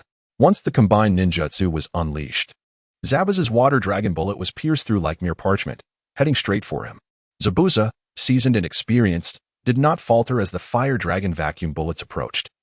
He methodically employed the water barrier technique. However, frustration brewed within him, as being a Jonin compelled him to utilize two techniques to contend with a Chunin's combined ninjutsu. The chakra expenditure was one matter, but his mood soured even further. In a fit of exasperation, Zabuza unleashed a more potent technique, water release, great water collision wave. Water surged forth like a torrent breaching a dam, rushing towards Hinata and the others as if intent on engulfing and sweeping them away. Naruto attempted to use explosive tags to disperse the water, yet they failed to alter the course of the deluge, merely creating splashes. Faced with the impending colossal wave, Naruto, somewhat panicked, inquired, "Sasuke, can you hold on?" Sasuke resolved to demonstrate his resilience through action. Fire release, great fireball technique. This fire technique combined the original Great Fireball jutsu with several combustible materials created by Hinata, such as hydrogen, oxygen, and carbon monoxide, collectively referred to as gas. The combustion of hydrogen and carbon monoxide yielded an explosive effect, significantly amplifying the potency of the fire release.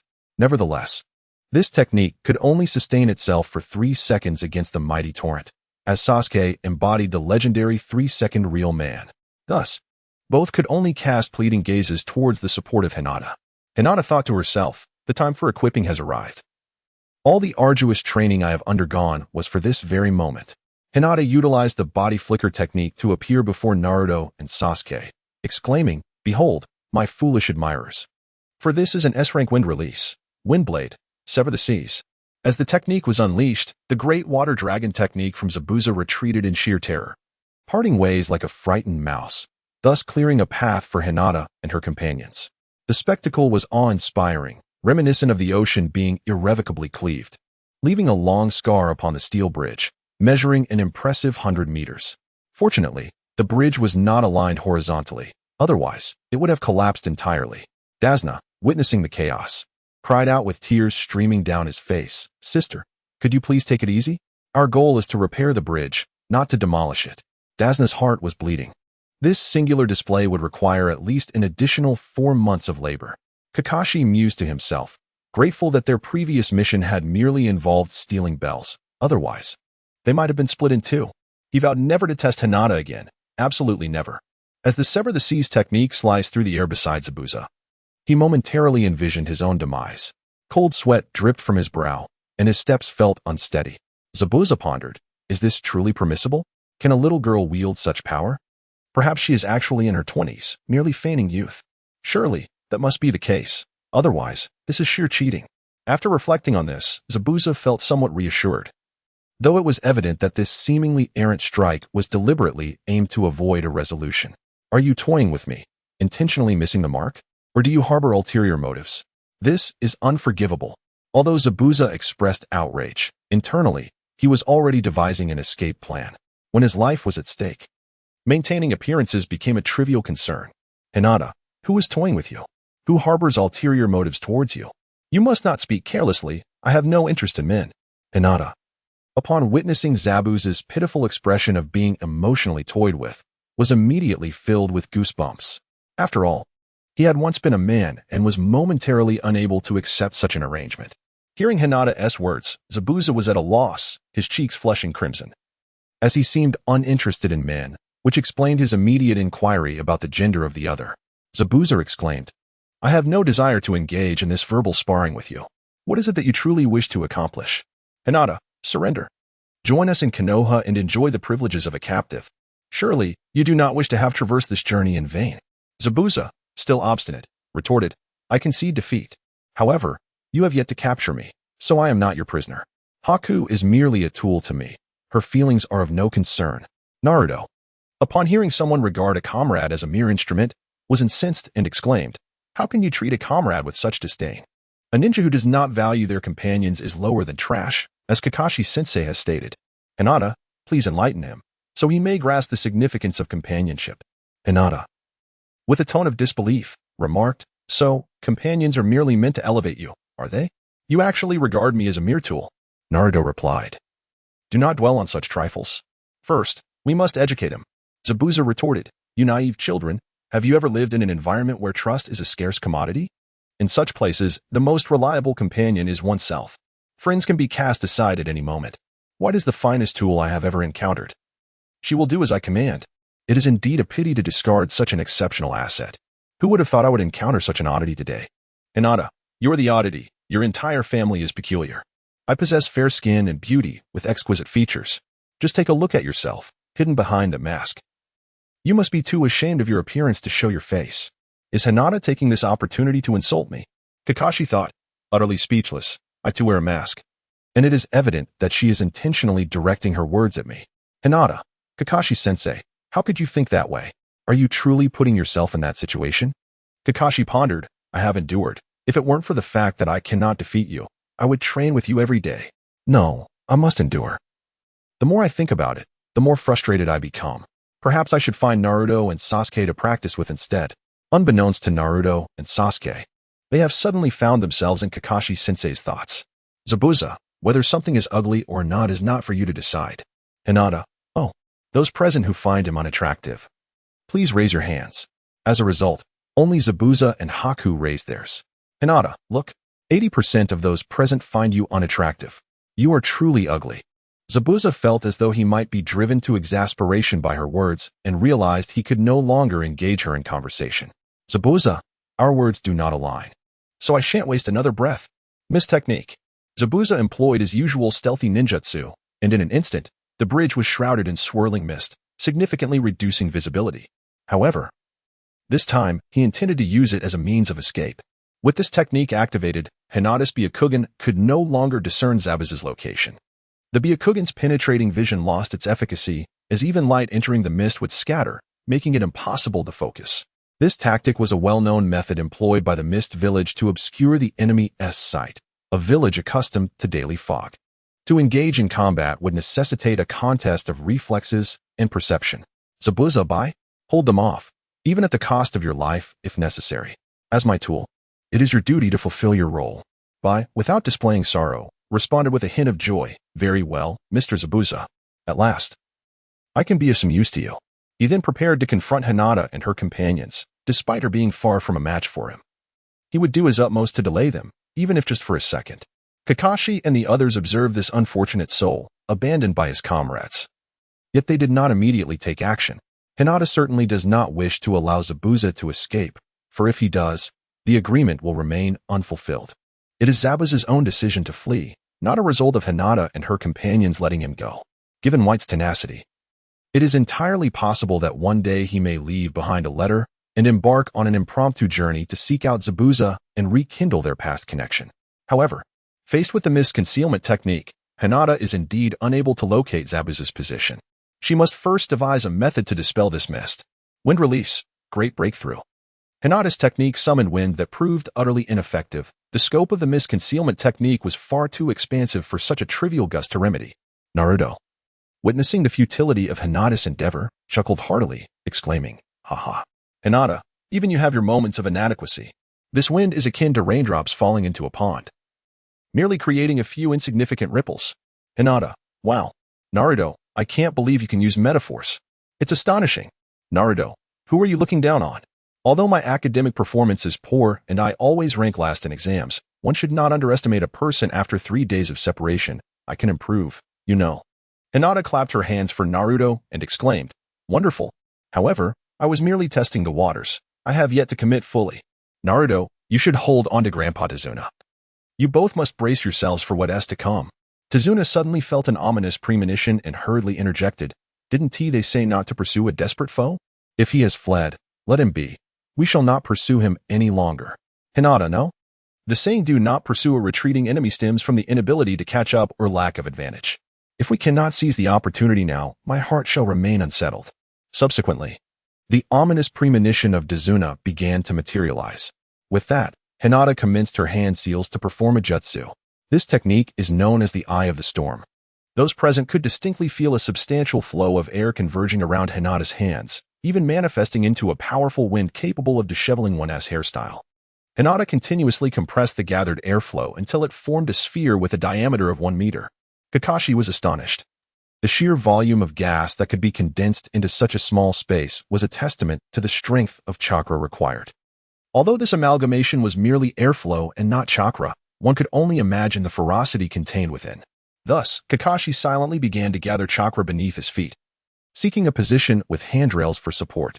Naruto, observing Kakashi's cautious demeanor, couldn't help but exclaim, "Is it really necessary for you to be so dramatic, Kakashi-sensei?" Kakashi, bemused, thought to himself, "Have you forgotten the earlier wind blade that cleaved the sea? Who knows what this Eye of the Storm might unleash? Standing there so casually is akin to courting disaster." Tazuna seemed to concur with Kakashi's assessment, believing that staying close to him was the safest option. Sasuke, calling Naruto a complete fool, also found a handrail to clutch for stability. As Hinata observed that everyone had largely taken cover, she hurled the Eye of the Storm in the direction from which Zabuza had previously fled. The artificially compressed Eye of the Storm gradually expanded, ultimately detonating at a distance of 100 meters. The resulting effect resembled a tempest of unimaginable ferocity, uprooting numerous trees from their very foundations. Although Naruto had anchored himself to the bridge using his chakra, the sudden onslaught of the storm swept him into the river. As he was propelled through the air, Naruto exclaimed, "Why is it so exaggerated? Is this for real?" The entire bridge trembled under the force. Beside him, Tazuna clutched Kakashi tightly, praying, "Oh bridge, dear bridge, you must hold firm."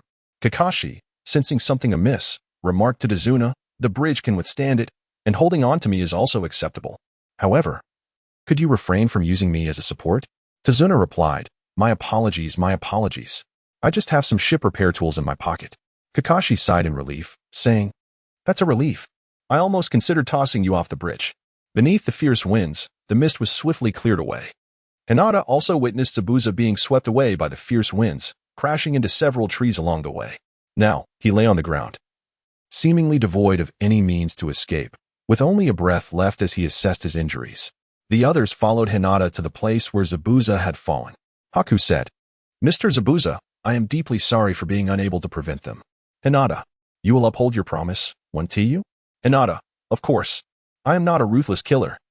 Zabuza, "You are now considered our captive. How about joining our Konoha? We offer comprehensive benefits, year-end bonuses, and weekends off." Naruto, "Why would you want someone who is so heartless and has abandoned their comrades to join our Konoha?" Zabuza, "The little one has a point. Why are you so eager for me to join? Do you harbor secret feelings for me?" Hinata, with eagerness, remarked, "It seems your injuries are not severe enough. I believe you can endure a few more punches." Zabuza, with a haughty snort, chose to remain silent. Hinata, "Naruto, he has not forsaken his companions. He is merely tough on the outside but soft at heart. He witnessed our kindness towards the captives and chose to leave White with us. This way, White will no longer have to wander with him, avoiding perilous encounters. Am I correct, Zabuza-sensei?" Zabuza, "I merely discarded my tool, yet you choose to fabricate such elaborate narratives. Just because I fled after attempting to assassinate the Mizukage, do not presume I would wish to join the Land of Fire. It is not the land of water that I disdain, but rather its leadership. I still hold a profound connection to my homeland. Therefore, I shall not align myself with the land of fire. Do as you will, your whim shall dictate my fate."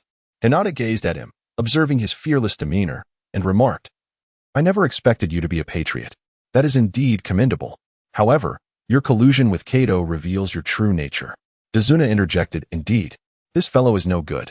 Little sister, do not let the tiger return to the mountain."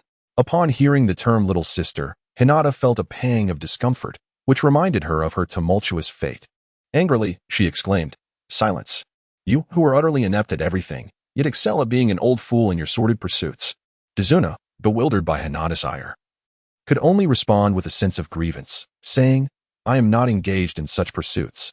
Zabuza, amidst the chaos of his time, remarked, "In this tumultuous world, merely surviving is a feat in itself. I am but a wretched soul clinging to life. In the past, I was adrift, unsure of my purpose. Yet now I have found a goal. I wish to bring her joy and improve her circumstances, which is why I assist wealthy individuals like Cad."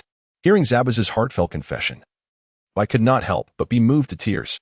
Though she had always known that Zabuza did not regard her as a mere tool, hearing it spoken aloud resonated profoundly. I said, "Mr. Zabuza, all I desire is to be by your side in tranquil companionship, even if it means sharing but a single meal each day." Hinata thought to herself, "Isn't this just a display of affection? This deviates from the original script. I came here to undermine their relationship, yet now it feels impossible." The others, witnessing the exchange of heartfelt sentiments between the two, remained silent, observing the scene without uttering a word. "Hinata, since your bond is so profound, I feel reluctant to sever it. I would not want to disrupt your romance. Furthermore, since you are merely serving others, why not work for me instead? There is no need to join Konoha or engage in perilous endeavors. Your task would simply involve safeguarding the transport of goods for the Hyuga clan. After each assignment, I can grant you a 3-day respite to spend quality time with Hanabi. She will join us in Konoha, where she will not have to wander about or face any life-threatening situations. What do you think?" Zabuza pondered for a moment and replied, "Do you have a way to help me resolve the pursuit from the land of water?" Hinata is well aware that the land of water is currently preoccupied. Thus she remarked, "I shall arrange for you a suitable identity. Being in the land of fire, the pursuit forces from the land of water will be unable to infiltrate. If you exercise a modicum of caution, there should be no issues." Zabuza then inquired, "Will my decapitating sword be returned to me?" Hinata joked, "I haven't even found a partner myself yet. How could I possibly play matchmaker without receiving some form of compensation for my efforts? Hinata, this is my trophy. Even if you surrender, I shall not return it to you. Do you think I am not fatigued after such a prolonged battle?" Zabuza internally reflects, "What the hell? Here I am lying down, while you still wield that great sword and prance about. You dare say fighting is exhausting. I have at least broken 7 or 8 bones. However, compared to the blade that once symbolized Haku's honor, this sword pales in significance. Let us regard it as a means to relinquish the past and embrace a new beginning. Zabuza, what do you wish for Haku to do in Konoha?" Hinata, noticing that he did not mention the sword, understood that he had no intention of returning. Thus, her demeanor softened as she said, "Of course, Bai is my business partner. It is entirely different from being with you, a mere worker." Zabuza, Naruto, what kind of business do you plan to engage in? Hinata, it's a trade secret. You'll find out when the time comes. Well, the matter has been perfectly resolved. Dasna, with the words he felt most endearing, said, "Little Hinata, the threat posed by the ninjas has been dealt with. Could you also take care of Kato? If we don't resolve him, he is sure to return and wreak havoc. Hinata, could you refrain from referring to me as little sister? I have already assisted you with a task free of charge. What more do you desire? Unless you intend to forego collecting tolls from the people of Konoha crossing the bridge, in that case, I shall take responsibility for this bridge." Upon hearing this, Tazuna found the proposal rather appealing. In the future, the bridge might attract countless envious parties, and having someone to back him up would be advantageous. It is indeed more comfortable to lean against a sturdy tree. Moreover, it would not require any significant sacrifice, merely allowing the people of Konoha to cross without charge. Despite her fierce demeanor, Tazuna was pleasantly surprised by Hinata's thoughtful consideration. "Tazuna, very well. I wholeheartedly agree. If Hinata were aware of the old man's wandering thoughts, she would surely be exasperated, for her only intention was to sell her goods in distant markets." Both Tenzin and Ryumoku awaited Hinata's words with eager anticipation. Fearing that lacking any utility might lead to their untimely demise, such had been the nature of their previous existence. In recent days, Tenzin and Ryumoku had displayed commendable behavior, harboring no ill intentions, and were diligent in serving tea and water, seemingly not malevolent individuals. However, one must not judge solely by appearances, so Hinata inquired, Tenzin and Ryumoku, could you recount what actions you took against the innocent populace? Tenzin and Ryumoku swallowed hard, pondering if this was to be their final reckoning. Yet, they felt a sense of relief, believing their transgressions were not capital offenses, and replied, we have only just arrived. We have merely collected protection fees and taken food without payment. Hinata, is it true that the misdeeds you have committed are so few, though you may lack skill? How can you be so utterly unambitious? Is this not the conduct befitting mere ruffians? It is quite astonishing that you, being vagabond ninjas, resort to such petty antics. Are you certain that you have not engaged in bullying or wreaking havoc, flaunting your misbehavior in public? Tian Zong and Lu Mu immediately shook their heads in protest, exclaiming, absolutely not. We were previously under the strict control of Misbai, and disobedience would lead to severe consequences. Hinata, is what Daisna and the others said true? Both White and Daisna expressed their agreement. Hinata, do you think it's enjoyable to dine without paying and to collect protection fees? The two of them, Tian Sang and Yomu, pondered. Can I honestly say I find it enjoyable? Wouldn't saying so lead to a beating? Thus, they responded, that was the naive me, unaware of the truth. Now I realize that such actions are entirely unjust. Hinata, leave. This was merely a matter from 10 days ago. You were still young and naive. Will you always act this way when unhappy? Mistakes warrant punishment. You two should go and resolve it with Cardo. And that will serve as atonement for the wrongs you have committed against this place. What do you say? Tengaku Ryumaku, after we resolve it. Can we also lift the cursed seal? These past few days, we have been living in constant fear, unable to speak freely, and our sleep has been anything but restful. Hinata, that cursed seal. It was merely a jest to amuse you all. How delightful, isn't it? Tianzong Lumu, with tears streaming down his face, replied, delighted, indeed.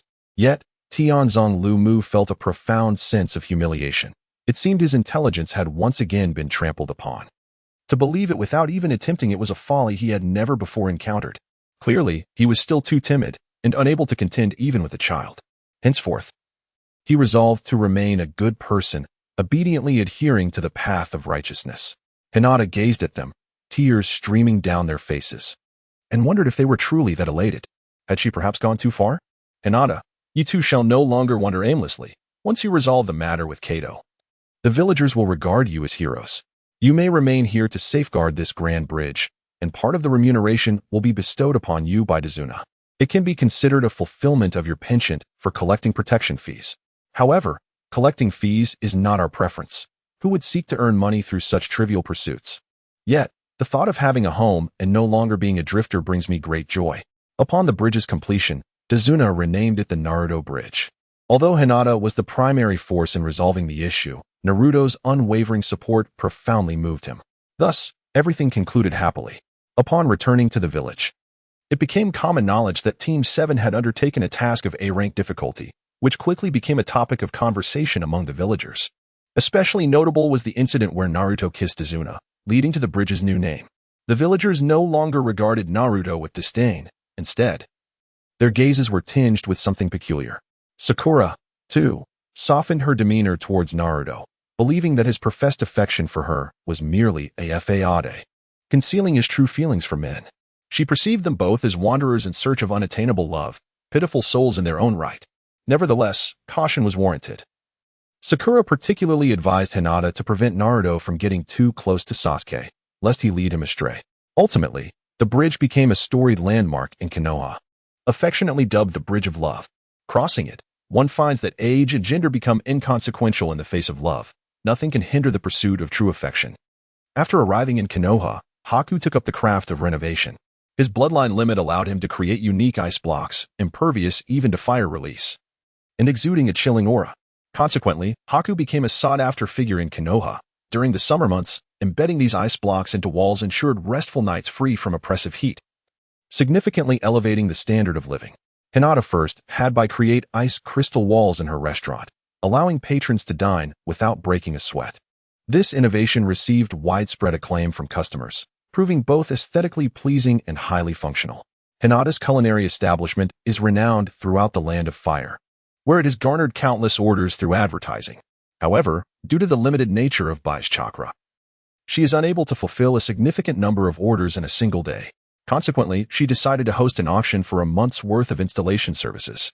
When the third Hokage became aware of this, he discovered that the installation slots had already been auctioned off until winter. He approached Hinata, expressing his discontent, as she had previously claimed that Bai was a pitiable girl in need of refuge, without revealing her hidden talent. Had he known, the third Hokage would certainly have requested her to provide him with a set of installations first.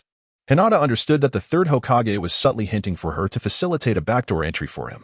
After this initial favor, it was only natural that the old man would extend his protection to her in any matters concerning Sasuke as a gesture of reciprocity. Delighted, Hinata readily agreed to assist Sasuke, marking her first significant step towards establishing her position within the village. As for Zabuza, once he had recuperated from his injuries, he embarked on his new life of transporting goods. This was not a matter of Hinata being overly harsh by making him work immediately after recovery. Rather, Zabuza was eager to complete his delivery swiftly so that he could return and rendezvous with Sasuke. Indeed, love has a remarkable ability to inspire diligence and hard work. Hinata also instructed Bai to shape the ice crystals into boxes, facilitating the transportation of frozen foods. Additionally, a large ice cellar was to be constructed for preserving food.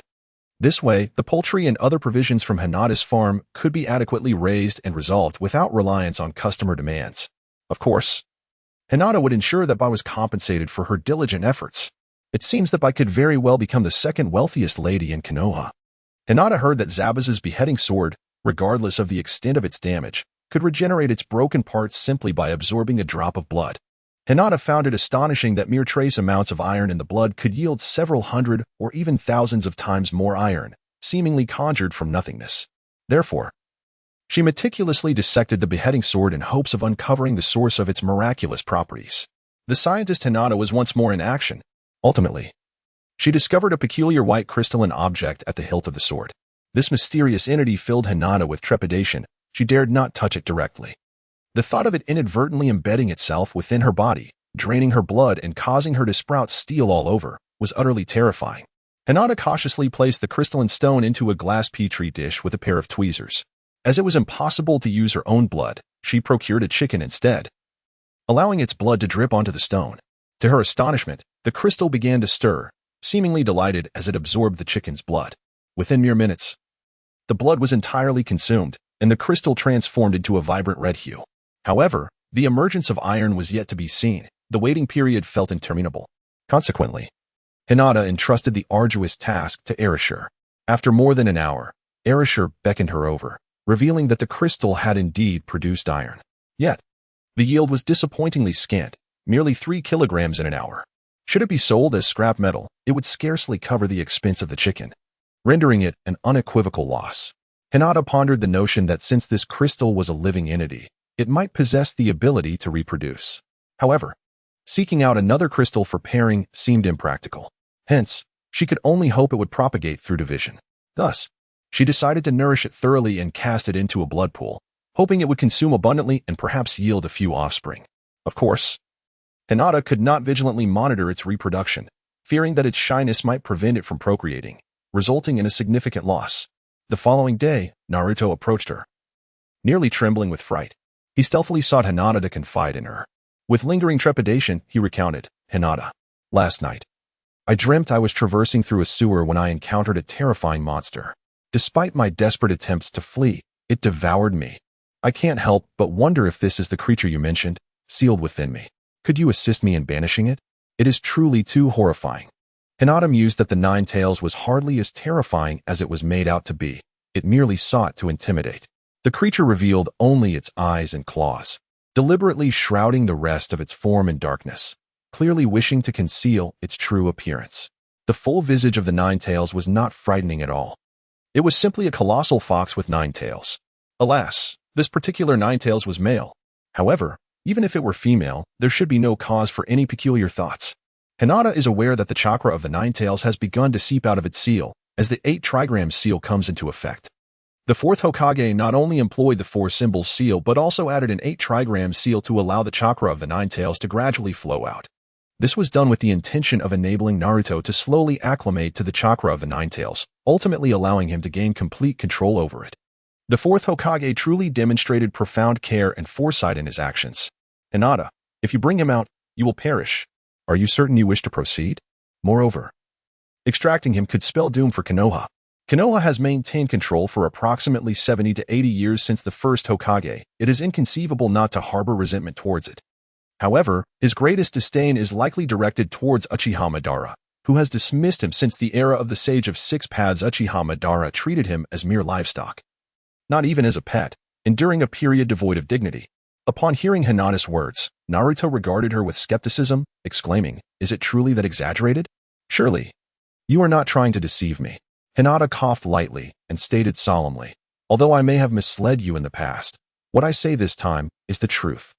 Naruto replied, "Well, regardless, I have to believe it in the end." Naruto had been subdued by Hinata's forceful demeanor on more than one occasion. Thus, whether her words were genuine or not, he ultimately had no choice but to heed her. "Hinata, Naruto, you must stay focused. Perhaps the day has come when you can triumph over Sasuke." Upon hearing the prospect of defeating Sasuke, Naruto's eyes sparkled with excitement as he eagerly inquired, "Why? Could that monster actually assist me in confronting Sasuke? But isn't he unable to emerge?" Hinata smiled gently and said, "Indeed, that is correct. Although it cannot manifest itself, you can harness its power." Upon hearing this, Naruto immediately envisioned a splendid future where he would triumphantly punch Kakashi and triumphantly tread upon Sasuke. Upon seeing Naruto's expression, Hinata immediately recognized that he had once again succumbed to his daydreams, so she promptly delivered a sharp rap to his head to bring him back to reality. "Hinata, it is imperative that we attend to the matter at hand. Naruto, what must I do to harness his power?" "Hinata, leave it to me. I shall enter your spiritual realm and converse with him." "Naruto, how do I get in?" Hinata, assuming the demeanor of an academic overachiever, remarked, "When you were distracted during class, did you not mention the realm of the mind in our illusion techniques lesson? Even someone like me, who frequently takes sick leave, is aware of that. You need not concern yourself. I shall enter it alone." Hinata had long been prepared for this day. Otherwise, she would not have known how to enter the spiritual realm. Naruto, the underachiever, dared not voice his objections and could only humbly listen to her guidance. Hinata placed her hand upon Naruto's head, resonating with his spiritual essence as depicted in the book. Thus, she successfully entered Naruto's mental realm. Hinata and Naruto traversed what seemed to be a dimly lit sewer, surrounded by pipes, stagnant water, and the audible sound of dripping. Naruto, filled with trepidation, followed closely behind Hinata, recognizing this as the very place from his dreams the night before. He pondered anxiously whether the monster would reappear, yet reassured himself that he was awake. Regardless, he thought, with Hinata leading the way, surely there could be no creature more fearsome than her. This thought emboldened him slightly, and he stood a bit taller, though still trailing behind Hinata, not out of fear, but rather to protect her from the rear. After walking for a while, they stumbled upon a colossal cage, seemingly stretching endlessly upwards. Within it lay a monstrous entity, unmistakably the Ninetales. Hinata was equally taken aback upon encountering such a colossal creature for the first time. Previously, the largest living entity on Earth was estimated to be the blue whale. However, she had never laid eyes on one. Now, witnessing a being even larger than a blue whale, and alive nonetheless, she felt that this journey was truly worthwhile. The Ninetales, having sensed the presence of that little brat who had been terrified to the point of trembling with fear the previous day, was surprised to see him return with company. Was he seeking retribution? Yet, what a pitiful sight it was, bringing a little girl to stand up for him. Such a character was still a host for the Ninetales. What a dismal failure! Although the Ninetales was aware from Naruto's perspective that Hinata possessed considerable strength, to the haughty and arrogant Ninetales, she remained merely a small girl. Unbeknownst to him, Naruto had only glimpsed the tip of Hinata's iceberg. Little did Naruto realize that he had been secretly scorned by the Ninetales countless times. Despite the disdain he held for Naruto, the loneliness of not having communicated with anyone for over a decade was profoundly distressing. Thus, when he first discovered he could release chakra, he sought to frighten Naruto, which significantly improved his mood. Now that Naruto had brought someone else, the Ninetales felt no urgency to drive them away. He was in need of companionship for conversation. Nevertheless, he still had to maintain his fayade. In the pitch-black confines of his cell, the Ninetales opened his eyes, which he fancied were imposing, creating an illusion that only these eyes were confined within the prison walls. Hinata gazed in astonishment at the eyes, as large as a car, that suddenly opened before her, her heart racing with exhilaration. Having heard of eyes the size of lanterns, She now found herself witnessing those as grand as automobiles, making her feel that her life had taken a thrilling turn. She pondered, who among the assembly had ever beheld such enormous eyes?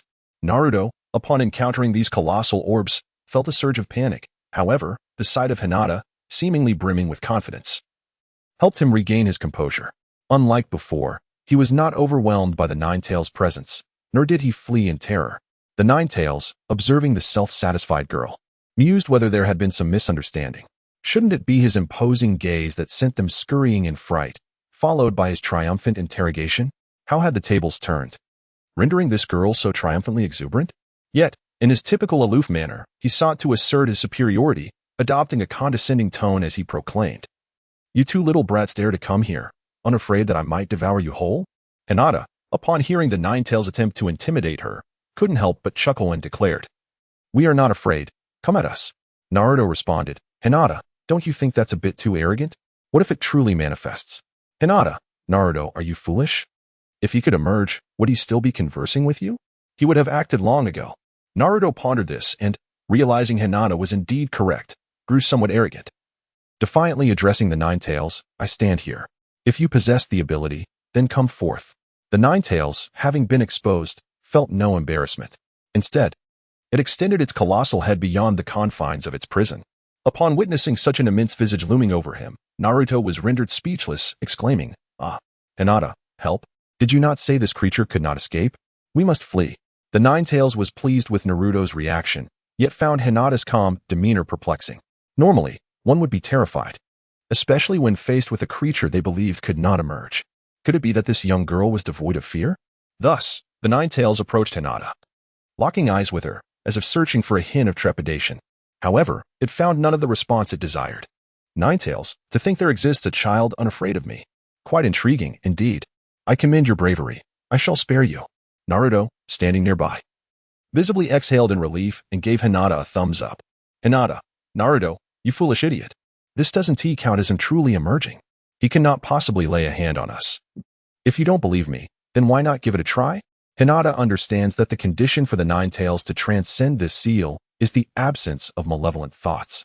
Without such negative intentions, this iron prison is rendered meaningless. However, should any wicked thoughts arise, this iron fortress would become indestructible. "Naruto, Hinata, surely you aren't deceiving me into becoming cannon fodder." "Hinata, Naruto, how could you think of me in such a way? From now on, if you ask to borrow money from me, I shall charge interest." Upon hearing this, Naruto instantly transformed into a fearless hero, exclaiming, "You wretched creature! How dare you ensnare my mind and make me question the legendary beauty, gentleness, and charm of Hinata? I shall not succumb to your whims. Bring it on if you have the courage. Nine-Tails, get lost. I refuse to be your scapegoat." Thus, Naruto was unceremoniously expelled from his own mental realm by the Nine-Tails. To be ousted from his own world was indeed a cruel fate for Naruto. However, Hinata harbored no sympathy for him. She contemplated whether to charge 20 or even 30% interest on future loans. For Hinata, the phrases beautiful, gentle, charming, and generous were not mere compliments. They were salt rubbed into her wounds. How tragic it was that such a stunning and graceful individual was, in fact, herself. It was utterly disheartening and unbearable to witness. Now, only Hinata and the Nine-Tails remained within the mental domain. The Nine-Tails curiously regarded Hinata and asked, "You seem quite knowledgeable about my seal. What is it that you seek from me?" Hinata looked around, realizing that it was just herself, and the Nine-Tails left. It was time to try and persuade the Nine-Tails. "Hinata, I am the one who comprehends all and guides the future."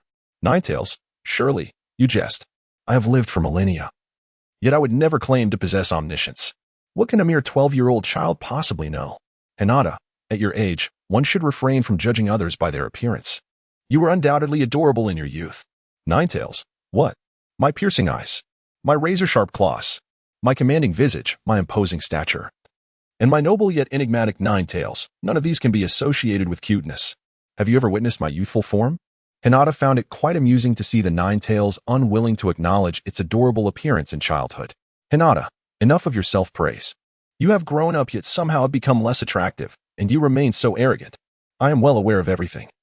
How could I not know what you looked like as a child? Stop pretending." Upon hearing someone mock his imposing and dignified visage, the Nine-Tails was immediately disinclined to engage in conversation with her, deeming her devoid of any sense of aesthetic appreciation. Consequently, he unleashed a wave of pressure, intending to drive Hinata away as he would with Naruto. However, to Hinata, the Ninetales' oppressive aura felt merely like a fierce gale, enough to touzle her hair, but nothing more. Hinata, spare yourself the effort. Naruto and I are not on the same level. Hinata, after all, is a person of considerable strength, possessing chakra at the level of a Kage, and her mental fortitude cannot be underestimated. Sasuke, having trained under Orochimaru, is also regarded as a Kage-level ninja, capable of utilizing his Sharingan to dismantle the chakra and oppressive aura of the Ninetales. The Ninetales, feeling somewhat vexed by its inability to contend with Hinata, remarked, "If you have the ability, then come forth and challenge me in a one-on-one battle. Hinata, if you have the ability, then come out." The Ninetales, frustrated and irritable, would have struck with a single blow if it could have emerged. Instead, it finds itself here, engaged in futile chatter. In its sulky demeanor, the Ninetales turns its head aside, lamenting its unfortunate fate, truly a tiger fallen into the plains, bullied by dogs. Hinata observed the Ninetales, resembling a sulking child, turning its head away in a gesture of unwillingness to converse. She couldn't help but feel that, despite its long existence, the Ninetales still exhibited the temperament of a mere child. Hinata, haha. Kurama, I'm not jesting. I am speaking the truth. I have indeed seen your form from your childhood. Is this name one you have not heard in ages? Does it evoke nostalgia? My heartfelt gratitude to the esteemed Shinji Anji for the 19 votes of recommendation. I extend my appreciation to Shang Yun, my Japanese friend, for the 5 votes. I am also thankful to Qianli Yiding for the 4 votes. Thanks to Juan for the 3 votes. Additionally, my gratitude goes to 566 for 94, Xiao Xiao, Chijio, and Yin Xiao for their recommendations. The Ninetales' pupils contracted in astonishment. Logically, no one should remember this name. Sage of the Six Paths bestowed it upon him. And with the sage's demise, the name gradually faded from memory. Due to possessing 9 tails, he was referred to as the Nine-Tailed Fox. The Ninetales, no longer in a light-hearted mood, adopted a serious tone and inquired, "Who are you, and how do you know my name?" Hinata, once again employing her persuasive skills, declared, "I have stated this from the very beginning. I am the one who possesses all knowledge and guides the future." Did not the Sage of Six Paths once proclaim that there would be individuals akin to him, who would lead you and humanity towards a harmonious coexistence and a shared future?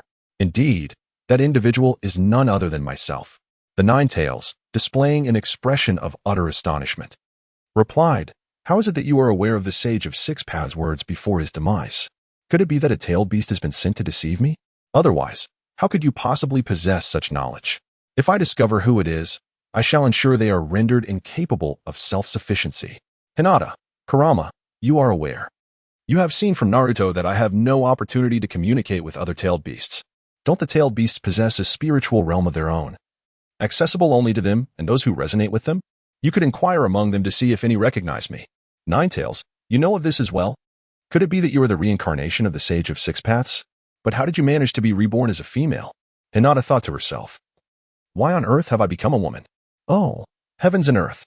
Hinata coughed lightly and remarked, I am not the Sage of Six Paths. However, I am indeed the chosen one spoken of by the sage.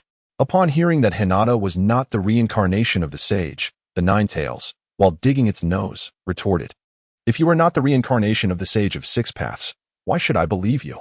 I firmly believe that the individual referred to by that old sage is his own reincarnation. Moreover, I have quite a few grievances with you from Konoha.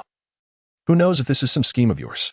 The Ninetales indeed harbored a considerable reliance on the Sage of Six Paths, which is quite understandable. It was the sage who separated them from the Ten-Tails, akin to a paternal figure. Ever since the Sage of Six Paths, humanity began to fear the power of the tailed beasts, perceiving them as threats, leading to attacks and attempts to control them. Thus, the struggle between the tailed beasts and mankind commenced. Hinata, Kurama, I am aware that you were manipulated 12 years ago. Do you still believe that person was Uchiha Madara? The Ninetales proudly replied, It was not him. Who else could it be? Who else could possibly control me, the Great One? Hinata, the Ninetales regretfully informs you that it is not him. If you were truly under the control of Uchiha Obito, Konoha would hardly be able to impede your advance. Would it? Do you not also perceive that his ocular power has diminished? Ninetales, indeed. His ocular prowess has indeed waned. But who is this audacious individual that dares to manipulate me? Hinata, that individual is merely a pawn of Uchiha Madara. To be precise, Uchiha Madara is also a pawn. The Ninetales, astonished, inquired, "Is that truly possible? Even one as formidable as I am not his match. Are you certain there exists someone who can regard him as a mere pawn?" "Hinata, what if I were to say that person wishes to resurrect the Ten Tails and bring Kaguya back to life?" "Kurama, that is nothing short of a fantastical dream. How could such a feat ever succeed? Without the Rinnegan, how could Kaguya possibly be revived?" Hinata continued to strike at the Ninetales, stating, "The Rinnegan has already been acquired. Thus, what remains is your tailed beasts."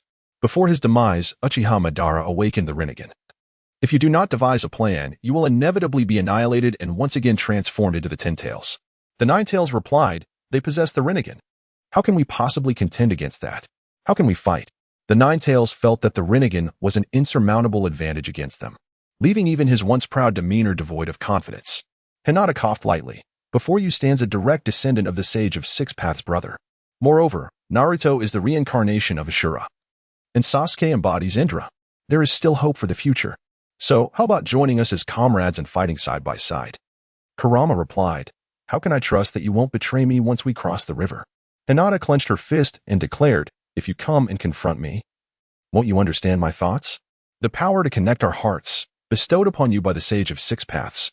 Hinata understands that the tailed beasts are not inherently malevolent and that they play a crucial role in overcoming Kaguya. She is a person of integrity, one who would never betray those who have aided her.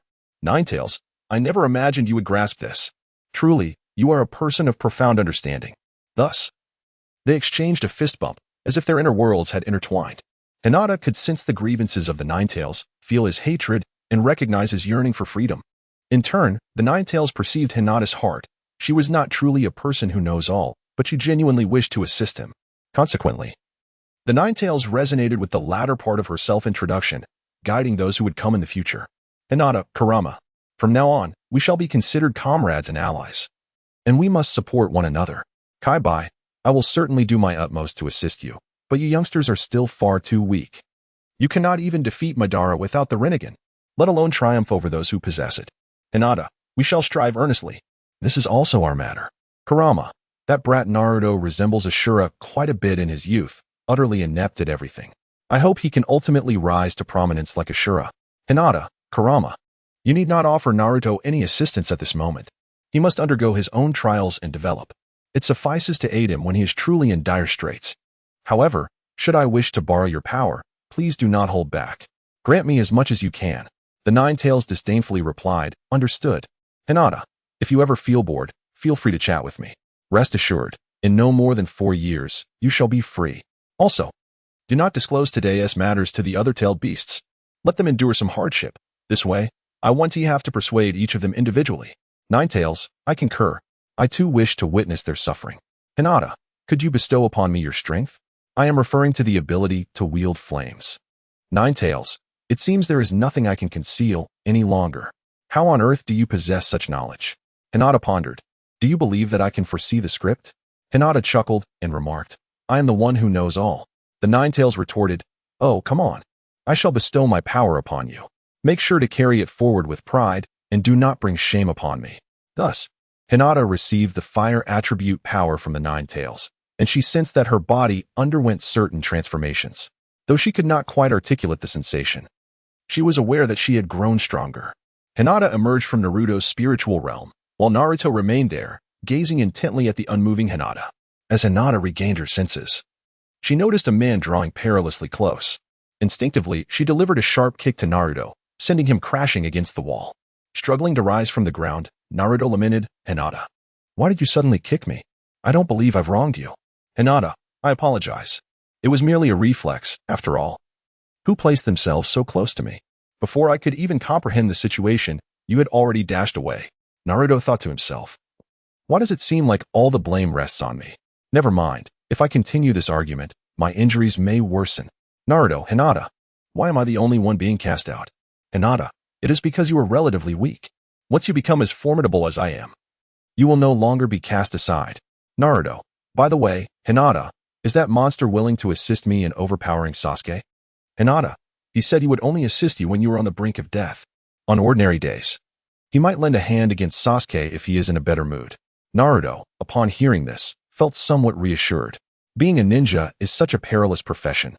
and now it feels as though there is a safety net, although it is a bit regretful that he cannot easily defeat Sasuke. Naruto, Hinata. Do you know what would make him happy? Hinata. I am not him, so how could I possibly know? However, you may regard him as an elder brother. He would certainly not allow his subordinate to be bullied. When the Toad Elder was summoned, he took Naruto under his wing as a junior. Now, with Naruto willingly assuming the role of a subordinate, considering the proud nature of the Ninetales, he might occasionally lend a hand against Sasuke. After Hinata received the power bestowed by the Ninetales, she initially felt indifferent. However, upon returning home, her body began to radiate warmth. It was not a burning desire or an overwhelming heat, so let us not misconstrue the situation. Hinata contemplated the method of physical cooling, opting for a cold shower. However, she soon realized that rather than alleviating her discomfort, the cold water seemed to intensify her heat. It evaporated from her skin almost instantaneously, akin to encountering red-hot coals, producing a hissing sound. At this moment, Hinata sensed something was amiss. What on earth was happening? Had she transformed into a furnace? In a state of urgency, she called for Yadamu to summon Haku to help cool her down. The oppressive heat left her feeling as though she were on the brink of collapse. She felt exhausted and stifled, her breath scorching, and her very insides ablaze, as if she were a conflagration consuming herself. Hinata leaped into the bathtub, hoping to find some solace. However, before long, the water unexpectedly began to boil. At that moment, Hinata felt as though she had unleashed 10 S-rank jutsu. Utterly exhausted and unable to move. Just then, Haku arrived, and upon witnessing Hinata's condition, was taken aback. He quickly employed his bloodline limit to freeze the water. Fortunately, the ice he conjured was no ordinary ice, and the boiling water began to calm. Hinata felt a gentle coolness, reminiscent of the sensation one experiences when returning to an air-conditioned room after wandering under the scorching sun of 40°C. It was an exhilarating feeling that enveloped her. Unbeknownst to her, she drifted into slumber. Initially, I believed that everything would be fine, but after a while, the ice that even fire techniques could not melt began to thaw unexpectedly. Thus, I found herself compelled to cast the ice shield every 30 minutes. Observing Hinata's steady and smooth breathing, Erasure felt a sense of relief. Even though Hinata's body had turned a deep crimson, Hinata slept peacefully, while Bai had endured a harrowing 2 days. Only now was there a slight decline in Hinata's temperature after a prolonged period. It was not until Bai had persevered for half a day that Hinata's temperature returned to normal. A day later, Hinata finally awoke, startled by her surroundings. Not only was her father, the esteemed elder, present, but various elders were also waiting outside for her to regain consciousness. Hinata felt an overwhelming sense of surprise, and, at that moment, a profound sense of belonging to her family enveloped her heart. Upon seeing Hinata awake, her father inquired with genuine concern, "Hinata, do you feel all right? Is there any discomfort you're experiencing?" "Hinata, I feel quite all right, though I do sense a bit of fatigue in my waist and back." Erasure, with an air of inevitability, remarked, "Naturally, you have been reclining in the bathtub for 2 days, and then spent an entire day in bed." "Hinata, I cannot believe I slept for such an extended period. It felt as though I had merely slumbered for a single night, yet here I am, 3 days later. Time truly flies. I find myself quite famished. Could someone bring me some food, please?" Observing Hinata indulge in her meal, the crowds outside have gradually dispersed, leaving only my father, Erasure, and a few elders watching her eat. Hinata felt an extraordinary hunger, devouring her food with great haste. It seemed that no matter how much she consumed, her stomach remained insatiable, as if everything was digested in an instant. In this state, Hinata nearly exhausted the chef. She estimated that she had consumed 20 pounds of rice and nearly 100 dishes. The onlookers were taken aback by her exaggerated appetite and turned to Naruto, asking, "Does Hinata usually eat this much? Isn't it a bit excessive?" Naruto, seemingly witnessing Hinata's voracity for the first time, cleared his throat and replied, "Not exactly. Perhaps Lady Hinata is trying to make up for 3 days' worth of meals." The elder thought to himself, even if it were for 3 days, this is quite remarkable. However, noticing the calm demeanor of those present, he refrained from appearing as if he had never witnessed such a spectacle before, opting instead to wait quietly for Hinata to finish. The father pondered, how can my daughter consume so much? Where could such a small frame possibly store it all? No, as a father, I must not expose my ignorance regarding a woman's appetite. I must remain composed. Naruto mused, Lady Hinata can eat this much? I have often seen her nibble whenever she had a moment, but I never paid attention to the quantity. I never imagined she could devour so much at once. No, no, I am her personal attendant. If others discover that I am unaware of her appetite, it would reflect poorly on my responsibilities. I must maintain an air of nonchalance. The group, though astonished, bore expressions as tranquil as still waters, each one clearly capable of handling significant matters. Hinata understood that the purpose of these individuals remaining was undoubtedly to interrogate her about the events that had transpired. Hinata herself appeared utterly bewildered. In the original narrative, Naruto's acquisition of the powers of various tailed beasts did not result in any peculiar transformations. Yet, it seemed as though she had undergone a mutation of sorts. She could distinctly sense alterations within her own body. Could this be attributed to her lineage as a descendant of the Otsutsuki? Perhaps her bloodline had awakened or mutated. Although Naruto is the reincarnation of Ashura, he lacks a bloodline capable of awakening. However, this was not the time for experimentation. Addressing the imminent threat posed by the few adversaries before her was of paramount importance. Hinata pondered within herself that such a significant event could no longer be concealed. It was all the fault of the Nine Tails, who had caused this upheaval. If the Nine Tails found out, it would undoubtedly mock her, blaming her for everything. Was it her fault? This was what the Nine Tails desired, and hadn't it claimed to possess all knowledge? Now that trouble had arisen, it sought to place the blame on her. She would not bear this burden. Hinata, gazing into the questioning eyes of several individuals, remarked, "I can speak. But do I truly comprehend what is happening?" Hinata gazed at the incredulous expressions of her father, the old man, and the elder. She realized that without providing a satisfactory explanation today, escape was an unlikely prospect. For the time being, she preferred to keep the matter of the Nine Tails to herself. And thus she contemplated a certain narrative trope from web literature. "Hinata, during our last mission, I inadvertently stumbled upon a cave, and my curiosity compelled me to venture inside. Can you guess what I discovered? I encountered a colossal phosphorescent serpent, adorned with horns and measuring over 20 meters in length and more than a meter in girth, guarding a resplendent, fiery fruit." "Sure. And then you consumed the fruit, did you?" "Hinata, must you speak so lightly of it? I battled that serpent for countless rounds. And even when wounded, it possessed the remarkable ability to heal. It could regrow its severed head, an astonishing feat indeed. Its ferocity in combat was unparalleled. It rampaged through the cave, rendering the stone pillars utterly powerless to impede its advance. With a mere flick of its tail, the entire cavern trembled. It could unleash flames from its maw, and its eyes crackled with electricity. Upon hearing of such a formidable serpent, Adamu could not help but inquire how the young lady ultimately triumphed over it to obtain the extraordinary fruit. The old man mused. Why not mention that it could ascend to the heavens? At my age, I have never encountered a creature of such legend. If one does not wish to speak of it, then so be it. Yet, the tale is spun with such conviction, it feels almost real. Hinata sighed with a hint of melancholy, remarking, "This serpent is nearly invincible. Defeating it is an arduous task. After battling it for 300 rounds, I used a shadow clone to feign retreat while my true self stealthily circled around to savor the fruit.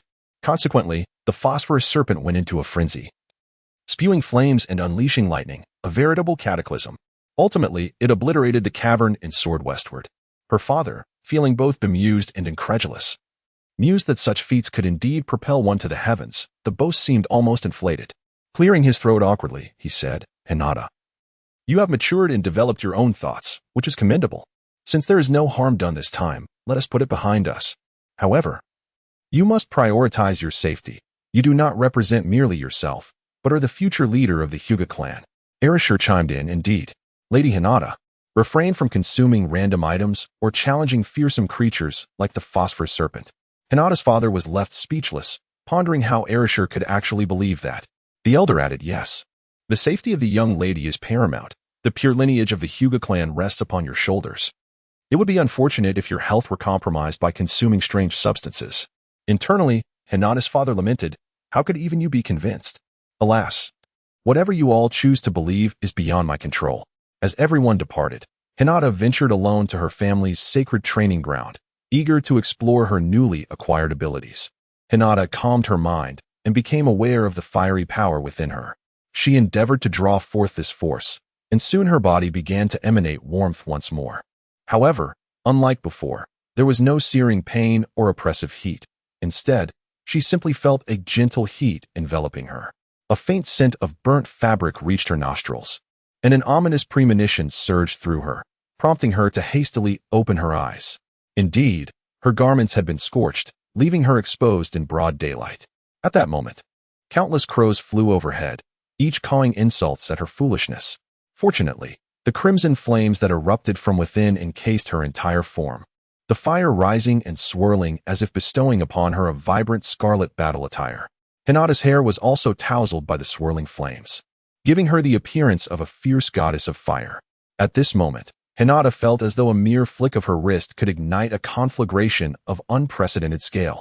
The power of the Nine Tails did not augment her stamina or chakra, yet it seemed to have fully awakened her innate talent for fire. No, it was not merely awakened. It transcended the boundaries of humanity. Hinata had yet to unleash any skills, yet the air around her was already rife with searing heat. Anyone standing beside her would undoubtedly struggle to endure even 10 seconds. Hinata picked up the shuriken that had fallen from her garment, only to be taken aback moments later as it melted away in an instant. The scorching heat was startling, reminiscent of Itachi's Amaterasu. Fortunately, a river lay ahead.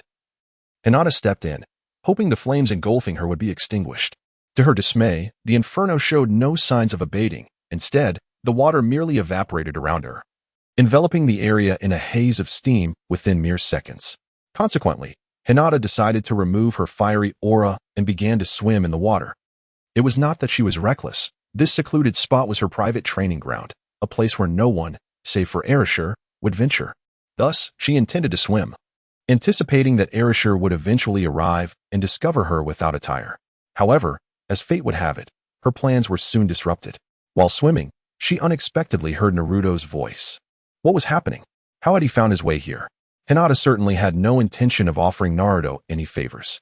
Hinata, Naruto, if you get too close to this river, you're doomed. Naruto cheerfully approached and exclaimed, Hinata, I finally found you. I never expected to see you swimming. Oh, why aren't you wearing a swimsuit? Hinata, just the perfect moment to employ my newly acquired ability. Fire Fist. A flame the size of a punching bag propelled Naruto away with a powerful strike. Hinata realized that the temperature of the fiery fist she unleashed was not as intense as the flames that had coursed through her body earlier. The nine tails within Naruto extinguished the flames enveloping him. Hinata directly approached and removed Naruto's clothing. Although it was somewhat small, it was still adequate.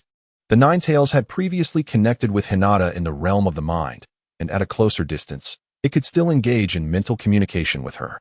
Nine tails, hey, Hinata, do you intend to kill this kid? Hinata, is it not you, the indestructible one? Although you are not human, Kurama, please close your eyes. Kurama, your strikes are rather ruthless. No need for you to say it. I have absolutely no interest in human females. After Hinata donned Naruto's attire, she inquired, Kurama, why do the flames I cast out differ from those enveloping my body? The nine tails responded, the flames surrounding your form have been refined through numerous trials, whereas the flames you project lack such refinement, rendering them akin to ordinary fire techniques. Hinata pondered that the flames within her body must have been tempered automatically during her unconsciousness, yet she remained unaware of the method to refine such flames. Kurama, how does one refine flames? The process is quite simple, the nine tails replied. It involves continuously concentrating ordinary chakra flames to a certain extent, which will lead to a qualitative transformation. As a result, the quality of your flames will steadily rise, significantly increasing both their temperature and burning duration. Your talent is indeed remarkable. It is astonishing that you have reached the third level of flame refinement in just 3 days. Few things can impress me, but this is certainly one of them. Gratitude is extended to the esteemed owner of the holy Yang fish for the 19 votes. Thanks to Shang Yun and Chen Ming for their 5 votes. Appreciation to Qianli Yiding and Abu Xiaoru for their 4 votes. A heartfelt thank you to Wan, Nianxiao, Fan Yujian, and Jingjiu Guhai for their 3 votes. And special thanks to 494, 566, Qingli, and Gui for their recommendations. If anyone has any recommendation votes, your support would be immensely appreciated. Hinata inquired with curiosity, what is the third tier of flames? The nine tails, thinking it was time to show off, responded with a demeanor that suggested he finally possessed knowledge unknown to her. This is my own classification of flame intensity.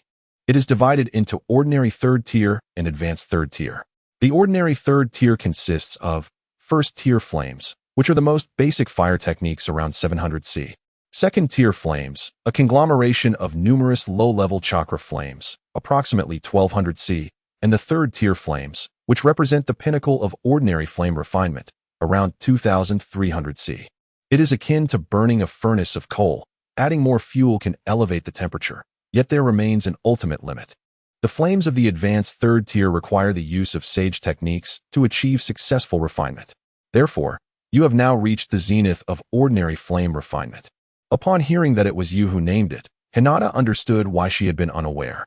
Hinata, the advanced third-level flames must be quite powerful, right? Why haven't I seen you use them? Ninetales, of course. Who do you think I am? If I wished, mastering the advanced third level would pose no challenge. The refining method remains the same, yet the refinement of Sage Chakra is exponentially more arduous, perhaps dozens of times more so than the ordinary. Thus, reaching the third tier of the advanced third level would entail a difficulty hundreds of times greater. I hardly possess the leisure to engage in such endeavors. Upon hearing this, Hinata immediately comprehended that the advanced level of flames likely equated to that of an ordinary second tier. Any further elevation would be excessively strenuous, and the Ninetales was disinclined to exert itself. Thus, it had never been utilized. Hinata, my body is impervious even to ordinary third-level flames. Does this mean I am completely immune to fire release? Ninetales, need you even ask? Such trivial fire release is nothing. I never anticipated that you would awaken a power akin to mine. It appears your bloodline is remarkably close to that of your ancestors. This augurs well for the future. Enhancing our hopes, Hinata contemplated the immense fortune of this turn. Not only had she acquired the attribute of fire, but she also gained immunity to fire techniques. Hinata mercilessly dragged Naruto, clad only in his underwear, to her room. Upon entering, she unceremoniously tossed him outside the door. After changing her attire, she urged the Ninetales to awaken Naruto so he could reveal the purpose of his visit. As Naruto groggily regained consciousness, he realized he was devoid of clothing save for his underwear. Remembering that Hinata had seemingly been undressed earlier, a sudden realization struck him, and he burst into tears, exclaiming, "Sakura, I am so sorry. My innocence has been forcibly taken from me today." Hinata brushed her forehead and remarked, "Who has taken away your innocence? Speak clearly." Naruto, feeling aggrieved, responded, "You wicked woman. After doing such things to me, you still refuse to acknowledge it. Now that you've put on your clothes, you think you can evade responsibility, don't you?" Hinata's forehead was lined with frustration. She truly wished to give Naruto another good thrashing. "Hinata, I merely lost my clothing during my training. I had urged you not to approach, yet you still came. Initially, I intended to eliminate you to silence you. But in light of our long-standing friendship, I shall grant you another opportunity. What did you witness today?" Naruto, upon hearing that he had nearly been silenced, felt a shiver run down his spine and hastily replied, "I saw nothing at all. Just your shoulder, and you obscured everything else." Hinata forcefully pinned Naruto against the wall, declaring, "Remember, you can only speak the first half of what you witnessed. You have seen nothing. Furthermore, you must not disclose today's events. Otherwise, I shall ensure you are hung at the village gate and thoroughly beaten." Upon hearing that he would be subjected to such humiliation, Naruto's face paled with fear. Consequently, he responded with unwavering determination, "I know nothing of what transpired today. I have only just arrived." "Hinata, excellent. What brings you here? How dare you intrude upon my private training grounds?" "Naruto, my sister Erashur is preoccupied, so I took it upon myself to seek you out. You cannot hold me accountable for this. Tomorrow marks the final day for registering for the Chunin exams. Thus, I have come to inform you that we shall go together at noon to complete our registration." "Hinata, the CH9 exams, you say? How intriguing. I intend to ensure that the participants from other villages have a rather unique experience.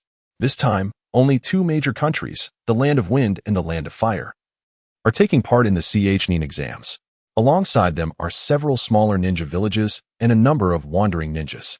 For those who succeed in becoming CH9, their salaries will soar, transforming their previous struggles into a modestly comfortable life. Thus, even though this CH9 exam is notoriously dubbed the death exam, a multitude of individuals will still participate. Additionally, those seasoned veterans who have attempted the exams numerous times without success will continue to try as long as they remain alive. Consequently, the CH9 exams are divided into 3 stages, and even if one passes all 3, it does not guarantee ascension to CH9. Thus, the final number of successful candidates is exceedingly few. "Hinata, I understand. You can scurry back now. I fear I might lose my composure and strike you again." Upon hearing this, Naruto promptly fled, not daring to look back. In this round of the Chunin exams, Irika-sensei was already aware that his freshly graduated students were about to participate, and he was far less anxious than before, even going so far as to arrange an additional preparatory exam.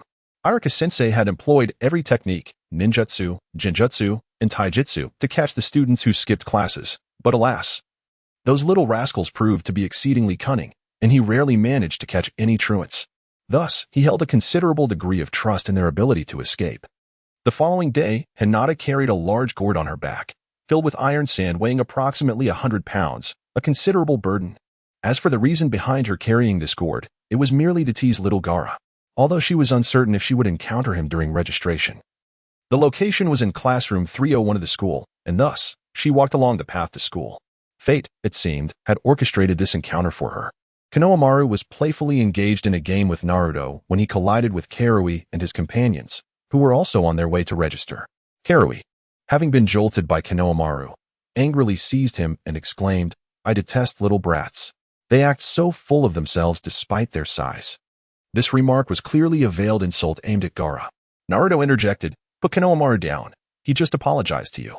Upon noticing the forehead protector atop Naruto's head, Karui recognized him as a genin from the leaf and decided to test his mettle, saying, "If you have any guts, come and stop me. Otherwise, this little brat is bound to receive a punch." Hearing that he was about to be struck, Konohamaru cried out in alarm, "Naruto, quick, save me." Believing they were the ones at fault, Naruto had no intention of employing ninjutsu and resolved to handle the situation with taijutsu instead.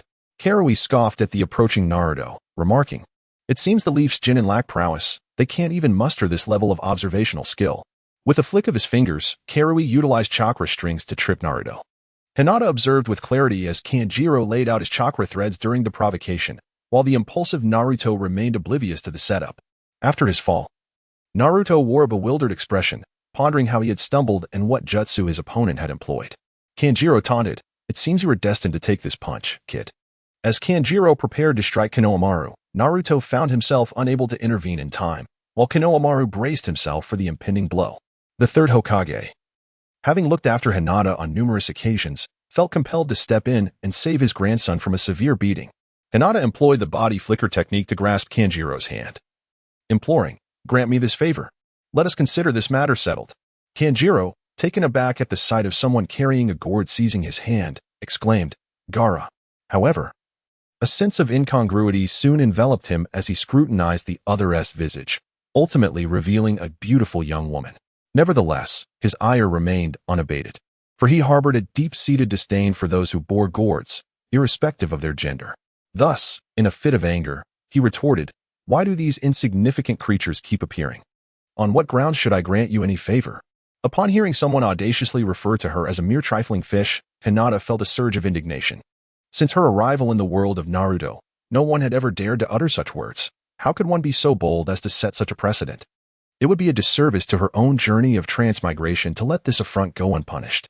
Thus, Hinata exerted greater pressure with her fingers, causing Kanjiro to suddenly experience a sharp pang of pain, prompting him to release his grip. Hinata observed that he had released his grip and chose not to press him further. This Kankuro was merely a young child tainted by Gaara's poison. Konohamaru, having been set free by him, exclaimed, "Hinata-nichan is truly impressive, while Naruto and II is rather disappointing."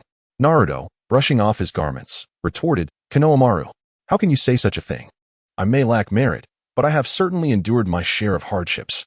Naturally, Kankuro could not let this insult pass, thinking to himself that strength alone does not define a ninja's worth. "Today, you shall learn the consequences of recklessness." Shikamaru, noticing Kankuro's intention to unleash his puppets, remarked, "Kankuro, are you truly going to reveal your puppets here?" Kankuro replied, "I cannot swallow this insult." Seeing Kankuro's determination, Shikamaru decided not to intervene. "Hinata, is it due to your halitosis that you cannot swallow your own breath?" Upon witnessing the audacity of the individual before him, Kankuro felt a surge of indignation that was simply intolerable. Just as he was about to unravel the bandages entangling his puppet, another figure bearing a gourd seized his hand. Kankuro was on the verge of unleashing a torrent of curses at the multitude of gourd-bearers from the Hidden Leaf Village, only to realize it was indeed Gaara, which instantly deflated his bravado. "Gaara, cease this. You will be left utterly battered by him." Kankuro, upon hearing these words, felt as though they rendered him somewhat inept. Although he was unwilling to accept this implication, he dared not disregard Gaara's command. Yet, in a bid to salvage his pride, Kankuro audaciously proclaimed, "It would be best if I do not encounter you during the examination." Hinata, such is the utterance of a standard fool. Your words amuse me to no end. Kankuro snorted, indicating his disinterest in conversing with Hinata. Gaara, what is your name? I find myself quite intrigued by you. There exists within you a power that fills me with an intense loathing, driving me to the brink of wishing to end your life immediately. Hinata naturally understood that Gaara was referring to the power of the Ninetales. The Ninetales had often remarked that the One-Tail was the weakest, leading to frequent altercations between the two, with the One-Tail invariably at a disadvantage. Upon hearing Gaara's words, Naruto burst into laughter, exclaiming, "You dare threaten Hinata? She will surely leave you utterly incapacitated." Hearing Naruto's comment, Kankuro and Temari instinctively distanced themselves from him, wary of Gaara's potential wrath.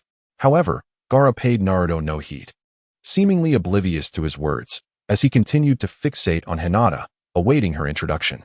Hinata paid no heed to Gaara's catchphrase and boldly declared, "I am Hyuga, Hinata. Is that gourd of yours also a means for selling medicine?" Gaara thought to himself, "You are the one who should be selling medicine.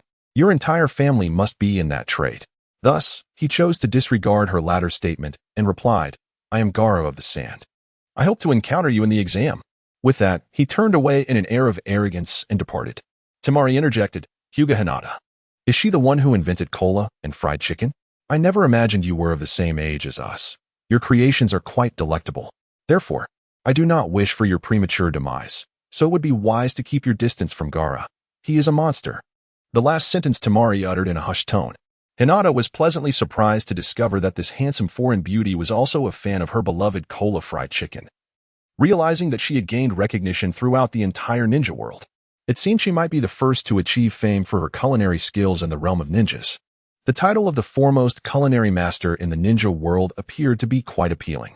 Hinata was quite receptive to those offering kind advice. She assured Temari, saying, "Rest assured, despite my appearance, I am a powerful ninja. After all, Gaara has said I am no ordinary opponent."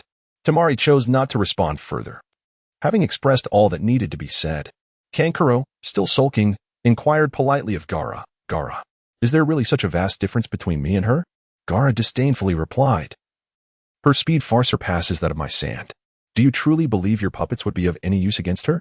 Hearing this, Kankuro could only swallow his pride and resolved to maintain a distance from Hinata in the future, for encountering her only fueled his frustration, especially when he found himself unable to compete.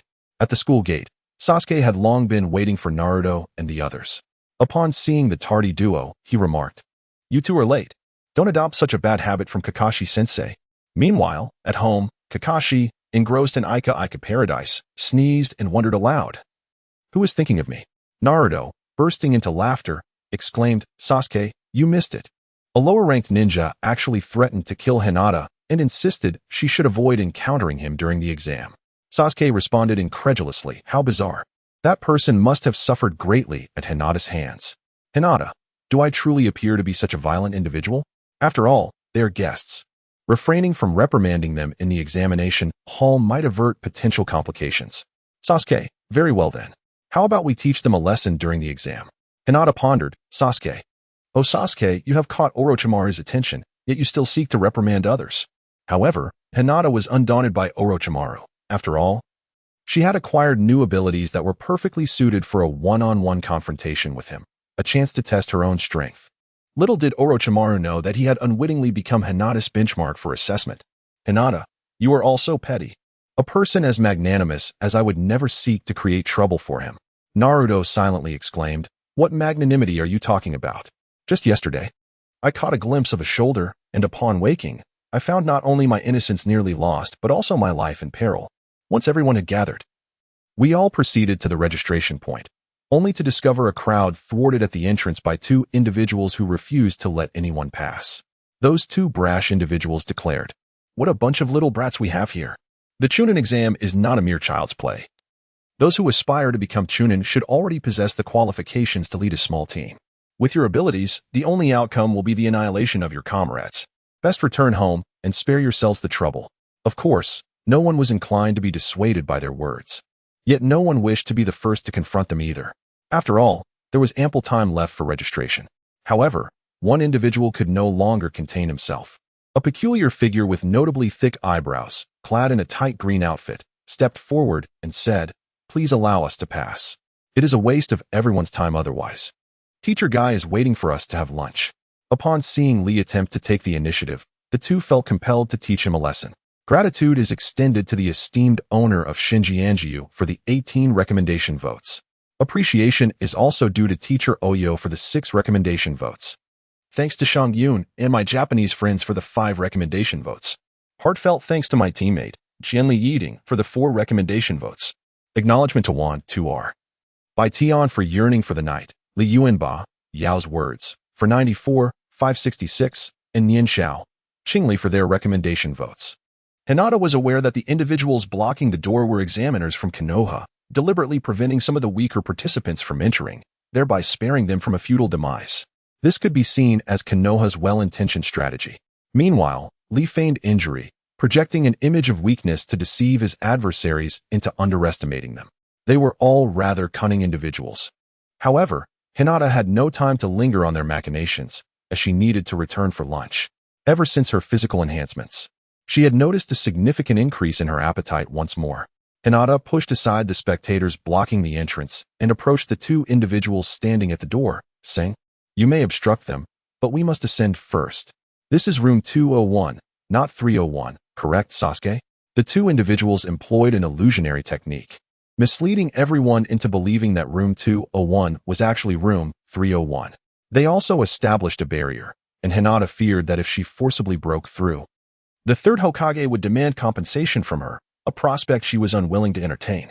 Sasuke, with an air of knowing confidence, replied, "Indeed, this is merely a fundamental illusion technique. Cease engaging in futile endeavors." With that, Sasuke deftly dispelled the illusion, and those around them suddenly came to their senses. The guards remarked, "What a cocky little brat, but you seem to possess considerable strength, so we shall allow you to pass."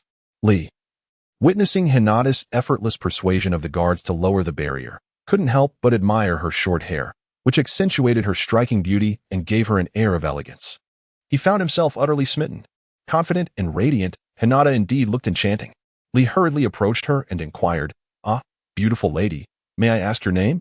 My heart races at the mere sight of you, and the air around us has transformed into something sweet with your presence." Before Lee could finish, Niji pressed his head to the ground, rubbing it, and addressed Hinata.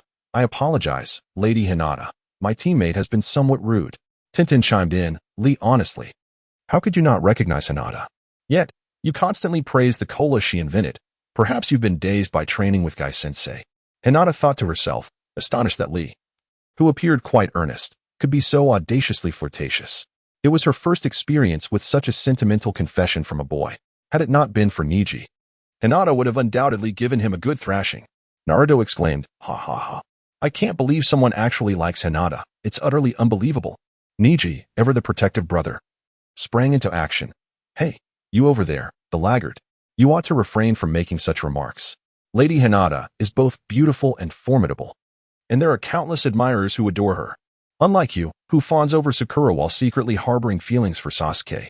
Sasuke instinctively distanced himself from Naruto, indicating that their relationship was not of a romantic nature. Naruto responded, "Nanny, where did you hear such nonsense? There's no way I could like a guy. Even if I were to like someone, it certainly wouldn't be Sasuke." As soon as Naruto uttered those words, the other men present instinctively recoiled, including Niji, who took a few steps back, as if Naruto were a perilous individual. Even the 2 examiners guarding the entrance positioned themselves further away. Sasuke, rubbing his forehead, remarked, "What a colossal fool. By saying that, you only invite further misunderstanding."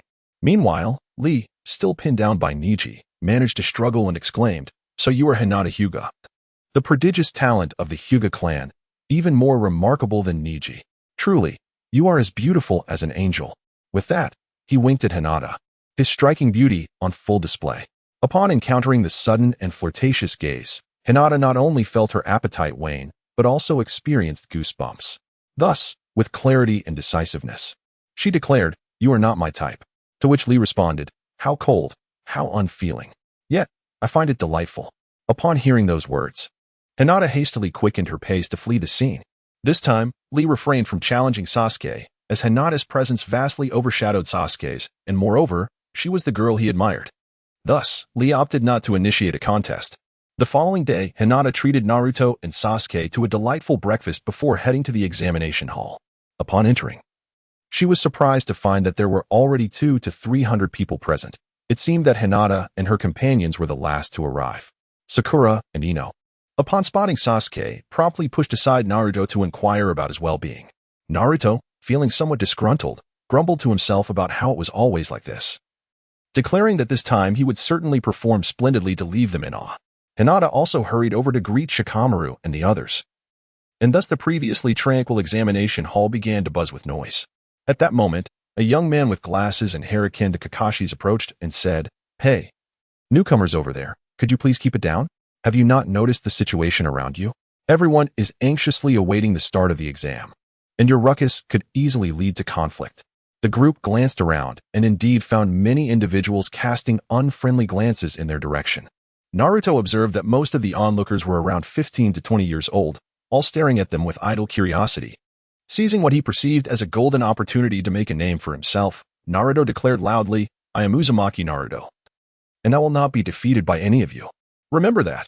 After his proclamation, he wore a proud expression, while the nearby Kabuto felt quite awkward as the newcomers disregarded him entirely. Naruto's bold statement stirred the hall into a lively commotion, with many contemplating whether to teach him a lesson. However, as ninjas, they possessed a degree of restraint. Engaging in conflict at this moment would serve no beneficial purpose. Those lacking in self-control were restrained by their teammates. Shikamaru remarked, "Hinata, aren't you going to do something about Naruto? Now he's basically offended everyone." "Hinata, there is no significant issue. I shall observe who dares to approach." Yakushi Kabuto, noticing that these individuals are disregarding him entirely, attempts to salvage his dignity by stating, "You newcomers, the Chunin exams are not merely a leisurely excursion. Are you aware of the purpose of the Chunin exams? Do you understand why it is necessary to collaborate with other nations for this assessment?" Hinata disdainfully remarked, "How could one be unaware of such a simple matter? It is merely the nations wishing to gauge each other's average strength, akin to a military exercise. Should one display excessive weakness, other nations might entertain thoughts of annexation." Upon hearing this, Naruto experienced a moment of clarity. He had always presumed it was to qualify for more advanced missions. However, it was impossible to voice such thoughts openly. Indeed, you, appearing rather seasoned, how could you still pose such a simplistic question? No wonder you remain here. Just admit you failed the exam several times. Hearing Naruto's biting retort, Kabuto felt a twinge of embarrassment. This newcomer was certainly not adhering to the expected norms. Rubbing his forehead awkwardly, he confessed, "I have taken the exam for 4 years and attempted it 7 times in total." Naruto burst into laughter, exclaiming, "As a ninja of Konoha, this is quite shameful." He felt immense joy, convinced that this individual must be even more of a laggard than himself. Hinata, observing the remarkable performance of Kabuto, could not help but exclaim, "Truly, he is worthy of being someone who can deceive even himself. His acting requires no director to call for a halt." Kabuto, gazing at Naruto with an air of confidence, mused that this fellow was indeed a potential breakthrough to reach Sasuke and his companions. Kabuto continued, "Although I have failed numerous times, I am, after all, an old hand at this. I have gathered quite a bit of intelligence. Essentially, all the ninjas present have it." This statement offended many, for the implication that others had obtained intelligence was quite damaging. If the enemy acquired such knowledge, they could launch targeted assaults. Consequently, the collective ire of the crowd turned toward Kabuto. "Is there anyone of particular interest you wish to inquire about?" Kabuto asked. Naruto replied, "What about that Gaara? How dare he threaten Hinata yesterday? He has finished during the exam." Somewhere in the hall, Gaara remained silent. Kankuro laughed alongside Naruto to provoke Gaara. "One must be truly reckless." Temari added, "The people of Konoha are exceedingly arrogant." Kabuto then produced his intelligence card, stating, "Gaara of the Sand has completed 1 B-rank mission, 11 C-rank missions, and the details of his D-rank missions are unclear. He is adept at utilizing sand." Upon hearing that he had completed a B-rank mission, the surrounding lower-ranked ninjas deemed Gaara a formidable opponent and resolved to avoid him if possible. Naruto, seemingly unfazed, remarked, "Only 1 B-rank mission? Compared to us, he's still quite inexperienced." Before Naruto could elaborate, Sasuke interrupted, "You absolute fool, do you wish to divulge your own intelligence?" Realizing his folly, Naruto promptly closed his mouth. Noticing Naruto's lack of interest in the data, Kabuto added, "Moreover, He has completed every mission without a scratch. Naruto expressed his desire to disregard Kabuto, suspecting that he might intentionally be fishing for information, as he had nearly revealed sensitive details himself. Kabuto insisted he had no such intentions. He was merely here to observe the vessel that Orochimaru dreams of, Uchiha Sasuke. Shikamaru cautioned his team to complete a B-rank mission unscathed is no small feat. It seems that individual is as formidable as Hinata. If you see him, just run. Kabuto, feeling his presence was diminishing, sensed that they had lost interest in further inquiries, making it challenging to gain their favor. Thus, he proactively declared, there are many other formidable individuals in this exam. For instance, before he could finish, Hinata interrupted. This senior who has failed 7 times, we have no interest in your intelligence. Otherwise, we might also end up failing 7 times. Perhaps you should return whence you came. And I am not targeting anyone specifically. I merely wish to say that all present are beneath contempt. After Hinata acquired the powers of the 9 tails, she began to exhibit a certain degree of arrogance. Now, some of her teammates find it difficult to rein her in, as 7 or 8 individuals have charged forward, intent on delivering a few blows to her. After all, the exam has yet to officially commence, and taking lives is out of the question. However, a lesson must still be imparted. Hinata was taken aback to find someone daring enough to confront her, and she certainly had no qualms about delivering a few slaps in return. The taijutsu of the lower-ranked ninjas seemed merely child's play in her presence. With a slow-motion flourish of her left and right hands, she sent each of them flying several meters, crashing into a few tables before coming to a halt. The red handprints emblazoned on their faces were strikingly apparent, leaving them all in a daze, utterly bewildered as to how they had been so effortlessly dispatched. Hinata, Naruto. Did you see? When striking, one must be swift and poised. Only then can one earn the admiration of the crowd. The crowd? Admiration? You say? What nonsense! Though your movements were indeed rapid, they were hardly perceptible. We cannot afford to provoke you. Say whatever you wish. Just then, a fearsome uncle with a scarred visage made his entrance. In an exceedingly arrogant tone, he proclaimed, "You worthless lot, quiet down. Each of you. Draw a number and arrange yourselves in order." Having been berated twice in one day, the crowd felt utterly stifled and unable to retort. The uncle, seeing everyone seated, continued, "I am the chief examiner for your first test, Marino Abiki. The written exam questions will be delivered shortly, but first, I must clarify the examination rules." Upon hearing it was a written test, Naruto's spirit plummeted. Shikamaru would not assist him in cheating this time. "Marino Abiki, there are 10 questions in the written exam. 9 will be on the paper, while the 10th will be distributed after 45 minutes. Each of you starts with 10 points for each incorrect answer. 1 point will be deducted, and if caught cheating, 2 points will be subtracted. Furthermore, the results will be calculated as a team total. If one member fails, the entire team is disqualified. Approach the exam as a true ninja. From this point onward, I will not entertain any queries." Upon hearing that the scoring was based on team performance, Sasuke felt a twinge of anxiety. There was no way Hinata and Naruto could manage a score of 6. Those two might be lucky to avoid a score of 0. However, as he processed the examiner's words, he suddenly realized that being caught cheating only resulted in a 2-point deduction rather than an outright 0, coupled with the notion of behaving like a ninja during the exam. It was abundantly clear, as long as they could cheat without getting caught, they would be fine. When the test papers were distributed, Sasuke found himself unable to answer a single question, indicating that those knowledgeable individuals were strategically placed in the examination room. All he needed to do was identify them and devise a plan to cheat. Pleased with his own cleverness, he inadvertently glanced at Hinata, only to discover she was already utilizing her Byakugan to copy answers with remarkable speed. Her reflexes were astonishing. He had just begun to grasp the true purpose of this exam. And yet, he had yet to locate his targets.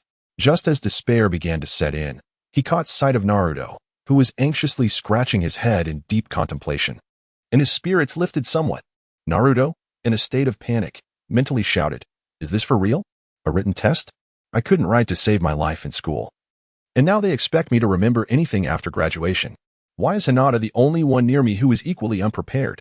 I'm about to lose it. If Hinata also struggles, surely she wouldn't be able to best me, right? Let me see how Hinata is faring." Naruto noticed Hinata using her Byakugan to cheat, and she hadn't even received a warning from the teacher. A multitude of question marks appeared above Naruto's head. Is it permissible to glance at someone else's answers? He leaned over, attempting to sneak a peek at Hinata's work.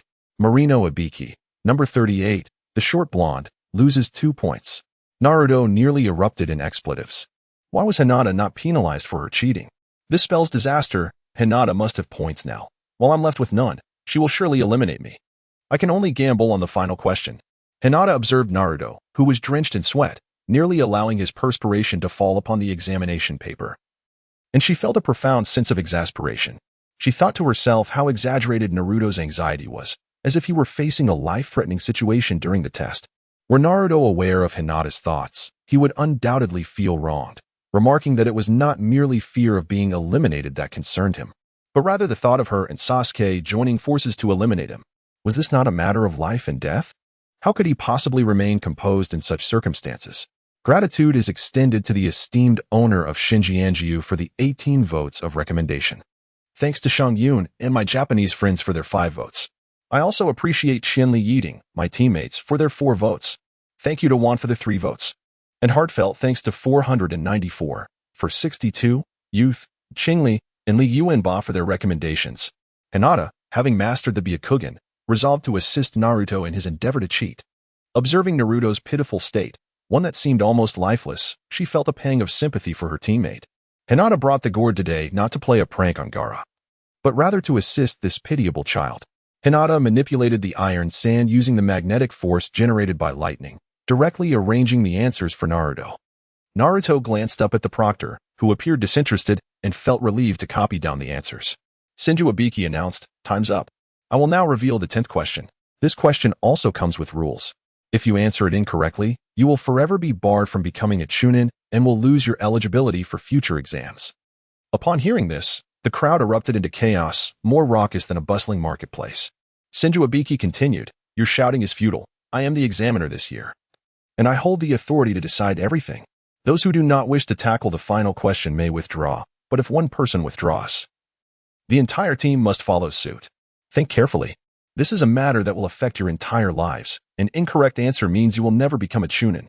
Panic swept through the crowd. Not choosing meant losing their qualifications, while choosing and answering incorrectly would mean utter failure.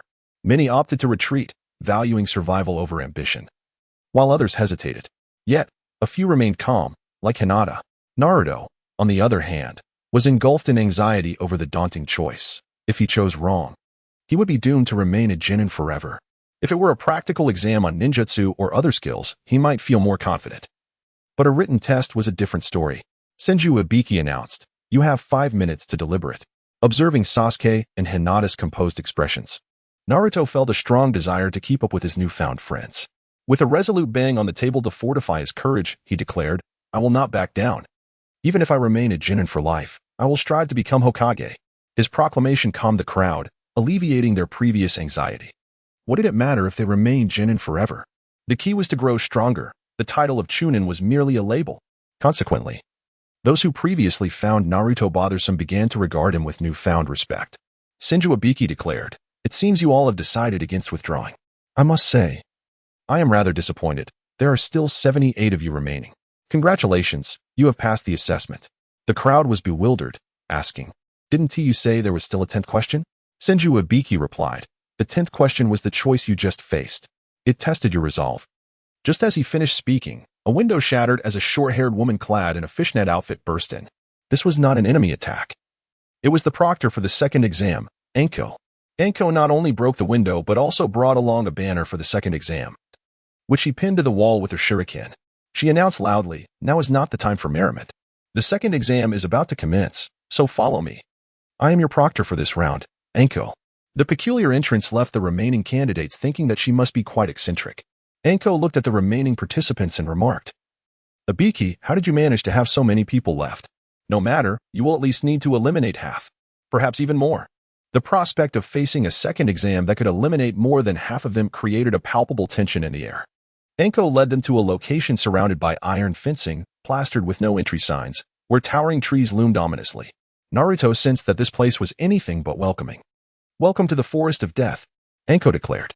Naruto chuckled nervously. Indeed, the name certainly suggests it's not a pleasant place. Seemingly hearing his remark, Anko drew a kunai and lightly traced it across Naruto's face, saying it is indeed a treacherous place. This is the true reason why the Chunin exam is often referred to as the death exam. Internally, Naruto cursed, wishing she wouldn't brandish a kunai so close to him. If he were to get scarred, Sakura would surely look down on him even more. Trembling at the thought of possible disfigurement, he allowed Anko to toy with him. Seeing Naruto's frightened expression, Anko grinned with satisfaction and continued. This forest is not only home to fierce beasts and venomous snakes, but also hosts various unknown dangers typical of a primeval wilderness. However, these are not your greatest enemies. Your most formidable foes are right here among you. Curious, Naruto asked, why? Anko explained, next, each group will receive a scroll, divided into heaven and earth scrolls. Within 3 days, you must seize the opposing team's scrolls to collect a complete set, allowing you to reach the central tower of the forest to submit your scrolls. Only then will you succeed in this exam. By the way, life and death are not guaranteed in this exam, so be sure to protect yourselves. A passerby ninja inquired. Can we seize multiple scrolls? Anko replied, of course. This will directly reduce the number of participants in the next round. Thus, you must guard against not only one group, but everyone. All will stop at nothing to seize your scrolls, so prepare to enjoy the upcoming spectacle. At that moment, Hinata sensed a keen gaze upon them. Turning her head, she beheld a peculiar individual with an unusually long tongue, who was in the act of licking his shuriken.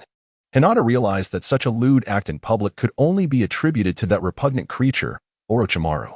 Truly, he must not fear succumbing to tetanus. He genuinely believes his kunai is nothing more than a lollipop.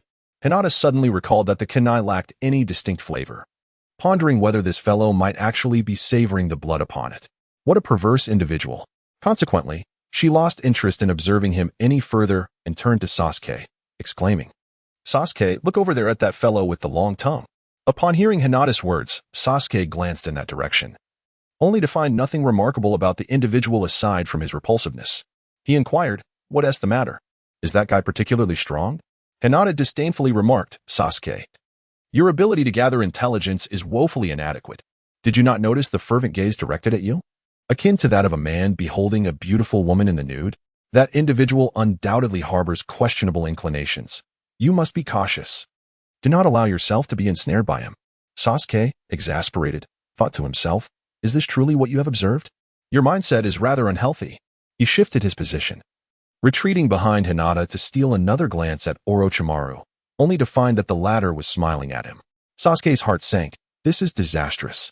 It appears that this individual is indeed inclined toward men. Why would he fixate on me? Shouldn't he be pursuing Naruto instead? But then again, Naruto has his own preferences for men, which makes me wonder, am I the type that attracts such attention? Determined to maintain a safe distance from any male who might approach him with ulterior motives, Sasuke resolved to be more vigilant. Red Bean announced, all right, I will now guide you to the entrance of each team, 78 individuals, 26 entrances. It is only at the entrances that I will distribute the book of heaven and earth. So none of you will know what book anyone possesses. You must engage in battle to discover, or you may choose to reveal your intentions voluntarily. The exam commences. Naruto, with an expression that suggested he had seen through Hinata, exclaimed, the exam has begun. How shall we proceed? Shall we confront that little bear? Hinata, Naruto, your way of thinking is not acceptable. When will the cycle of vengeance ever end? Let us seek some wild delicacies for lunch. We haven't eaten anything since finishing the exam. Upon hearing that Hinata had no intention of confronting Gaara, Naruto pouted and quietly muttered, why aren't you as generous with me? Hinata, do not presume that I am unaware. That was merely my encouragement for you. Your current resilience against adversity is quite remarkable, and I take pride in my contribution to it. You ought to express your gratitude. Naruto, with a skeptical expression, replied, heh. I would prefer if you found another way to strengthen me. Hinata, do not dwell on trivial matters. The priority is to eat. Sasuke disdainfully glanced at Hinata and remarked, it has only been 3 hours since breakfast, and did you not consume a substantial amount then? We ought to seek out the enemy now and secure the scroll before we indulge in another meal. Naruto, precisely. We are not hungry in the slightest. Hinata, you two are utterly foolish. This is my cunning plan. We shall ignite a fire to grill, allowing the rising smoke to attract attention. Surely, someone will be curious enough to investigate which novice dares to cook. Once they enter my Byakugan's line of sight, I shall impart upon them a stern lesson. They will learn what it means to play the fool while concealing one's true strength, and how curiosity can lead to peril. We can certainly eliminate 2 or 3 teams. Naruto, you just want to eat barbecue, don't you? I know you too well. Sasuke, nevertheless, this does seem like a viable strategy. Let us head towards the water source. There should be plenty there, which will enable us to catch more fish. Naruto, Are we going to have grilled fish? Preparing fish is indeed quite simple. Sasuke, you absolute imbecile. Hinata, eating fish is quite delightful. I wonder if there are crocodiles available, as I have yet to taste one. Naruto, can that hideous creature even be consumed? Can you not behave normally for once? Hinata, is the ability to eat determined by appearance? Hinata strolled along the riverbank, discovering neither crocodiles nor any adversaries presenting themselves. It seems that until mealtime arrives, everyone prefers to stay away from the river. Hinata felt as though it resembled the animal kingdom, where herbivores cautiously approached the water, fearful of an unexpected attack from a lurking crocodile that could snatch them away in an instant. They generally refrained from drinking at the riverbank unless absolutely necessary. After Hinata returned, Naruto and Sasuke had already caught several large fish. Initially, they both thought one would suffice. However, due to Hinata's fervent insistence, they ended up catching 4 more fish weighing around 7 to 8 pounds. After a bit of preparation, wisps of smoke began to rise delicately into the air. In the distance, many onlookers noticed the smoke and began to ponder its significance. Could there have been a battle erupting nearby? Or was it a ruse by the enemy to lure people in, only to ensnare them in traps? Some were reluctant to engage in an unprepared skirmish. Yet there were always those who harbored an inexplicable confidence in their own abilities. The aroma of grilled fish, seasoned with various spices, wafted through the air, igniting the appetites of Naruto and Sasuke, who had not been hungry moments before. Observing the eager expressions on their faces, Hinata was reminded of the principle of irresistible allure. At that moment, however, Hinata's Byakugan detected the presence of enemies entering her line of sight, 2 groups, to be precise. Enemy A, we are just a few hundred meters away from the source of the smoke. We may encounter enemy resistance at any moment, so everyone must remain vigilant. The second group shared a similar mindset, stealthily eliminating traps as they advanced. Hinata found their cautious, strategic approach quite engaging. Hinata observed their sluggish approach, and as the fish had already been cooked to perfection, she indulged in the savory meal. Half an hour later, they stealthily arrived within mere dozens of meters from Hinata and her companions. Enemy A, surprisingly, there hasn't been a single trap along this route. These 3 little brats must be fools. Enemy B, indeed, they are brazenly feasting on grilled fish. Do they truly believe this is a spring outing? Enemy C, those 3 seem to be the arrogant young ninjas from Konoha. It's the perfect opportunity to teach them a lesson. Enemy A, be cautious. That girl possesses formidable taijutsu skills. However, they appear completely unguarded. Our ambush has a high chance of success. Hinata observed that the fish had nearly finished their meal, and the opponents had approached within striking distance. It was time to engage in some postprandial exercise. Hinata, Naruto, Sasuke, how has your training in the ninjutsu assigned by Kakashi-sensei been progressing? Sasuke, the difficulty is hardly challenging. I have already mastered it. Upon hearing that Sasuke had succeeded, Naruto couldn't help but grumble, damn it, I'm still a bit behind. With a hint of disappointment, Naruto remarked, I've only reached the second phase that Kakashi-sensei mentioned. Hinata, noticing Naruto's discouragement, consoled him, saying, Naruto, there's no need to take it too seriously. It took me quite a while to master the Rasengan. I needed 2 or 3 days to learn it. Naruto replied, are you sure this is meant to be comforting? Hinata, haha. I merely wish to showcase the advanced techniques stemming from the spiraling sphere and lightning blade.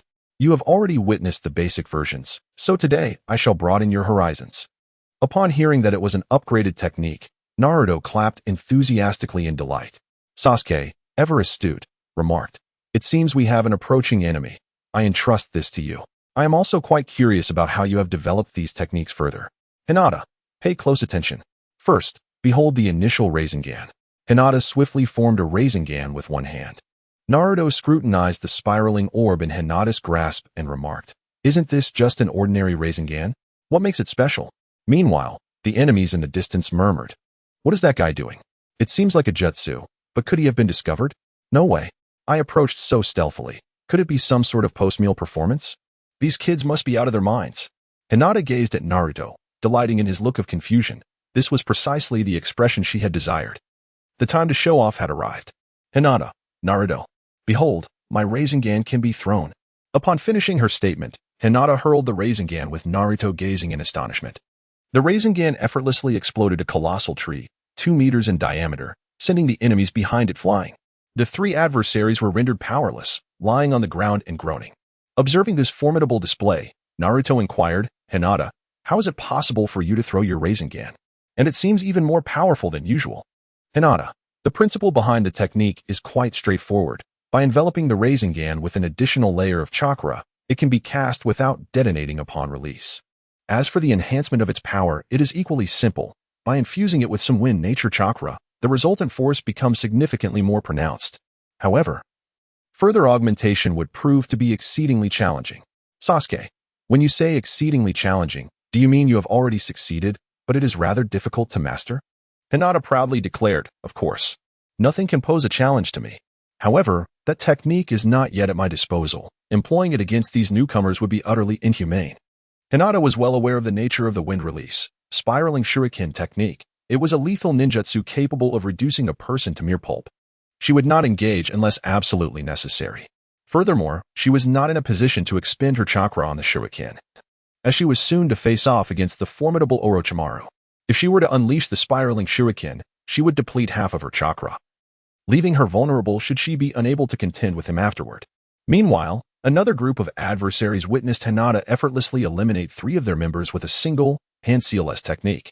It dawned upon them that their cover had likely been compromised. They had been oblivious to the presence of anyone else until this young girl struck them down without resistance. Realizing the precariousness of their situation, they concluded that remaining would be unwise. However, believing they were a safe distance of 70 to 80 meters away, they boldly shouted a retreat and hastily fled. At that moment, without the need for Hinata's guidance, Naruto and Sasuke also took notice of their departure.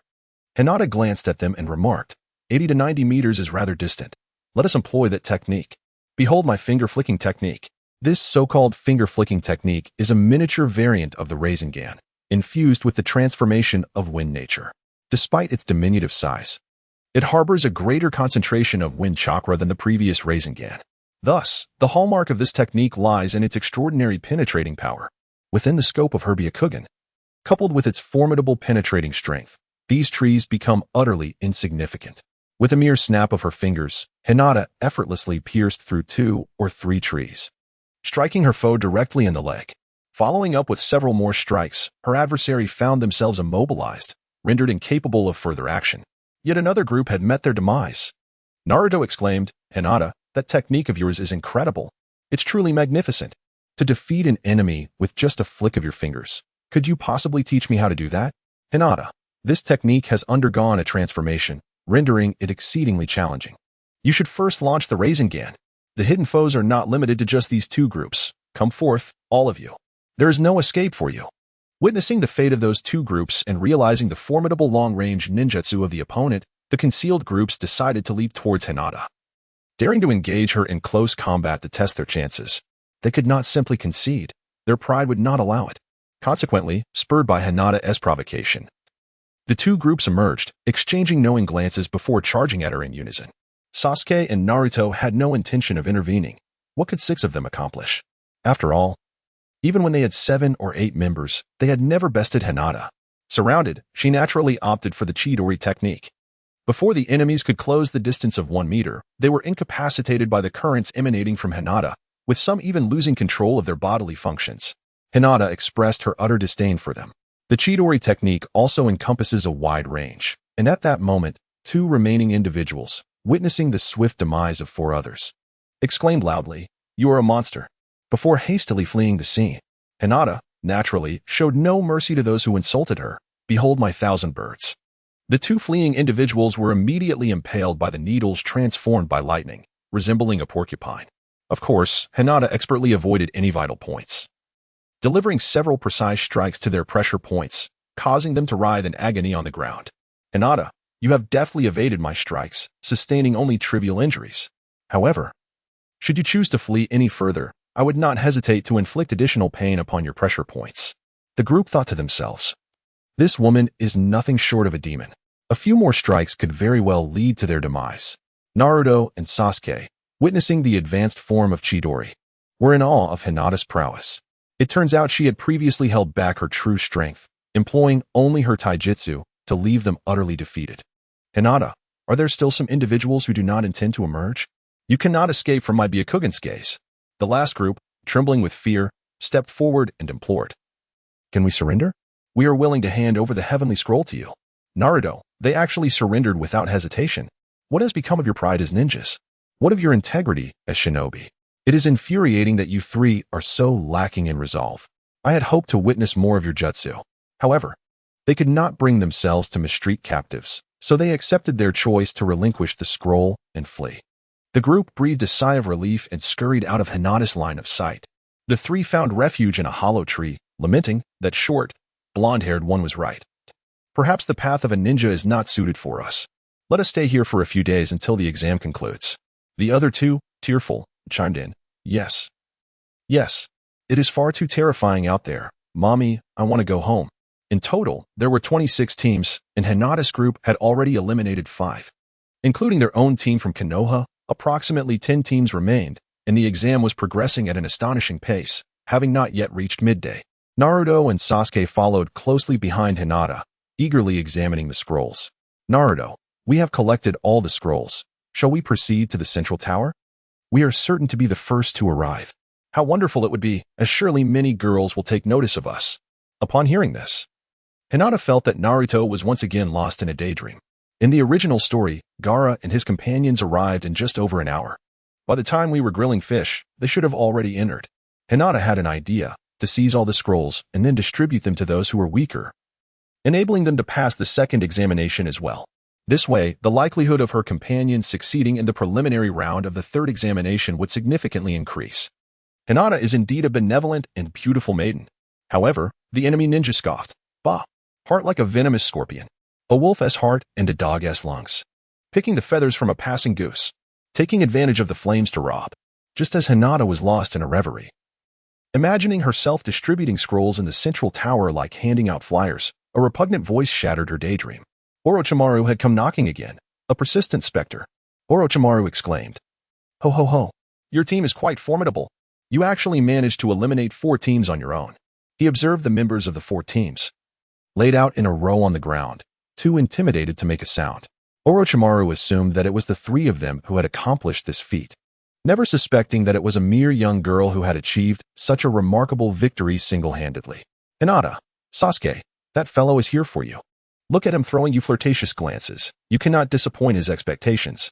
Sasuke, this guy is utterly repulsive. I have no interest in him whatsoever. What if he tries to lick me while we're fighting? I absolutely refuse to engage with him. Leave Naruto to you. He should be a kindred spirit of yours. Naruto, fuming. Who is aligned with him? My current predicament is all Hinata's fault. I cannot afford to fight him again, or my reputation will be irreparably tarnished. How can I ever become Hokage? Therefore, Hinata, you must take full responsibility. I extend my gratitude to Shengyongyu for the 18 votes. Thanks to Teacher Dayo for the 6 votes. Thank you to Shang Yun and my Japanese friends for the 5 votes. I appreciate Qianli Yiding for the 4 votes. My gratitude also goes to Wan, Chen Yi for 194, 566, Xiang, the topic Terminator, late-stage Chinibyu, and Yao's words, as well as to the youth and Qingli. Thank you all for your support. Naruto thought that insufferable Sasuke seeks fame, and I desire it too. I must pursue Sakura as well. If I get entangled with another fellow like him, I fear I would be beyond salvation. Orochimaru, observing that the individuals before him regarded him with such disregard, could tolerate it no longer. Their dismissal felt akin to treating him like a mere virus. Orochimaru unleashed his shadow-level chakra, his murderous intent surging dramatically, rendering the atmosphere palpably tense. Currently, Sasuke is merely at the peak of Chunin level, while Naruto's strength is that of an ordinary Chunin. The sudden eruption of Orochimaru's aura left them both feeling that this fellow was inscrutable, erasing their earlier levity. They pondered, this fellow is terrifying. He cannot be considering a forceful approach, can he? Thankfully, they had deemed him too nauseating to challenge him earlier. Both felt an overwhelming urge to flee. They had no desire to sacrifice their integrity here. Although Orochimaru's presence posed little pressure on Hinata, his unblinking gaze, capable of extinguishing lives, compelled her to temper her earlier disdain for him. Seeing Naruto and Sasuke drenched in cold sweat, Hinata urged them, "You two should leave now. I'll handle this guy." Naruto and Sasuke, deeply touched, replied, "We entrust our integrity to you. Take care. We will seek out other teams to snatch the Heaven and Earth Scrolls. Once you deal with him, just head east. We will wait for you there." Hinata thought to herself, Hey, what happened to the promise of never abandoning or giving up? How could you betray your comrades so easily? And what do you mean by entrusting your chastity to me? Such words should not be spoken lightly. What if it leads to misunderstandings later on? Hinata sighed, exclaiming, "Alas, Ultimately, I bear the burden alone. Remember to prepare dinner. This individual is formidable, and engaging him will certainly leave one famished. As for you, the lying captives, flee as far as you can. It would be unfortunate if you were caught in the crossfire. I do not slay Barin, yet Barin could perish because of me. How unfortunate. I am indeed too kind. Upon hearing her words, the row of recumbent captives sprang to their feet, fleeing without a backward glance. They harbored no desire to remain there. Orochimaru's murderous intent felt akin to a hellish realm to them. Orochimaru, bewildered, pondered, what is happening? Do they truly believe they have triumphed? Must they even arrange dinner? Are the young ones from Konoha so audacious now? What kind of education are they receiving? The standards have evidently declined. Indeed, peace has its drawbacks. How is that old fool of the third Hokage leading? Irika, once again caught in the crossfire, lamented, what can I do about these students who skip class daily? I too am at my wit's end. This is the most challenging class I have ever taught. If this continues, I might question my suitability as a teacher. Orochimaru, though past 50, appeared youthful due to his many body changes. Yet, he did not wish to squabble with a mere girl. He stated, little sister, I seek no trouble with you. I am in pursuit of Uchiha Sasuke. If you hand him over, you may depart unscathed. I might even bestow upon you the heaven scroll in my possession. Naruto, bursting into laughter, shouted, Sasuke, did you hear that? Someone's here for you. It's time to make a sacrifice for the team. Sasuke, without turning back, dashed away, eager to escape even for a second longer. Observing Sasuke's resolute flight, Orochimaru licked his kunai and said, Sasuke, do not be so heartless. Stay, and let us converse. With that, Orochimaru glanced at Naruto and Hinata, summoning two colossal pythons, each over 10 meters long and 3 meters wide, charging towards them. Noticing the gaze directed at him, Naruto felt a tightening in his gut, thinking, surely, he wouldn't turn his sights on me now that Sasuke has fled. This is no place to linger. Naruto shouted to Hinata, Hinata, I leave it to you. We must take our leave. Orochimaru mused whether sending two gigantic pythons against two novices was excessively cruel. After all, ordinary ninjutsu and shurikens would struggle to vanquish these serpents. However, before he could pursue Sasuke, the two pythons were swiftly decapitated by Hinata. Hinata beheld the two colossal serpents and unleashed her unique ninjutsu, Whip of the Wind. This technique, inspired by the Chidori, embodies an extraordinary transformation of chakra in both form and nature.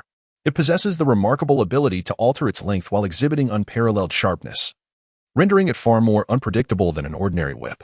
Furthermore, its striking range significantly surpasses that of the Chidori. Hinata swiftly wielded her long whip, effortlessly severing the heads of two colossal serpents, while simultaneously cleaving through the surrounding trees, each cut remarkably precise. Orochimaru, witnessing this spectacle, was utterly astounded. How could such a mere child wield techniques of transformation and nature alteration? Such ninjutsu could only be executed by a jonin at the very least. And she surpassed even Itachi at the same age. As a scientist, Orochimaru's curiosity surged, overshadowing his interest in Sasuke, as he inquired, what is your name? How is it possible for someone so young to master such techniques? Hinata, you cannot possibly have taken a liking to me. Why else would you inquire about my name? I hold no interest in you. You should seek out Sasuke instead. Orochimaru, while I desire Sasuke, I find myself intrigued by you as well. Those pale eyes, surely you are Hinata Hyuga. Among the younger generation of the Hyuga clan, I have only heard whispers of Hinata Hyuga. Hinata, am I really that famous? Orochimaru, indeed. However, what I have heard pertains primarily to your culinary skills. I never anticipated your remarkable prowess in ninjutsu. As for Sasuke, let him wait for the next opportunity. Allow me to inscribe the curse mark upon you this time. Upon hearing that Orochimaru intended to tattoo her, Hinata felt a wave of disgust and hastened the swing of her whip. Orochimaru, being a seasoned shadow-level powerhouse, exhibited unparalleled prowess in martial arts. The length of the whip hindered her ability to strike him effectively, and with his agile movements, he was swiftly closing the distance between them. Hinata was well aware that the situation was not as simple as it seemed. As she observed the approaching Orochimaru, a wicked smile crept across her face. You dare to charge forward without any intelligence about your enemy? You truly underestimate me. With that, she unleashed her technique, Whip of the Wind Bloom. What was originally a single whip suddenly transformed into 10, significantly expanding her attack range. Orochimaru found one of his arms severed by the unexpectedly dispersing whips and hastily retreated several steps, distancing himself from Hinata's assault. Losing an arm did not faze Orochimaru. From his sleeve, several snakes emerged to serve as a replacement. "Haha, how exhilarating. My desire for you grows stronger," he exclaimed. With a swift motion, multiple snakes shot forth from his sleeve toward Hinata, but she effortlessly sliced through them. To her astonishment, the severed snakes quickly regenerated into new ones.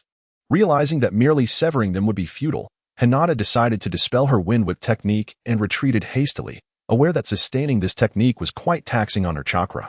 Hinata retreated several meters before the serpents finally withdrew. Seizing the opportunity presented by her retreat, Orochimaru swiftly approached, closing the distance between them to less than 3 meters, where a close-quarters confrontation was imminent. Orochimaru, with a cunning expression, utilized the body flicker technique to appear directly before Hinata. During her first encounter with an opponent, Hinata was compelled to clash kunai head-on. Leveraging the strength of Orochimaru, she swiftly retreated 10 meters. Hinata understood that she was somewhat outmatched in terms of raw power. Therefore, she strategically withdrew, creating a suitable distance between the two. Hinata did not wish to draw too close to this individual. She was aware that Orochimaru possessed the ability to shed his skin. Employing Chidori against Orochimaru might not only prove futile, but could also inadvertently grant him the opportunity to forcibly tattoo her. Orochimaru remarked, "Hinata-chan, there is no need to fear me so. I merely seek to bestow upon you strength." Hinata mentally scolded, "I trust you not at all. This curse mark is merely an experimental subject. Whether it can survive remains uncertain, and besides, using it will only lead to an unsightly transformation. Hinata, keep it for yourself. I have no need for it. I'm hungry, so I won't be playing with you anymore. Bring it on." Orochimaru, narrowing his eyes with a fierce demeanor, retorted, "Have I fallen so low in your esteem, Hinata-chan, merely for losing a hand and suffering a minor setback? Then I shall not hold back. Earth style, earth flow river." Orochimaru appeared to summon a torrent of mud and stones, surging directly towards Hinata. Hinata, observing the torrent of earth surging towards her, calmly unleashed a massive Rasengan, creating a substantial crater in the ground. Orochimaru's earthen wave was entirely ensnared within the pit, leaving even the hem of Hinata's trousers untouched. The formidable power of the massive Rasengan was truly remarkable, causing the very ground beneath Orochimaru to fracture. Suddenly, Orochimaru recalled his old friend Tsunade's words.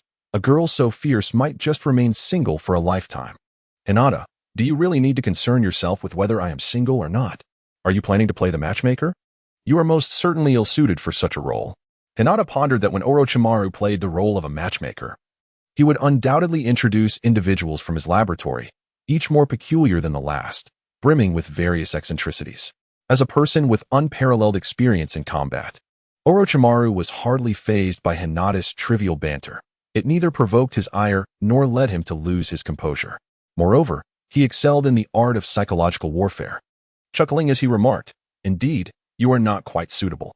It appears there is no one who would take an interest in you, especially when you cannot even perform adequately in your first endeavor." Hinata thought to herself that experience often outweighs youthful exuberance. Rather than engage in fruitless chatter, she resolved to take action. Wind release, small wind blade rain. The wind blade technique seemed overly extravagant, even if it struck Orochimaru. He could simply utilize his shedding technique to regenerate.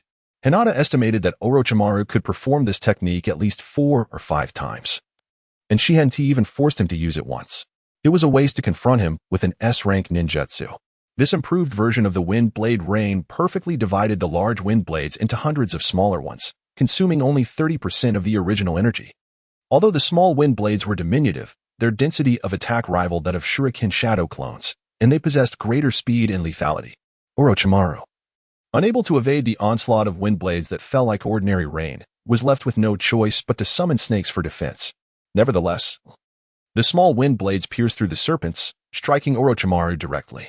Covered in blood, Orochimaru exclaimed, "Hinata-chan, you possess an impressive array of ninjutsu. They seem to emerge one after another, truly remarkable. But let us see how you handle this." Earth release, yellow spring swamp. Hinata, upon witnessing this, was astonished that Orochimaru's resurrection armor had not been activated. Is this truly human?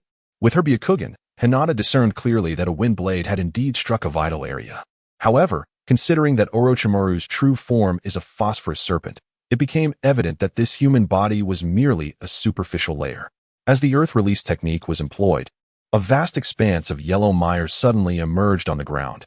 seemingly spanning the size of 2 football fields. Hinata could not evade. Her feet were already ensnared.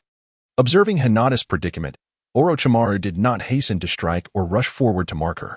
He reveled in the torment of others, which brought him great delight.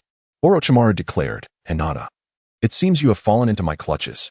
Speak your desire. Where would you like the curse mark to be placed?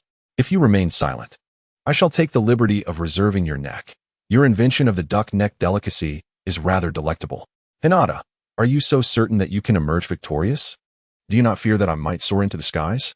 Orochimaru, if you possess the courage, then ascend and give it a try. I shall not hinder you."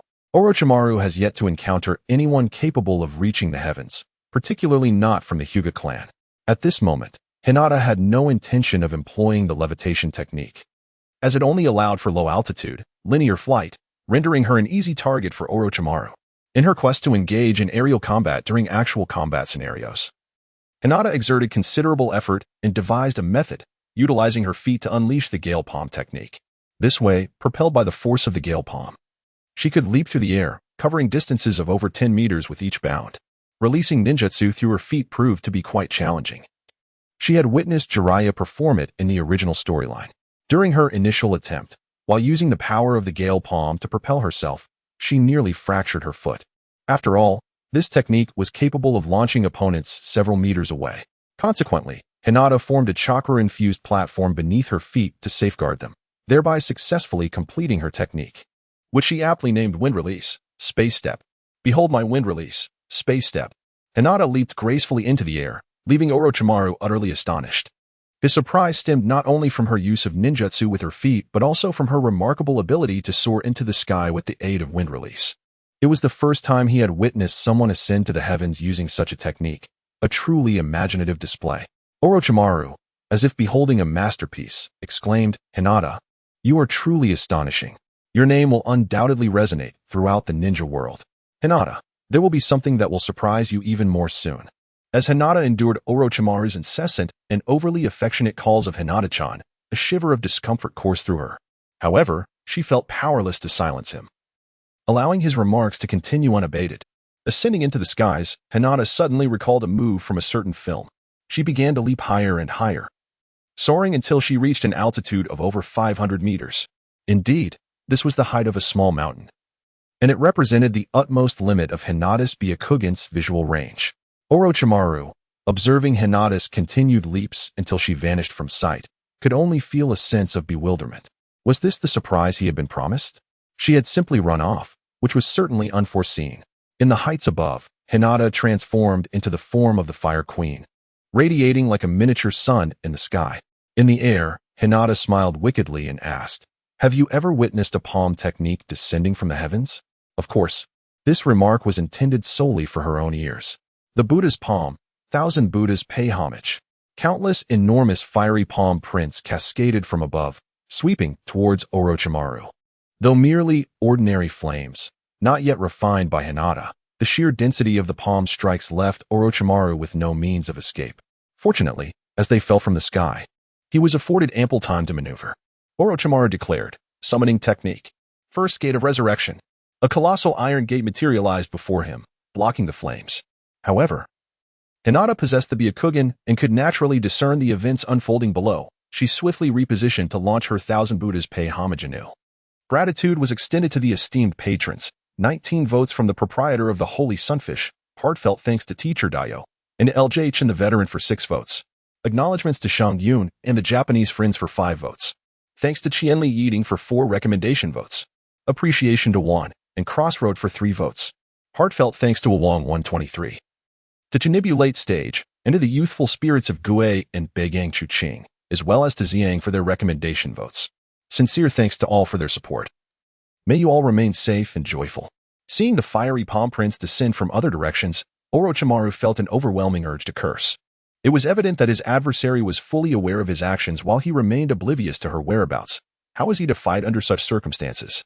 Moreover, his gate of resurrection could not shield him from every angle. Coupled with the commotion, it was uncertain when reinforcements from Konoha might arrive. Thus, gazing at the sky ablaze with flames, Orochimaru uttered, "We shall meet again." With that, he vanished into the earth. The other candidates in the Chunin exams were bewildered by the resounding clang of the immense gate of resurrection and the colossal fiery palms raining down. They murmured in disbelief. What is happening? Did I register for the wrong exam? This feels more like a Jonin or even a Kaga-level trial. Those who had been dealt with by Hinata expressed relief. Thank goodness we ran swiftly. Otherwise, we might have been reduced to mere ashes. Let's conclude this exam and return to farming. The life of a ninja is not suited for us. Naruto and Sasuke remarked. Can you believe the commotion Hinata has stirred? It seems that Deadbeat truly is formidable. We must intensify our training. It's unbearable to have such a foe keeping us awake at night, restless even in sleep. They recalled a shadowy night when, in Hinata's absence, Orochimaru had stealthily bound them, leaving them curled helplessly together, tears brimming in their eyes as they pleaded, "No, please. This is too terrifying." The other ninjas of Konoha speculated. Surely someone has offended Hinata. The magnitude of that uproar likely means her opponent has been reduced to mere ashes. Shikamaru pondered. Or perhaps they've encountered a formidable enemy, prompting such an exaggerated display of ninjutsu. It seems the Chunin exams are fraught with hidden talents. Let us hope we do not cross paths with the one who fought Hinata. Akamaru exclaimed, what is happening? Who unleashed such powerful fire techniques? Is there an intention to incinerate this forest? Bring me several water-style ninjas to extinguish the flames. No, bring me 20. Otherwise, this inferno will not be quelled. In the central tower, Kankuro remarked, I never anticipated encountering someone capable of such ninjutsu during the Chunin exams. Let us hope we do not meet him. Fire techniques were indeed the nemesis of puppet masters, and he wished to avoid having his puppets reduced to cinders. Tragically, he had already crossed paths with the very individual he wished to evade. Gaara mused, even without a mission, attending this Chunin exam was fortuitous. Such an intriguing figure deserves my utmost effort to eliminate. Though her fire techniques are formidable, my sand remains unscathed by flames. In fact, it is the very bane of fire. Hinata observed Orochimaru's retreat and did not intend to pursue him. Although he had taken a severe beating and had not even resorted to a substitution technique, this was merely a tactic employed by Orochimaru to lower his opponent's guard. Hinata expended at least 50 to 60% of her chakra, while Orochimaru likely utilized only around 20%. Continuing the battle would not be advantageous in the slightest. Furthermore, if the fiery techniques were unleashed, this forest would undoubtedly be reduced to ruins. Hinata deactivated her flame mode. As she had no desire to roam about in such a state, a few reckless dashes could result in her being confined for her actions. The warnings of arson and imprisonment were not mere idle threats. Moreover, this time, Hinata was not bare, so relinquishing the mode posed no significant issue. To mitigate the after-effects of this fiery transformation, she invested a considerable sum to procure a special soft metal, renowned for its exceptional heat resistance, which she fashioned into a suit of armor. Hinata was uncertain of its precise nature, but as long as it remained impervious to melting, it sufficed. This metal boasted remarkable flexibility, lightness, and a high tolerance for heat, while also providing protection against piercing injuries, a perfect fit for Hinata. However, acquiring it proved to be a daunting task. She had to offer a bounty of 100 million for this attire. The ensemble itself was rather revealing, accentuating her petite waist and long legs. Thankfully, Hinata had yet to fully mature. Otherwise, she might have found herself entranced by her own reflection, gazing at the roaring flames. She feared that if she did not exercise control, the examiner might assign her to a fate of tree planting in this desolate place for years on end. Hinata possesses the remarkable ability to not only conjure flames but also to be impervious to them, as well as to absorb their essence. Hinata swiftly managed the scene before making her hasty exit. In the distance, Akane, witnessing the mysterious flames, was puzzled by the unfolding events, which only intensified her curiosity, prompting her and her team of firefighters to rush to the site. Yet, upon their arrival, all that remained were a cluster of smoking trees.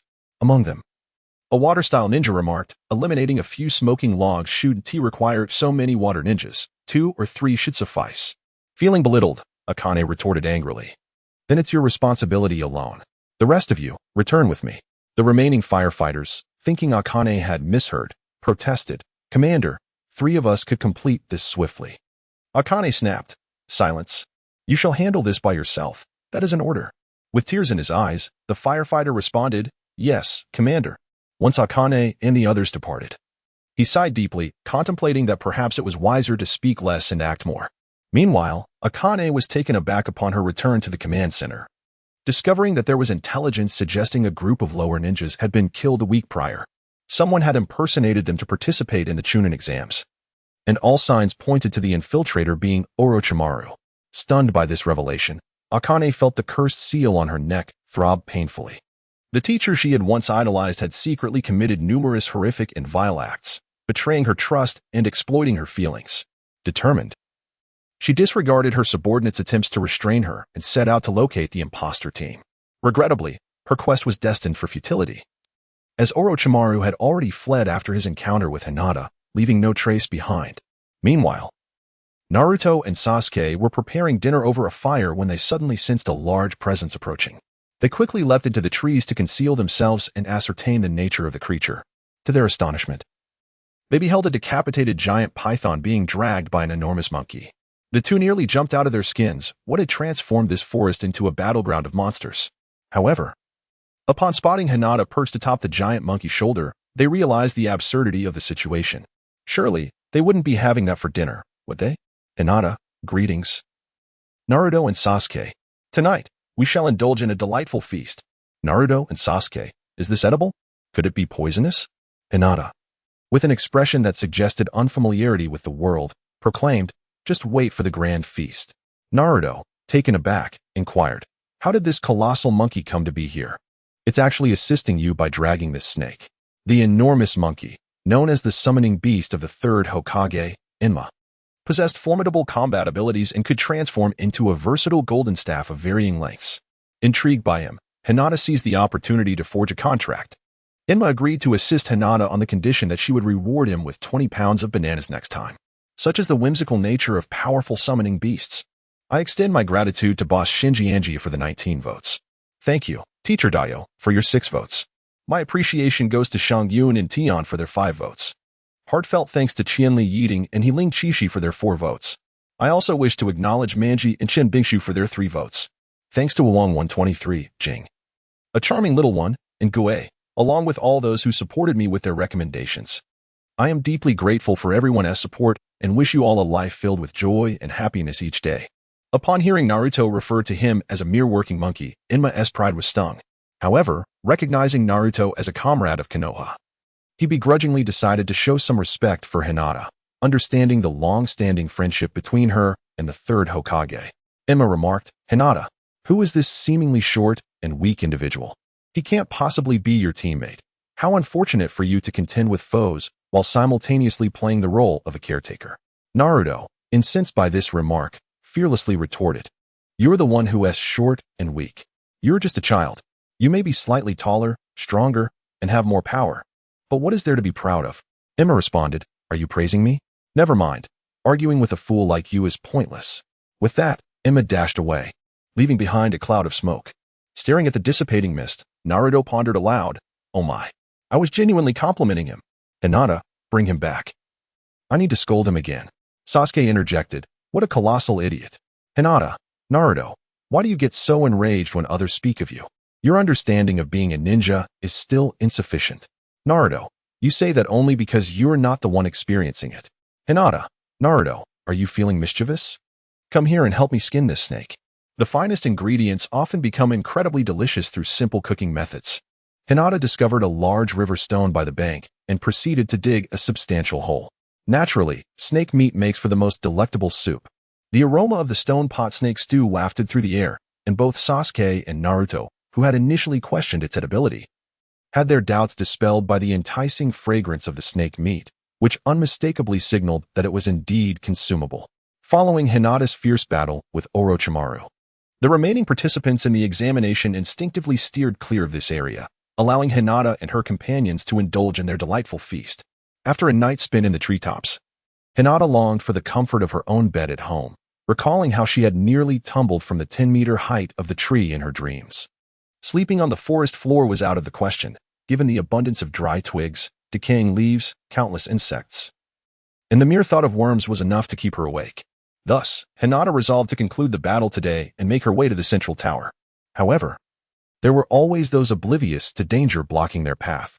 In just over an hour since waking and finishing breakfast, Hinata and her group encountered 3 teams lying in wait to ambush them. Hinata, with her foot resting on the defeated foe, remarked, We merely wish to reach the central tower swiftly. Pray, why did you feel compelled to obstruct our path? Why did you present yourself as an easy target? Such actions may lead to your downfall. The battered adversary internally lamented, had I known of your formidable prowess, I would have fled long ago instead of lying here for you to trample upon. However, recognizing the precariousness of his situation, he decided against further antagonism and, in a desperate bid for favor, proclaimed, "We were in the wrong. We should not have harbored ill intentions upon seeing the numerous scrolls adorning your neck. It was unseemly to contemplate exploiting your youth. Our moral character is indeed lacking. Your fists have purged our wicked thoughts, akin to the sun illuminating the path for all. We vow to henceforth embody the spirit of altruism and become exemplary young citizens." Hinata observed their attitude of admitting fault and decided to let them go. The central tower was now within sight, and she thought there would be no more insignificant foes appearing. However, just 10 minutes later, a squad emerged. This group, seemingly brimming with confidence in their own abilities, did not even bother to set an ambush and directly confronted Hinata's team. Hinata brushed her forehead and thought to herself, "Why didn't you come when I had the time to spare yesterday? It seems to be a law of nature that the more I wish to avoid seeing you, the more frequently you appear. Hinata, are you three-blind? Did you not notice the scrolls around our necks? Do you have any idea how many teams have perished at our hands? How dare you charge at us so recklessly? Enemy, we are the Sound Ninja Trio, not to be compared with the mere fodder you encountered before. We have come in accordance with the will of our esteemed master to seek out Uchiha Sasuke." Hinata whispered to Sasuke, "The adult they mentioned seems to be that deceased fellow from yesterday. Look at their forehead protectors. They belong to the same village. Do you think all the men from their village have taken a liking to you?" Sasuke, visibly irritated, replied, "I've had enough. After returning from the last mission, I barely cleared my name from the rumors regarding Naruto. I do not wish to be entangled in such scandal again. You three need to disappear. If I cannot defeat the stronger ones, how can I lose to the weaker ones?" Sasuke then activated his 3-Tomo Sharingan, leaving Hinata astonished. Was this matter so distressing for him that he transitioned from 2-Tomo to 3? Or could it be that Sasuke had some hidden prowess? Toss exclaimed, "The Sharingan! You must be Uchiha Sasuke. How eager you are. You two refrain from intervening. Allow me to witness the prowess of the individual favored by Lord Orochimaru." His teammates, Chin and Sakuching, promptly withdrew to let him engage in a one-on-one duel. Sasuke mused, "So that individual is named Orochimaru. He is now on my list of targets. Allow me to collect some interest." After mastering the Chidori, Sasuke's physical enhancement had reached a new level, his speed rivaling that of Nin as he instantly appeared before Toss. Toss had no time to react as Sasuke struck him directly in the shoulder with a kunai. Toss thought, "Is this a humiliation? He doesn't even aim for the vital points." At such close range, he intended to unleash his shockwave, confident it would shatter several of Sasuke's bones. However, he soon realized that his body had become paralyzed and immobile. Upon closer inspection, he discovered that Sasuke was channeling lightning through the kunai into his body, rendering him nearly speechless. Was this the individual favored by Orochimaru? Indeed, he was formidable. Naruto, witnessing Sasuke's rapid defeat of an opponent, exclaimed, "Sasuke is incredible. That guy didn't even show his true strength when battling me." But then, the realization struck him, and his awe transformed into disappointment. Yet, he quickly rallied himself, shouting, "The remaining opponents are utterly pathetic. I suggest you all come at him together." Naruto had anticipated that the last two would be able to challenge Sasuke's might, only to find them even weaker than expected. Sasuke, seeing the remaining two preparing to strike, increased the intensity of his lightning, incapacitating Toss. He then swiftly approached Chin, using Genjutsu to render her unconscious, arrogantly declaring, "Second." Just as he intended to deal with the last opponent, Sakuching, he was unexpectedly struck down by a sudden punch from Hinata. Hinata observed Sasuke beginning to act, and unable to restrain herself, she interrupted him. Indeed, there is a certain exhilaration in taking action oneself, for one cannot truly enjoy watching another do so. Sasuke, slightly displeased that his prey had been snatched away, remarked, "Hinata, why did you suddenly intervene? Were you not quite impatient with these insignificant foes? I scarcely had a chance to act throughout the entirety of the second exam." Suddenly, Naruto recalled something, exclaiming, "It seems I haven't had a chance to fight at all. Am I merely here for an outing?" "Hinata, Sasuke, I am considering your well-being. Their leader is quite effeminate, and it is likely that their entire village shares such inclinations. When you strike them, they may even revel in it. Take a look at the first adversary you vanquished. He bore an expression of sheer delight. Sasuke glanced over and found it to be true. Tosu internally screamed, "Curse you all," wearing such a pleased expression. Your village is the one that embodies such traits. My rolling eyes and agape mouth are merely the natural reaction to being electrified. If I could articulate my thoughts, I would rise and vehemently chastise you all. Hinata, once they return to the village, there may be rumors circulating about you engaging in peculiar games, such as the Queen's electric shock. A bead of cold sweat trickled down Sasuke's forehead as he thought to himself, that is indeed a possibility. He then cast a grateful glance at Hinata and remarked, I understand that though you have lost your ability to move, your consciousness remains intact. Upon your return, please inform Orochimaru that I have secured his head. After saying this, he rummaged through their belongings and discovered that the scrolls had already been completely gathered. These fellows truly have a penchant for unnecessary trouble. Having collected all the scrolls, they still did not head to the central tower, instead choosing to indulge in frivolities. Such recklessness could lead to their demise. I extend my heartfelt gratitude to the esteemed Shinji Anjiu for the 19 votes. My sincere thanks to Teacher Daio for the 6 votes. I am also grateful to Shang Yun and Jiuyan for their 5 votes. A special thanks to Qianli Yiding for the 4 votes.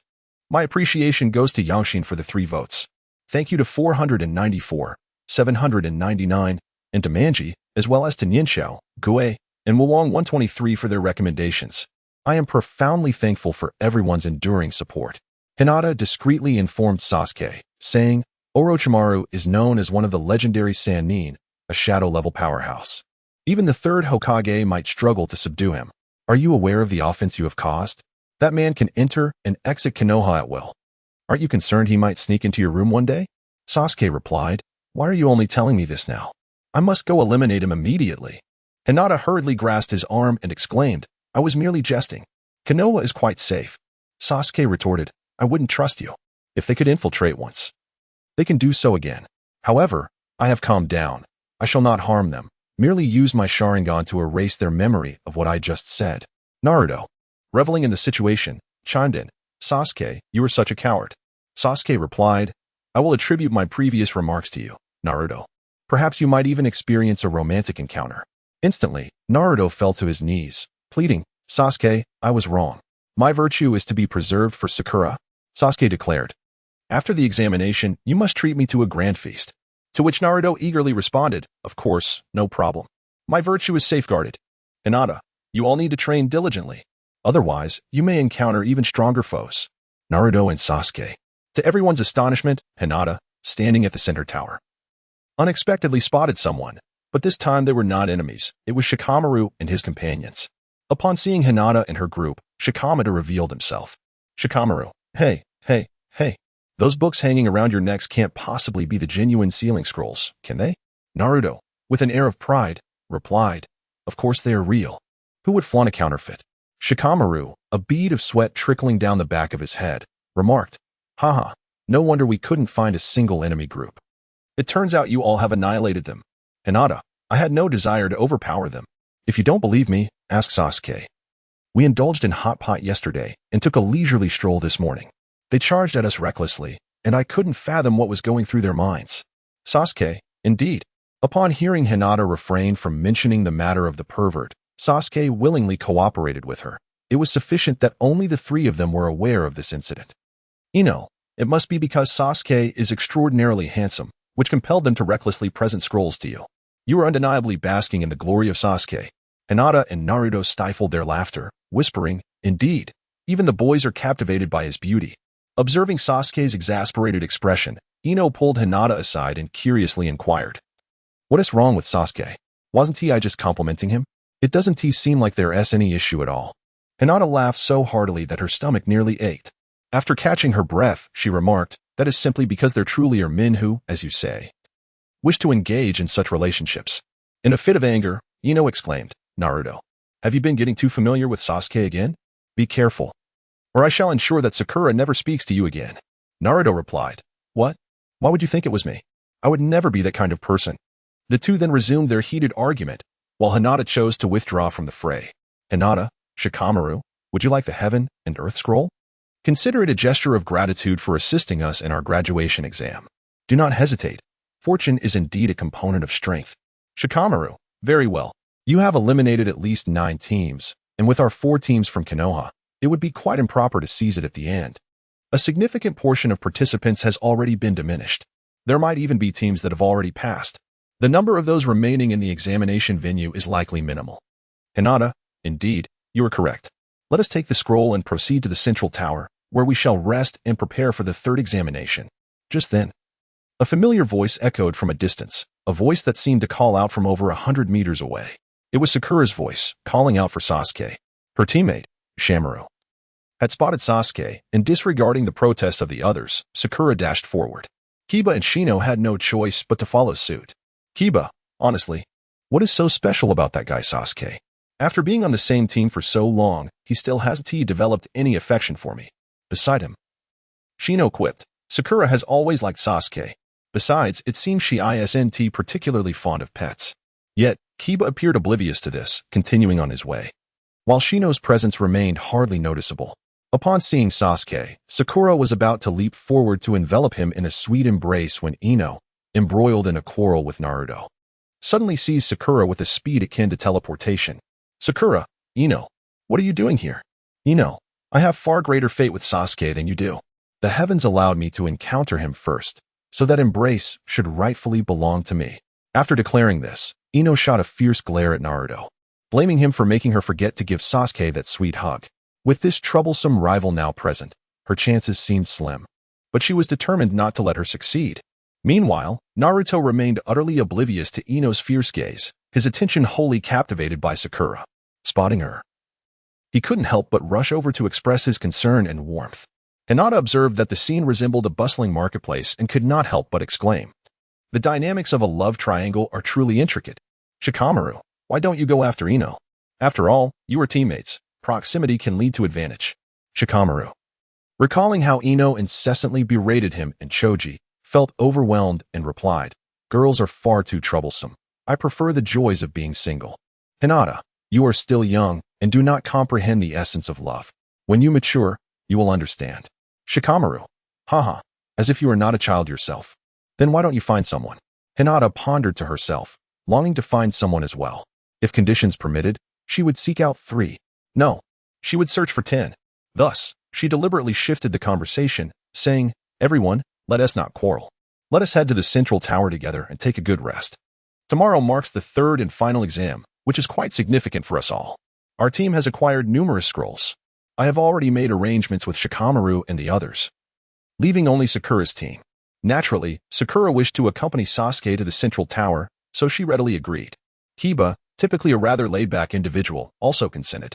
Initially, Shino had intended to gather more insects in the forest. However, seeing that his friends had already raised their hands in agreement, he concurred as well. To Hinata's surprise, as they reached the entrance, they encountered the very teams that she had bested the previous day. Had her companions not noticed their battered appearances, they might have already engaged them in a confrontation. Hinata, you have formed an illicit team, and yet you managed to gather everyone? How is it that 3 mere cobblers have outperformed several brilliant strategists? The trio pondered, what does it matter if we formed an illegal team? There was no rule against collaboration. The 3 bowed and said to Hinata, we have united to surrender and forfeit the competition. It is safer to leave together. Hinata, it seems that we have become acquainted through combat. Even individuals from different villages can unite in a team. Team 3, spare us the pleasantries. We are not mere acquaintances forged through battle. We are kindred spirits, both lost souls in this vast world. Hinata observed their awkward expressions and remarked, it is not good to give up so hastily. We have collected numerous scrolls that we no longer need, so we shall bestow them upon you. Do your utmost in the upcoming examination. There is still hope for you. The 3 teams were utterly bewildered. How had this devil transformed into an angel? Had they inexplicably passed the second stage of the exam? They would not return home in disgrace after all.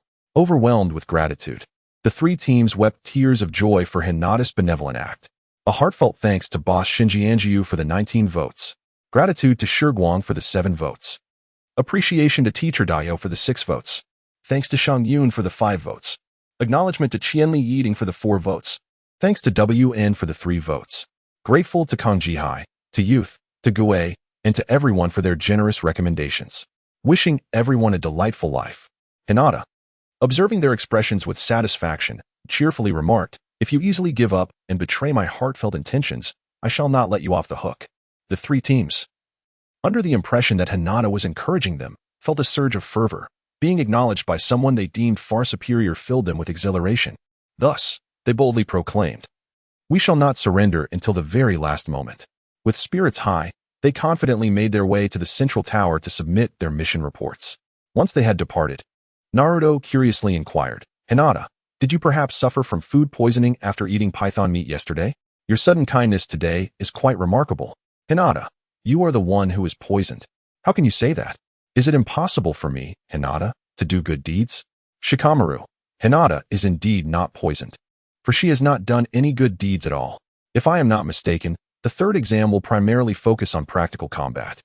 And those 3 teams have already been rendered incapable of self-sufficiency by Hinata. They will not recover in just one day. Encountering them in the third exam will make it far easier to achieve excellent results. Naruto, this Hinata is truly terrifying. She even seeks to extract the remaining value from those with disabilities. Shikamaru, you have known her long enough. She just threatened those 3 teams, urging them not to abandon the third exam. It's quite foolish and naive of them to believe that Hinata was encouraging them. Naruto, can I say that I also thought Hinata was encouraging them? In an instant, everyone distanced themselves from Naruto, as if to suggest that foolishness is contagious and they should keep away from him. Hinata, Naruto is absolutely right. I was actually encouraging them. Their plight is truly tragic. How could you perceive me this way? Can we still be friends? It's still Naruto who explains me. Naruto, indeed. Your words are too cruel. Hinata is not such a malevolent person. In an attempt to avoid appearing foolish in front of Sakura, Naruto began to speak untruths against his better judgment. Other companions, I believe you not at all. After completing the exchange of the celestial scrolls, each individual was assigned to a separate room. Aside from dining, they were prohibited from wandering outside their chambers. During a meal, Hinata encountered Gaara's team. Kankuro was not inclined to engage with Hinata, but the loquacious Naruto would not let him off the hook. With an expression of astonishment, Naruto exclaimed, "You actually passed the exam?" Kankuro retorted, "What do you mean actually? We secured first place, completing it in a mere 1 hour and 48 minutes, without a scratch." Unfazed, Naruto casually picked his nose and remarked, "You certainly got in quickly. I suspect you were merely trying to avoid us and rushed in. It's understandable though, considering our strength, we only dealt with a mere 9 teams. So it's only natural for you to be intimidated." Temari interjected, 9 teams? Do you not fear your tongue will get tangled in such grandiloquence? Gaara added, Temari, do not underestimate anyone. Hinata Hyuga, that fire release technique you executed that day was truly impressive. It is only natural that those mere underlings were no match for you. Unfortunately, this is not the place to demonstrate my prowess. Hinata, each one more youthful than the last. Can we not enjoy our meal in peace? If Naruto and Sasuke do not arrive soon, I shall finish all the dishes. Naruto and Sasuke are well aware of Hinata's appetite, and thus, there was no further opportunity for Gaara and the others as they hurried straight to the dining table. Kankuro remarked, "You seem to be aging while still devouring your meal." Gaara, noticing his own neglect, remained unfazed. After all, the plan to assault Konoha was already set, even if he faltered in the arena. He would eventually seek her out for a confrontation. Meanwhile, Hinata, who was indulging in a bath in her room, was suddenly interrupted by a knock at the door. Hinata cast a glance with her Byakugan, astonished to find Erasure present.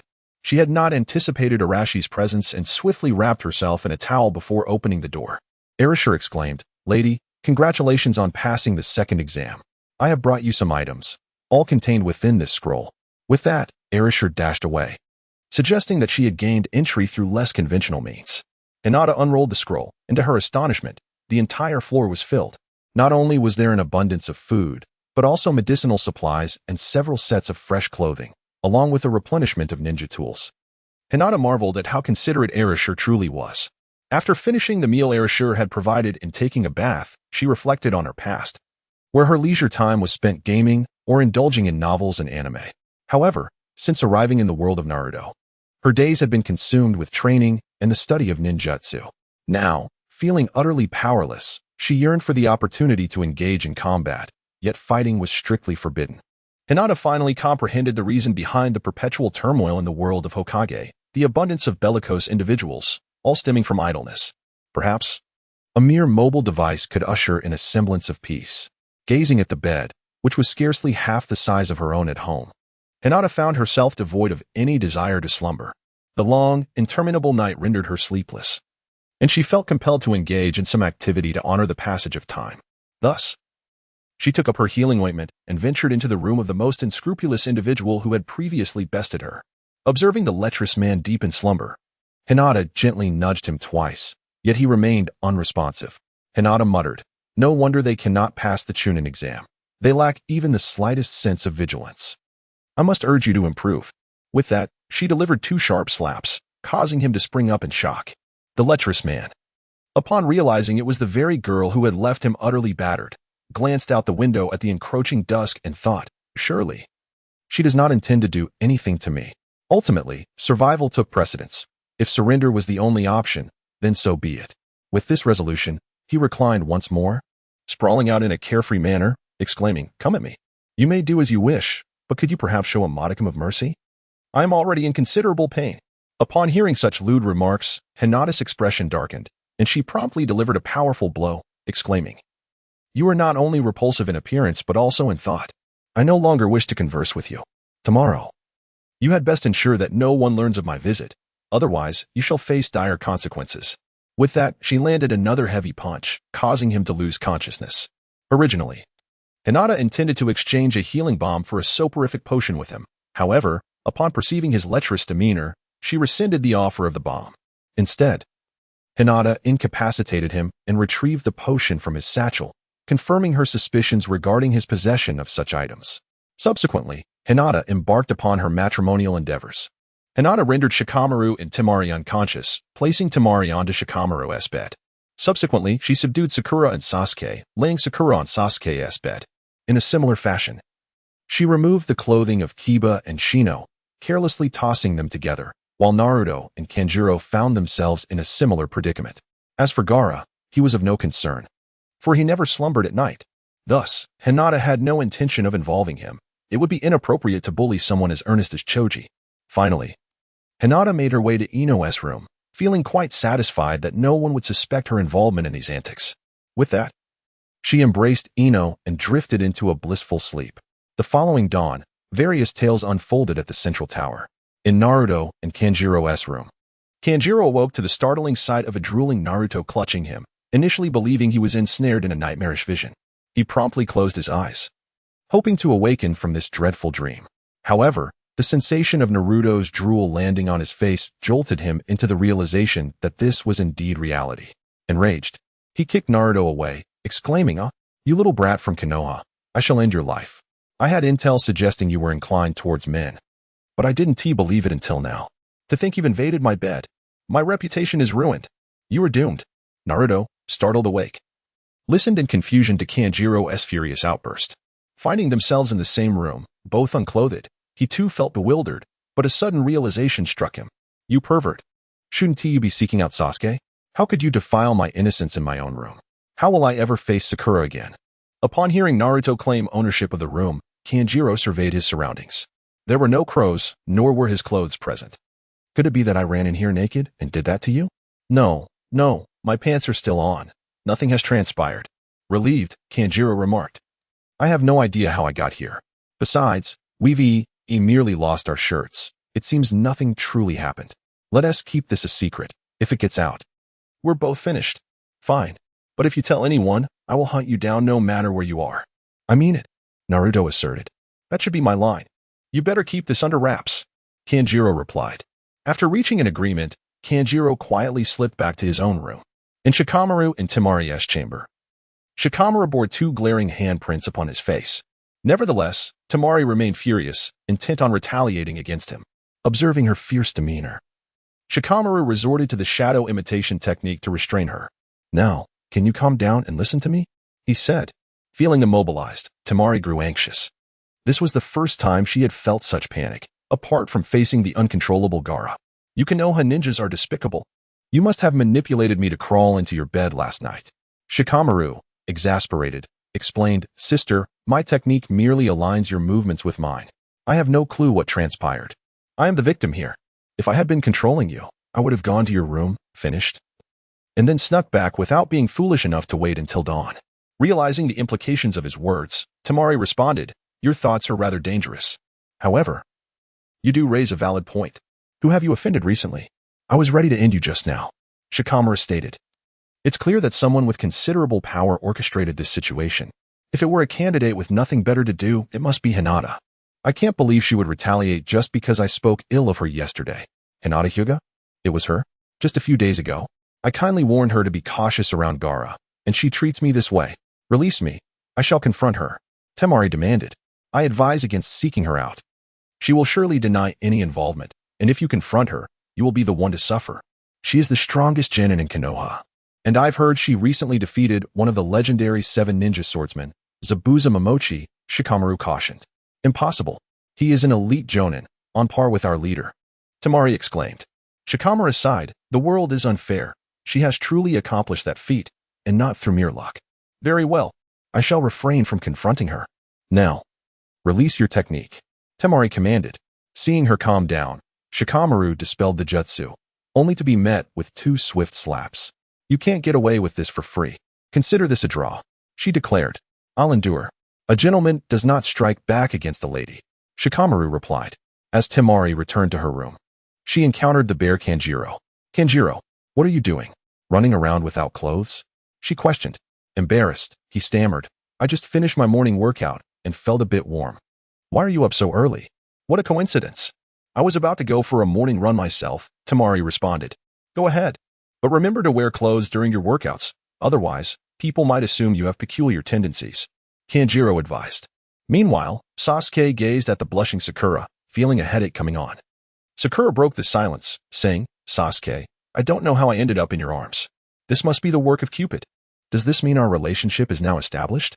Sasuke thought to himself about Cupid, recalling how he had vaguely seen Hinata the previous night. He was the only one who had caught a glimpse of her. Looking at the love-struck Sakura, he sighed, Sakura, I still have many matters to address. So I'm not in that mindset at the moment. That is fine. I will wait for that day, she replied earnestly. Sasuke, seeing her sincerity, sighed again. As you wish. Let us go grab breakfast together. Sakura felt that their bond had grown slightly closer. She had no intention of sharing what had transpired that morning, fearing that other girls would flock to Sasuke's bed, which would be disastrous. Kiba and Shino opted for the same course of action as Naruto and Kanjiro, deciding to remain silent about the incident as long as it didn't come to light. The lecherous man who had been robbed by Hinata the previous day awoke, noticing signs of rummaging but relieved that his clothes remained intact. Upon inspecting his belongings, he discovered that his drug was missing. An evil thought crossed his mind. Did Hinata find him unappealing and instead use his drugs to target other innocent boys? Better them than me, he mused, content with the knowledge that while he had been beaten, others may have suffered far worse. With that thought, he began to sing merrily, having stayed up late. Hinata was still fast asleep, while Ino stared at her, who was snoring like a pig on her bed, though it was somewhat peculiar when she had arrived. It did not warrant much attention, as she had previously shared a bed with Hinata during her visits to the Hyuga household. After ensuring that Hinata was comfortably tucked in, she intended to consult Shikamaru regarding the matters of the 3rd examination. However, upon exiting, she observed Shikamaru knocking at Hinata's door, bearing the unmistakable appearance of someone who had not slept well. Ino remarked, Shikamaru, did you not get any sleep last night? Your eyes are so dark. To which Shikamaru thought to himself, I am utterly exhausted. Nevertheless, he deemed it inappropriate to disclose the incident with Temari and simply replied, yes. I couldn't fall asleep last night. How is it that Hinata did not awaken despite such loud knocking? Ino replied, Hinata is actually sleeping in my room. I have no idea when she slipped in. Shikamaru mused, so she is hiding away. It appears that any explanations will be futile. How infuriating. I shall seek vengeance next time. Ino, however, was not inclined to pry into Shikamaru and Hinata's affairs. Her focus lay primarily on the upcoming 3rd examination. Gratitude is extended to the esteemed owner of Shinjianji for their 19 votes. Thanks are also due to Lingying for their 9 votes, to Teacher Oda for 6 votes, to Shangyun for 5 votes, to Qianli for 4 votes, to Manji for 3 votes, and to Wu Wang 123, to Zhong Er Bing Wanqi, to 494, to 350, and to all who graciously cast their recommendation votes, wishing everyone smooth sailing in their lives. The deadline for the 2nd examination was set for noon. Allowing Hinata to awaken naturally, enjoy a breakfast, and subsequently accompany the proctors to the venue for the 3rd examination, Hinata noticed Shikamaru gazing at her with a rather inappropriate intensity, and she feigned ignorance as she approached him, inquiring, Shikamaru, what is the matter? Didn't you sleep well last night? Shikamaru merely chuckled and expressed his reluctance to engage in conversation. Naruto was quite anxious about whether Kankuro had divulged any secrets. While Kankuro occasionally cast glances at Naruto, this scene did not escape Hinata's attention. She observed the two exchanging furtive looks and became curious if something was amiss between them. Meanwhile, Shino and Kiba were pointedly ignoring each other, which seemed to be the more normal behavior. Hinata pondered, why were these two boys exchanging glances while her own friends were acting so differently? She asked Naruto, "Isn't there animosity between you and that guy? Why are you two suddenly exchanging glances?" Naruto, feeling somewhat guilty, retorted, "I'm merely provoking him. It's not like we're exchanging sentiments." "Hinata, are you perhaps experiencing some youthful stirrings? Why do you keep thinking along those lines?" Just then, the character known as Moonlight Gale made an entrance, a figure who would cough thrice before uttering a single word. And yet he was fortunate enough to have a girlfriend as lovely as Yuin. Even if Gale had not been killed by the Sand Village's Maki months ago, he would surely succumb to illness. At that time, Hinata had felt a twinge of sympathy for Yuin, lamenting the cruel twist of fate that kept lovers apart. Hinata has now traversed into another realm, a twist of fate indeed. She finds herself unable to tend to Xian's emotional dilemmas due to circumstances beyond her control. Reflecting on this, a wave of melancholy washes over her as she recalls a poignant line from a poem, "How much sorrow can one endure?" It is akin to a throng of eunuchs entering a brothel. Shikamaru, observing Hinata's despondent demeanor, is at a loss for words. Just moments ago, she was animated and lively. Yet now she appears engulfed in gloom. Truly, the fickleness of women is remarkable. Mizuki Kaze remarks on the surprising number of individuals who have passed the exams. The third round will attract numerous dignitaries as spectators, and one cannot afford to be sluggish. A preliminary round is about to commence, which will eliminate half of the participants. Those lacking combat prowess should not overexert themselves. Is there anyone willing to withdraw? This year's Chunin exam preliminary has seen the addition of 2 more groups. The Sound Ninja Trio has been thoroughly defeated by Hinata, rendering them ineligible for the preliminaries. Konoha has 4 groups, Suna has 1. And 3 groups are comprised of individuals with disabilities. That fellow, Do, has opted to withdraw from the competition, while several other groups have also been eliminated without encountering adversaries. Ultimately, 8 groups remain, indicating a significant likelihood of internal conflict, as Konoha's participants constitute half of the total. Mizuki Kaze announces that the competition roster will be displayed on the screen. Killing will result in disqualification. Let us commence the first match. As he speaks, the screen begins to flicker with the names of the participants, and within 10 seconds, the first matchup is revealed. Hinata Hyuga versus Niji Hyuga. Hinata brushed her forehead and pondered, is this truly the fateful confrontation? And it has placed me in the very first match. Niji, on the other hand, appeared quite pleased. Previously, whenever he sought guidance from the eldest lady, she always declined under the pretext of studying ninjutsu. Hinata, lacking substantial knowledge of the gentle fist technique, has consistently avoided Niji. This time, however, she finds herself unable to escape. If she does not perform well in the gentle fist, she is certain to be reprimanded by her father for neglecting her duties. Niji, fully aware that he is not a match for the young lady unless she holds back her true strength, requests that she demonstrate her skills in a manner befitting a Chunin. As the esteemed heir, it is her responsibility and duty to guide others. With no other option, Hinata reluctantly agrees, knowing she must resort to that one technique. Suddenly, Lee rushes in front of Hinata, exclaiming, "Hinata-chan, you must give it your all. Allow me to witness your fighting spirit." After uttering his encouragement, Lee cannot resist throwing a flirtatious glance her way, taken aback by his proximity and playful gesture. Hinata instinctively delivers a swift slap in response. Niji, observing this exchange, mutters, "That traitorous fool deserves such treatment. It is I who truly needs encouragement." Ignoring Niji's scolding, Lee continues, "Hinata's lovely hands have graced my face. How delightful. I feel so bashful, my cheeks are flushed." Tintin, distancing herself from Lee, pretends not to know him, while others are left with goosebumps, remarking, "Your blush is a result of being struck, not from shyness." Yet, Lee remains lost in his own world, his expression one of blissful embarrassment, completely disregarding their comments. Hinata mused, almost forgetting the rigorous training this fellow underwent in physical techniques, while constantly receiving what teacher guy referred to as tough love. Could it be that he perceives my beatings as affection? The lecherous man who was recently thrashed by Hinata thought to himself that this young lad must surely be her ideal type, reveling in his defeat.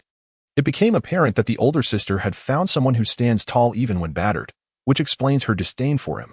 If he dared voice such thoughts, he would likely be unable to see the light of day again. The match begins with a command from the swift Moonlight Gale. Hinata and Niji set aside their earlier displeasure with Lee and assumed their stances for the gentle fist technique. Here I come, a steam miss. With that, Niji swiftly charged forward. Having honed his physical prowess under the tutelage of Teacher Guy, Hinata was taken aback by Niji's ruthless intent as he aimed to strike the vital point on her abdomen.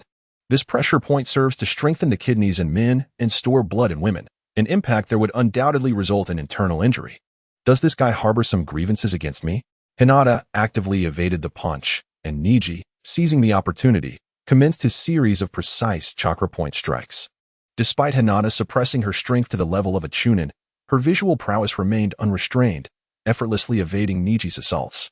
Indeed, the young lady is formidable. Now, let us witness my 8 trigram 64 palms.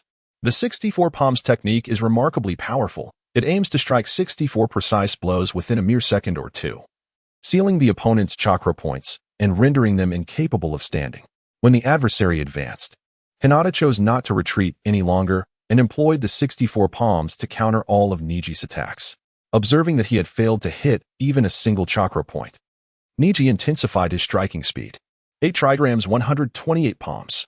The spectators below were captivated by the exceptional display of taijutsu from both fighters, with most unable to discern their speed of strikes. The competitors in the exam were keenly observing the potential strength of their future foes. Kanjiro remarked, "Is this truly the might of Hinata Hyuga? Even when her power is restrained, she remains so formidable. That fellow named Niji is impressive as well."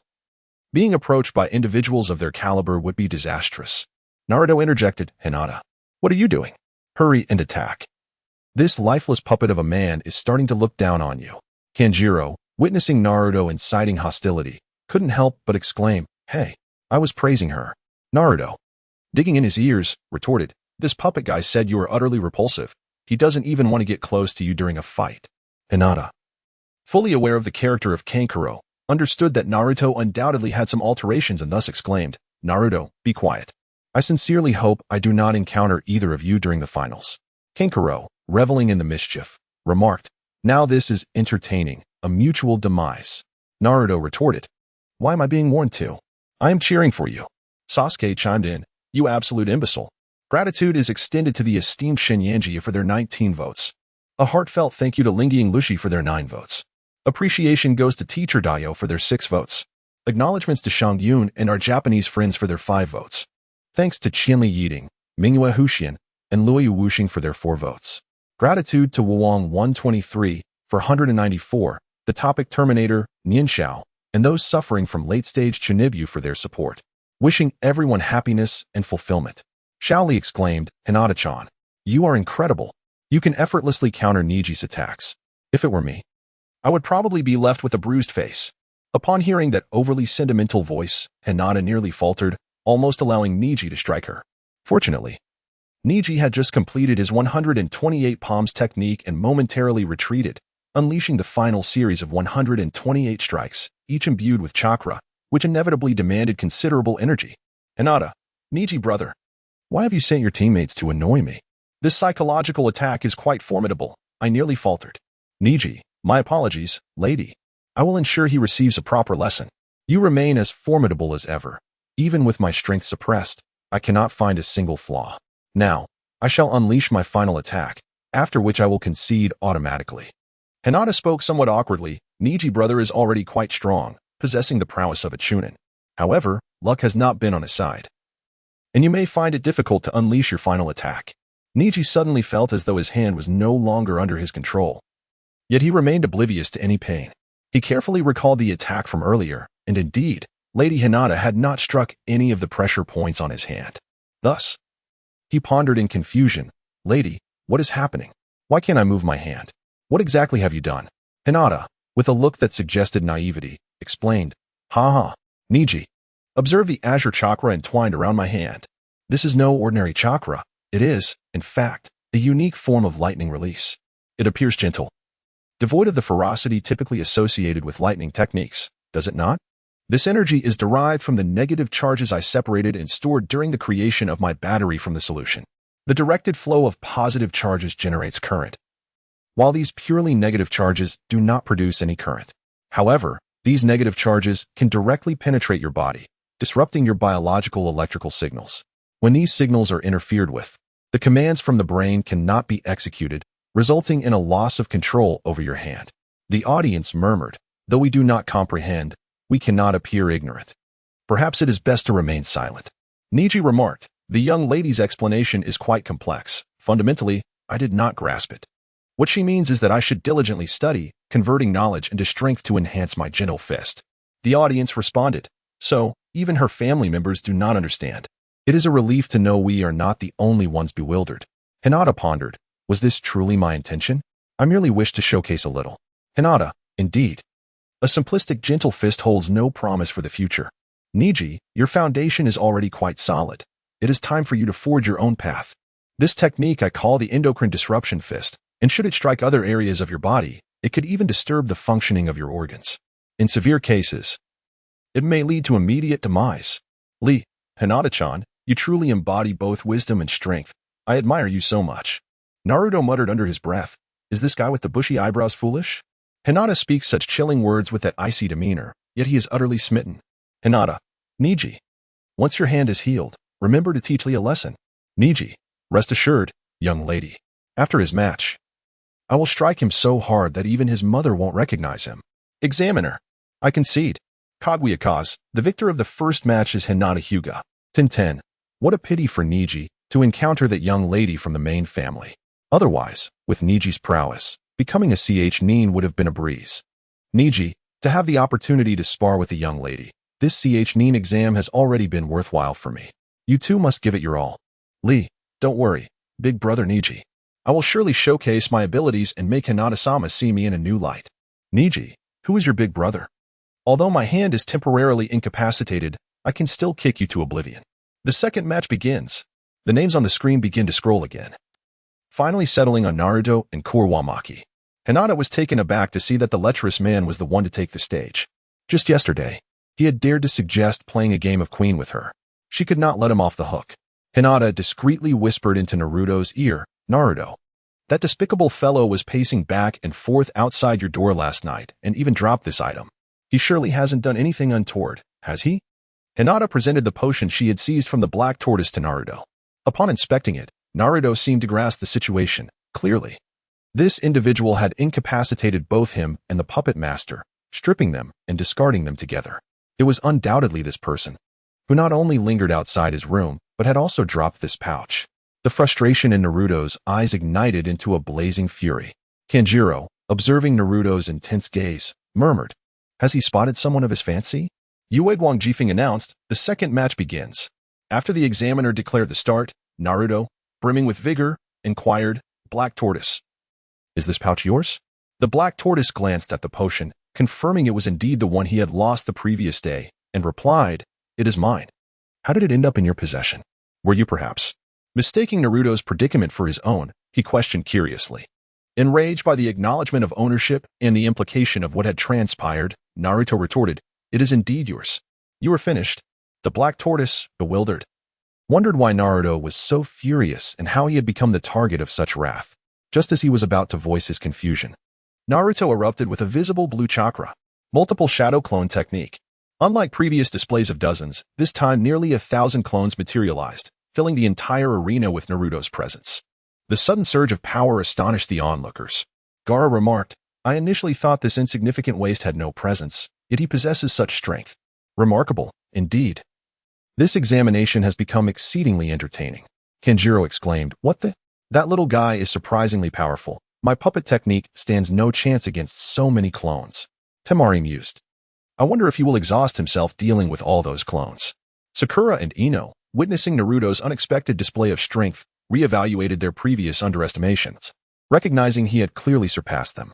Niji commented, "The tenacious one possesses commendable strength, far from the despicable reputation." Lee added, "It seems Naruto may now be deemed a potential rival in love. I had thought only Sasuke was a contender. The path to romance is fraught with challenges." Seeing over 1,000 clones, the Black Tortoise immediately contemplated surrender. However, Naruto's clones had already surrounded him, drowning out any chance of protest with their clamorous shouts. The audience remained oblivious to the extent of the Black Tortoise's plight, merely witnessing a sea of Narutos converging around him. Yue Guangjifeng. Although uncertain of the rivalry between the Black Tortoise and Naruto, refrained from intervening, cautioning, if it results in a fatality, you will be disqualified. Be mindful of your restraint. The multitude of Narutos continued their assault for a full minute before relenting. Given the sheer number of clones, Naruto was nearing his limit. Once the clones dissipated, the Black Tortoise lay utterly battered, his body swollen and bruised. It is not over yet, Naruto proclaimed, invoking the secret technique taught by Kakashi-sensei, Oni 1,000 years. The crowd gasped at the fearsome display, each person feeling a tightening sensation. The third Hokage fixed a stern gaze on Kakashi. Kakashi, is this what you have imparted? Teaching such techniques to children? Jiraiya's novels truly wreak havoc. Kakashi, sheepishly scratching his head, replied, my apologies, Hokage-sama. Naruto was facing away when I inadvertently taught him that technique. Kanjiro mused, it seems the intel was accurate. This guy is definitely inclined toward unconventional preferences. Thankfully, he was unconscious yesterday. Otherwise, I would be in dire straits. I must ensure no one learns of my past with him. I must identify the culprit and silence them. Temari exclaimed. This technique is labeled as the Hidden Leaf Secret Taijutsu. Does everyone from the Leaf know it? Would Shikamaru also possess such skills? Suddenly, a flush crept across Temari's face. The trio who had previously been bested by Hinata huddled together, exclaiming, the Leaf's inhabitants are truly terrifying. They can execute such techniques. We should surrender should we encounter any from the Leaf. Otherwise, Black Mist Ghost Taro may be our fate. Another interjected, what about Hinata Hyuga? Didn't she say we shouldn't surrender easily? Are you foolish? The damage to the rear is severe, albeit superficial. Indeed, indeed. Sakura and Ino remarked. We had just begun to regard him differently, only to discover he employs such lewd techniques. Sasuke associating with such a person is perilous. Shikamaru noted, typically. Naruto appears foolish and daft, yet he can be so ruthless. What could he have done to provoke such a response? The wrath of the honest is indeed formidable. It is wise not to offend the straightforward. Hinata felt a pang of unease as she remarked, this Black Tortoise has met a most unfortunate fate. Naruto is being even more ruthless than I am. Surely, the incident from yesterday has been forgotten. The other spectators were abuzz with chatter, while Naruto, lost in the euphoria of his revenge, remained blissfully unaware that he had become the center of public discourse. Bursting with excitement, he returned to Hinata and exclaimed, what do you think? Wasn't my performance just splendid? Everyone is talking about me now. Hinata, it is evident that everyone perceives your actions as excessively harsh. They believe your approach has a rather negative impact. Naruto, that guy deserves what he got. Let's not dwell on it, Hinata. Instead, let us focus on the other matches ahead. Naruto continues to put on a facade, yet Hinata chooses not to unveil the truth. For she is indeed the mastermind behind it all. The list for the third round of examinations has been finalized. Rock Lee versus Gaara. Before stepping onto the stage, Rock Lee cast a dazzling wink at Hinata and declared, Hinata-chan, watch my performance closely. You are bound to fall for me. Hinata reflected on the impending tragic fate of Lee, and thus her desire to chastise him diminished. Hinata, that Gaara, whom Lee faces, is quite formidable. Be cautious of his sand clone. Upon hearing Hinata's concern for his well-being, Lee was profoundly touched. At that moment, his heart brimmed with affection, causing him to forget entirely about Hinata's warning regarding the sand clone. Hinata watched Rock Lee depart speechlessly, wondering if he even remembered what she had told him. Begin the match. The contest between Rock Lee and Gaara was arguably the most captivating of the preliminaries. The revelation of Lee's unburdened state elicited widespread astonishment, and his deployment of the 8 gates left Gaara defenseless, further astounding the spectators. Regrettably, due to the unprecedented use of the 8 gates and his body's inability to withstand the intensity of the amplified power, Lee suffered muscle ruptures. This vulnerability allowed Gaara to seize an opening, evading the decisive blow. Depleted after employing the 8 gates, Lee possessed scant means of resistance. Yet his indomitable spirit refused to concede. Recognizing his opponent's incapacitation, Gaara refrained from delivering a swift, fatal strike. Instead, he subjected Lee to a torturous ordeal, only resolving to unleash the final blow after inflicting extensive injuries. Determined to avert the impending tragedy, Hinata did not hesitate to intervene, disrupting the match. Lee questioned, Hinata, why did you obstruct me? I am still capable of fighting. Hinata, Lee, you have already lost. Acknowledge your defeat. It is through the continuous endeavor to surpass oneself that success is achieved. Is it not true that your esteemed teacher, Guy, has also become a remarkable individual in this manner? Lee, you are aware of Teacher Guy's story. Hinata, indeed, Teacher Guy is a remarkably powerful and admirable individual. Teacher Guy and Kakashi have also made their way down. Hinata, a student of Kakashi, intervened in the match, prompting Kakashi to step in and restore order. Guy, too, wished to prevent Lee from acting rashly, yet he feared that doing so would hinder Lee's ability to overcome the haunting specter of failure. After toiling for so long, a setback could feel as if the very sky had fallen upon him, particularly for one who had exerted tenfold effort compared to others. Observing someone attempting to console Lee, Guy felt compelled to join in the endeavor of enlightening Lee. However, upon arrival, he overheard Kakashi's student boasting, with an air of pride, "Lee, Hinata is right. I have faced countless failures myself, yet I have risen to become an elite jonin." Lee, with resolve, thought to himself, "I, too, shall become a remarkable ninja like Teacher Guy." He then declared to Gaara, "Next time, I will triumph over you, Gaara." "Teacher Guy, please double my training tomorrow." Guy responded, "Of course, Lee. That is the essence of youth. Let us strive together." Gaara, observing the support Lee received from many, felt a flicker of emotion within his usually indifferent demeanor. The one who once vowed to be a solitary being, devoid of love for anyone but himself, yearned for companions willing to stand by him. Mizuki, the wind of the moon, admonished, "Hinata Hyuga, you must not disrupt the competition recklessly. Should this occur again, you will forfeit your eligibility." Kakashi replied, "Understood, esteemed examiner. We shall be mindful, and we sincerely apologize." With that, Kakashi escorted Hinata back to the stands. He remarked, "Their sensei did not intervene. Hinata, why the urgency? This is uncharacteristic of you." Naruto, with a self-satisfied expression, proclaimed, "I've figured it out. Hinata must have taken a liking to that browed fellow. He has persistently confessed his feelings to her, and with her blossoming into adolescence, coupled with never having received a confession before, she must be smitten." Naruto, absorbed in his own brilliance, nodded in agreement with his own assessment. "Hinata, Naruto, prepare yourself for a month in the hospital, as the next exam is not until a month later." Naruto, sensing the overwhelming fury emanating from Hinata, hurriedly fled, shouting, "Murder! Help! Kakashi! Naruto, hold on. I will find a medical ninja for you." The ensuing cries of Naruto were more riveting than the battles in the arena. I extend my gratitude to Shinji Angie for the 19 votes. Thank you, Teacher Dayo, for your 6 votes. My appreciation goes to Shang Yun and Ling Ling for their 5 votes. Thank you to Qianli and Mingwei Huxian for their 4 votes. A heartfelt thanks to Tian Dian, Wulong 123, and Huadi Zongjis for their 3 votes. I am grateful to Chuzhombing Wanjing, Abai, 876, and Liazi, as well as everyone for their support. Thank you for your unwavering encouragement. I wish you all smooth sailing and a joyful life. The forthcoming matches lacked excitement, as the 3 teams, intimidated by Konoha, immediately surrendered upon encountering its ninjas, not even wishing to step onto the arena. Their village leaders, witnessing this, offered consolation rather than condemnation, eager to leave Konoha as soon as possible. The terror of Konoha was evident to all, under similar circumstances. They would likely make the same choice, for anger is a minor sin compared to the larger consequences. Moonlight Swift Wind. The preliminary rounds have concluded successfully, with 8 teams and 24 individuals ultimately advancing to 12. Hinata Hyuga, Naruto Uzumaki, Gaara of the Sand, Sasuke Uchiha, Ino Yamanaka, Shino Aburame, Sakura Haruno, Kiba Inuzuka, Kankuro, Temari, Shikamaru Nara, and Choji Akimichi. The 12 contestants will now draw lots to determine their opponents for the first round in a month. The examiner, having tallied the draw results, announced, the matchups are as follows. In the first match, Sasuke Uchiha faces Gaara. In the second match, Temari takes on Shikamaru Nara. In the third match, Hinata Hyuga competes against Choji Akimichi. In the fourth match, Sakura Haruno battles Ino Yamanaka.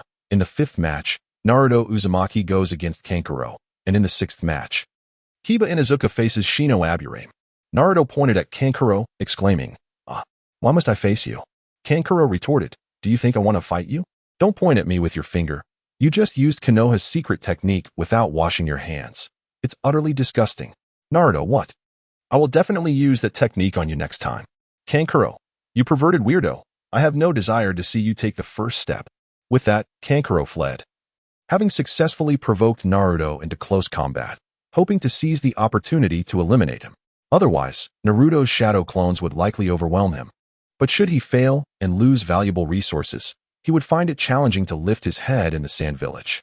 Gaara, having never witnessed Sasuke's prowess, showed little interest and, having exhausted himself in battle against Lee, decided to slip away. Choji, I initially thought I was fortunate to encounter an automatic surrender in the preliminaries. But just as I was celebrating, I realized I would face Hinata. All my efforts this month are in vain. I might as well go home and sleep. Hinata, Choji, you have undoubtedly been led astray by Shikamaru, harboring such pessimistic thoughts. Shikamaru, stop dragging me into this. We are merely those who recognize the times and act accordingly. Furthermore, I must voice my frustration. Why am I the first to step into the arena, and why must I face that woman? Temari, our matters have already been settled, at most. I shall leave you incapacitated for half a month. Hinata feigned ignorance and inquired, is there some story between you two? Shikamaru replied with a chuckle, haha. It is all thanks to you. Hinata whistled softly, turning her head away as she said, what are you talking about? I know nothing. I have things to attend to. Goodbye. Shikamaru chuckled, I never expected you to admit anything. Sasuke remarked, that Gaara fellow is quite remarkable. He could serve as a stepping stone to elevate my name as Uchiha. Ino proposed, Sakura, let us make a bet. Whoever wins gets to go on a date with Sasuke. Sakura replied, no way. I refuse to wager Sasuke. I'm off to train. Victory will surely be mine. In her heart, Sakura thought, I now have a chance to deepen my relationship with Sasuke. There is no way I'll let you intrude. Although we have drawn even countless times, I want to give you a shred of opportunity. Ino, just give up. Ino retorted, we'll see about that. The following morning, Hinata and the others arrived at the meeting place as usual. Naruto exclaimed, that Kakashi guy is late again. I'm eager to start training and grow stronger. Kakashi-sensei is such a hindrance. Sasuke added, indeed, I want to learn the advanced version of Chidori. That Rasengan seems quite powerful. I wish to learn it as well. Naruto questioned, Sasuke, why do you want to learn Rasengan too? Didn't Tiju say you weren't interested? Sasuke replied, I was young and naive back then. Naruto quipped. And you think you've matured in just a few days? Are you on steroids? Sasuke shot back, you're the real idiot. A genius is inherently different. What's wrong with growing rapidly like an ordinary meteor? Naruto retorted, you're the true fool. Do you want to fight? Hinata helplessly shook her head and remarked, you two truly know how to stir things up. I'm going to fetch some popcorn while you commence your brawl. Just as the two were preparing to clash once more, Kakashi finally made his entrance. Kakashi said, it seems you are engaged in quite an animated discussion. How delightful to see such vitality so early in the day. Naruto replied, it's only because you, Kakashi-sensei, are perpetually late. Kakashi continued, I had intended to inform you yesterday that we would have a day off. But the Hokage kept me back for a reprimand, and by the time I emerged, you had all already left. The trio, upon hearing about the day off, felt little joy. Instead, they were more intrigued by the tale of Kakashi's scolding. Hinata, Kakashi-sensei, what did you do to warrant such a lengthy reprimand from Lord Hokage? Kakashi, Lord Hokage expressed his concerns regarding the infamous Leaf Village secret technique, the 1,000 Years of Pain, stating that its impact is rather detrimental. Henceforth, it should not be employed unless in the most desperate of circumstances. This is due to Naruto's usage of it yesterday, which led to an influx of complaints from various other villages, all declaring it inhumane and advocating for its prohibition during exams. Hinata and Sasuke looked at Naruto with a sense of inevitability and remarked, no wonder so many surrendered yesterday. It turns out it was all Naruto's doing. Naruto responded, what does that have to do with me? This is all thanks to Kakashi-sensei's teachings. I merely applied what I learned in practice. Kakashi interjected, now that the matter has passed, and since you all arrived on time today, let me treat you to a meal. It is rare for our team of 3 to reach the final exam, and we all have the hope of becoming nin. Naruto exclaimed, that's wonderful. Since it's not often that Kakashi-sensei treats us, I won't hold back. Kakashi replied, you will have to cover the cost of anything you cannot finish. Naruto retorted, Kakashi-sensei is so stingy. Given such a joyful occasion, shouldn't we order a complete menu? The so-called complete menu refers to ordering one of everything from the menu. Kakashi lamented, as a single man, could you not show a shred of conscience and leave some funds for me to find a wife? If we order the entire menu, I will be left with nothing. Can you bear to see me all alone and forlorn? Hinata is well aware that this is merely an excuse fabricated by Kakashi. He, too, is solitary and relies solely on Guy for companionship, harboring no genuine desire to seek a romantic partner. Hinata, haha, if the 3 of us become nin, I'll treat you all to a meal. Naruto, that sounds fantastic. Becoming a nin will be a breeze. Kakashi, the wealthy lady is right beside you. Don't keep thinking about my money. It's all part of my household budget. Afterward, Hinata and her friends enjoyed a delightful meal at Hinata's eatery and encountered other companions. In the end, Sakura and Ino invited Hinata to soak in the hot springs that evening, as they knew that once their training commenced, it would be uncertain when they could indulge in a bath again. Although the temperature of the hot springs held little significance for Hinata, she was determined to reserve this experience. Gratitude is extended to Shang Yongyu for 17 votes. Thanks to Ling Ying for 9 votes. Appreciation goes to teacher Ouyang for 6 votes. Thanks to Shang Yun for 5 votes. Thank you to Qianli Yiding and Ao Gu Xiaoruhu for their 4 votes.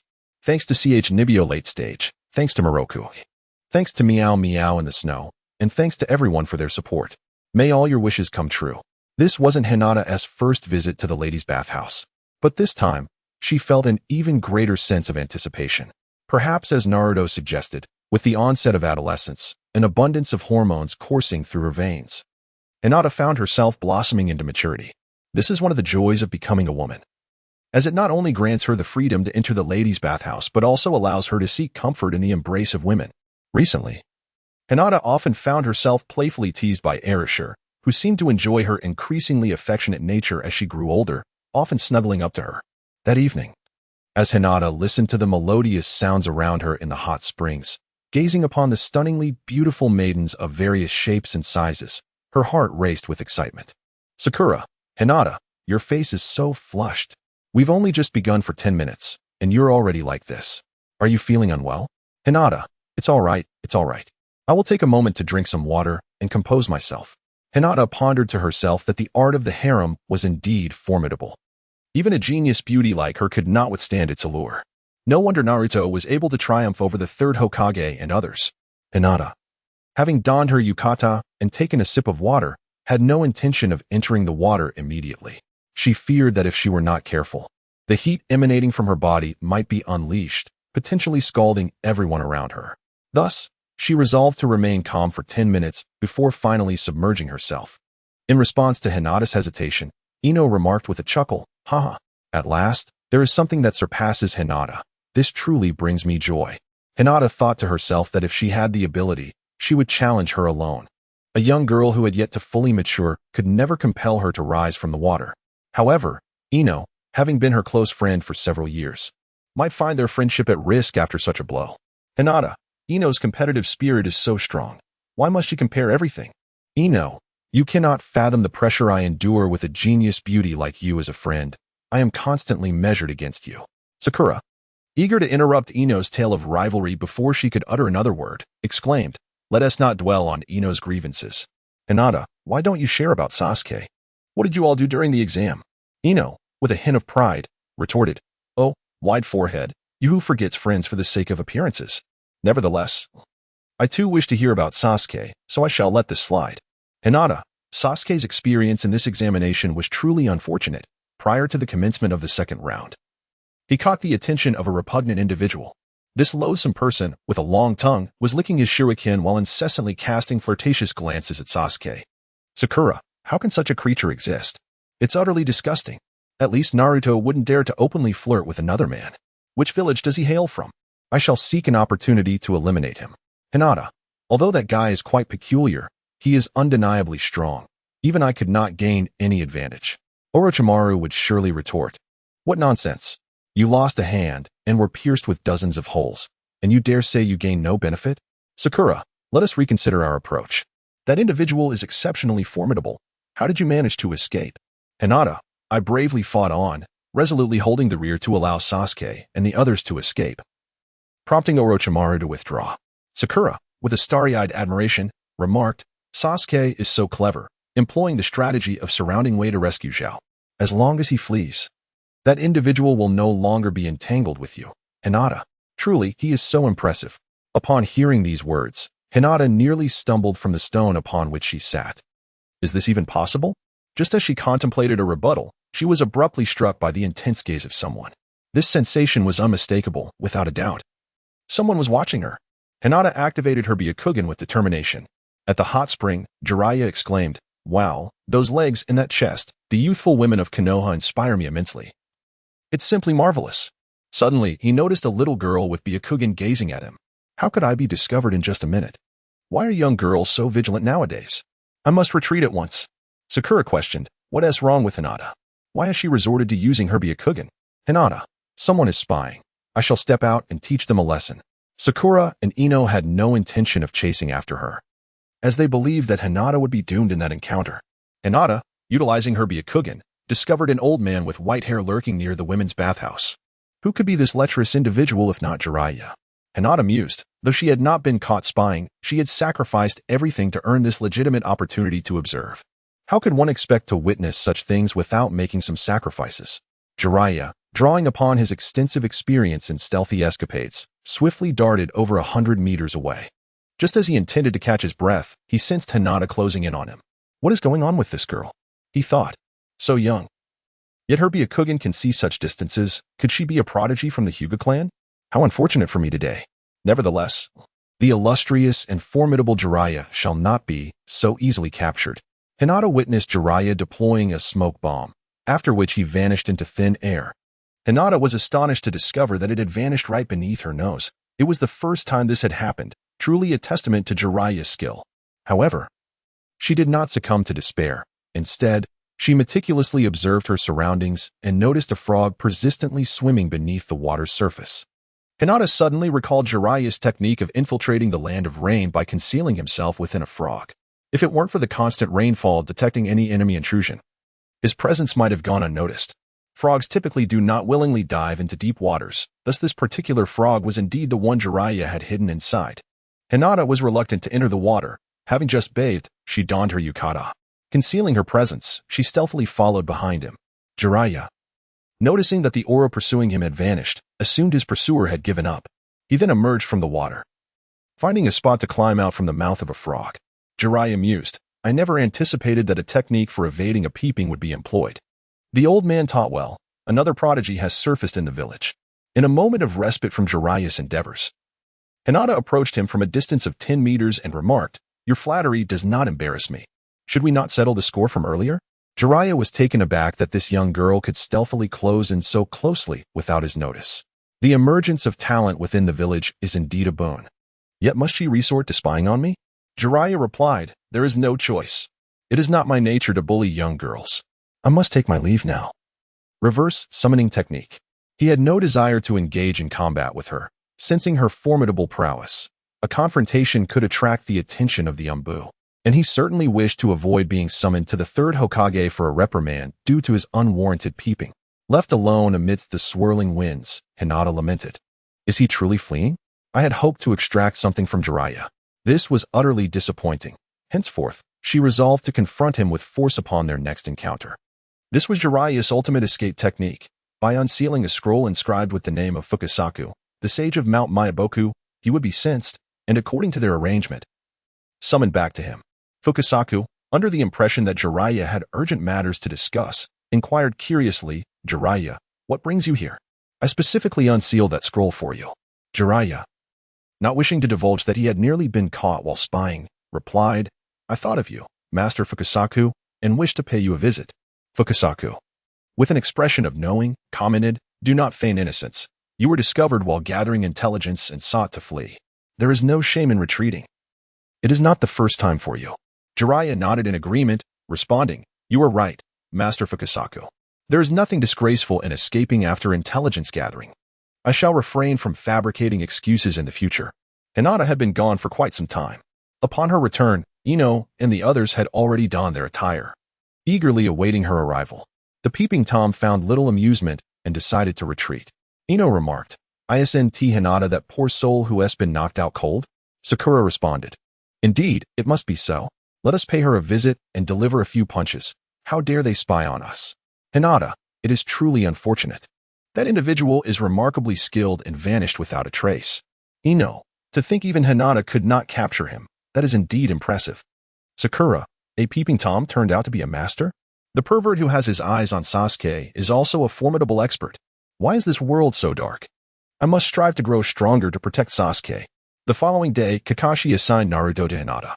instructing her to train him while he took Sasuke to enhance his Sharingan and lightning release techniques, opting for a more personalized approach akin to that of a private tutor. In Kakashi's words, "Hinata, you needn't worry about training. You are bound to succeed. Assist Naruto in honing his skills so that the three of us may ascend to the rank of Nin together." With Kakashi appealing to her emotions, Hinata had no choice but to acquiesce. Once Kakashi and the others departed, Naruto proudly declared, "Hinata, this time I won't need to rely on you. Someone has offered to teach me the summoning technique. I can summon a creature far more powerful than that monkey you conjured last time. Hinata, have you been deceived? In this day and age, there are many perverts. Does he have any connection with Orochimaru, intending to abduct you and engage in some sinister activities?" Hinata is deeply troubled by her failure to capture Jiraiya yesterday, and she cannot help but voice her frustrations. Naruto comments, "If that's the case, he certainly seems suspicious. I've never seen him in the village before, and when I discovered him yesterday, he was spying. He only agreed to teach me ninjutsu to keep me quiet. Could he possibly be the type who is attracted to both men and women? Hinata, do you think I might truly be his target? You must save me." Hinata thought to herself that Jiraiya fellow, after fleeing yesterday, actually had the audacity to sneak into another bathhouse to spy. How utterly shameless. "Hinata, Naruto, rest assured. We shall teach him a lesson." Naruto led Hinata to the designated meeting place with Jiraiya, who was already waiting there. Jiraiya feigned ignorance of Hinata, remarking, "You little rascal. Why have you brought along a companion? I only agreed to train you alone. Hinata, do not pretend not to recognize me. I have been searching for you for quite some time." Naruto, "Hinata, do you also know this lecherous old man?" Hinata, "This fellow spied on Sakura while she was bathing yesterday." Naruto, "What? This guy is doomed, I tell you." Naruto was on the verge of unleashing the full power of the Nine Tails chakra. Jiraiya, do not speak so carelessly. I have no interest in young girls. My preference lies with voluptuous, mature women. I didn't even lay eyes on that Sakura. Naruto, unfazed by the explanation, unleashed thousands of shadow clones, pursuing Jiraiya through the streets. Despite the overwhelming number, Naruto's strength paled in comparison to Jiraiya's, resulting in his inability to lay a finger on even a single hair of Jiraiya. At the opportune moment, Hinata unleashed a lightning-fast strike, delivering a fierce blow that sent Jiraiya sprawling. Naruto's shadow clone swiftly pursued Jiraiya, intent on delivering a beating, but was taken aback by the scene that unfolded before him. Jiraiya exclaimed, "Ninjutsu! Needle hell!" Suddenly, his hair elongated, enveloping his entire body, transforming into hundreds of spikes that pierced through numerous shadow clones of Naruto, resembling a hedgehog. In that moment, Jiraiya realized that fleeing would be futile. He had to confront these two troublesome individuals without returning to the hidden leaf. Naruto gazed at the spiky-haired elder and threw a handful of shurikens, achieving little effect. He glanced at Hinata, hoping she might have a solution. Observing Naruto's sudden halt, Jiraiya remarked, "We can discuss this. Violence is not the answer." Naruto retorted, "You perverted voyeur. How dare you spy on Sakura as well? There's nothing to negotiate."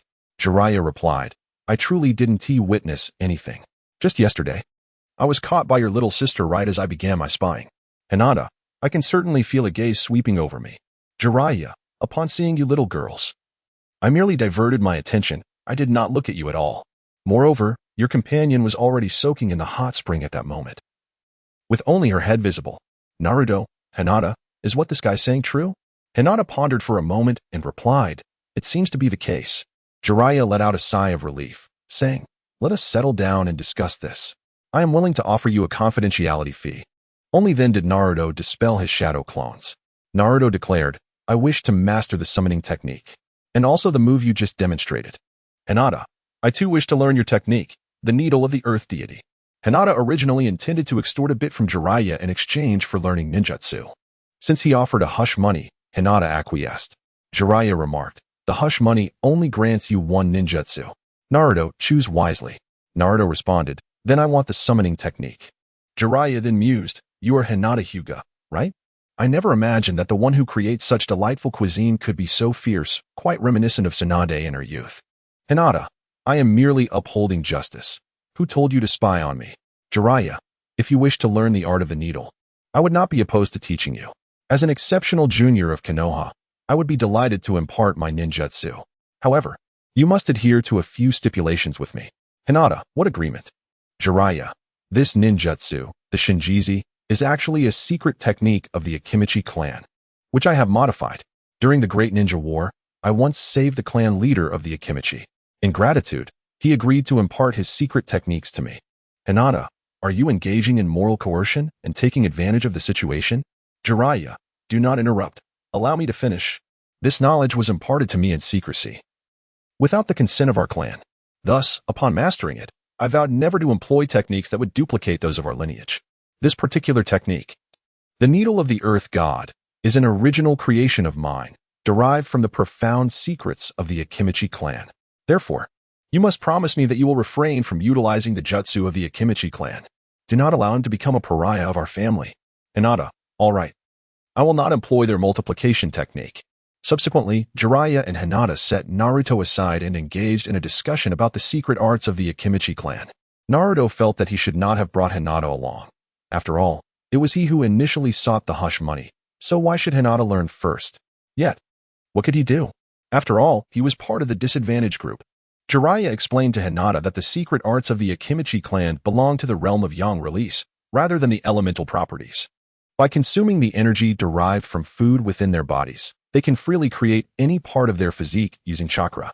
You have likely witnessed a glimpse of this, such as the Akimichi clan's multiplication technique. However, such creations are merely temporary. Once the energy and chakra are depleted, they will revert to their original form. Therefore, do not entertain the notion that this technique allows one to sustain injuries without consequence, only to rush forward and be struck down. Upon hearing the principles behind the techniques of the Akimichi clan, Hinata began to understand why Choji was perpetually consuming food. It was, in fact, to store energy within his body, providing the necessary materials for his yang release. When the materials were insufficient, he required additional chakra for replenishment. Should both chakra and the energy from food prove inadequate, he could further deplete his bodily energy, transforming it into the power of yang release. This explained why Choji occasionally appeared slimmer. This technique could be described as an extraordinary method for weight loss, though it regrettably should not be widely disseminated among women. Jiraiya further enlightened Hinata, explaining that when converting physical strength into yang release, both the magnitude and speed of one's power would experience significant augmentation. However, this transformation bore considerable side effects. The immense conversion of power could impose excessive strain on the organs, potentially leading to organ failure. Even in the absence of immediate organ failure, a reduction in the lifespan of the organs was inevitable.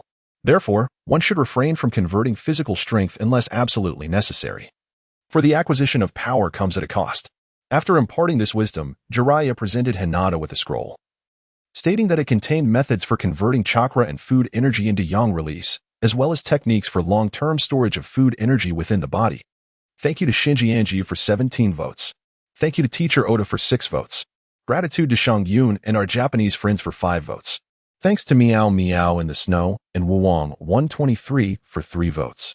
Thank you to the Late Stage Chunibyu and Tianxing for 2 votes. Thanks to Ryos and 363 for 1 vote. I appreciate everyone's support. Wishing you all a joyous May Day. Hinata glanced at the scroll, realizing that it did not contain the secret technique of the Akimichi clan that allowed for transformation akin to a butterfly emerging from a cocoon. She suspected that Jiraiya was withholding information and thus posed her inquiry. Jiraiya responded, I never anticipated you were aware of the butterfly transformation. That technique is the true essence of the Akimichi clan, converting physical strength into formidable chakra while alleviating the burden on the organs, significantly mitigating the side effects. This ninjutsu is something I cannot divulge under any circumstances. Hinata looked at Jiraiya with a disdainful expression and remarked, so that technique is the true essence. The body double technique is merely superficial, yet you spoke of it so gravely just now. Jiraiya replied, although it is merely the introductory level of their secret arts, it must not be disclosed. Hinata, you must remember this well.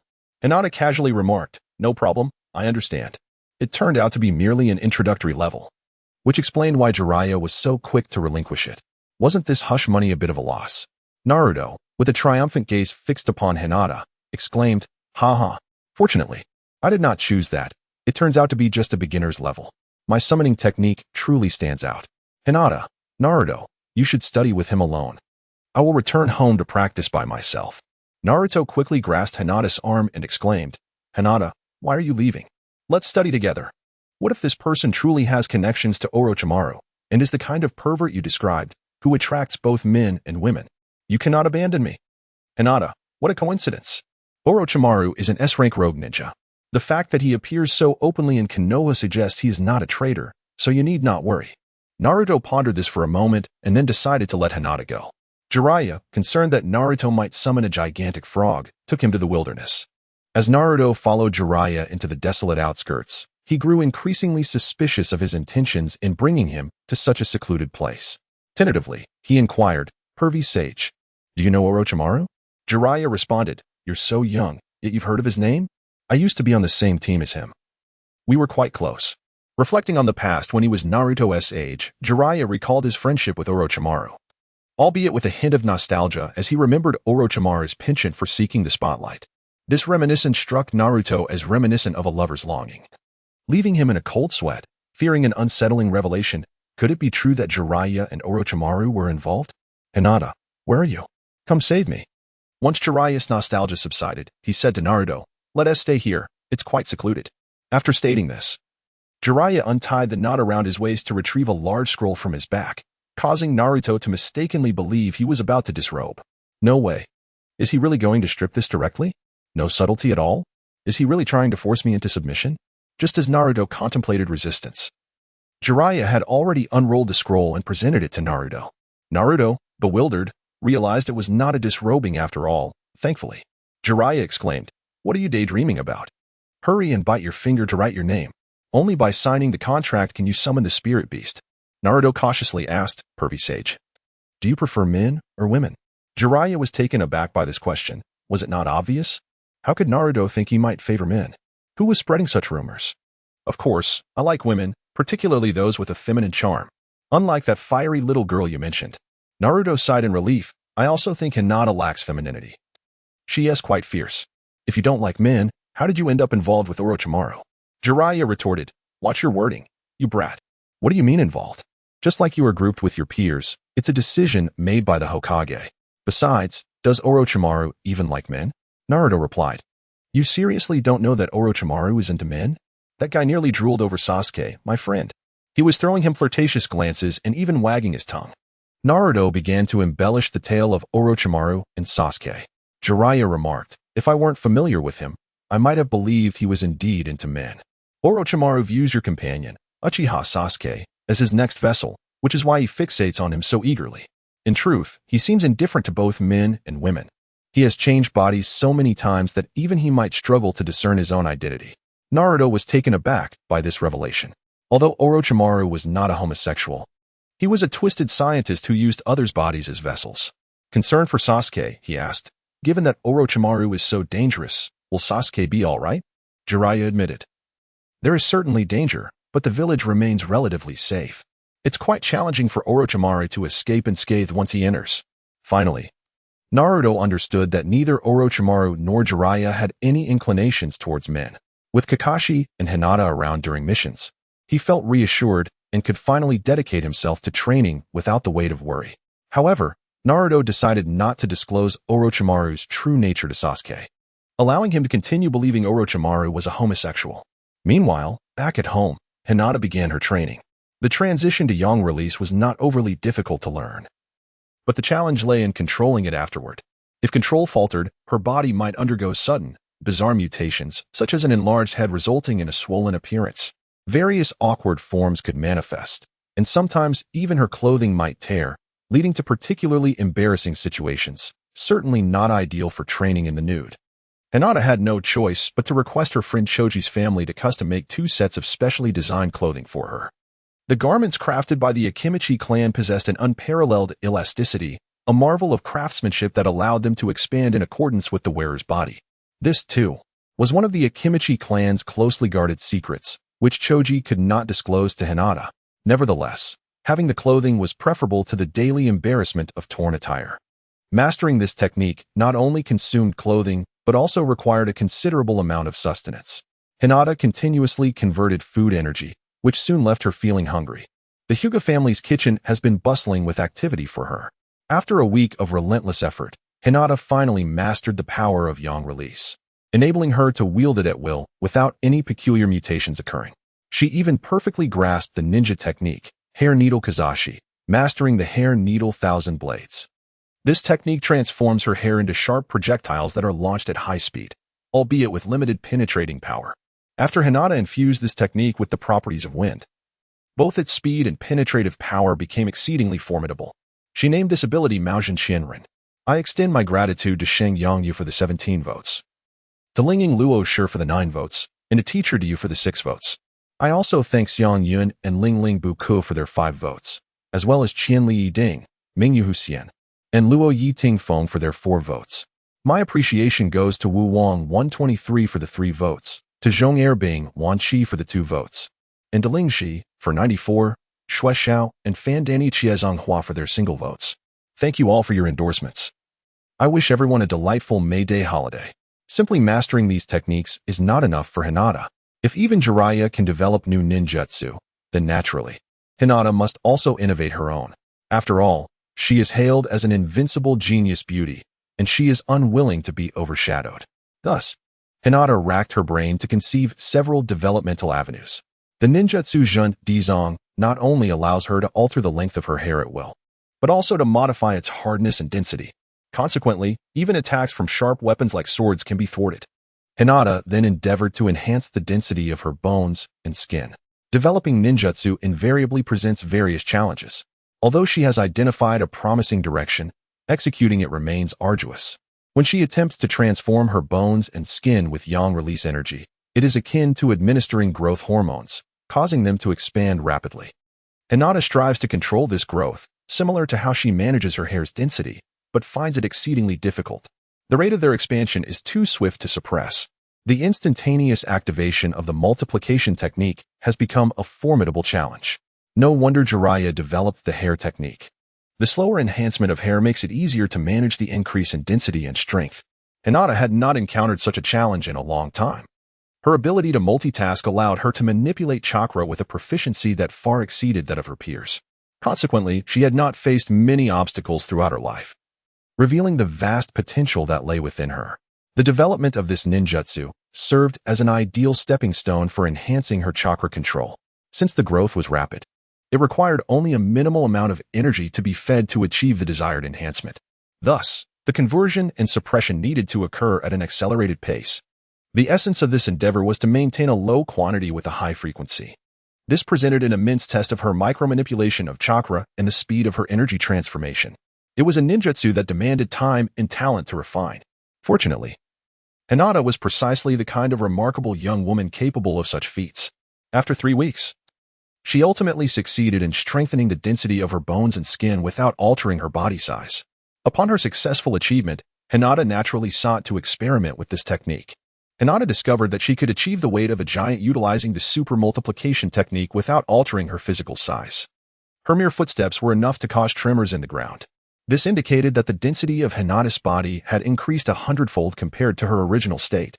The density of a human body is roughly equivalent to that of water, while iron is approximately 2.7 times denser than water. Thus, Hinata's body density surpassed that of iron by over 30 times. To test this newfound strength, Hinata placed a shuriken upright on the ground and struck it with a forceful palm, resulting in the shuriken becoming flattened and a significant dent forming in the earth.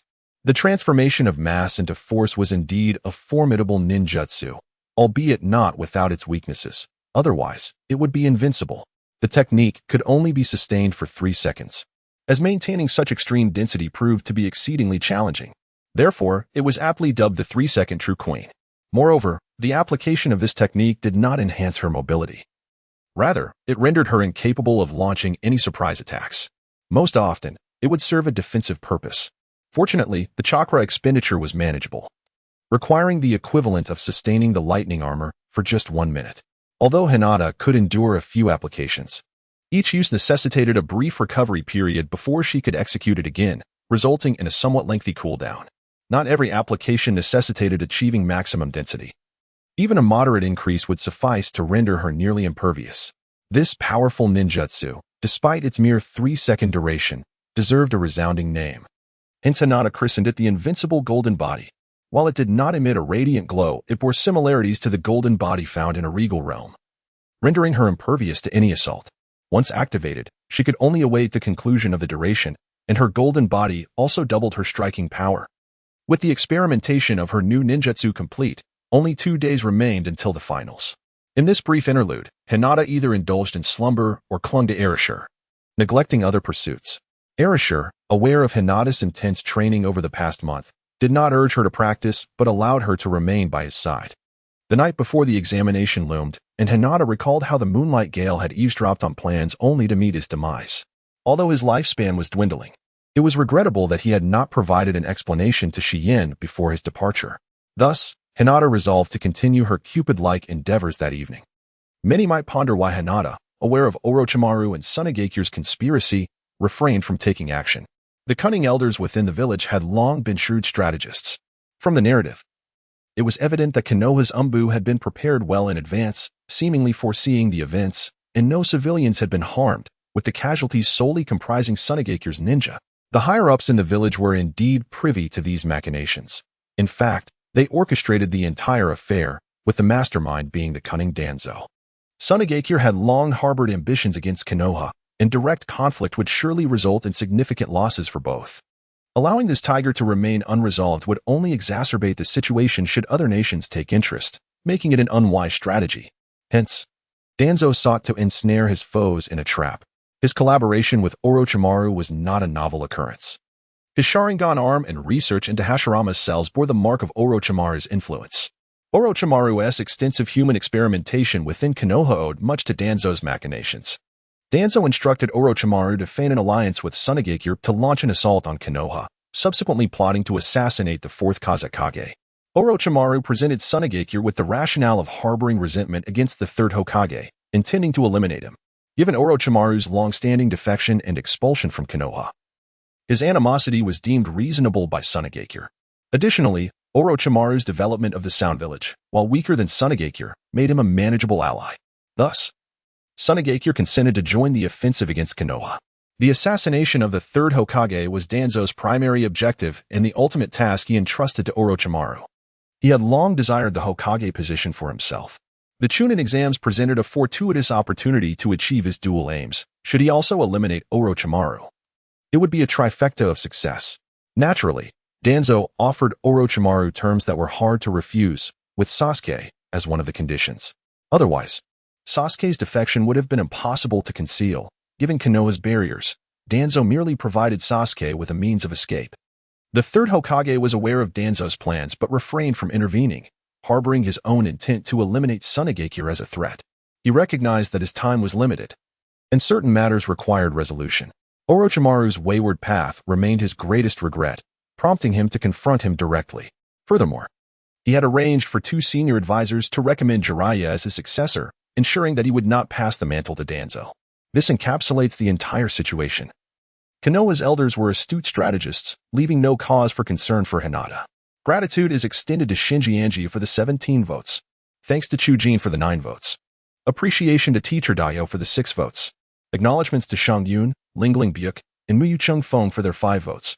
Thanks to Qianli Yiding, Mingwei Huxian, and Duamu Tian Tian for their 4 votes. Thanks to Lei Tian Tian for the 3 votes. Is this Tian Tian Jin Tian Tian? Thanks to Zhong Er Bing Wanqi, Feng Huaqing, and Bing Xue Zhong de Miao Miao for their 2 votes. Thank you to Wang 123 for 194, 876, and Liuxia, as well as the 1 vote from the Rescued Angel. Thank you all for your support. Wishing everyone a pleasant holiday. Hinata often visits the Hokage's office and is familiar with Shiyin, a member of the Hokage's direct umbu. Thus, Hinata devises a plan to persuade her to compose a love letter, which she intends to deliver to Moonlight Gale, enabling the 2 of them to enjoy a romantic evening together. Hinata confided in Shiyin that she had recently fallen for a boy and wished to express her feelings through a love letter, yet found herself at a loss for words. Initially, Shiyin was somewhat reluctant. However, under Hinata's endearing persuasion, she reluctantly agreed to assist her. Having only experienced a brief relationship with Jifeng herself, Shiyin had never penned a love letter before. Nevertheless, determined not to disappoint Hinata, she thoughtfully reflected on her memories with Jifeng and composed the following heartfelt letter. I possess 1,000 words yearning to be spoken to you. Yet when I stand before you, all that escapes my lips is, how is your day? The mere sight of your silhouette ignites in me a desire to grasp your hand, yet as I approach, it transforms into a mere wave of greeting. Each time I overhear discussions about you, an irresistible urge compels me to listen more intently. in our conversations. I find myself dreaming of a future where you might one day take my hand and lead me into the sacred realm of matrimony. Perhaps this is what love truly is. In the days to come, I wish to spend each moment by your side. Merely gazing upon you fills me with immense happiness. Upon receiving a love letter, Hinata deceitfully lured Shiyin to her culinary establishment under the pretext of gratitude. Subsequently, Hinata presented the letter to Moonlight Gale. Upon perusing the contents, Gale did not experience the elation typically associated with receiving a girlfriend's love letter. Instead, he felt an added weight and a burgeoning resolve. Unbeknownst to Shiyin, her remaining months were numbered, and Gale grappled with how to convey this grim reality to her. Initially, he had contemplated the glitch of ending their relationship by claiming affection for another. However, having read the letter today, he recognized the profound cruelty of betraying Shiyin. Thus he resolved to be forthright with her. As Hinata observed the complex expression on Shika's face dissipate, she realized that the internal drama within him had reached its conclusion. What remained was a resolute countenance, suggesting a grim acceptance of his fate, leading Hinata to anticipate a poignant tragedy to unfold. Thus, she decided against eavesdropping. Although this segment may seem somewhat tedious, she felt compelled to document it. After all, despite Shika's dwindling lifespan, he departed without providing a resolution for Shiyin, which felt like a profound loss. It is likely that Shika's harbored similar sentiments at the time of his demise, prompting Hinata to seek closure for this unfulfilled regret. The following day, the finals finally commenced, held in a venue far more grandiose than that of the preliminary rounds. The audience swelled to several thousand, including numerous nobles and dignitaries, marking the beginning of a momentous opportunity for the competitors to shine. It was also a day brimming with commercial potential, as Hinata arranged for her goods to be displayed along the path to the examination grounds, predominantly consisting of delectable treats, ensuring they would swiftly pack up once the competition began. In the first match, Sasuke found himself engaged in a clash with the little bear. Unless Sasuke was late, the plan to obliterate Konoha would soon be set in motion, and Hinata was keen to protect her employees from harm. Hinata's circle of friends is now assembled. Her father, sister, and Enzu have all arrived. The adorable Hanabi is enthusiastically waving to cheer her on. Hinata smiled in response to her. In the players' rest area, she noticed that Sasuke and Naruto were already embroiled in a quarrel, realizing that her opportunity to take the stage had slipped away. Hinata, you both seem as spirited as ever. How has your training progressed? Naruto, brimming with confidence, proclaimed, I have grown significantly stronger. Not only have I mastered the third stage of the Rasengan, but I have also acquired the summoning technique. That guy Sasuke can no longer compete with me. Sasuke retorted, you absolute fool. Boasting before the fight has even begun. After a month of arduous training, I have also become much stronger. Just wait and see. I will conclude this battle in 3 minutes. Hinata pondered to herself that if Naruto could summon the Great Toad, Sasuke might not necessarily succeed. Hinata, over the past month, I have made significant progress and mastered a formidable ninjutsu. Naruto, Hinata, how can you still improve? It's infuriating. You're already so strong. Can't you give the rest of us a chance? Forget it. I won't compete with you anymore. As long as I can defeat Sasuke, I'll be content. Sasuke, brimming with confidence, remarked, once I conquer Gaara and you best Kankuro, we shall face each other. Let our skills speak for themselves. Sasuke thought to himself, despite taking medicine and training diligently, I cannot catch up to Hinata, let alone be surpassed by her. I refuse to believe I am that inept. At this moment, the bell signaling the start of the match rang, and the examiner announced the commencement. On the viewing platform at the center of the arena sat 2 figures, one adorned with a hat bearing the character for fire, and the other with one for wind. These were the Hokage and the Kazekage. Their mere presence could stir the winds of the entire ninja world. However, the Kazekage had long been replaced by Orochimaru. Orochimaru remarked, Hokage-sama, is that the last surviving member of the Uchiha clan? How intriguing. The once mighty Uchiha clan against our village's strongest, Gaara. Which of them is truly superior? The third Hokage responded, I too am eager to see Sasuke's performance. He was the top genius during his time at the academy. Orochimaru, with a questioning tone, inquired, oh, Sasuke was the top genius? I have heard that Hinata from the Hyuga clan is even more exceptional. The third Hokage replied, Hinata can be a bit mischievous, which affects her academic performance. Kankuro interjected, that poor kid, facing Gaara in the first round. He'll probably be eliminated in 3 minutes. Temari sighed, what a shame for such a handsome boy.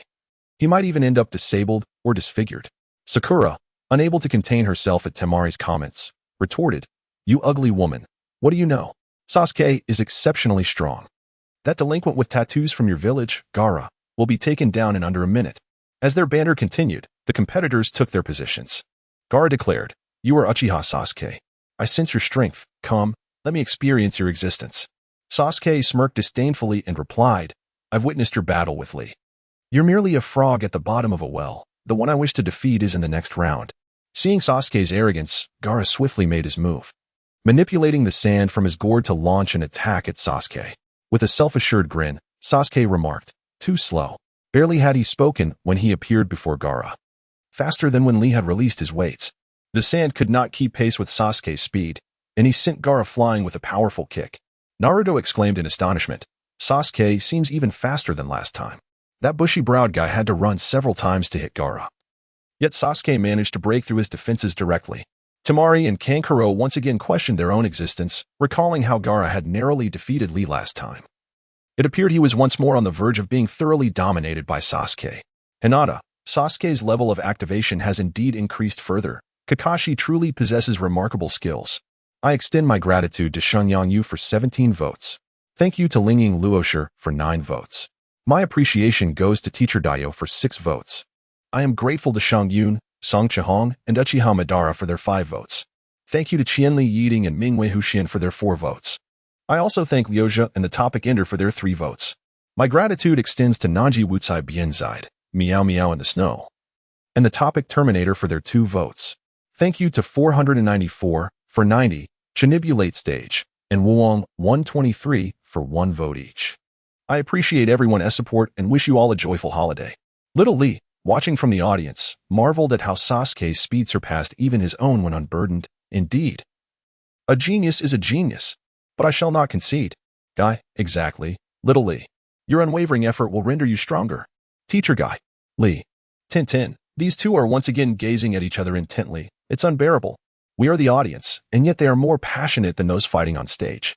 Gaara, having been struck once more, grew incensed and exclaimed, "Since the sand in my gourd cannot catch up with you, I shall resort to sheer numbers." With that, he unleashed the sand from his gourd, delving into the arena's depths, shattering rocks to generate more sand. Allow me to demonstrate why I am known as Gaara of the Sand. The sand tsunami surged forth, a myriad of sand cascading down like a massive waterfall. Sasuke found himself at a loss against this tumultuous wave of sand and hastily retreated. Fortunately, the arena was bordered by walls towering several meters high, which contained the sand. Sasuke leaped onto the wall, channeling chakra to embody Spider-Man, racing along its surface. With the sand tsunami subsiding, Gaara transformed the sand into dozens of arms reaching out to grasp Sasuke. "Sasuke, not bad. I shall take this more seriously. It is time to conclude this battle." Seeing the situation escalate, Sasuke activated his Sharingan. With its assistance, he effortlessly evaded the onslaught of sandy appendages and instead used them to approach Gaara. This fluid display of taijutsu left the audience in awe. Orochimaru, witnessing this, could not help but commend. "Truly, a member of the Uchiha clan, you have not disappointed me." Naruto clenched his fists, reflecting, "If it weren't for Boss Frog, I would be no match for that guy Sasuke." Sakura, enchanted by Sasuke's poise, cheered for him with fervent admiration. "Shikamaru, they've stolen all the limelight. I suppose I can only provide support." Gaara, sensing Sasuke's proximity, quickly conjured more sandy arms to impede Sasuke's advance. He also caused the sand beneath to flow, hoping to slow Sasuke down. However, Gaara's response time was no match for Sasuke. As Sasuke deftly dodged, he unleashed Chidori. The crowd was once again captivated by the visible chakra erupting from him, producing the sound of 1,000 birds. Realizing he could not halt Sasuke, Gaara erected a sand wall before him. Sasuke, upon witnessing this, merely laughed and declared, "This is the end." Chidori Lightning Blade. In an instant, Chidori transformed into a radiant sword, piercing through Gaara's sand wall and striking him directly. Gaara sustained a wound to his chest as Sasuke deliberately avoided a fatal blow, adhering to the no-kill rule. As Gaara was struck, the sandy arms behind Sasuke fell to the ground. The audience erupted in applause, the atmosphere buzzing with excitement as they discussed the recent ninjutsu. "Sasuke, surrender. You cannot hope to defeat me." Gaara, who had not been wounded in a long time, became even more frenzied. "Uchiha Sasuke. Excellent. The stronger you are, the more valuable you become to eliminate." "Sasuke, bring it on. Since you desire more suffering, I shall oblige. The leading jonin of Sunagakure, observing Gaara's madness, thought, this is bad. Gaara is injured. Why has the signal from Sound Village arrived yet? Just then, feathers began to fall from the sky, resembling a snowfall. One by one, the audience members succumbed to slumber. As more people drifted off, the sounds of battle erupted outside. Shikamaru mumbled, this is an illusion. And it appears to be a massive one. The village must be in serious trouble. I might as well pretend to be affected. Naruto, Kiba, and Ino fell victim to the illusion without a hint of resistance. During this time, Sakura, having learned about illusions from Temari, found this minor illusion to be no challenge for her, given her innate talent for it. After Hinata was tricked by Kakashi last time, she took the time to study methods for dispelling illusions. Moreover, Hinata's mental fortitude is considerable, and she is entirely unafraid of such overt genjutsu. Temari and Kankuro also recognized this as a signal for battle. However, the shocking revelation is that Gaara has been injured, and after his earlier confrontation with Sasuke, he has expended a significant amount of chakra.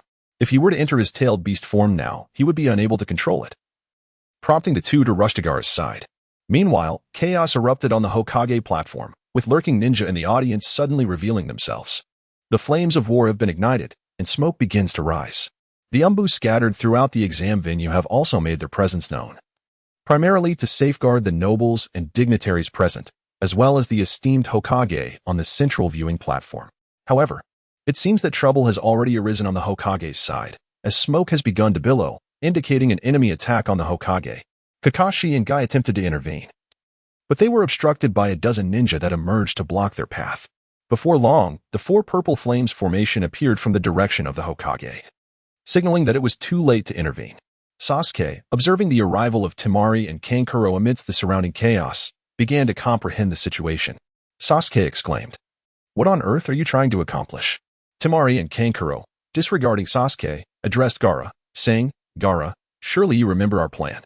The tailed beast within Gaara was becoming agitated, causing him considerable pain as he struggled to suppress it.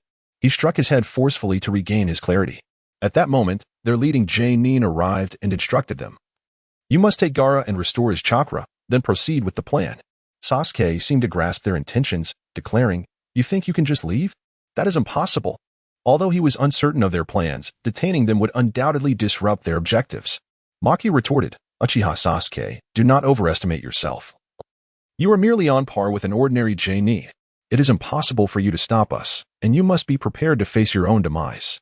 Temari, Kankuro, take Gaara and go. At that moment, the referee approached, stating, "Some individuals truly treat this place as their own home. Do you think he's the only one? I leave these three in your hands. Is that acceptable?" Sasuke readily replied, "No problem. I will accomplish this task swiftly." Showboating is part of Sasuke's nature, and he immediately pursued them. Maki attempted to intervene but was halted by the referee. In the distance, Kakashi observed Sasuke pursuing three individuals alone, feeling a twinge of concern, particularly as he suspected one of them to be a Jinchuriki. Given the age of the child, aside from Hinata's peculiar abilities, the ability to manipulate such an abundance of sand led Kakashi to suspect that he was indeed the one-tailed Jinchuriki. Consequently, Kakashi dealt with the enemies before him and made his way to the contestants' resting area. Upon Kakashi's arrival, Sakura rushed to him, asking, "Kakashi-sensei, what on earth has happened?" Kakashi responded, "Our village is likely under attack from foreign ninja. However, do not worry, our counterattack will commence shortly." Hearing that the situation was not dire, Sakura felt a sense of relief. Kakashi continued, "There are still many enemy ninja within the venue that require handling. Just now, Sasuke went off alone to pursue the Sand Sibling trio. I am somewhat uneasy, so I am assigning you an A-rank mission. Take a few people to support Sasuke." Hearing it was an A-rank mission still felt overwhelming to Sakura, as she was merely a genin. Nevertheless, for Sasuke's sake, she resolutely affirmed, "Understood, Kakashi-sensei." Hinata just went out to entrust her sister Hanabi to Anko, advising her to find a safe place for Hanabi to hide without engaging in any confrontation. Upon her return, she noticed Kakashi engaged in conversation with Sakura and greeted them. Kakashi remarked, "Hinata, you are here as well. Why don't you accompany Sakura to provide support for Sasuke?" Sakura chimed in, "Indeed. With Hinata around, even an A-rank mission doesn't seem so daunting." Sakura thought to herself that it was splendid to have Hinata on the team, alleviating her previous anxieties. "Hinata, Kakashi-sensei, I too have important matters to attend to. You may send Sakura along with Naruto, Shikamaru, Ino, Choji, Shino, and Kiba. Sakura. Feeling that with so many of them, it might be less effective than having Hinata, inquired, Hinata, what significant task could you possibly have that surpasses supporting Sasuke? Hinata, Sasuke is indeed quite formidable. In comparison, the third Hokage requires more support. Moreover, Naruto has grown significantly stronger, so bringing him along would be no issue. Kakashi, surprised, inquired, Hinata, do you possess a method to penetrate the Four Purple Flames formation to assist Lord Hokage? The Four Purple Flames formation boasts formidable defenses, and during its inception, many ninjas from Konoha found themselves unable to breach it, left only to watch helplessly from the outside. Hinata, satisfied with Kakashi's astonished expression, declared, I possess a method to dismantle the Four Purple Flames formation. Soon, you shall witness my performance. Kakashi pondered, am I truly to dismantle the Four Purple Flames formation? Apart from the tailed beasts, I have never observed such a feat. Kakashi replied, very well, I shall observe your display and see how you intend to achieve this. Sakura, you should hasten your actions. With that, Kakashi exited to continue battling the enemy. Shikamaru, having feigned being ensnared, rose to his feet. Realizing he could no longer evade entanglement in this troublesome situation, Sakura cast a disdainful glance at Shikamaru and remarked, how could you pretend to sleep at a time when the village is under duress? Shikamaru retorted, I was merely resting because the sky was collapsing, and someone tall was supporting it. Now that the tall one is preoccupied, it falls upon us shorter ones to step up. It is indeed a bother. The trio roused all their companions and explained the task assigned by Kakashi-sensei. Ino and Choji, upon learning it was an A-rank mission, appeared rather apprehensive. However, Kiba and Naruto displayed palpable excitement, while others remained silent. Hinata, Naruto, today, when you show off in front of Sakura, you must remember to express your gratitude to me upon your return. Naruto, why? To shatter the Four Purple Flames formation. The strength of a tailed beast is indeed essential. Thus, Hinata intends to borrow the power of the Nine Tails for a moment. Hinata directly entered Naruto's spiritual realm and addressed the Nine Tails, saying, Kurama, I require your assistance this time. Please lend us your power.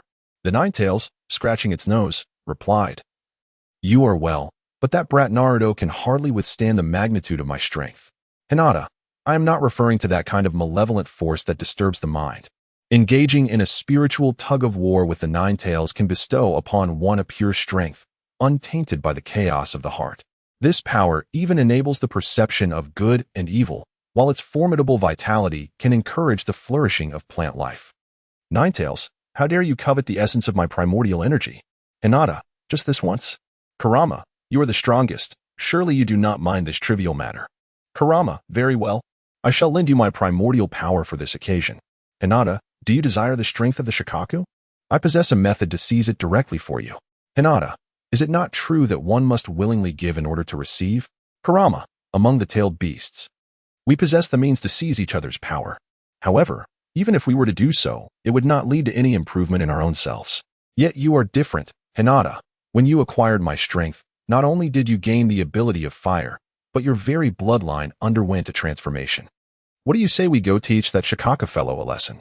Hinata, Kurama, you are actually helping me willingly. Do you have any ulterior motives? Nine Tails, no ulterior motives at all. Are we not comrades?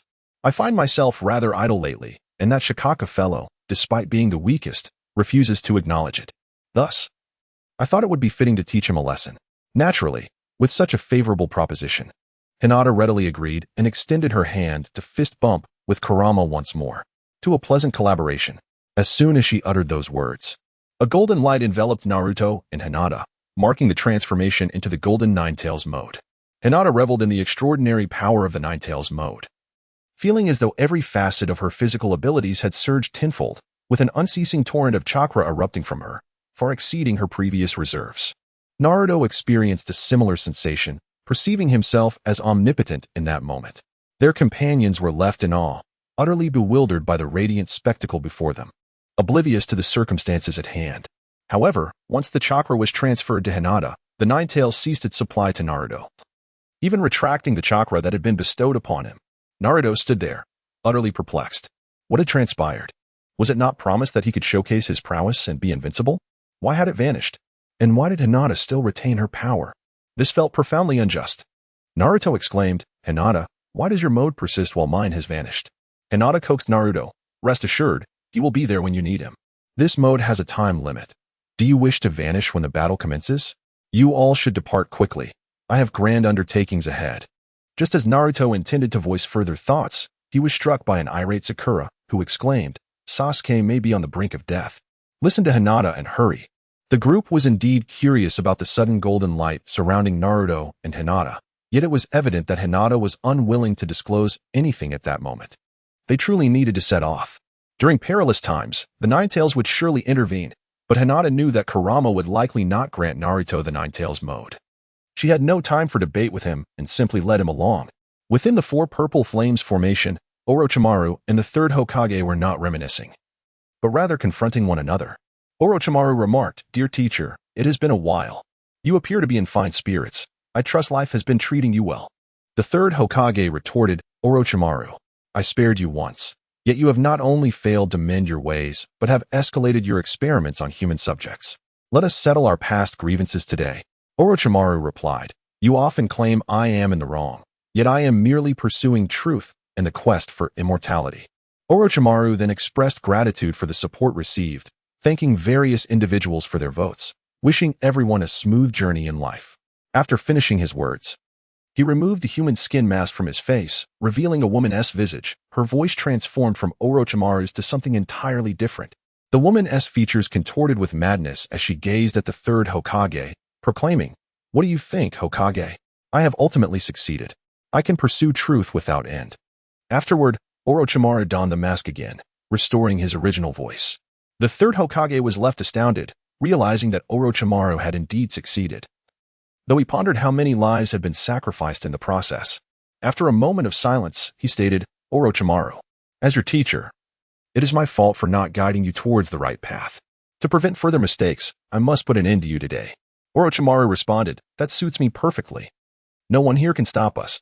I shall show you just how strong your student has become. As the two prepared to engage in battle within the four purple flames formation, several Umbu observed the situation from outside. They were unable to intervene and assist below, where Kakashi and Guy were busy battling 2 or 3 dozen foes. Hinata, might I request that the esteemed members of the Umbu step aside? I intend to dismantle this four purple flames formation, and it would be unfortunate if you were to be harmed in the process. Hinata stepped from the contestants' waiting area onto the competition stage, calling out to the observing members of the Umbu. This exclamation captured the attention of all present adversaries, as well as her allies. Every gaze converged upon Hinata. Hinata radiated with a dazzling golden chakra, captivating the attention of both foes and allies alike. For such a spectacle had never before graced their eyes. Guy leaned closer to Kakashi and inquired, Kakashi, your student is truly stealing the spotlight. What is that luminous technique she is employing? Could it be a new jutsu of your own invention? I yearn to learn it. Kakashi pondered, if you ask me. Who can I turn to for answers? I too am eager to master it. Kakashi replied, I am unaware of what it is. It is not a technique of my creation. Upon hearing that it was Kakashi's jutsu, Guy's enthusiasm waned, yet he still offered his thoughts. Your teacher is renowned as the Yellow Flash, the fourth Hokage. I assumed this was a family legacy of skills. Kakashi responded, not at all.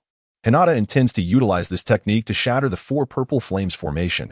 Let us swiftly conclude this battle so we may witness the unraveling of that formation. Guy exclaimed. I was just about to employ the 8 gates, but the enemies have all rushed towards Hinata. Should we assist her?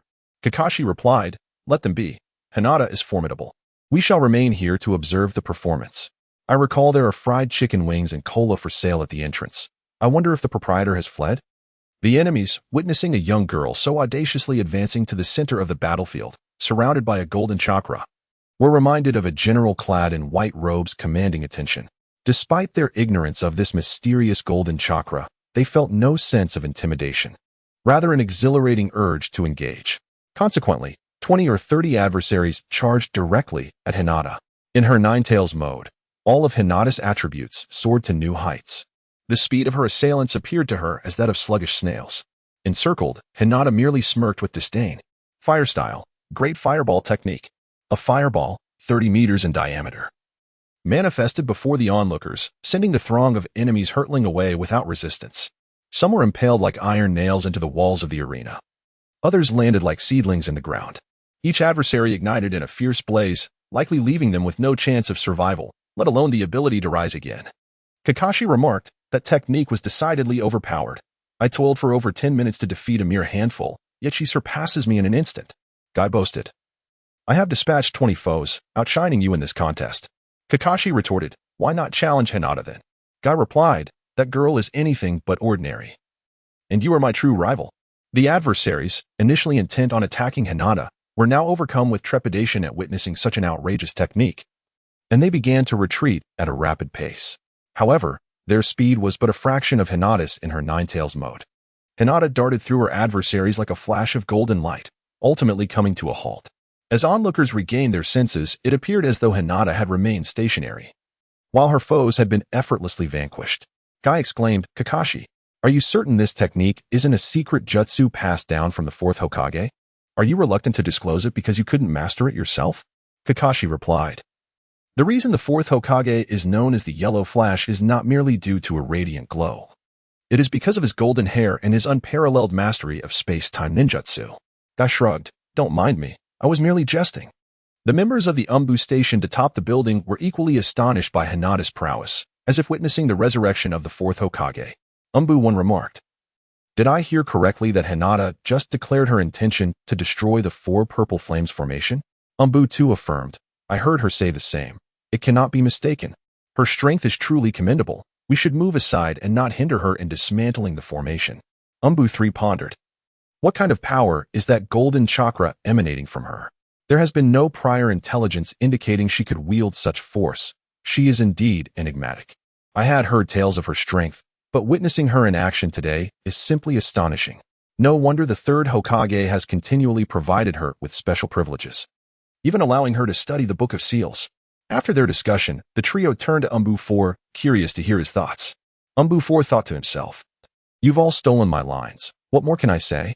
However, as an Umbu, I must maintain my composure and not give in to panic. He declared, silence. It seems Hinata is about to unleash a significant technique.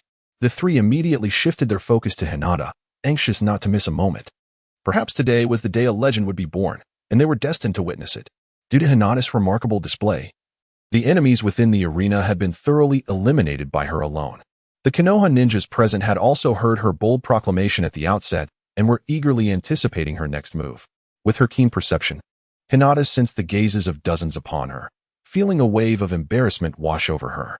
This jutsu was new to her. Until now, she had only engaged with it theoretically. She was uncertain of its true potency, and the thought of failure was daunting. Nonetheless, even if this technique were to falter, Hinata possessed other formidable jutsus at her disposal. She could always attempt again. Above all, she was resolute. She would not rest until the formation was shattered. With her adversaries vanquished, Hinata closed her eyes, attuning herself to the surging power within. The Ninetales mode was immensely potent. If she lost control, it could very well backfire upon her. Here it comes. Witness the wind release, ultimate technique, Hinata's Spirit Bomb. The inspiration for this technique unmistakably draws from the Kamehameha of Dragon Ball. Hinata concentrated her chakra, this time unlike the previous Eye of the Storm. While the Eye of the Storm compressed air currents, this occasion involved a pure compression of wind attribute chakra, rendering Hinata's chakra cannon vastly superior in terms of power. The forcibly compressed wind chakra produced a thunderous crack, causing discomfort to Hinata's ears. She resolved to use earplugs next time. The wind attribute chakra was highly unstable, and as the chakra in her hands grew heavier, it had already transformed into a tangible form. However, this was still insufficient. The tailed beast ball could compress chakra into a liquid state and solidify it. Compared to that, she still needed more. Thus, Hinata entered her Ninetales mode, summoning 4 additional chakra arms, which proved more reliable than her own hands. The speed of compression surged instantly, and the thunderous sound intensified, startling everyone present. Such a density of chakra had only been witnessed on the day the Ninetales attacked Konoha. They could not discern whether Naruto was the Ninetales Jinchuriki or if Hinata was. This power was beyond human reach. After a prolonged build-up, she was ready. If this ultra-dense chakra were to be unleashed directly, half of Konoha would surely be obliterated, and Hinata had no desire to bear the financial repercussions. The forcibly compressed chakra required merely a breach to unleash its formidable power. Hinata unleashed her chakra cannon. The ground beneath her shattered, and the terrain sank 2 meters instantly. The greater the force expelled, the more intense the recoil Hinata experienced. Fortunately, having mastered the invincible body technique, she withstood the force without deviating her aim. The chakra cannon struck the four purple flames formation, which held for but a second before cracking, shattering completely by the second, sending the cannon soaring into the heavens. Its distance unknown. By the third second, Hinata concluded her attack. Had she lingered any longer, she would have been propelled away. The onlookers erupted into applause, astonished that she had indeed breached the four purple flames formation. The Sound Ninja Quartet suffered internal injuries from the forceful breach. Orochimaru, within, wore a bewildered expression. He had never heard of anyone in Konoha capable of dismantling the four purple flames formation. Had he been outmaneuvered by Danzo? Orochimaru exclaimed. Did you harness the power of the Nine Tails? That entity is notoriously difficult to control. Be wary of self-destruction. Regardless, with the barrier breached, he saw no reason to remain. The third Hokage, equally perplexed, was at a loss. He was unaware of anyone else in the village possessing such formidable power apart from the Nine Tails. However, he did not sense the ominous chakra reminiscent of 12 years prior, which left him puzzled. Nevertheless, he maintained his composure and authority. Orochimaru, do not be narrow-minded. Talents abound in our village. With the four purple flames formation gone, you cannot escape. The Sound Ninja Quartet hastened toward Orochimaru, asking, Lord Orochimaru, what shall we do? Orochimaru commanded, it is time for your sacrifice. Block their advance. The quartet responded, to serve Lord Orochimaru is our honor. These four individuals had been brainwashed by Orochimaru, indifferent to becoming mere shields in his plans. Hinata shattered the four purple flames formation before the other Umbu could arrive. Hinata, Orochimaru, are you really leaving? We haven't had the chance to properly entertain you. The resplendent Hinata appeared before Orochimaru, adorned with intricate patterns that nearly rendered him unrecognizable. Orochimaru, Hyuga Hinata, was it you who shattered the four purple flames formation with your jutsu just now? Such astounding power. How did you achieve this? You are truly remarkable. Hinata, Orochimaru, do not behave like an inexperienced child, inundated with questions. You should be more concerned about how to escape. Lightning release armor at full power. This chakra-consuming technique was once disdained by Hinata, but with an abundance of chakra now, she relishes the opportunity to employ any formidable skill. The combination of lightning release armor and the speed enhancement from the Nine Tails mode is simply unimaginable. Orochimaru is utterly incapable of responding to Hinata's velocity. In an instant, Hinata found herself before Orochimaru, unleashing her second technique, Golden Body Fist. This was a revised version of the invincible Golden Body, altering only the state of her physical form. With a single powerful strike, Orochimaru was sent flying several hundred meters away. However, this resilient foe is no stranger to punishment. Even when Naruto was in his four-tailed state and struck him with a force that sent him hurtling through the air, he managed to rise again. At this moment, Orochimaru's bones felt nearly shattered, and he promptly expelled a new version of himself in a desperate bid to escape, for he was no match for Hinata's ferocity. Hinata immediately employed the space step, soaring into the sky in pursuit. The space step had undergone a formidable upgrade. It was no longer a mere leap of over 10 meters, but rather an astonishing jump exceeding 100 meters. After just 4 bounds, she found herself hovering above Orochimaru. The latter, realizing he had been caught up to so swiftly, exclaimed in utter disgust, "This is utterly revolting." Such an advantage was rather excessive. Nevertheless, he promptly unleashed his ultimate technique, Edo Tensei. Orochimaru had long been prepared, with the sacrificial offerings already completed. All that remained was to summon them forth. Hinata did not hinder him. She too wished to experience a battle against the Hokage of generations past. Orochimaru, Hinata, why don't you join them and enjoy the festivities?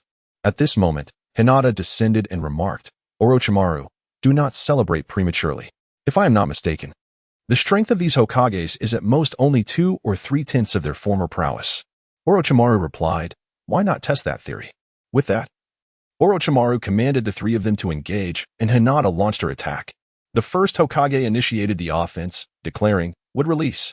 The forest of the death. Countless trees surged forth like a horde of ferocious beasts, rushing towards Hinata with relentless ferocity. Hinata displayed no signs of panic. Fortunately, there was no one around, allowing her to use her fire techniques with complete confidence. Inferno of the blazing hell, a torrential heat wave. Hinata directly melted the earth beneath her feet, utilizing wind release to propel the molten lava forward. The wood release encountered the lava and succumbed swiftly to its heat. The surging lava continued its relentless advance towards Orochimaru and his companions. The second Hokage invoked Water Release, Great Water Collision Wave. Water Release, Water Barrier. The first Hokage countered with Wood Release, Wood Barrier. This was not genuine lava. The molten rocks rapidly cooled upon contact with water. After experiencing the Great Water Collision Wave, the liquefied stones gradually reverted to a solid state. Coupled with the Water Barrier and Wood Barrier, they effectively halted the advance of the Searing Inferno. Gratitude is extended to the St. Yang Fish for 17 votes. Thank you to Lingying Luosher for 9 votes. Appreciation to Teacher Dayo for 6 votes. Thanks to Shan Yun and Pianxian Suyin for 5 votes. Acknowledgement to Mingyue Huxian for 4 votes. Gratitude to Liuxia and the Mighty 666 for 3 votes. Thanks to the Late Stage Shinibu for 2 votes. Appreciation to 494, 912, Meow Meow in the Snow, and Wuwang 123 for 1 vote each. After thwarting Hinata's offensive, the 3 Hokage did not remain idle. The second Hokage once again took the initiative. Shadow Manipulation Technique. The surroundings of Hinata plunged into utter darkness, rendering her unable to see even her outstretched hand. Hinata surmised that this technique of stealth was employed by the second Hokage, utilizing water release to refract all light within the vicinity, rendering the underground passage utterly devoid of visibility. However, in her current state, Hinata could discern Orochimaru's presence without the need for sight, as the Ninetales mode allowed her to sense malevolent intentions. Furthermore, in the case of the impure world reincarnation, it sufficed to eliminate the caster. Hinata utilized the body flicker technique once more, appearing beside Orochimaru. However, her strike did not land on him. Instead, it struck the fourth Hokage. The fourth Hokage exclaimed, "Body swap technique." Orochimaru recognized his vulnerability due to the reanimation jutsu, prompting him to mark the fourth Hokage so that they could exchange places when under attack. As the fourth Hokage was knocked about like scattered paper by Hinata's blow, Orochimaru's reanimation was still imperfect, causing the Hokage's recovery to be rather slow. Yet, a new wave of assault approached. The first Hokage unleashed Wood Release, Wood Dragon Technique. The Wood Dragon surged toward Hinata, but she deftly leapt aside to evade it. Nonetheless, the Wood Dragon seemed almost sentient, relentlessly pursuing her. The creature could not keep pace with Hinata's speed, and she was not inclined to engage with it. Her singular focus remained on Orochimaru. At this moment, Orochimaru was in a state of panic, hiding behind the first Hokage since the fourth had yet to recover. If one Wood Dragon was insufficient, then he would have to multiply their numbers. The first Hokage declared, "Wood Dragon Rampage," and dozens of Wood Dragons swiftly emerged from his form. Hinata. This exemplifies the might of the god of ninjas. Even with merely 20 to 30% of his power, such feats can be achieved. However, the present Hinata shall not cower before him. She intends to break through these dozens of wooden dragons head-on. Swift Meteor Break. The Flame Queen mode makes its appearance once more. In midair, Hinata executed an extraordinarily swift space step, amplifying her chakra release in conjunction with the body flicker technique. Like a meteor of golden red flames, she soared towards Orochimaru. The Wood Dragon ignited spontaneously before making contact with Hinata, disintegrating into mere ash as she passed. The fourth Hokage had yet to recover, but fortunately, the second Hokage was also adept in the body flicker technique. However, the second's execution was notably slower than that of the fourth. Orochimaru managed to escape, albeit with half his body incinerated. The reanimation of the first and second Hokage had been resolved by Hinata. Upon crashing to the ground, Hinata employed the adamantine body to shield herself. This rapid meteor strike created a searing crater reminiscent of a genuine meteor impact. Luckily, they were in a wilderness area.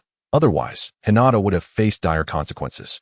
Orochimaru struggled to unleash a second version of himself, while the fourth Hokage had finally regained his composure.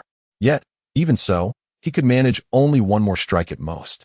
Orochimaru lamented, "It seems I am but a shadow of my former self. The world is filled with formidable individuals. I cannot obtain Pain's Rinnegan nor Itachi's Sharingan. My attempts to target Sasuke have borne no fruit. Ultimately, I find myself cornered by a mere 12-year-old girl. How utterly pathetic. I once aspired to uncover the truths of the world, but it appears I was incredibly naive. Hinata Hyuga, I wonder what kind of tempest you will unleash upon the ninja world. I would have loved to witness it, yet it seems I shall have no such opportunity. Today, I can only serve as the stepping stone to your rise to fame in the ninja realm." Orochimaru felt the specter of death closing in, reflecting on his myriad regrets. Hinata bears no curse mark upon her, thus he cannot forcibly possess her body, even if he were to transform into a white phosphorus serpent. he would ultimately be reduced to nothing more than a charred snake. Hinata listened to him lamenting. Do you think you are doomed today? Then your life shall belong to me. Are you willing to become my subordinate and together stir the winds of the ninja world? Orochimaru was utterly bewildered. Just moments ago, Hinata had fought fiercely, and now he was extending an offer of allegiance? Orochimaru replied, I am an S-rank rogue ninja of Konoha, having conducted numerous human experiments. My hands stained with blood beyond your imagination. You want me to become your subordinate? Do you intend to defect from Konoha as well? Hinata, Orochimaru. I am aware of you. Having been accustomed to the turmoil and death since childhood, I have developed a fear of mortality. Thus, I relentlessly seek the secrets to immortality and the means to resurrect the deceased. Orochimaru, with a hint of delight, licked his hand and replied, Could it be that Hinata shares an interest in such matters? He mistakenly believed he had encountered a kindred spirit. Hinata, no? Orochimaru, what you are doing is merely evading your fear of death. I have no interest in that. What I aspire to is to quell the chaos, to achieve world peace, and to reduce untimely deaths, which I believe is something you too wish to witness. Is that not the true way to conquer death? Orochimaru, upon hearing Hinata's words, erupted into laughter and replied, Hinata-chan, you remain far too naive, far too young. Your days in Konoha have been excessively tranquil, leaving you oblivious to the turmoil beyond, unaware of the intricate machinations of other factions. Although the war initiated by Tsunagakure was spurred by my provocation, their intentions had long been brewing. The land of lightning is continuously amassing strength in preparation for conflict, and the land of earth follows suit, while the land of water is in utter disarray. Do you truly believe the other nations will not seize the opportunity? A great war is inevitable. No one can escape it, even in the absence of an outbreak. There are countless who suffer from hunger and perish in despair outside. This world is not as innocently conceived as you imagine. Death is not so easily vanquished. Hinata, though you express such doubts, I possess unwavering confidence. I am well aware of what you mentioned. Yet what if I were to claim that I could unify the 5 great nations and resolve the issue of food scarcity? Orochimaru, indeed, your strength has grown considerably. However, even the formidable first Hokage was unable to accomplish such a feat. What grounds do you have to believe that you can succeed where he could not? Hinata, I possess a research endeavor that requires a talent such as yours. Although I am also engaged in it, my efforts still fall significantly short. It pertains to the hybrid rice project, which, if successful, could potentially augment rice yields tenfold. Hunger would cease to be an issue, and the necessity for resource conflicts would diminish, thereby alleviating the specter of war. Orochimaru, would you consider taking on this experiment? Orochimaru, is there truly such a thing? Hinata, indeed, I have made some progress, managing to increase the yield by 2 to 3 times. This research is truly captivating. If you, Orochimaru, can succeed, it would be a monumental contribution to the ninja world, rendering your previous endeavors inconsequential. Orochimaru, haha, I once dreamed of pacifying the chaos and becoming a savior. However, reality has mercilessly defeated me time and again. If such a possibility exists, I would gladly reclaim the dreams I once forsook. Should a decade pass without results, I shall return to my former profession. Do not say I did not forewarn you. Hinata, it certainly won't take that long. I could achieve it myself in perhaps 7 or 8 years. With a research talent like yours, I believe results could be attained in merely 3 years. We are simply standing on the shoulders of giants to resolve issues. Orochimaru gazed at Hinata with fervent eyes and inquired, Are you suggesting that someone has already succeeded? Hinata, indeed. Once you take over the data, you will understand. I will find time to contact you later. You may temporarily set aside your previous research. Orochimaru, when you wish to seek me, simply go to the Sound Village. I will dispatch someone to keep an eye on that place.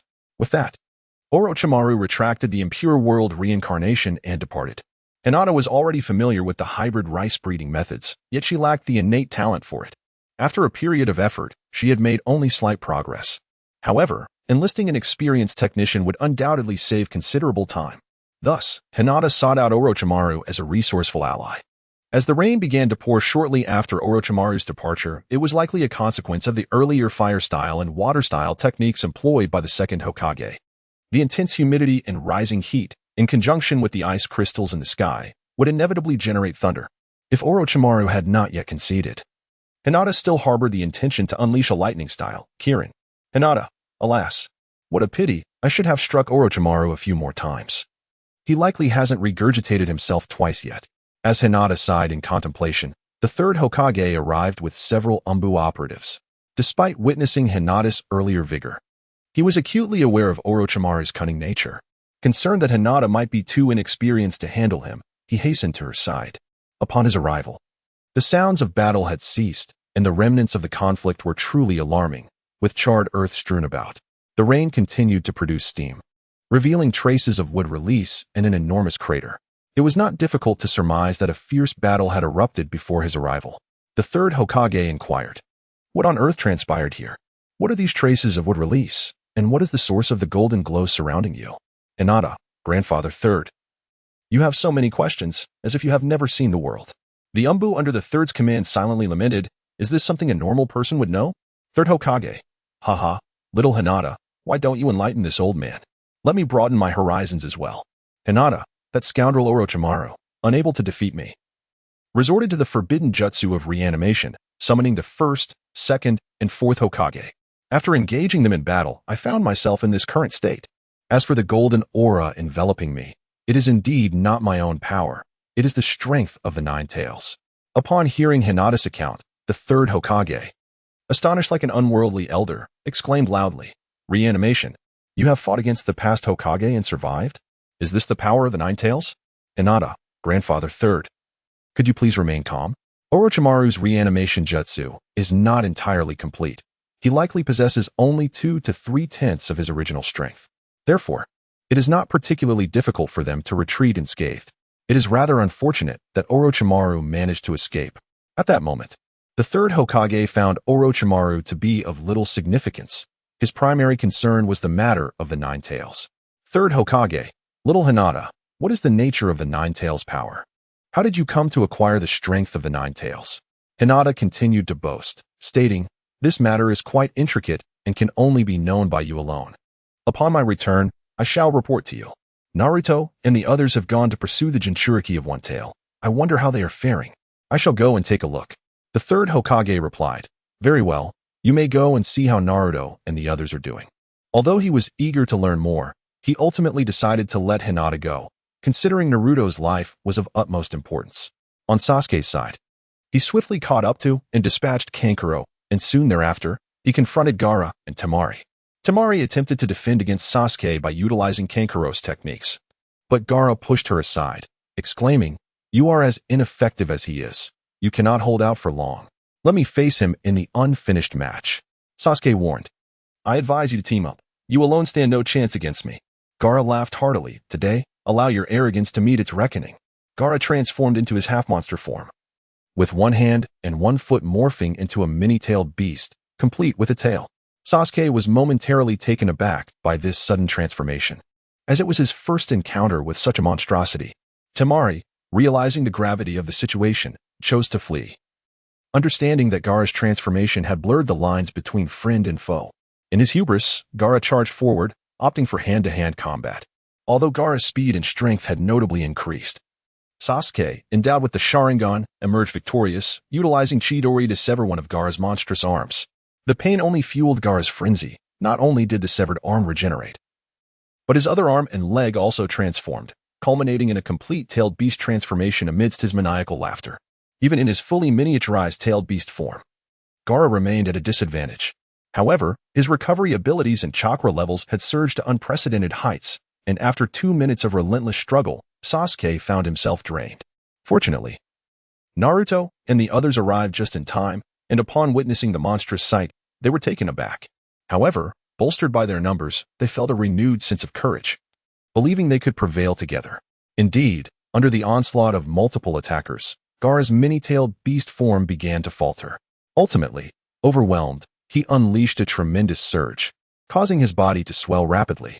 With a roar that summoned a tempest, he sent everyone flying, rendering Sakura, Shino, Kiba, Ino, and Shikamaru unconscious on the spot. Only the more resilient Choji, Sasuke, and Naruto remained. Choji had yet to master the full expansion technique and found himself utterly powerless against the colossal Shikaku. Sasuke, having exhausted his strength, left Naruto as the sole beacon of hope. As Shikaki aimed to strike at the fallen comrades, Naruto would not allow it.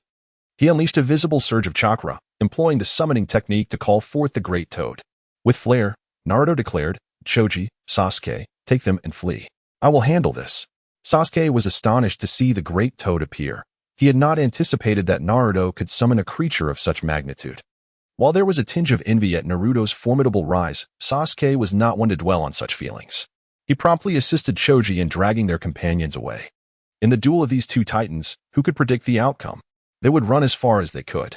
Upon being summoned, the great toad expressed his frustrations, lamenting, "Last time your father summoned me to battle the Nine Tails, I nearly lost my life.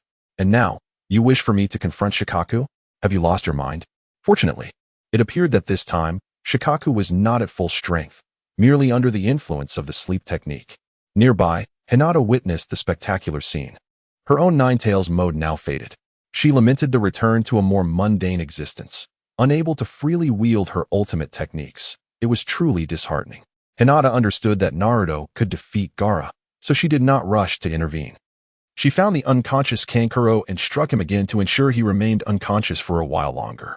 Meanwhile, Shino, who was secretly observing the situations, also fell victim to Hinata's actions and was knocked out. Ultimately, she located Sasuke and his companions, instructing them to return to the village first, as she would take care of Naruto. Sasuke and the others held a deep trust in Hinata. With her present, they believed Naruto would be safe, allowing them to return to the village without worry. Once everyone had departed, only the unconscious Gaara and the immobile Naruto remained. Then, in a rather precarious alliance with the Nine Tails, in a strategic collaboration to seize Shikaku's chakra, it was time to act. The great Toad Sage was engaged in an intense battle with Shikaku, the energy from their clash causing Hinata's hair to stand on end from a distance. The great Toad Sage, aware that he could not hold out much longer, knew he had to act swiftly. He instructed Naruto to use a transformation technique to turn him into a clawed monster, enabling him to forcibly control Shikaku, while Naruto would seize the opportunity to awaken the incapacitated Gaara. After some contemplation, Naruto recalled his previous encounter with the Nine Tails and deemed it formidable. Thus, he transformed the great Toad Sage into a likeness of the Nine Tails. Upon seeing the Nine Tails, Shikaku became enraged as he constantly perceived himself as the weakest. Now, even a mere imitation of the Nine Tails dared to confront him, which infuriated him further. It was one thing to be overpowered by a genuine force. It was entirely unacceptable for a false one to attempt to dominate him. Consequently, Shikaku directly clashed with the great Toad Sage, resulting in both parties struggling for control over one another.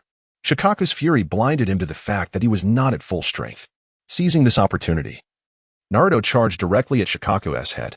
Shikaku transformed his body into a flowing sand state, ensnaring Naruto just as he was about to reach him. At that moment, the Nine Tails intervened, lending Naruto its chakra. With this newfound power, Naruto delivered a decisive punch that left Gaara's face bruised. Shikaku's massive form began to collapse into sand. And as the great Toad Sage exhausted his chakra, he retreated back to Mount Myaboku. As Naruto fell, he could not resist delivering a final taunt to Gaara before succumbing to unconsciousness.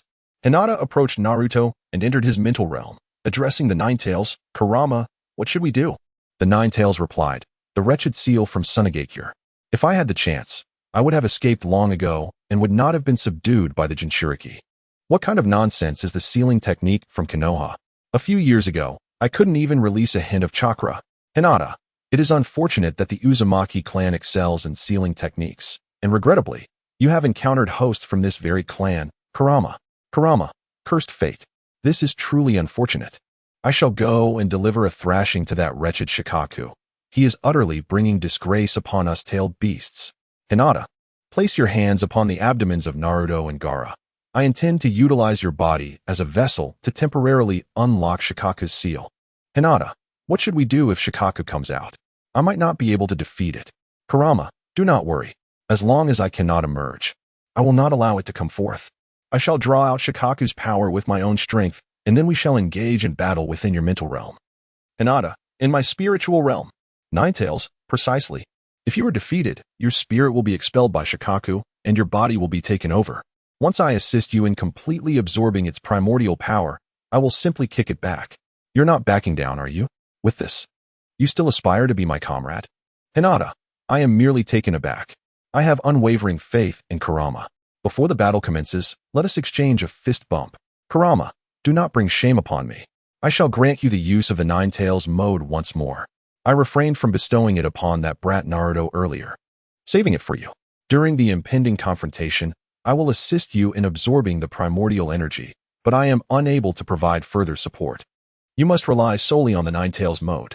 Should Naruto overhear Kurama's words, he would undoubtedly berate him, exclaiming, "I am the Jinchuriki of the Ninetales. Must you always show such favoritism? Hinata, why is Kurama only speaking up now?" Nevertheless, it's not a significant issue. I am brimming with confidence. Even with just the Ninetales mode. With your power, I feel invincible. Let us go, Kurama.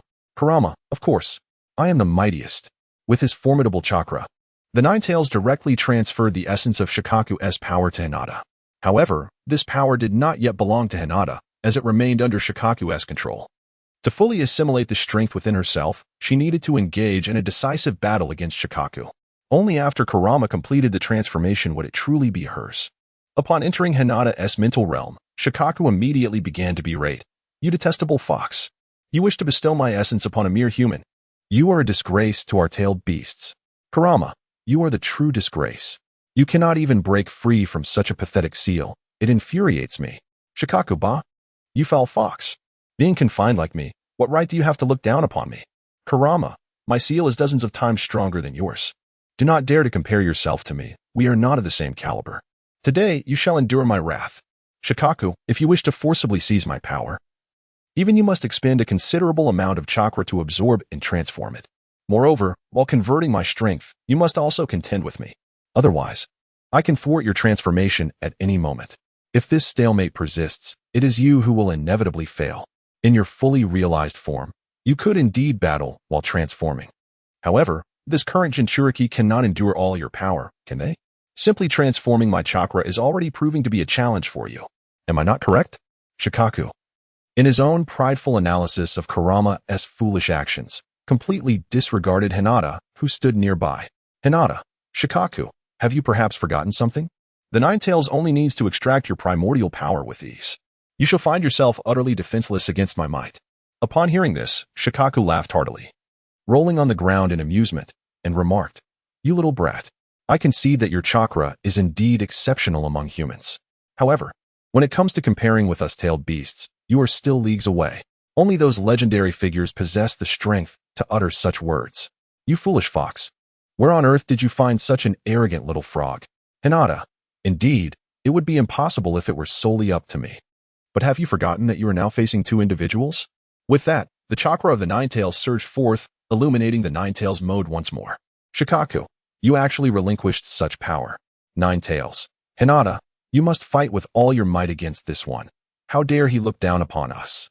Shikaku, fully aware of the Ninetales' might, no longer dares to underestimate Hinata in her Ninetales mode, for he does not wish to be caught off guard. Shikaku, the first move guarantees victory. Behold my wind release. Vacuum sphere. This is not the feigned slumber technique of Shikaku. This is the pinnacle of his power. The speed of the vacuum sphere's launch is astonishing, as if it were a mere flick of the wrist, unlike the tailed beast bomb, which requires charging. Of course, such rapidity may diminish its potency against other tailed beasts, but this time, his opponent is human. The vacuum sphere is more than sufficient to shatter a person. Hinata, truly remarkable, the tailed beast. This ordinary attack resembles a high-pressure cannon with a diameter of 30 meters. Upon hearing such praise instead of disdain, Shikaku felt a surge of happiness and remarked, "This is the very essence of the disparity between humanity and us. Hinata, you dare to call me plump, and yet you're panting. Wind release, gale palm." Shikaku's air bullets were deftly altered in their trajectory by Hinata's gale palm. Shikaku, to think you could redirect my attack with the same wind release technique. Truly impressive. Now, let us see how you will defend against this. Wind release, multiple air bullets. Shikaku unleashed a barrage of over 10 air bullets in rapid succession, having observed that Hinata could merely deflect his previous attack. This time, even if she manages to evade them all, a few will inevitably explode around her, teaching her a lesson about my might. Hinata, with a confident smile gracing her lips, asserted, "Shikaku, it seems you remain unaware of the chasm that lies between us." As the practice sphere hurtled toward her, Hinata infused her foot with the chakra of the Ninetales, sending it back with a precise kick. After fully harnessing the power of the Ninetales, Naruto was able to repel 4-tailed beast bombs in a single charge. In this segment, Hinata's version of the Ninetales mode proves capable of dispelling several training projectiles with a swift kick. However, a few of the returning projectiles managed to strike Shikaku, who, Despite his immense stature, finds himself slightly battered and begrimed, much to his displeasure, though he is no stranger to being in such a state. Gratitude is extended to Shinji Anjiu for 17 votes, to Lingying Lushi for 9 votes, and to Teacher Dayo, along with a nod to Wang Shuoyan for 6 votes. Thanks are also due to Shang Yun, Ming Yin, Muya Qingfeng, and Minjiwei Wuxian for 5 votes. Acknowledgements to HH for 4 votes, to Ling Shi for 3 votes. And to all who cast their votes, including the delightful Meow Meow in the Snow, and the late-stage Shinibyu for 2 votes. Heartfelt thanks to Awang 123, Abai, and 8Kate for their singular vote.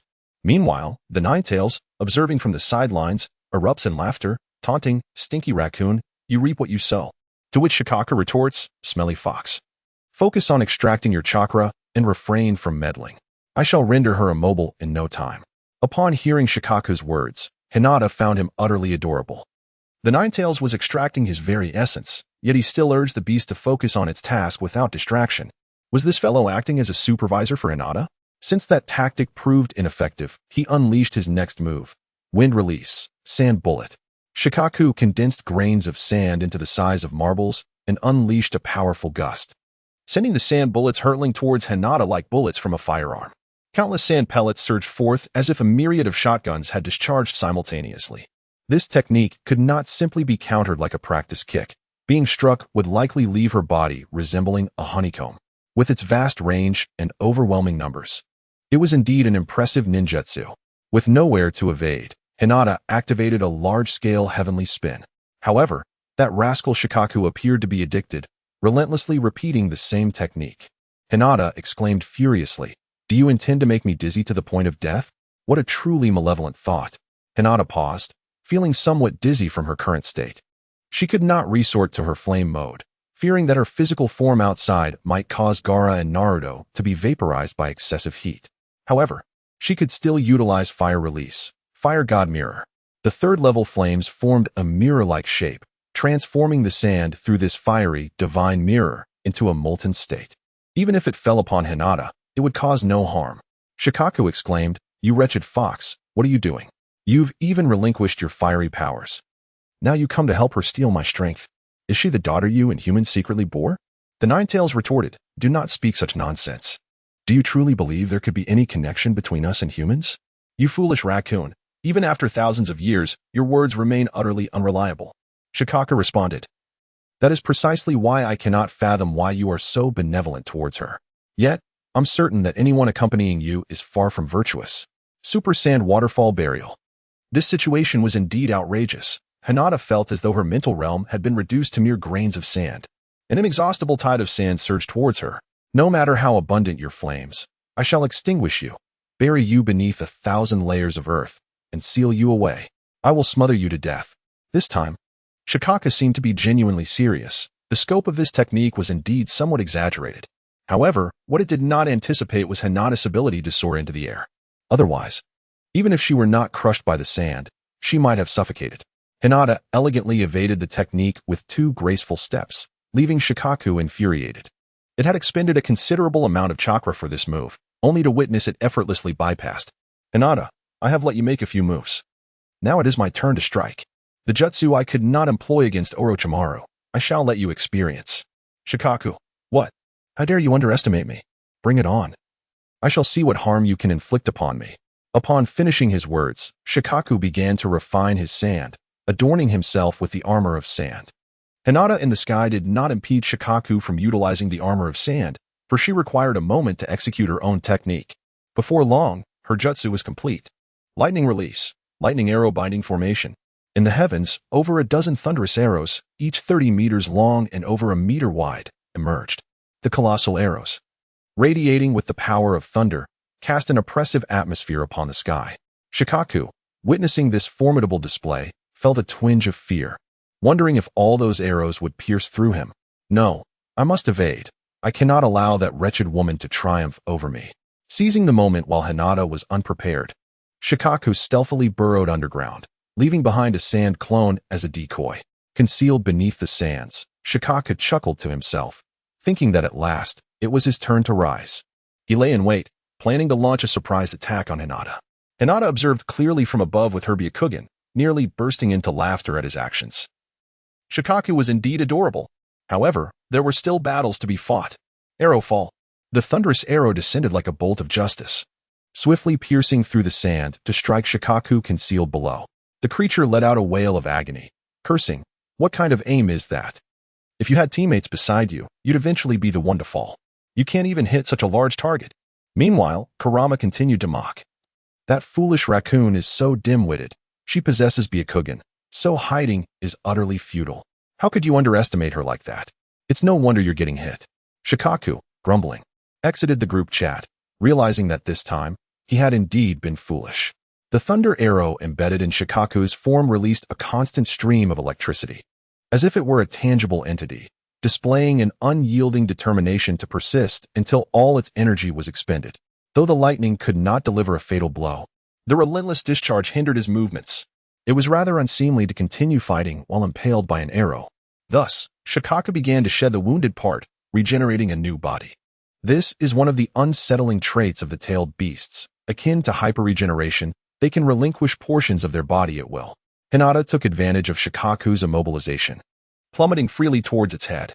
Shikaku, however, was not concerned with her descent. On the contrary, it welcomed her approach, for it was on its own territory and welcomed her presence. Hinata was taken aback to see Shikaku, the simpleton, fail to intervene. She felt rather embarrassed. Hinata, behold my technique, the Mount Tai press. Shikaku, what is Mount Tai? Hinata, perhaps you are unaware, but soon you shall comprehend. Mount Tai is a mountain formidable enough to crush you. As soon as Hinata's words fell, they struck the head of Shikaku. This blow sent Shikaku crashing down, leaving him dazed and bewildered, his eyes filled with stars. How could this person be so heavy? The sheer force of a giant in free fall from 300 meters is indeed terrifying. Before Shikaku could regain his senses, Hinata's next move arrived. Supermassive Rasengan. The colossal Rasengan propelled the downed Shikaku skyward. Kurama remarked, that foolish raccoon has been tossed into the air like a ball. How utterly useless. To which Shikaku retorted, shut your mouth, you filthy fox, and focus on your task. Hinata, it is indeed an undesirable habit to use coarse language. Allow me to rectify your impropriety. Ultimate technique. Wind release, spiraling shuriken. The spiraling shuriken hurtled directly towards Gaara, who, unable to evade, could only shield himself with his hands. His hands were rendered as if they were erased, reduced to mere dust by the force of the spiraling shuriken. Consequently, the air in the sky grew oppressive, far more dreadful than mere smog. A sandstorm. Remarkably, Gaara utilized his sacrificed hands to launch a counterattack. On the ground, Hinata felt unwell. It was too late to ascend into the sky, and she could only endure the tempest and taste the earth. The sandstorm had obscured the sun, rendering Hinata blind to her surroundings. Her Byakugan was rendered ineffective, akin to encountering a technique of concealment in mist, yet even more repugnant, as the risk of ingesting dirt loomed perilously close. Hinata, harnessing the chakra of the nine tails, enveloped herself in a layer of chakra. Though visibility was slightly diminished, it was imperative to remain vigilant. The ground was strewn with sand, and Hinata had no desire to engage in combat there. She aspired to ascend into the sky. Ultimately, she found herself nearly 1,000 meters above, where the sandstorm could not reach her. As for the acknowledgements, heartfelt thanks are extended to Shinji Anjiu for the 17 votes, to Tsun Yue for the serene 9 votes, and to Teacher Dayo for the 6 votes.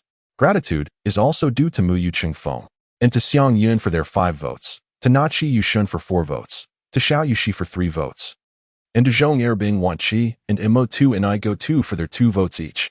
Sincere thanks to Wu Wang 123, to Ling Ji, to 494, to 566, to Mo Jing, to Win 1, to Meow Meow and the Ice and Snow, and to Ka Te Ai Te for their single vote. I appreciate everyone's support. As Hinata soared through the air, an unsettling feeling washed over her. Moments ago, Shikaku had the perfect opportunity to strike. However, he refrained from attacking, undoubtedly preoccupied with thwarting the Nine Tails. Originally, Shikaku intended to bully Hinata before attempting to reclaim his energy from the Nine Tails. Unexpectedly, he found himself on the receiving end of a thorough reprimand from Hinata. Shikaku, exclaiming in frustration, thought, you dare to bully me and expect to gain from it? I shall not allow such a twofold advantage. Take this, you wretched fox. Technique of hiding. He vanished completely, engaging in a fierce contest for the primal energy that rightfully belonged to him within Hinata. This primal energy was innately attuned to Shikaku. allowing him to gradually reclaim what the Ninetales had absorbed and transformed.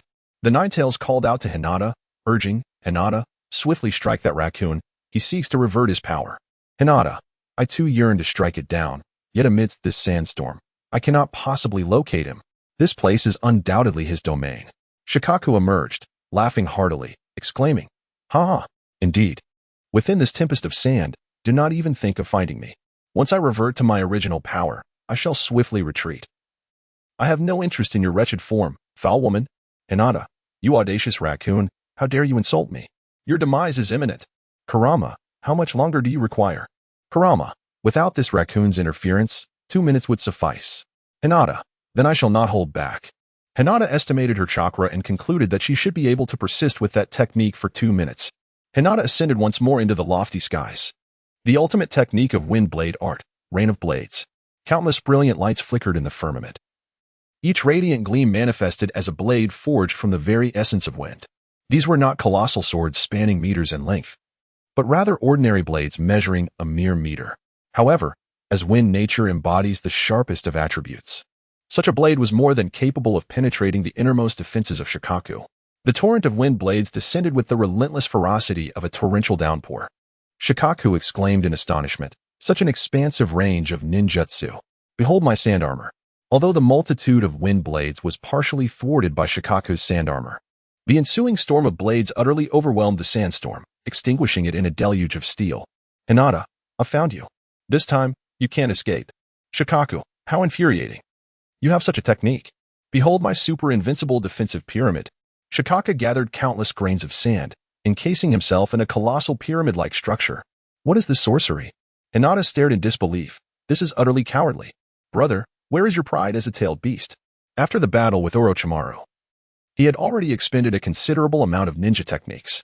Although the chakra consumed was not his own, the exertion of his body in releasing such a vast amount of chakra was inevitable. While feeling slightly fatigued after battling Orochimaru was one thing, contending with Shikaku left him not only exhausted, but also on the verge of chakra depletion. The Ninetales mode that Hinata was utilizing was about to dissipate under her reckless expenditure, as she was not the true Jinchuriki of the Ninetales. Now that Shikaku had retreated into his own technique, Hinata was at her wit's end. Despite her outward strength, she could scarcely unleash any formidable moves. Was it to end in vain after all her efforts? Eureka! Although her chakra was insufficient to melt this mountain-like pyramid, sand is highly efficient in conducting heat. All she needed to do was to force Shikaku out and disrupt him. With her chakra running low, Hinata could only coax him out for a guerrilla battle. Multiple shadow clone technique. 100 Hinatas fanned out in different directions to heat the pyramid. A minute later, Shikaku burst out from the structure, grumbling, You vile woman. You nearly cooked me alive. You are all too much to bear. I'm done with this. Take this ability, it's yours. I'm going home. Fuming, Shikaku relinquished his original power to Hinata and retreated directly back into Gaara's seal. He did not plead with Hinata and the Ninetales for freedom, for he believed that both were embodiments of great evil and would never let him go. Hinata felt an indescribable emotion upon witnessing Shikaku's surrender. Was it truly this simple to achieve success? As she observed the spirit of Shikaku gradually fading away, she spoke to it. One day, I shall liberate you. As a token of my gratitude. Shikaku paused momentarily, then retorted, You think you can trick me again? Though I may be weakened, my intellect remains intact.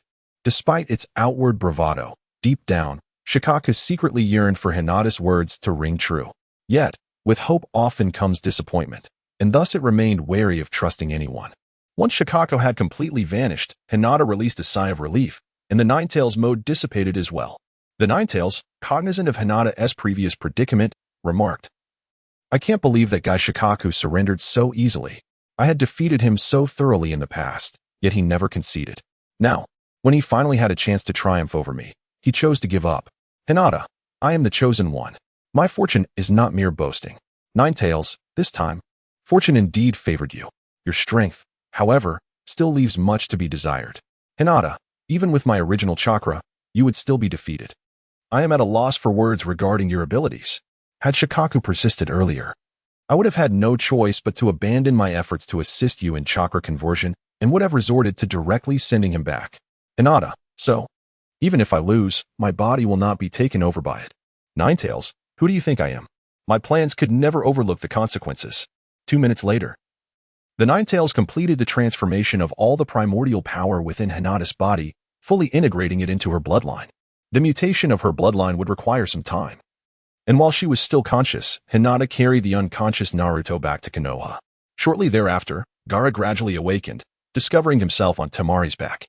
No wonder, during his earlier unconsciousness, he felt as though he was lying in a place that was warm and reassuring.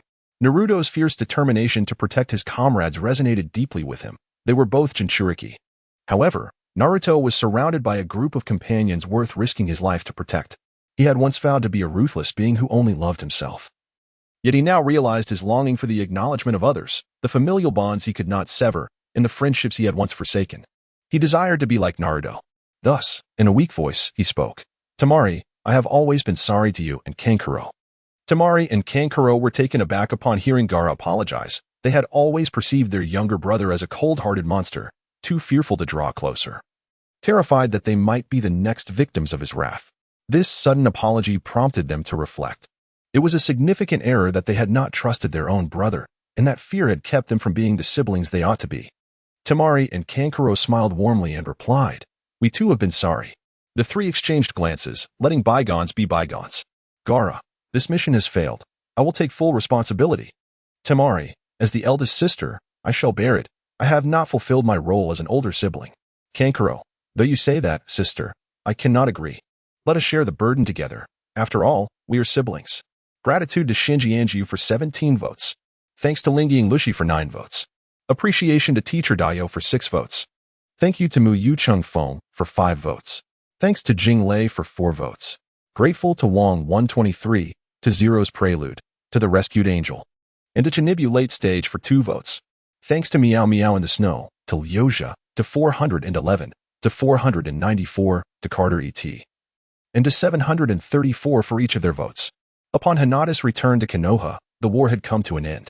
The Sand and Sound Shinobi suffered devastating losses, nearly facing total annihilation. In contrast, Konoha's casualties were almost negligible. Aside from the third Hokage's survival, Danzo's scheme could be deemed nearly flawless. The Sand Village was rendered incapable of further combat in the short term, especially with the death of the fourth Kazekage, plunging Sunagakure into utter chaos. As Hinata carried Naruto on her back towards the Konoha hospital, Naruto suddenly regained consciousness. Startled by Hinata's rapid leaps, Naruto instinctively clutched her tightly, resulting in an unintended encounter with something he should not have touched.